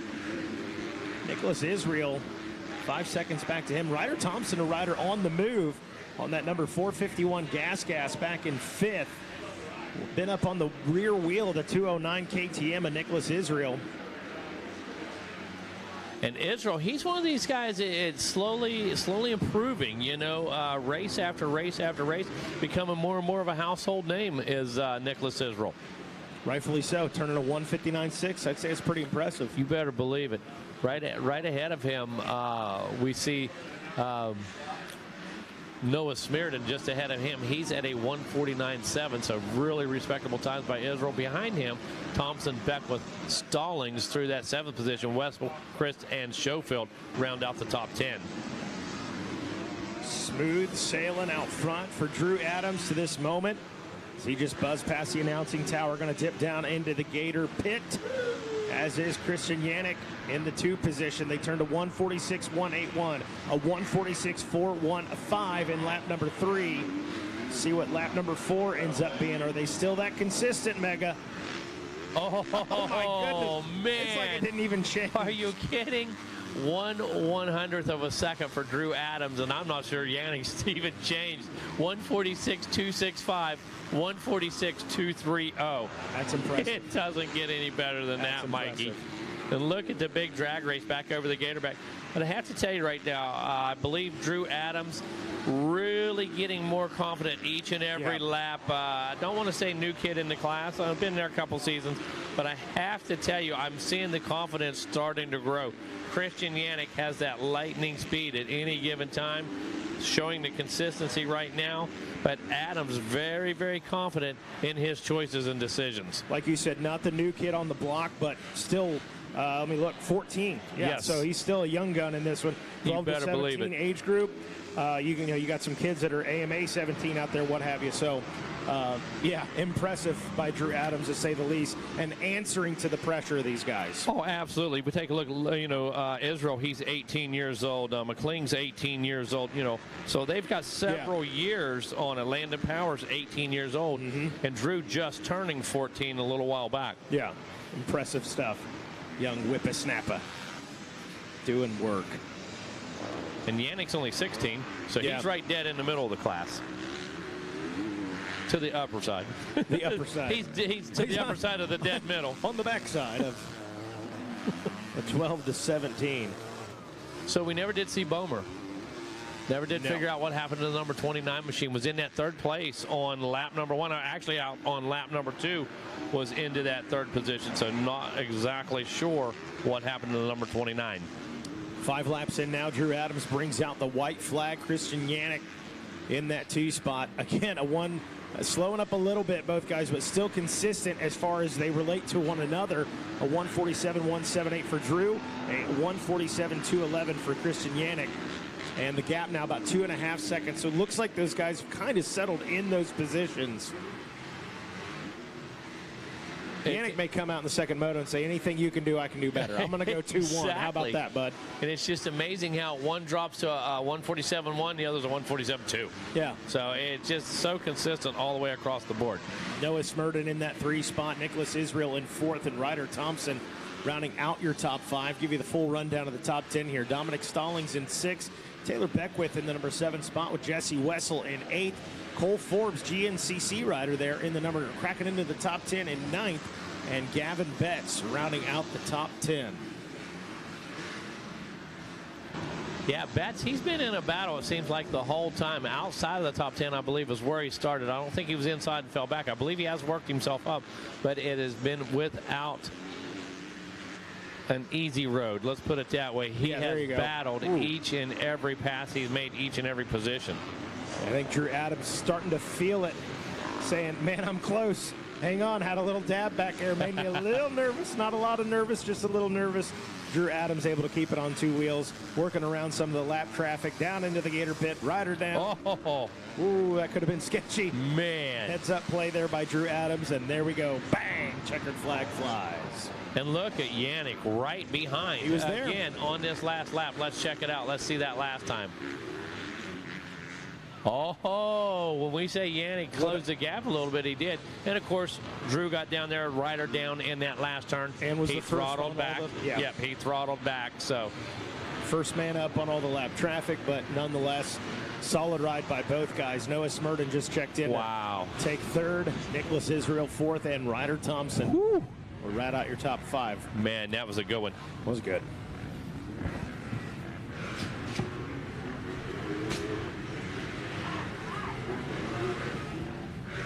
All right, got your top 5 here. The gate is loaded for the senior 45 plus.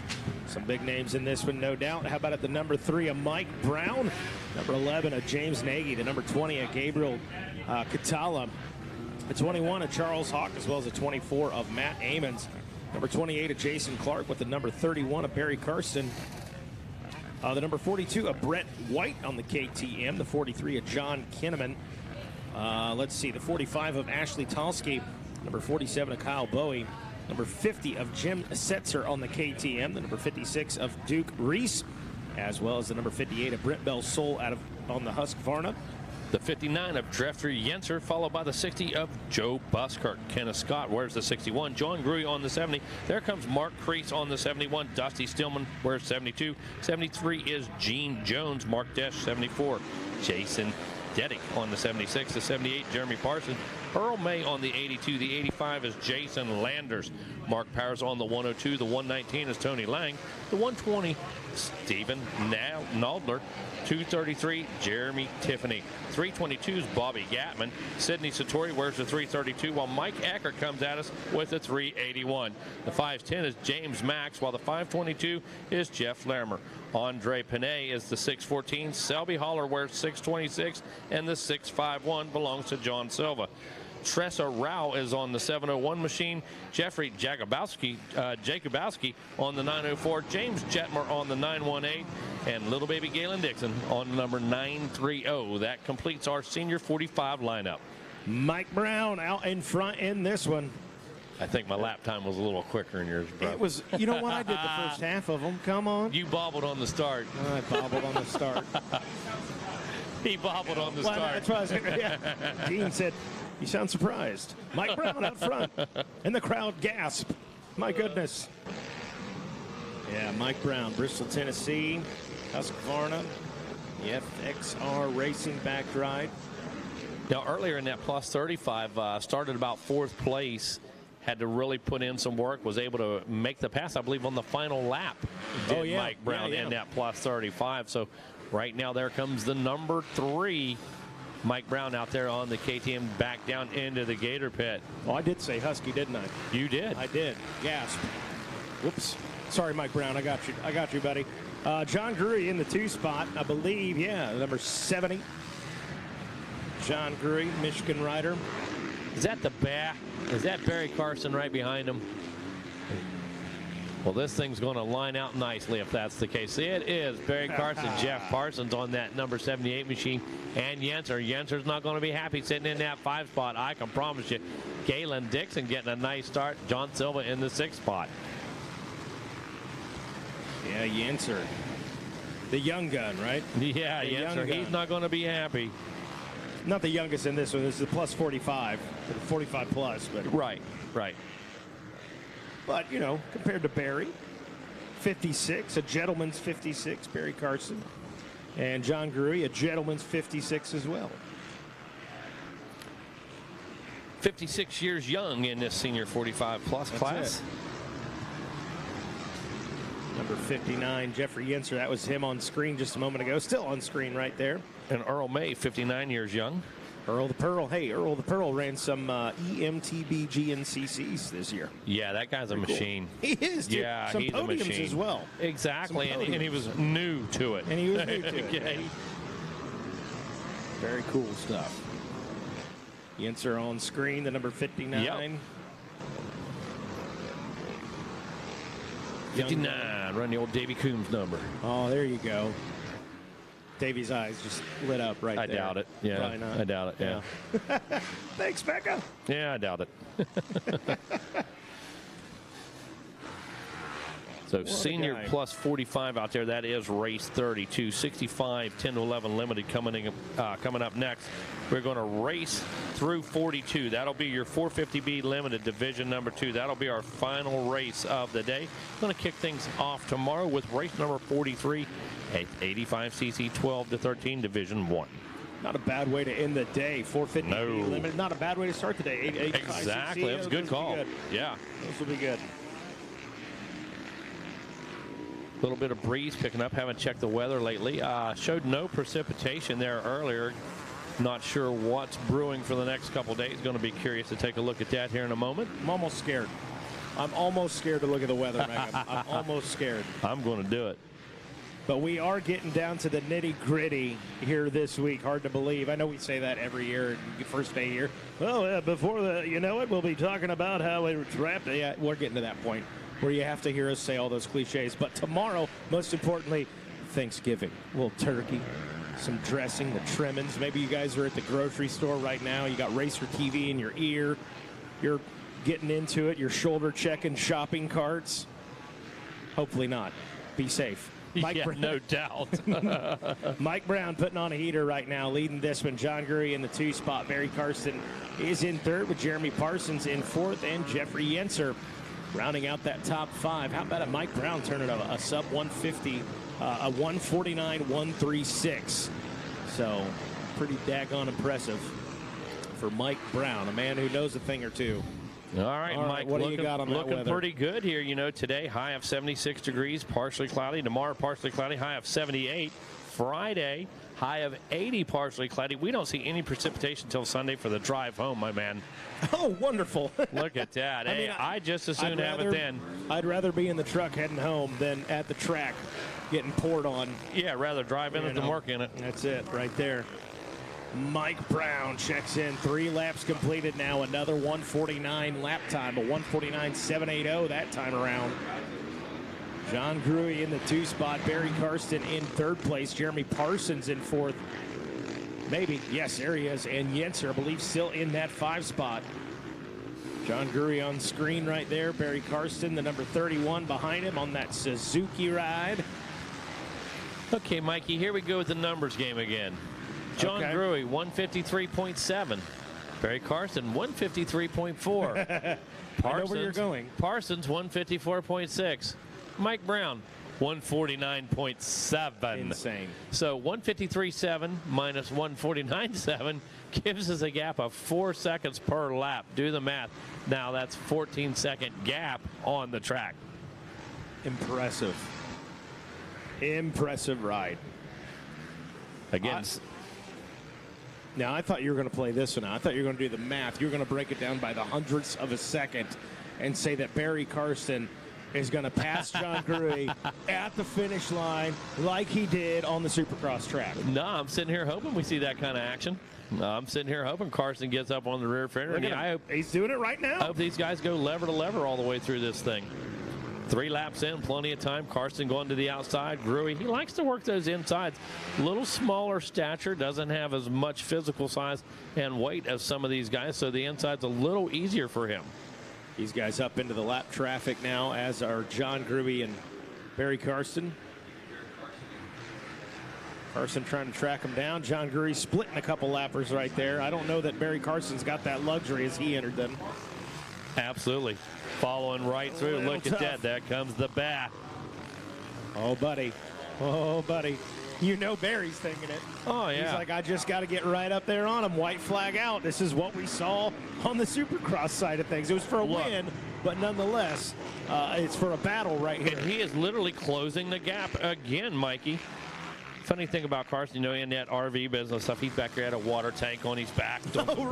Doing some push-ups before the moto. That man right there, an absolute machine. I don't know if he's looking down at the bike, just checking out the, hey, Bugs, how you doing down there in the dirt? I'm not sure what day. I thought he might have saw a snake, scorpion, something in the rut right there.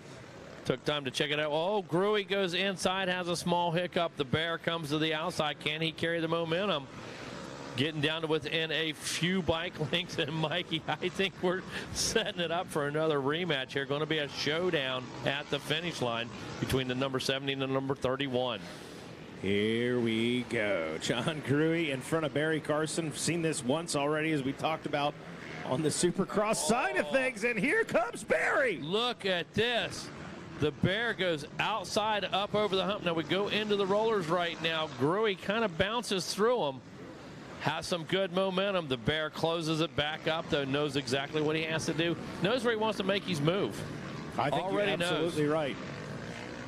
But he has to get close enough to do it. Man, Gruey grabbed a handful right there. Yeah, Gruey put a little distance. I'm thinking he heard him back there. Oh, little bobble right there by Gruey, but he had to have heard Barry back there and said, not again, not again. Yeah, running out of time now. Gruey's not going to let that happen. Here they come right in front of us. Just about 7 or 8 bike lengths separate the two. Gruey should be in control of this when the Bear going to make a run. All Gruey has to do is its final right-hander, get a good drive through the finish line, and that's it. And a sigh of relief by John Gruey right there. Still great race by both of them. Bad news is got to do it a couple more times now. That's it. Just a couple more times, fellas. So Mike Brown with the win, John Gruey in that number 2 ride. Barry Carson rounds out the top 3 on our senior 45 plus with Jeremy Parsons in 4th. And I believe John Silva able to hold on for the number 5 spot. Yes, John Silva able to make it official, holding down the number 5 spot in our senior 45 plus.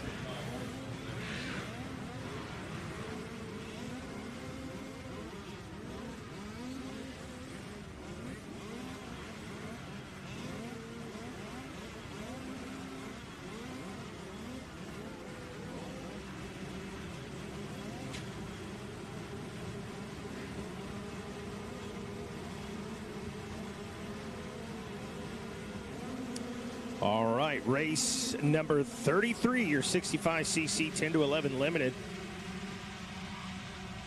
Off and rolling now. Fighting for that VP Racing Fuels whole shot. And the 65cc's. Who do we got out there, Mega? Trent Ashley on the number 2. Cooper Johnson rides number 4. Tyler Stancic on the number 11. That's Lethan Porterfield on the 12 machine, while the 14 is Camden Scoggin. Beckett Ferry on the 15 machine. Patoshnik rides on the 16. Sam O'Leary, 18. Keith Nadler is the 20 machine. Marcus Trujillo rides on the 25, while the 27 belongs to Cohen Chilton. Brayton Criglow on the 29 ride, while the 31 belongs to Easton Graves, and the 51 would be Colin Halbrook. Hannah Jameson on the 57. Jackson Vick on the 70. Carson Sanders on the 74.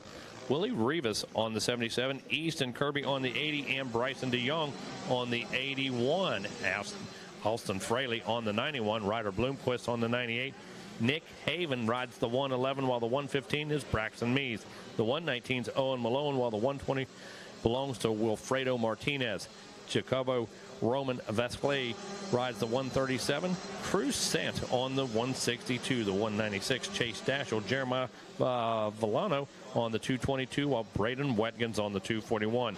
Matalos Thompson on the 502. Tucker Couillet on the number 620. Jensen Bridge on the 660. Jackson Bailey on the 776.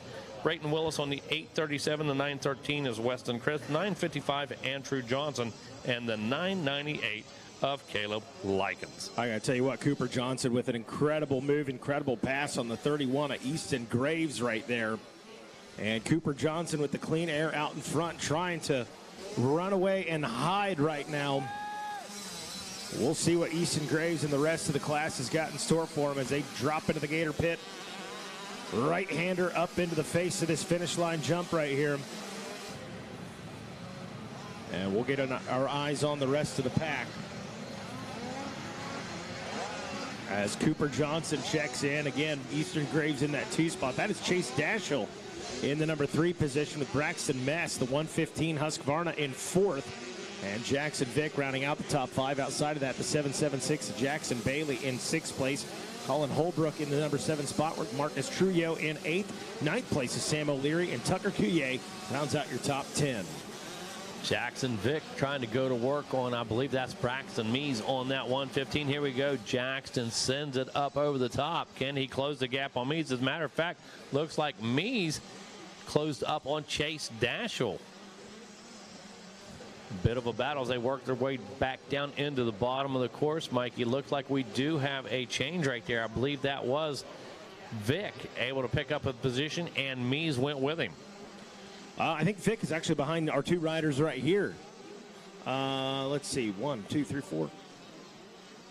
Vick is in 5th, so that's a battle 3rd, 4th, and 5th right there. So that would be... So Jackson's still in the 5th spot then? Yes, correct. Okay, Yeah, gotcha. They looked side by side as they were going up that hill and come back down. All of a sudden back through the rollers. Look at this. It's another rematch, Mikey. The 196 Chase Dashel getting very defensive. Whoa, almost lost the front end right there. Braxton Mees playing close attention to that. We're looking for any mistake to take advantage of. Chase Dashel, a little good defensive riding right there, at least trying to. Cooper Johnson, again, trying to move out front and run away with it, but good battles behind him. Yeah, so was that Bailey that went to the outside there, tried to take the wide way around of everybody? No, that's Vick still. That's the 70 of Jackson Vick out there working it. Easton Graves got his hands full right now. The freight train is coming. 3 of them not far off. Coming in, 2 laps completed. We'll get timing and scoring on this. Those gaps going to be just about non-existent. Outside of Cooper Johnson, who's checked in 2 minutes flat. Easton Graves in the 2 spot, at least for now, with that freight train behind him. A second back, Chase Dashel. 0.2 seconds back, Braxton Mess, and 0.9 seconds back is Jackson Vick. Man, Vick, he's just all over the place, inside, outside, doing anything he can do. And I have to tell you, Braxton Mees is hanging tough. He's feeling the pressure right now. Well, you nailed it right there, almost on cue. Jackson Vick goes wide out to the left, trying to get a good drive up the Gator back. Mikey, I'm telling you, all kinds of strategy being used here. Look at this, four different lines. Although they weren't side by side, they used 4 different lines to get through that corner. Looking for opportunities, trying to create opportunities for themselves right now. Got to hand it to Easton Graves to this point. I got to tell you, I haven't seen the young man look around yet. No, not one time. Seen him look behind him yet. And look at this. Now we've got a challenge. That Dashel coming up the inside. That is. Chase Dashel. Whoa, they almost get together right there. Johnson just able to keep ahead. Actually, that's the 31. That's Graves. Yeah, that's Graves. He's able to just keep ahead. Dashel trying to make the move for the last lap and a half. Well, now wait, that's Braxton Mess, I believe. Black gear. Mess is in the black. Yeah, that's what I meant. Yeah, we're on the same page. Yeah. Sorry. And there we go. Is the move made? Yes, down through the switchback. The 115, Brandon Mess works his way past Dashel. Patience. I'm sorry, past Graves. Patience paying off for him right there, able to make the move into the 2 spot. And look at this battle again down into the Gator Pit and back out. Who went down right there at the top of the Gator Pit, Mikey? Oh, I can't see no number on the jersey. That wasn't Mess, was it? No, Braxton Mess. No, he just checked in. Is in the 2 spot. Okay, he just checked in. Graves drops to 2nd or 3rd. That might be the 196 of Chase Dashel or the 70 of, well, it wasn't Vic. I'm thinking it might have been Chase Dashel. Might have been that. Come on, load.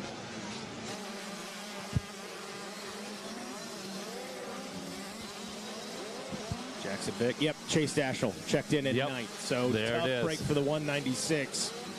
A lot of making up to do right there. Yeah, had such a good ride going on, put in a lot of hard work to put himself in good position. Now has a lot of catch up to do. Have a couple of laps here to try and make something happen, at least pick up a few more positions. Breathing room. Cooper Johnson out front, 7 seconds is the difference. Braxton Mess, after an impressive pass on Graves and a couple other riders, matter of fact, sits in that 2 spot. Easton Graves is now in 3rd, Jackson Vic 4th, Marcus Trillo rounding out that top 5. Wow, these guys keeping us on our toes, Mikey. I'm here to tell you, between the passes, between the numbers, between the gear, they got us working for this one. Lots of swapping back and forth, and Graves under fire again right now. Now it's Jackson Vic, and Vic going to work on him right now. Exactly. Vic versus Graves right now. Graves has not had it easy for 1 second in this race. He has had pressure from one direction or the other. There comes Vic now on the 70, almost side by side. Graves going to go to the inside. There goes Vic to the outside. Is he going to be able to carry enough speed? Whoa, they come out almost identical. The 31, Graves, though, able to maintain that advantage. There goes Vic to the outside one more time. Look at all the speed he's carrying. Graves heard him coming and shut the door. Good move.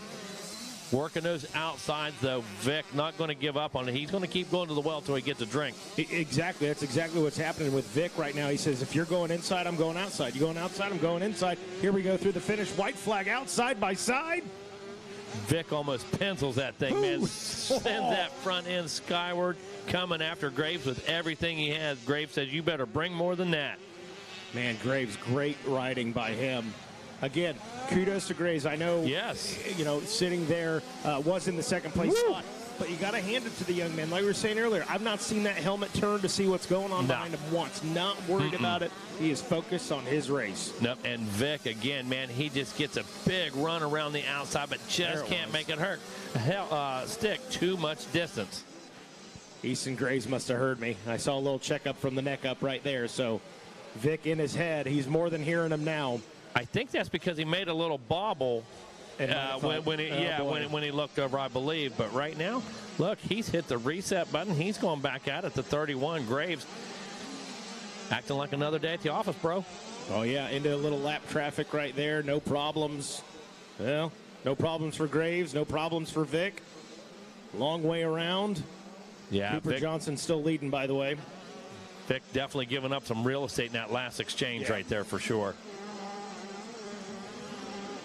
Braxton Mess in the 2 spot.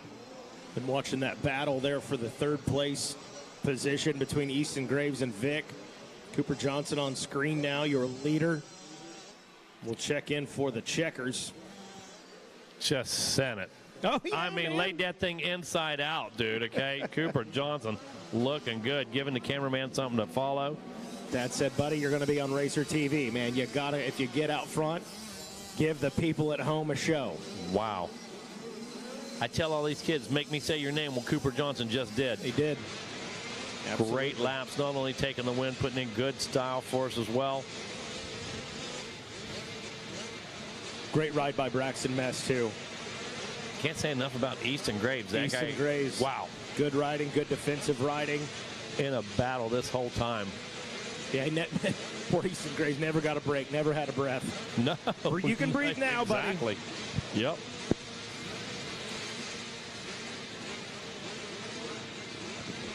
Well, as a checkered flag flies, recap here, Cooper Johnson finishing in the number 1 spot on that number 4 KTM. Braxton Mess in the 2 position aboard the Husqvarna. Easton Grace taking a 3rd place finish. Jackson Vick a 4th place, and Marcus Trujillo going to round out your top 5 as we turn our attention now to the Mini Senior 1 12 to 14 division number 1. I think just 2 divisions in this one. Yes, just the 2. Now coming up next, the 65cc 7 and 9. We will have 3 divisions in that one. But right now, Mini Senior 1, Division 1, Megawatt, who we got? The number 2 of Mason Burgoyes, Alex Haggard's in there with us as well. Hunter Gardner coming out of Millville, New Jersey. Colby Lesser from Centennial, Colorado. The number 16, McClellan Fedellini out of Forsyth, Georgia. And the 17 of Davis Daniels. 19 is Malahari coming out of Thornton, Colorado. Chase Ingowitz from Colts Neck, New Jersey on the 20 machine. Daglin Kamadi on the 24. 26 is Peyton Browdy. Cole Martin on the 27, Zane Martin on the 28, Dayton Lowry on the 33, Fisher O'Connor rides the 45, while the 46 is Matthew Williams. Mounted on the 81 is Max Bolin, riding the 92, Kristen Nyman, and running the 100, Landon Walters. The 112 is Slade Shields, Austin Gore is the 124, while the 130 belongs to Gage Patrick Collins. Danny Robertson is the 141, the 151 is Carter Griffin, while Jonathan Getz rides the 221. Mounted aboard the 226, it's Ryder Miller, while Chase Baker is mounted on the 278. The 280 belongs to Jack Shea, and the 317, well, that would be Tristan Pruitt. Mitch Pierce is on the 411, Caleb Wood on the 414. The 455, that's Gavin Pettit, and Anaki Abazura on the 511. Joseph Shipley rides the 559. Anthony Burke is the 627. The 808, that's Maverick Gold.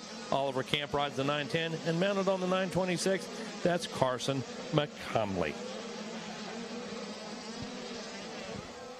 Full lineup, leader trying to check out. Runaway, hideaway. Good battles behind him, though. It's just going to be the quick surge on lap 1. Will these guys have what it takes to catch up to him? Buzzing past the announcing tower here in just a moment. And the 22 machine in that 2nd place position.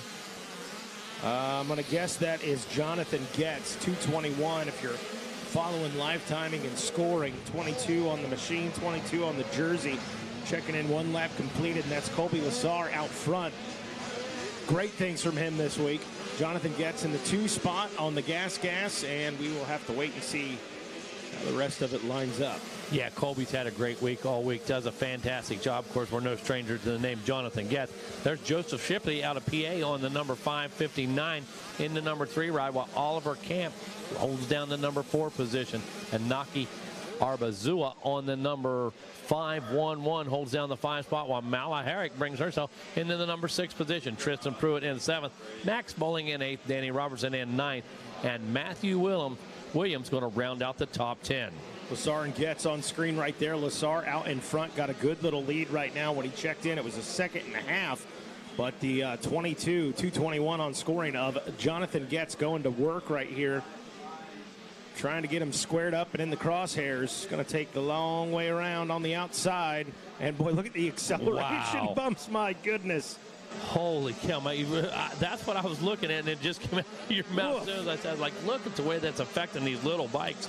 And right now the roller's just getting deeper in there. Whoa, a big hiccup right there by the number 11. Lassar gets the front end dug in just a bit. Look at Getz, that gives him some added momentum. He goes around the 2nd. Oh, Lassar cuts back over, takes control of that line. Getz not having it. He goes outside. Can he make it happen? They come out of the split chute just about equal. Whoa, coming close right there. Showing him that front wheel is Getz. And might have just made the pass. He did right there. Big down in the Gator pit. Power move right there, Mike. He just held it on longer. Grown man move right there. But I tell you what, Lassar not done with him. No, Lassar had a little hesitation. Yeah. He wasn't sure he wanted to go inside at first. Had a little hiccup right there, and just that little bit of a hiccup gives Jonathan Getz a gap of about a 1.5 seconds. Checking up just enough for Getz to get around him. Your leader after 2 turned to 156.9, and Colby Lassar a 159.3. So let's see what Jonathan Getz can do with some clean air out in front. Maybe he is as he's going up the Gator back. putting a little bit of separation on them. Joseph Shipley in third, Oliver Camp in fourth, and Naki in the number 5 spot. I got to tell you, those 2 hiccups in that deep rut's what did it for Colby Lesser. Took about a second and a half off of his lap time that time around, so put him back into that 159 range, but still physically second on the track. Yeah, doing a good job right there. Look at the 157s, like you were saying. Impressive. Freight train's coming. It's coming. Yeah, you see that 156 of Getz, but take a look at Shipley, 157, Camp, 157, Anaki, Abrazua, 157, Tristan Pruitt, 157. So you call it a freight train, that's exactly what it is, Mikey Wayne. Yeah, and Max Bowling not too far off that. If he can get linked up with one of those guys, key off of the guy in front of him, maybe he joins the freight train as well. Well, I can tell you, as hard as these guys are pushing, you know, we talk about consistency and mistakes. The guy that makes the least mistakes comes out on top here. We're going to see who can ride that out. 2 laps in right now, a few more laps to go. Who's going to be the guy that makes the least mistakes at this pace? Joseph Shipley trying to go to work right there. We saw on Racer TV. Jonathan Getz, my goodness. He said, well, Mikey Waynes, you asked what I can do with some clean air out front. Now I'm trying to show you. Man, he's bringing it too. Is that Shipley? Yep, that's the 5.59 back there. Just coming into our picture, Joseph Shipley. Still right now, we're following Lesser. He's got a battle on his hands. Yeah, a lot of heat coming in. 1, 2, 3, 4 right there. Wow. Behind him. Listen, this is when it starts setting in. This is when you get a little arm pump. This is when the fingers start tingling. 3 laps in. And Naki, that number 51, 5'11" on scoring, is the rider directly behind Colby, applying the pressure. Well, everybody, I mean, like my family at turkey dinner on Thanksgiving, okay? I mean, we are chomping at the bit right now. Applying the pressure to each other. That's my stuffing. I'm going for it. Whoa, trying to find some speed around the outside. Wow. Falls back in line, at least for the moment, but Naki doing a good job working the track. So savvy, man. The track knowledge is absolutely incredible. And these midline line changes, these mid-corner line changes blowing my mind. Look at this, Mikey. You know, I've lost track how many times it seems like in years past you see a guy enter, especially bad road back here. They enter a line, they stay in it till they're out of it. Not been the case this year. Guys having no problem jumping into another line and trying to find a better drive.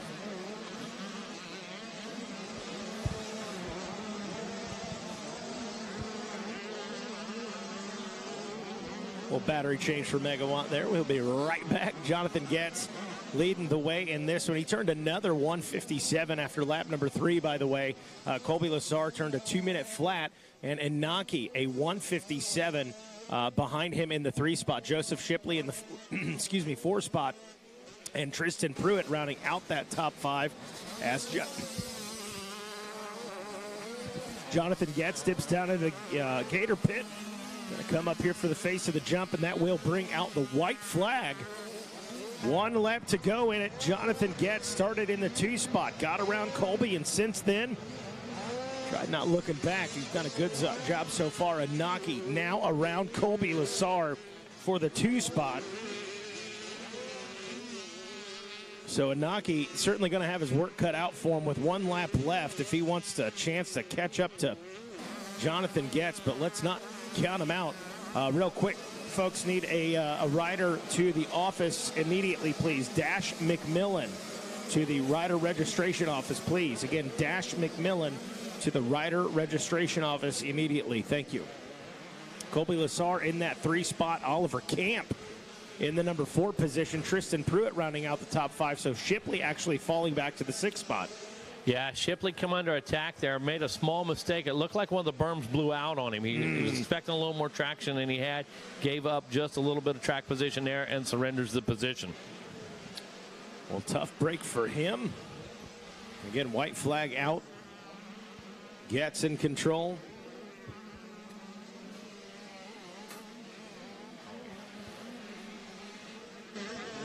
Getz in control, and Naki in the 2 spot. Some great riding out of him to get up into the 2 position. Not done yet.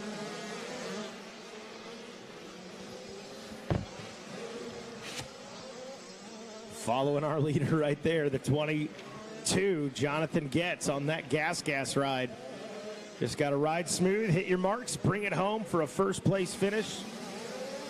And Naki on the charge, but down into the Gator pit with our leader, Jonathan Getz, as he will come up through the finish line area, and bang, there it is, checkered flag.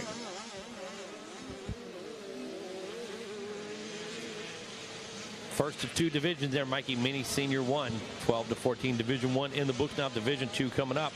Race number 35 is on the gate. We're going to race through 42 today. 43 will be the first race tomorrow.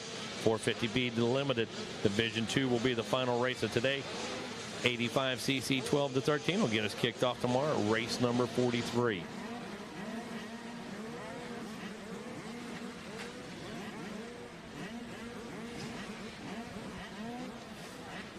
All right.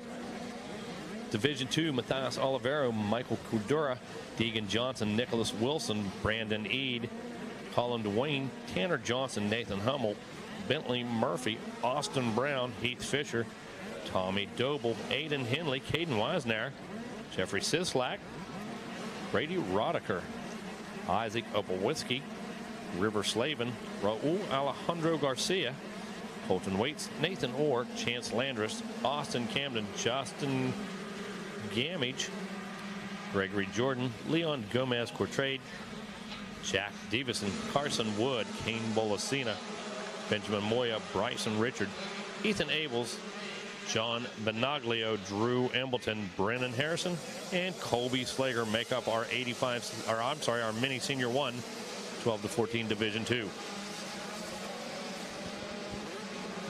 Well, we got an absolute heater out in front. Call it a 1, 2, 3, 4, 5-way battle right now for first place. So flip a coin. Which rider do you want to pick? They're all out front right now in this one for your Mini Senior 1 Division 2. You get in these division races, what division you want to be in? You want to be in the first one, or you want to be in the second one? How about being in the second one? Second one? Why? I really want to see what the first one looks like. I want to see what the times are. I want to see if they're using any different lines than I am. I really want to see what the difference in their race would be than mine. I love that. Makes perfect sense. I don't know if it does or not. This is what's happening in mine and megawatt. I was going to say, that's how I would look at it. Awesome. But. Yeah, for sure. And no sense beating around the bush. You know, you want to see as much of the competition as possible.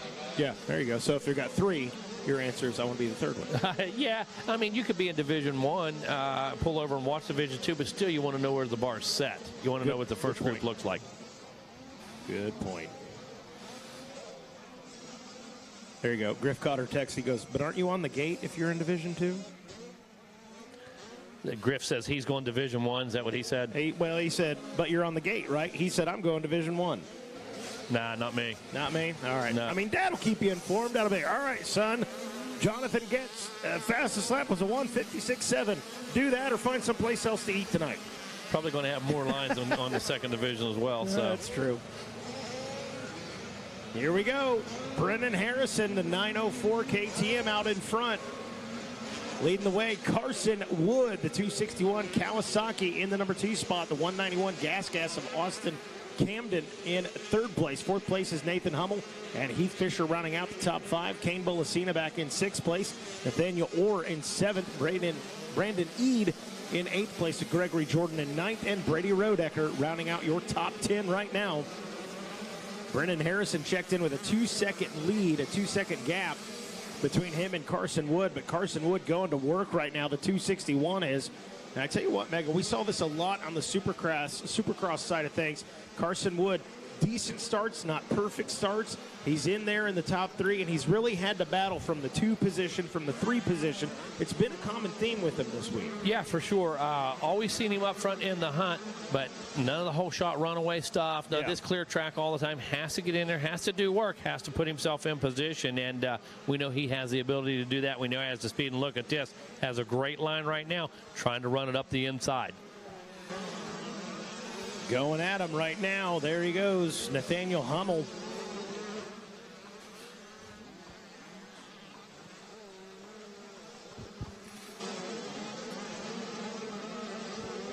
Okay, yeah, that is the battle for third. Austin Camden in the 3 spot on the gas, and that was Nathan Hummel on the KTM battling with him right there, jockeying for position. I was all thrown I off. wanted to let you regroup that one because I was a little confused too, and I didn't want to interject and make the wrong statement, as we do a lot of times. It's almost like we call 82 races in 2 days. Yeah, something like that. 80,000 different names. Just for example. It's very easy for the folks at home that don't know. This is very easy. Oh, it's not confusing in the least bit. Not confusing at all. Not at all. With 80,000 things going on at once in your ears and your eyes. And we do appreciate all the couch quarterbacks all the armchair announcers that correct us. You know, sit there. They Google up the answer. They Google up the rider number. They act like they've got all this moto knowledge. Go to Instagram. Come sit in the chair, Jack, with no notes, and tell me how good you are.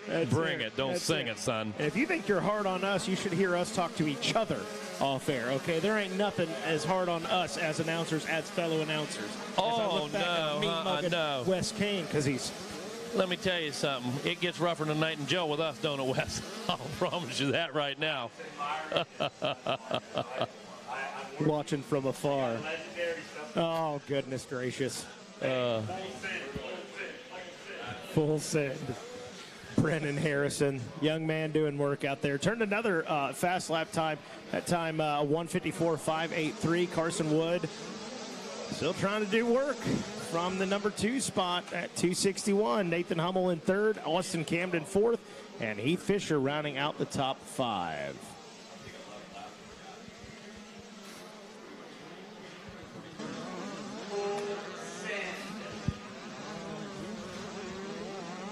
I got to tell you, Mikey, heating up on the track, heating up in the group text right now. Oh, it is. It must be getting late in the week. All kinds of action picking up for the announcers right now. Shots I can tell you that. Shots are being fired from all directions. I love it. I'm here for it. You guys make it a joy to work here. Yeah, for sure. Brendan Harrison, though, he's the one doing the work. Shots being fired by Carson Wood, trying to bring it home. Nathan Hummel on that number 23 machine said, hey, I'm not done with this thing yet. Not done at all. Near there it goes. Yeah, Harrison checks in 154.1. Carson Wood right behind, just about 3.6 seconds. 155.1. Right there, Nathan Hummel, 157.1. And he's got some company. I think Hummel's got a little bit of traffic right behind him. He's got a couple riders coming in hot, Camden and Fisher. Yes, he does.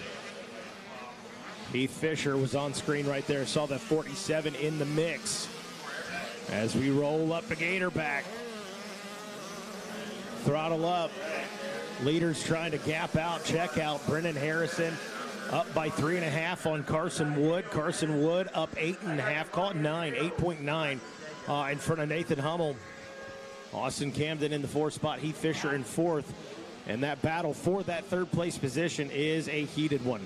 Call it the 3rd, 4th, 5th, all of them. Listen, when we talk about it, it's Camden, Fish, and Orrin Ead all fighting it out for that one. Had a good shot on it here on Racer TV. See the 47, that's Heath Fisher there on the right-hand side of your screen. Going for it. Hanging off the rear fender. Look at Fisher. He was 6 bike lengths down and cleans the pass right now. Fisher does a great job, works his way around Camden. I always know when a rider is doing something spectacular on screen, because Megawatt, you fall into place with them. Oh, you're like a kid watching Supercross on TV. Mega leans back in the chair like, I had a finger on the clutch. I had a finger on the clutch right there, man. I was working with him. I love it. Yeah, absolutely. Put it in the universe, man. I love it. It's a thing of beauty. Hey, man, I get excited. I appreciate a good race, man. I appreciate the talent, the speed, and the closer the better for me. Amen. I love it, man. Look, did we say the closer the better? I'm telling you. Look at this battle going down into the pit right now. There went first and second. 7 riders. 1, 2, 3, 4, 5. Yeah, 7. 7 riders in the pit at the same time. All right. Here we go. White flag out. Wow. Now 4 laps into it. Going to be some chaos here. Is anybody going to risk it for the biscuit?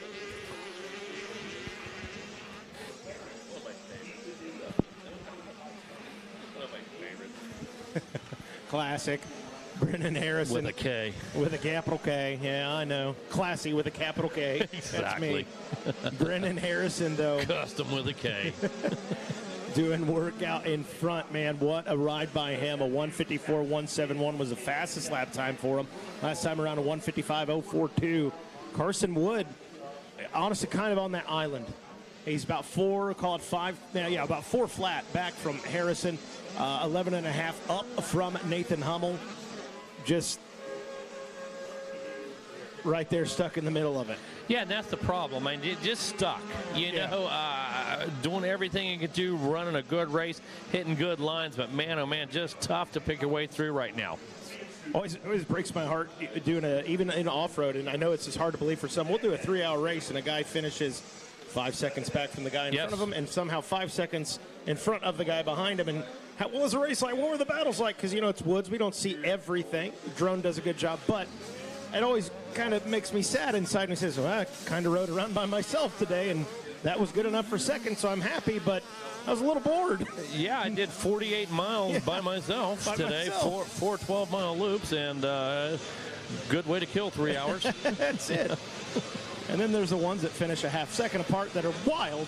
And this one was good here. Brennan Harrison brings home the checkered flag. Carson Wood hangs on the island by himself. Didn't matter. He said, I had fun all by myself in second. I'll take it any day of the week. Nathan Hummel at third place. Heath Fisher fourth. And Austin Camden rounds out your top 5.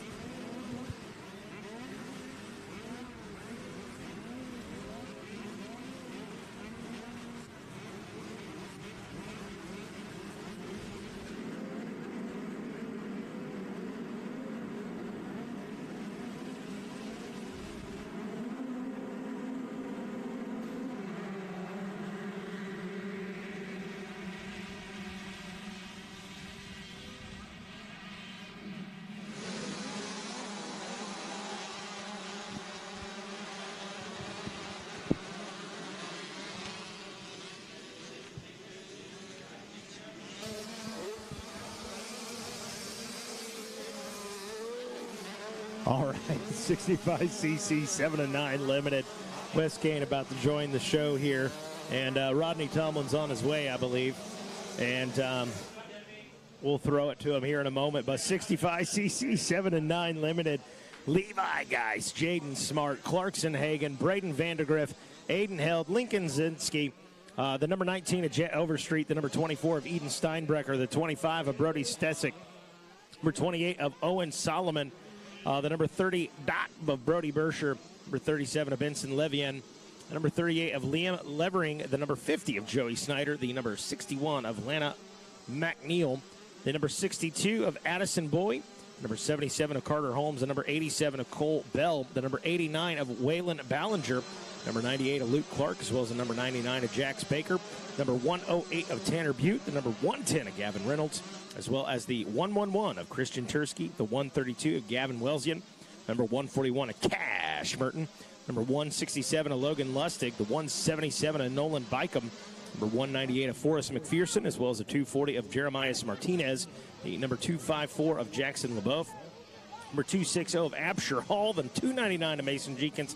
337 of Grayson Splendor, as well as the 363 of Frankie Fazio, 401 of Colin Flath, as well as the 698 of Carter Gray, the 811 of Max Sluter, the 914 of Maverick Gresham Lewis, and the 999 of Donald DeMuro. And that is your starting gate here for the 65cc 7-9 limited.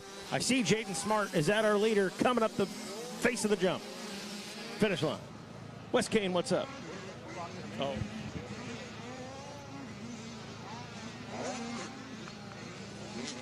Check, check, check. I don't know. 1, 2. Switch. So tap that once if you got to mute it. Those are MIA. Now, welcome, Wes Kane. What do you see, man? Hey, I see Jaden Smart being very smart and methodical out there, getting a good gate drop, getting that green flag. Smart, Gray, Ballinger, Welzine, Overstreet, Hall, Tursky, Steinbrecher, making it happen out here, man. We are going to race. How far are we going tonight? Is it posted? It is, yeah. We are going to race number 42, starting with 43 in the Marlin. There you go, folks. 450B Limited Division 2 will be our last race of the day. We've got our Racer TV show at 6 p.m., and then we're going to jump right in. I believe it's 7:30, right? Is it 7:30? The 7 o'clock Supercross Awards. So we'll be well over there and prepped up for that. It's going to be a good one. I have my specialty, Grantley Herbert $1 Million Smile and Personality. Me and Beckett's Ferry are awarding that to somebody at the Supercross Awards. Very cool. It's a $250, I got the big check. So you're going to get. Can they take that giant check and cash it at the bank? Hey, Wes Kane always writes checks. His body can cash. Even if I get hit by a gold wing, it'll always cash. It didn't seem. No, it's gonna be good. So we're gonna do that. Me and Beck's been contemplating. I have a tie between two guys right now. I don't know if we're gonna decide one or maybe we have a tie. So just split it. But I'll have them both up there and we'll present it if that's what we're gonna do. We're gonna need more checks. What's that? We're gonna need more checks. We'll get him another check if it is.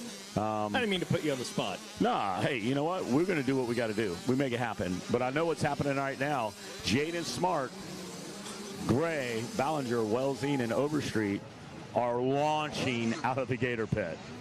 You just look how far those bikes are rolling out of there. It looks like Steve Lamson in the 1997 125 Outdoor National when his dad looked at me and said that Carmichael finally found somebody to race right under this announce tower. In about 45 minutes, he had to retract that. He said, because Ricky went right around Steve Lamson and won his first outdoor national right here. Yeah, it was pretty cool. I'm like, wow. He said, just kidding. He goes, yeah, he's finally got somebody he's got to race now. And then about the next lap, the old. I'm a huge Lamson fan. It went, but it happened right, yeah. And Carmichael learned nothing from Lamson. Oh, no. I will guarantee you that. No, but Ricky won. But I remember that distinctly. He won a few. When he said that, I was like, nothing like humble pie. I was like, okay, here we go. This is going to be good. Yeah. So I'm going to bet Rodney is asleep. Somebody turn him over. Somebody turn him over. You don't want to. He's snoring. All right, Smart, Gray, Welsing, Ballinger, Overstreet, Tursky, Hall, Steinbrecher, Levon, Vandergraaf. Hey, if you got to go. I'll run it. I'll do this by doing that to you. I can do this. I'm a team player, brother. I'm reckless on the outside, but if I sit down and I focus, I can do this job. I think we're in the same boat. Yeah. Well, a couple of guys out there trying to work it in there. A big shout out to Jack Spaker out there in the 99 machine, just cresting in the top 20. He's got his long socks on. I know. Rodney there's only one guy, and it's him in the whole world that I've traveled. What do you think about Jaden Smart? I think he's Smart be good on the Supercross. Race. This guy right here could be up for like the bronze boot or one of them specialty awards at the end because he is putting it down. It's crazy because Jaden Smart is a dude that is now in the 65, 7, and 9 that I feel like we have been talking about for 10 years. Yeah. And it's not been 10 years, but it feels like it because he's been that good for basically since he came out of the womb. Basically, he jumped on a Strider and was ready to win races. Yeah. Jaden Smart. Yeah, Smart, Gray, Welsing, Ballinger, Jet Overstreet, Tursky. There's Overstreet back in the top 5. But watch how meticulous these guys are. Tursky, Hall, Steinbrecher. And there he goes. They hop over that dinner table.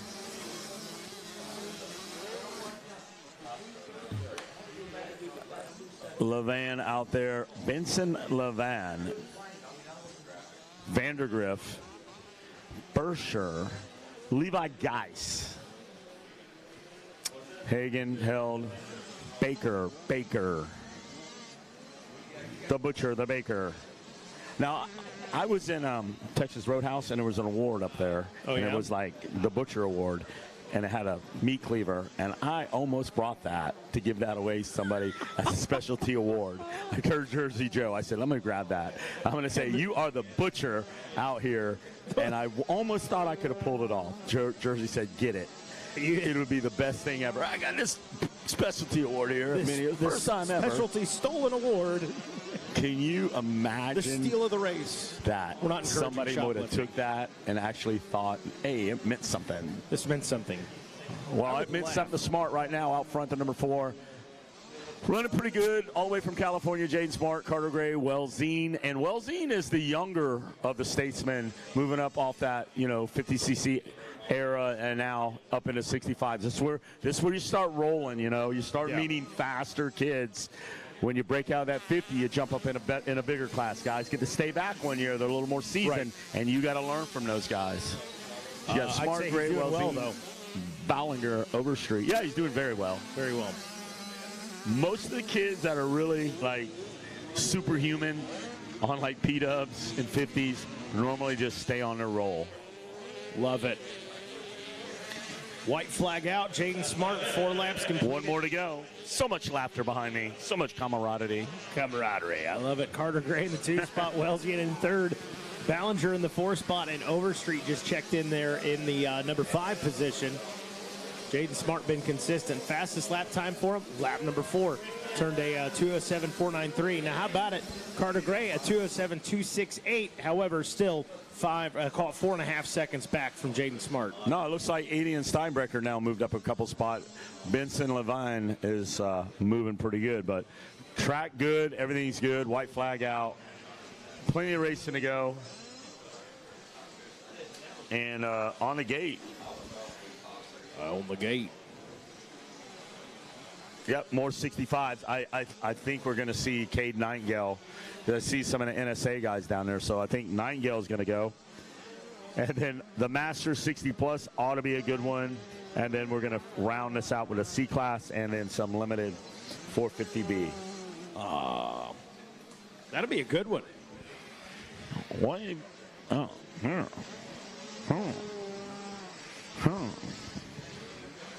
You need that? Oh, I need it all over the place. I'm glad we got to call a half a race together. And you're leaving us.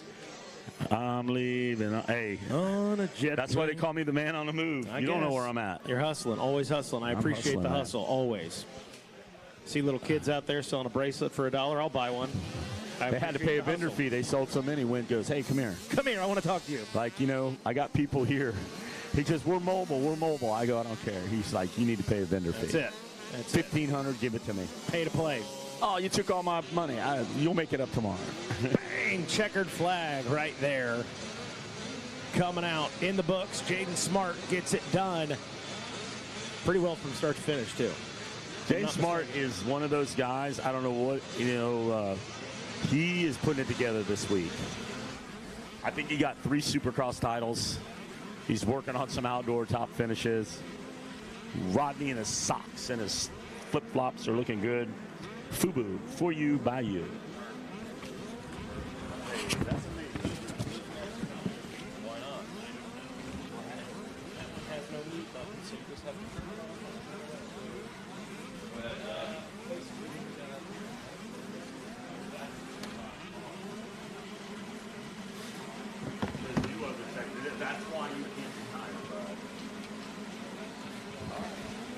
All right, Rodney. All right, here we go. Yeah, that one more. All right, so where are we at now, Megawatt? We are going down.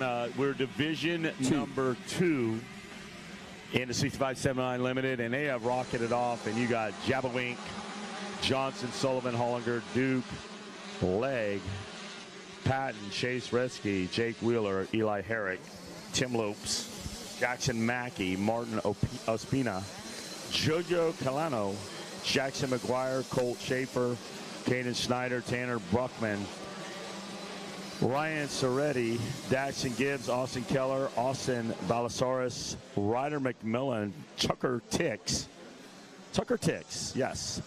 You read it. It's not a typo. Antro Ma, Revin Thompson, Gunnar Wilson, Chauncey Grimm, Keelan Weller, Jackson Smith, Juan Levensky, Jay Sluter, Trenton Foote, Ryland Seagraves, Ryder Lane, Bronson Devil Bliss, Jax Keller, Isabella Leakins, and Cheyenne Hines make up the 39 entries for division number 2, 65-79 Limited. Well, right now it looks like Division II making their way around the course off the backside now as we get things sorted out here.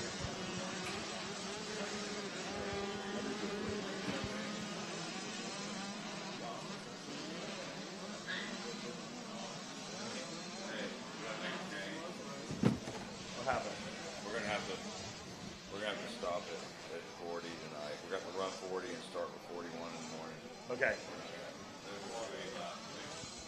All right, guys, here's what we're doing here. Rodney, we are stopping on 40. We're racing 40. 40 will be the last race. Race 40 will run. It will be the last race. Tomorrow after sight laps, we're going to pick up the 450B Limited Division 1, 450B Limited Division 2. Race 41 will be our first gate drop in the morning. Awesome. So we've got a schedule. So we're on race number 37 right now as we speak. So down to 40. All right, here we go. We're wrapping up lap number 1. Tim Lopes, the number 85, in the number 1 spot with Austin Keller running in second. Eli Herrick back in the number 3 spot. Waylon Legg, the number 32, running in 4th. Jack Wheeler 5th. 6th place Ryder Lane, Martin Ospina in the number 7 spot. Julian Lebensky is 8th. Bryson Howell in 9th. Jackson Mackey in 10th. Hayden Patton is 11th, and 12th is Miles Duke. And I'm thinking we're somewhere in the neighborhood of, what, 10, 12 riders will transfer from these 3 division races, somewhere in that neighborhood. So we'll have, I'll try to get that secured for you coming up here soon for sure. But right now we do know at least those top 10 are for sure going to be checking in on Moto 2 at the end of this one. This is only the first lap, and still plenty of room and time for position changes. One thing to point out, Tim Lopes with an amazing 6.5 second lead at the end of the first lap already. So he's pretty much eclipsed the rest of the field. And we're going to see things, I'm sure, tighten up back in second with Keller and Herrick and Waylon Legg and Wes Kane. What's going on? More info. We are racing race 40. 450C Limited will be the last race of the day. Sight laps at 7:15. Joe, we're going to call you at 7. Rodney's going to wake you up. Going to wake up Beckett. I'm going to say good morning. Yep. Gatorback, just like we're used to. And then we will have sight laps at 7:15. Big bike on down to little bike. 450B Limited will be the first gate drop at 7:30. Division 1. 450B Limited Division 2 will be the second gate drop. The final race of the day, I'm saying it clear so you know, is race 40. 450C Limited will be the last race of the day, guys. Okay, so are we going to race 450C, race 40 tomorrow or today, Wes? No, race 40, 450C Limited will be the last race of the day. Oh, the last race of the day. Yes, that's what I said. I'm looking at you. I want you to verify. Okay. 450C Limited, race 40 is the last race of the day. That makes 450B Limited the first race in the morning at 7:30. Okay, I think I can follow that. Thank you. Okay, I'm just, because I know somebody's not, and I want you to say yes, you're saying it right. Yes, race 40 will run today, and it will be the last race of the day. Are we clear? We are clear. All right. Adam, can you say that one more time? Sight laps at 7:15, big bike to little bike, and then we'll load the gate with 450B Limited Division 1.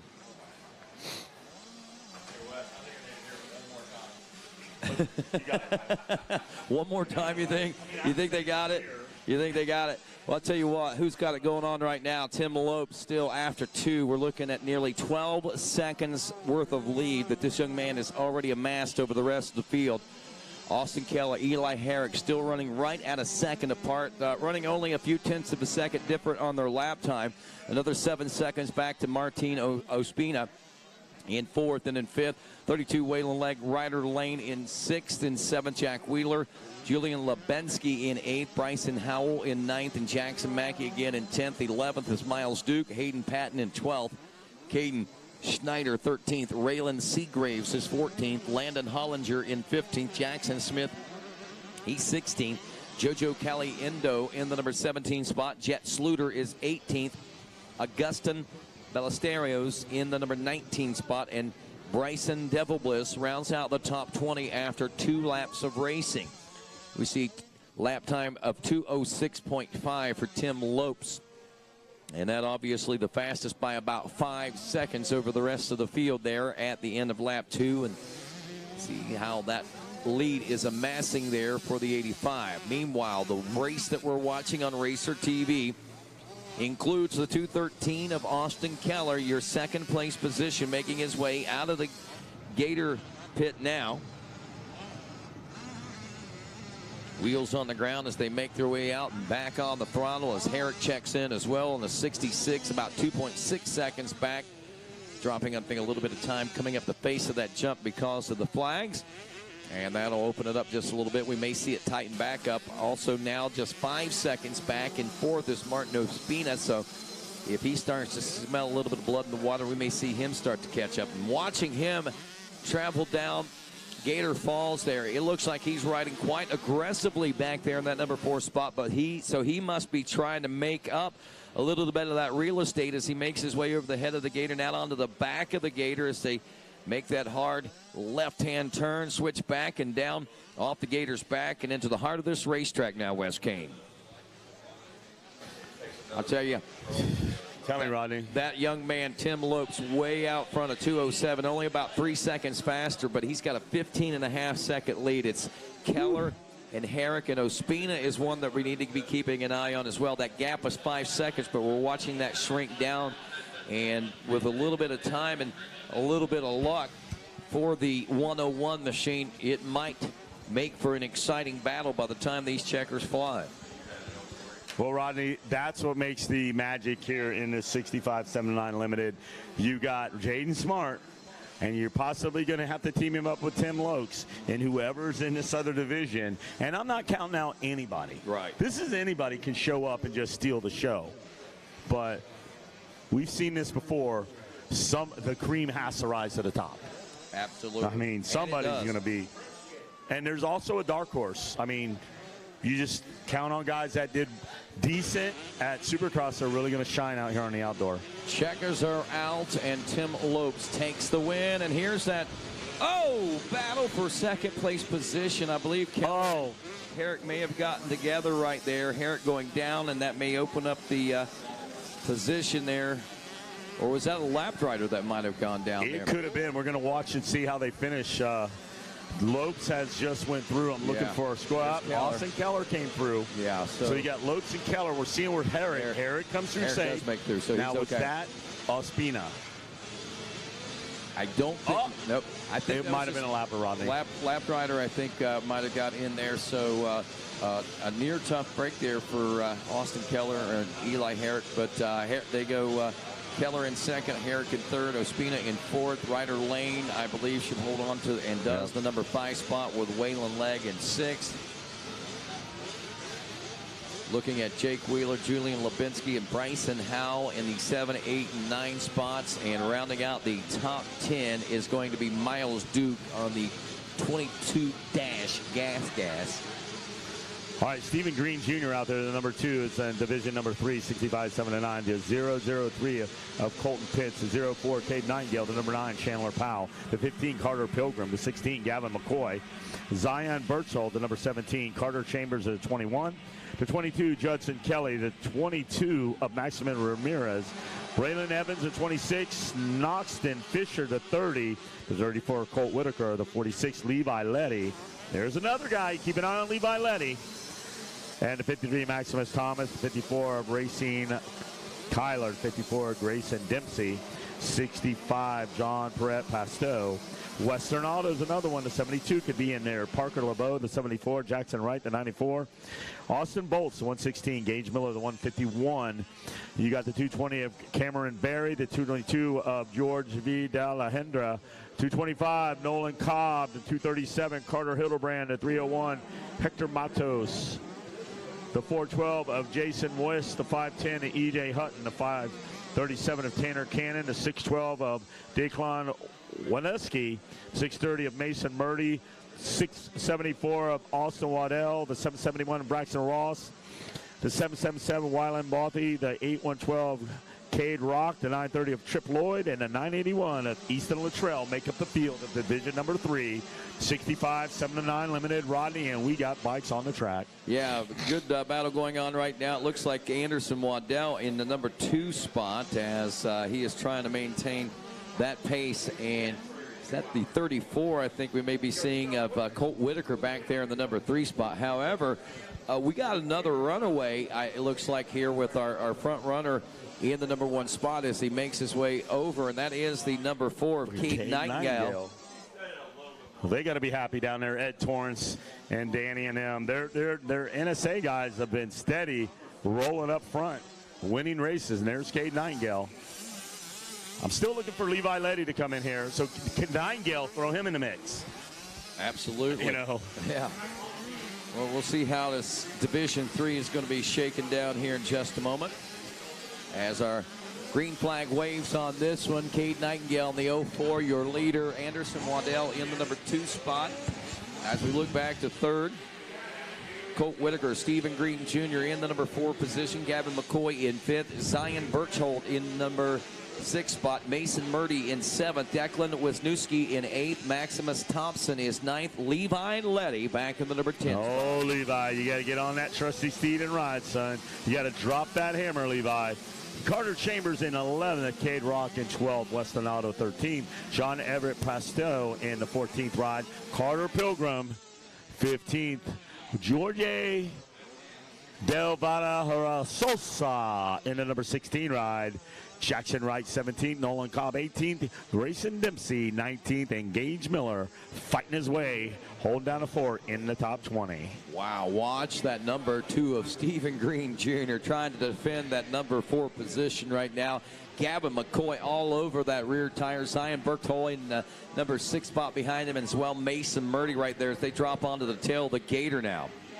Yeah, he's the lone rider out there.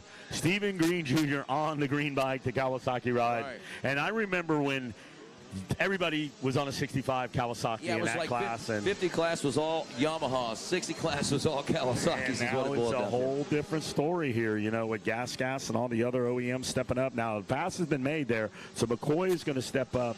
He has challenged Green and moved into the 4th spot. And another rider looks like he's starting to come in there. That could be Birchhold, the number 7, knocking on the door of Stephen Green Jr.'s Kawasaki machine. You know, talking with Sean from over at Cobra, he's pretty proud of the advancements of the 65 cc's, and they seem, you know, with the advancements obviously of their new electric bike that they introduced, and of course the 65s, they feel really proud of the efforts they've made, and of course the strides they've made over the last few years in becoming a even more stronghold as far as mini class racing is concerned.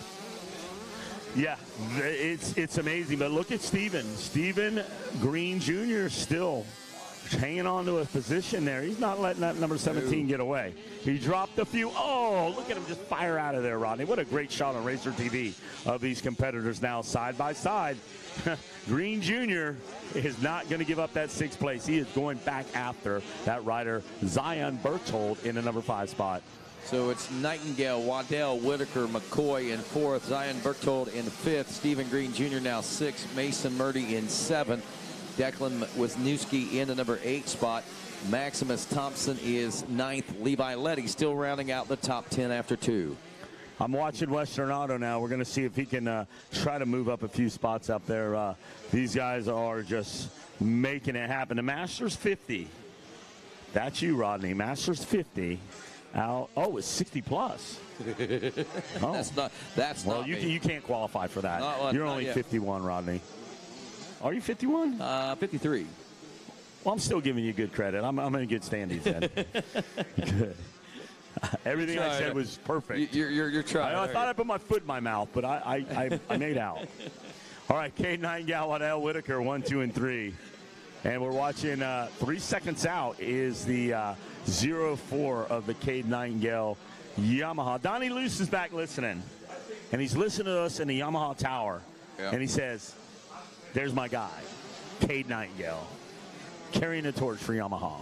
Well, I tell you, when we saw the introduction of the Yamaha in this 65cc class a handful of years ago with Logan Best at Loretta Lynn's, I'd seen them around kind of hit and miss here and there, but I'd never seen the performance the way that Logan Best had ridden it there that year at Loretta Lynn's. And since that time, obviously, they've become a part of the major player route of 65cc classing. And when you look at this class, it's so cool to see the multiple brands that are in this. Like we pointed out, at one time, pretty much dominated by one brand for so many years, and now all this broad horizon with these different brands, and it really gives the riders, the families, everybody a great choice, whether it be from a financial standpoint or what they like as far as the way the bike feels. No, I mean Yamaha 65s were around.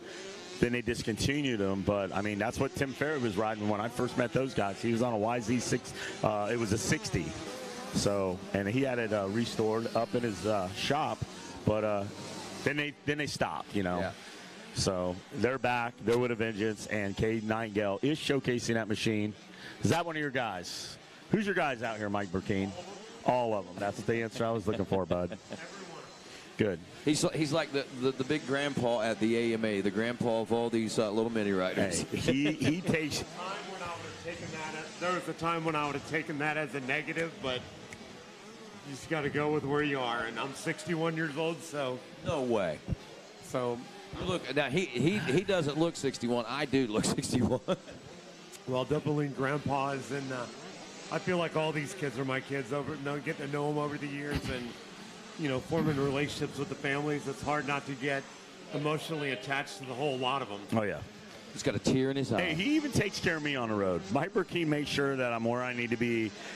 Sometimes, hey, you need food, you need to ride to the airport. So he really has, in his best interest, he's got a good heart. I mean, everybody has a run-in, but I'll take you, Mike Burkeen. And I also take Cade Nightingale and Waddell and Whitaker and McCoy and Birchall, all those guys out there doing a fantastic job in the top 5. Well, working on lap number 4, Nightingale making his way down here in front of the announcer's tower now as he goes past the spectator tower and now down into the Gator Pit one more time. I tell you, a great view here from the Yamaha Racing Tower, the Yamaha Tower here at Gatorback Cycle Park. I really enjoy watching Supercross, but there's something about this motocross track and the perfectly positioned of this tower right now. And I remember when Yamaha reconstructed this tower a handful of years ago and gave us a much nicer and broader perspective to view everything from, and certainly a big tip of the hat to them, and thanks for all that they do for amateur motocross, man. No, absolutely. You can't say enough about these OEMs and Yamaha and the way things are out there. Everybody wants to make it better. Everybody wants to move this thing and be comfortable as it's moving forward, and moving forward. I love that, and that's exactly, and we're moving towards a century now, believe it or not, as we marked the 50-year mark last year. We're now in our 51st season of racing here at Gatorback Cycle Park for the Mini O's, and Cade Nightingale is carving his name into the history books as much as Ricky Carmichael and James Stewart and the many more that came before here in Florida. So Cade Nightingale gets the white flag. Waddell, Whitaker, McCoy, Birchall, Murdy, Green, Wisniewski. And don't forget, one more time, we're going to reiterate, we are stopping. The last race of the day, folks, will be race 40. 450C Limited will be the last race of the day. 7:15 sight laps, big bike to little bikes. And then the first gate drop of the morning will be 450B Limited Division 1. 450B Limited Division number 2 will be race number 2. You guys need to hustle up, get in staging, because that gate will drop at 7:30. And don't forget, 6 p.m. we're going to do our Racer TV show. I believe Mike Burkeen is going to be a guest on that tonight with a few others. Then we're going to move 7 o'clock briskly over to the awards. Right. So actually, Supercross Awards. 5 o'clock church service. 6 o'clock is going to be. Wow. Yeah. Oh, I forgot about that. Yeah, it's going to be over here, and then we'll be. Yeah. We're busy. We're busy night tonight. We're busy bees. It's good to be busy. It is. And it is good to be in Cade Nightingale's position as he takes the win here in the 65cc division number 3. Waddell and Whitaker will roll across in number 2 and 3 spots. Gavin McCoy is 4th, looking for Zion Burkhold, Mason Murdy, Steve Green, Declan Wisniewski, 8th place there for him, Maximus Thompson, and Levi Letty. Now, Letty was closing in on the 9th place position. He may have gained a spot up in this one, and what that will mean for him is obviously a little better score heading into the second moto and a little better gate pick as well. Green has checked in with 7th, and no changes. It's Wisniewski, Thompson, and Letty to round out your top 10. All right, going to race number 39 next. This is the Masters 60 plus. Yep, bring him in, man. Masters 60 plus. Mad Jack, Camilio, John Camilio, number 2. Paul Dizawinski to number 10. Larry Bank, the 13 ride. 15th, there he is. Keith Kenneth Dogue, the 28. Steve Rayborn, the 76. Wayne Welzine. Okay. 95, Michael Greneau, the 115. Rick Shalom, the 174. George Baker, the 274. Rick Barrett, the 383. Billy Sexton. The 405, Jose Clemente. Okay, Jose Clemente. 442, Scott Phillips. The 460, Francis Corsico. James Stein, the 514. 557, Chris Bruno. The 662, Chris Keeble. 694, David Inman. And the 790 of Raymond Bergeron. Make up the field of our 60-plus riders. Last race of the day is on the gate, guys. 450C Limited. Well, looking at yes, Rodney, the names down through here. All right. See who John Camilio could be a force to be reckoned with. He's fresh to the 60-plus class. You know, Jack Camilio's a handful. Oh yeah, Jack, that's right. From way up around the New Hampshire area. Yep, Holbrook, Maine. Runs a junkyard over there. Yeah. Says, I'll handle it. I handle some business at my junkyard. I said, Jack, I bet you do. And you know, I'd never been to the New England area, and then last spring maybe it was, I went up into Massachusetts and in that area, and wow, that has got to be like the most beautiful part of I mean, I've seen some beautiful stuff all across our land, but to see all that up in New England, the freshness, the crispness that you've got there, and not only that, but just all the old architecture and everything, the history from that area, Plymouth, Massachusetts, and Salem, and all those great places. Just, I'm telling you, go visit. If you've never had an opportunity to visit New England, do so. I think you guys will really enjoy it. That coming from me. Hey, we got Steve Rayburn, the number 28 Kawasaki, another young gun in this one out of Tallahassee, Florida, on a Rayburn's Custom Coatings MTF back ride. Number 28 Kawasaki, Jack Camilio on the number 2 Gas now on the Motorbikes Plus Power Band Racing suspension back ride. Rick Barrett, the 278, running in the number 3 spot. Barrett is out of Clarendon, Pennsylvania. Larry Bank, the number 13, is your 4th place position. KTM rider out of Joliet, Illinois. Then it's Wayne Welzine, the number 76. He's out of Verona, Wisconsin, on the Woodstock KTM, backed by Dunlop Tires and Scott Goggles. Then we see Mike Genero, the number 95 in 6th, David Inman in 7th, Chris Kreibel in 8th, Rick Sheltima in the number 9 spot, and Francis Corso rounds out your top 10. Jose Clemente, Chris Bruno, Raymond Bergeron in 13th, Paul Diswasnowski Sr. in 14th, and James Stein rounding out the 15. Up front, though, this is a battle, has been Rayburn and Jack Camilio. And Camilio now setting himself up as we head into the rollers, trying to put himself in a position to make a pass. Got some good momentum. He's got the outside. Can he set himself up for the inside of this next section, and will it pay the dividends? They are side by side as they head back toward the spectator portion of this race course now. And Jack Camilio appears to have taken the lead away from Steve Rayburn now as we make our way to the tabletop, past the Gizmo Tower and right towards the Yamaha Tower, where we watch them race below us. Steel nose to tail And Jack Camilio and Steve Rayburn. Rayburn not wanting to give this one up. He's going back in on him. That inside line always seems to be the one that favors the folks coming out of it and getting that drive up to the top of the hills. It does for Jack once again. And now Steve Rayburn solidly in the number 2 spot. Back in the number 3 position, we've got a battle going on between Rick Barrett and Larry Bank as well. And Wayne Welzine and Michael Genero have their own 0.3 of a second separating those two. At the end of lap 2, the battle for third between Barrett and Bank, now 2.6 seconds. It was less than a second at the end of the first lap. Mike Genero now up into the number 5 spot as he and Wayne Welzine within a second of each other, less than 2 seconds behind Larry Bank. This is pretty competitive class racing. Hey, when you line up on the gate against Jack Camilio, you better be ready for a pure 6 brawl. And these guys are 60 plus. And Larry Bank, the Rev, Rayborn, Rick Sheltema. I mean, come on, it don't get no better than that. Rick Sheltema. Oh, what's that, Rodney? Right. This microphone takes forever to fire up. It's like me. It takes a minute to warm up. No, Rodney, come on. I need some great. Look, Jack Camilio is under attack. There he is out there. There's the number 2 of Mad Jack Camilio Jr. and Rayborn trying to work that. Oh, hang on, Jack. Oh, what a move there. What a textbook. Hey, skip the rut. I'll go past it, square it up, and dive over it. Jack Camilio.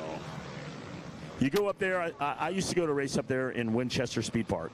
And Mad Jack Camilio, like, I'm bringing lobsters. What do you want? And brings, like we had a lobster stew right there. Me, Kevin Kelly, and Donnie, and Mad Jack will feed you lobsters for breakfast. Wow, that's cool. He don't play.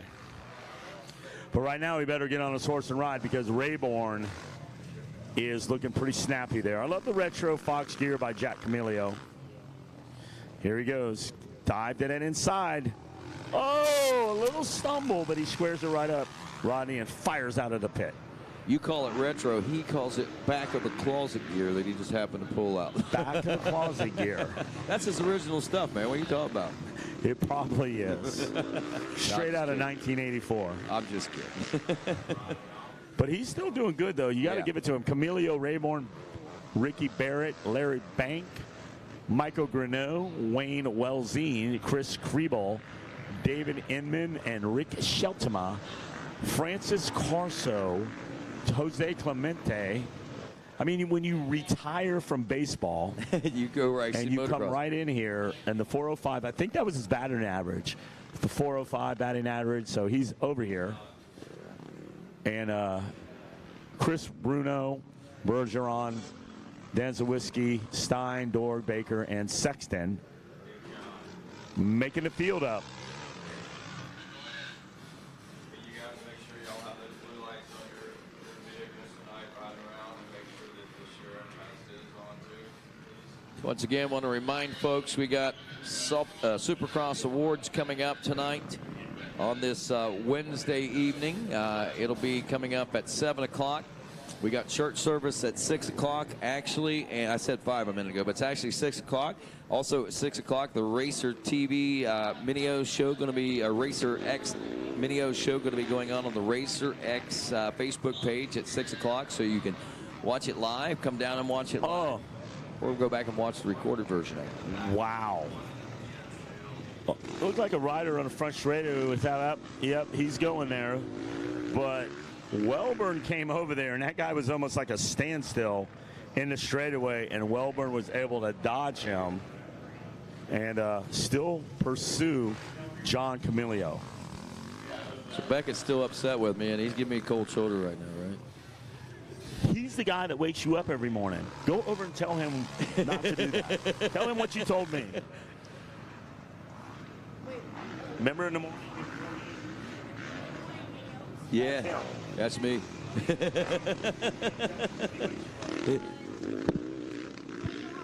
to know how I feel? Yeah, I want to know how you feel. Good morning, Minios! Sounds like he likes it, Westgate. I think we found your replacement. I think we did. See, that's what he was gunning for the whole time. He heard I was retiring. He just wanted to take play. Maybe you could do that next year, man. He was fired up. I'll give you the song and everything. Up when he wakes you up in the morning, right? Yeah, I was fired up in the afternoon. Still, look, I got like 15th. Fired up all the way through the afternoon. Got it good. Speaking of fired up, hey, right you now, made a positive influence, Rodney, on Beckett's Ferry. Good, man. I'm glad. Look at that face. Absolutely. He's like, Wes, are you sure? I'll take your word for it, he That's said. awesome, Rodney. I hope you remember me forever. Hey, if you're up here tomorrow at 7, Rodney might let you shout that out. You know, you ain't going to be up, are you? Probably not, Rodney. Until you yell it, then you'll wake him up. All right, that's the alarm I clock. tell you what, if Rodney wakes you up, you still come up here and you give a second good morning shout out, all right? Let me do a good Huh? Let me do a good after a good no. Good afternoon. He wants to do a good Yeah, you come up and do a good afternoon. Okay? Well, at high noon, you could do good afternoon, Gator. Beckett's, you are one of a kind, my friend, and I appreciate you, man. You're on fire.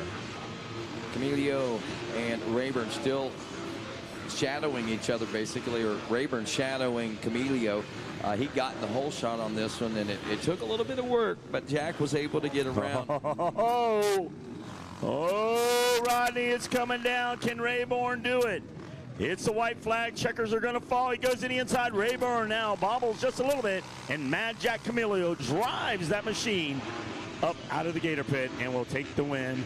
And a valiant effort at the last moment by Steve Rayburn. Well, Steve, I got to wonder, too, if you hadn't have bobbled, how would have it all turned out? I don't know. I'm not over there in impound. I don't know what they're talking about now.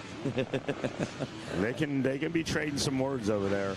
Oh, yeah. Jack Camilio probably said, take that. You'll get more tomorrow or the next race. 450C, Rodney. It's going to be a dandy.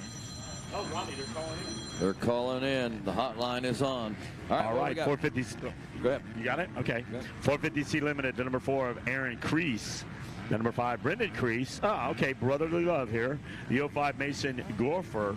The 006, Michael Musbaum. The number 8, Joe Solomon. The number 12, Cale Thorpe. The number 20, Cooper Ford. The number 21, Tristan McDonald. The 24, Jordan Pittenger. The 27, Leandro Segoya. 29, Trey Turner. Yep, Bex, I said that.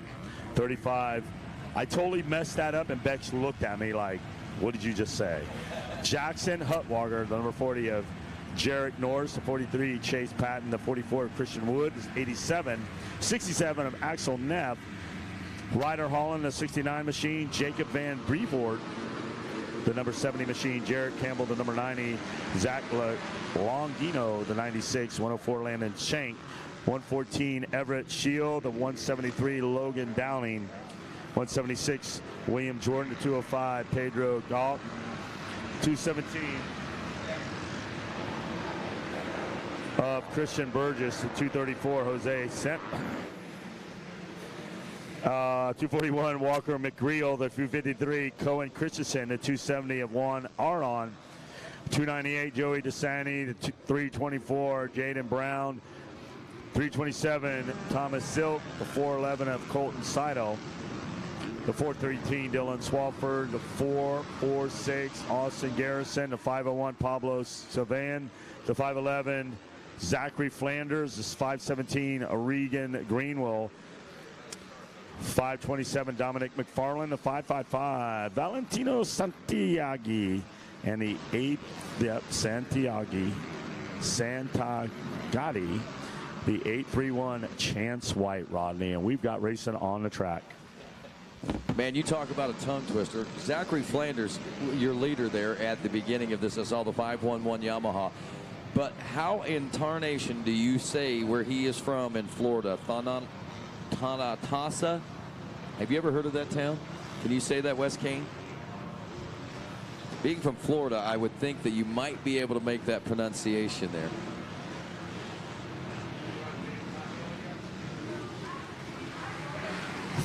Fononotasi? Something like that. We'll go with Fonotasi. I just had to point it out because that one was a mouthful, no doubt. But yeah, I would like Zachary Flanders to tell me, you, or somebody how to say that word. Zachary Flanders out front. Zach Longino in the number 2 spot. William Jordan, the 176, opening up in third on the Yamaha. Ryder Holland, number 69, in fourth. Walker McGreal in fifth. How do you say that? Tonus of Florida, I think. What? Tonus of Florida, I think. Tonasasa, Florida. Okay, that makes sense. Tristan McDonald running in the number 6 spot. Jose Santeliz is in the number 7 spot. Cale Thorpe in 8th. Jordan Pittenger in 9th. Jarek Norris is 10th. Now, this is just Moto 1. All these riders will be going. This is not a division race. It's Moto 1 for these 450C limited riders. They've got a full gate. In 11th, Jackson Hutwagner, Dominic McFarlane in 12th, Jacob Van Breeport in 13th, Joel Solomon in the number 14 spot, Logan Downing in 15th, and Chance White, Christian Wood, Thomas Sisk, Michael Nussbaum, and Joey DeSanti rounding out the top 20. Hey, Rodney, if you're hungry, we got dinner. The Swanky Fox just dropped a couple, just something up here. So, I don't know. We'll pick at it. It might be dinner for 2. I'm going to tell you right now, the Swanky Fox barbecue out on the corner. You can't move. Oh, mercy.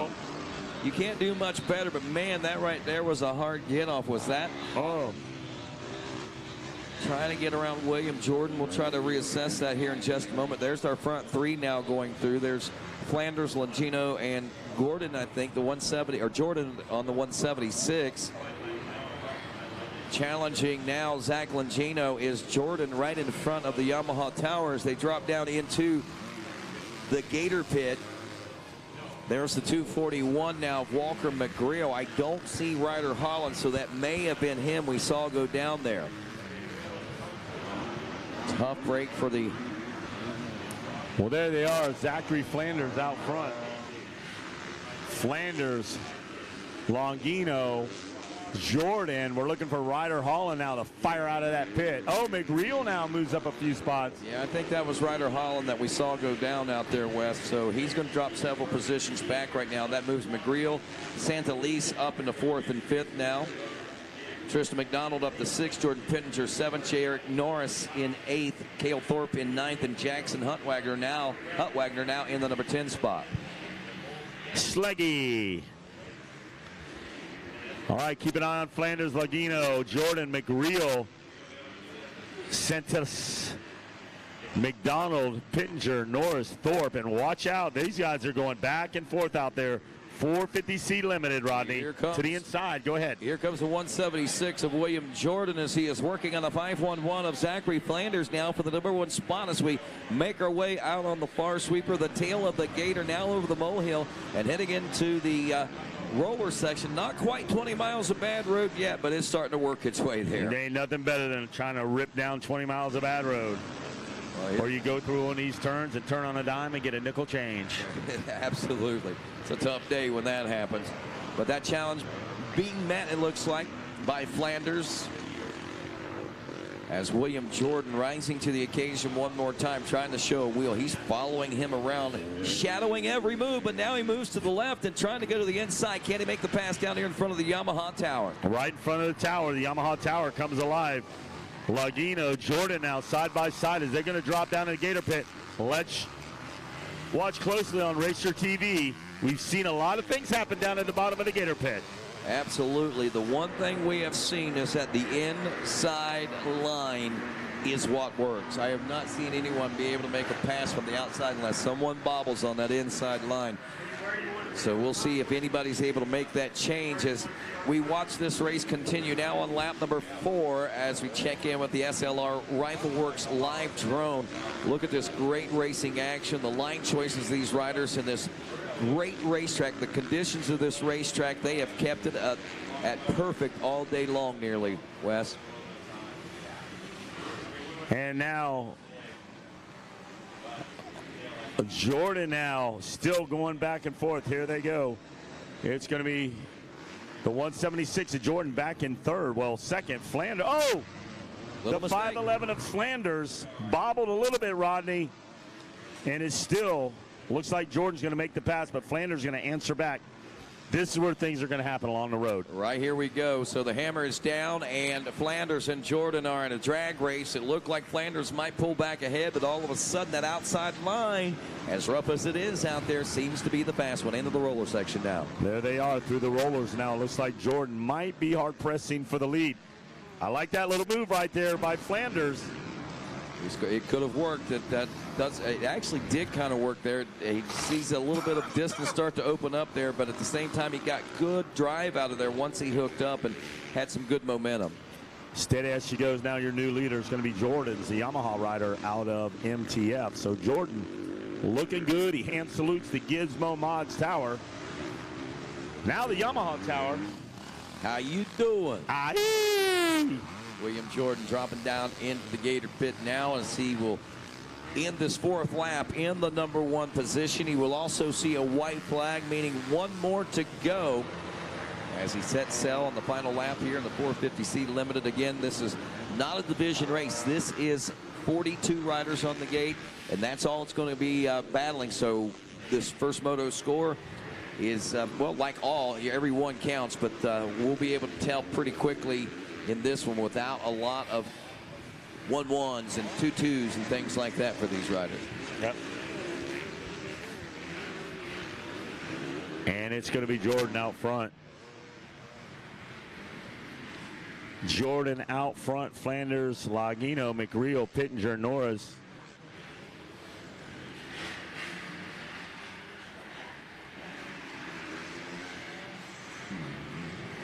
And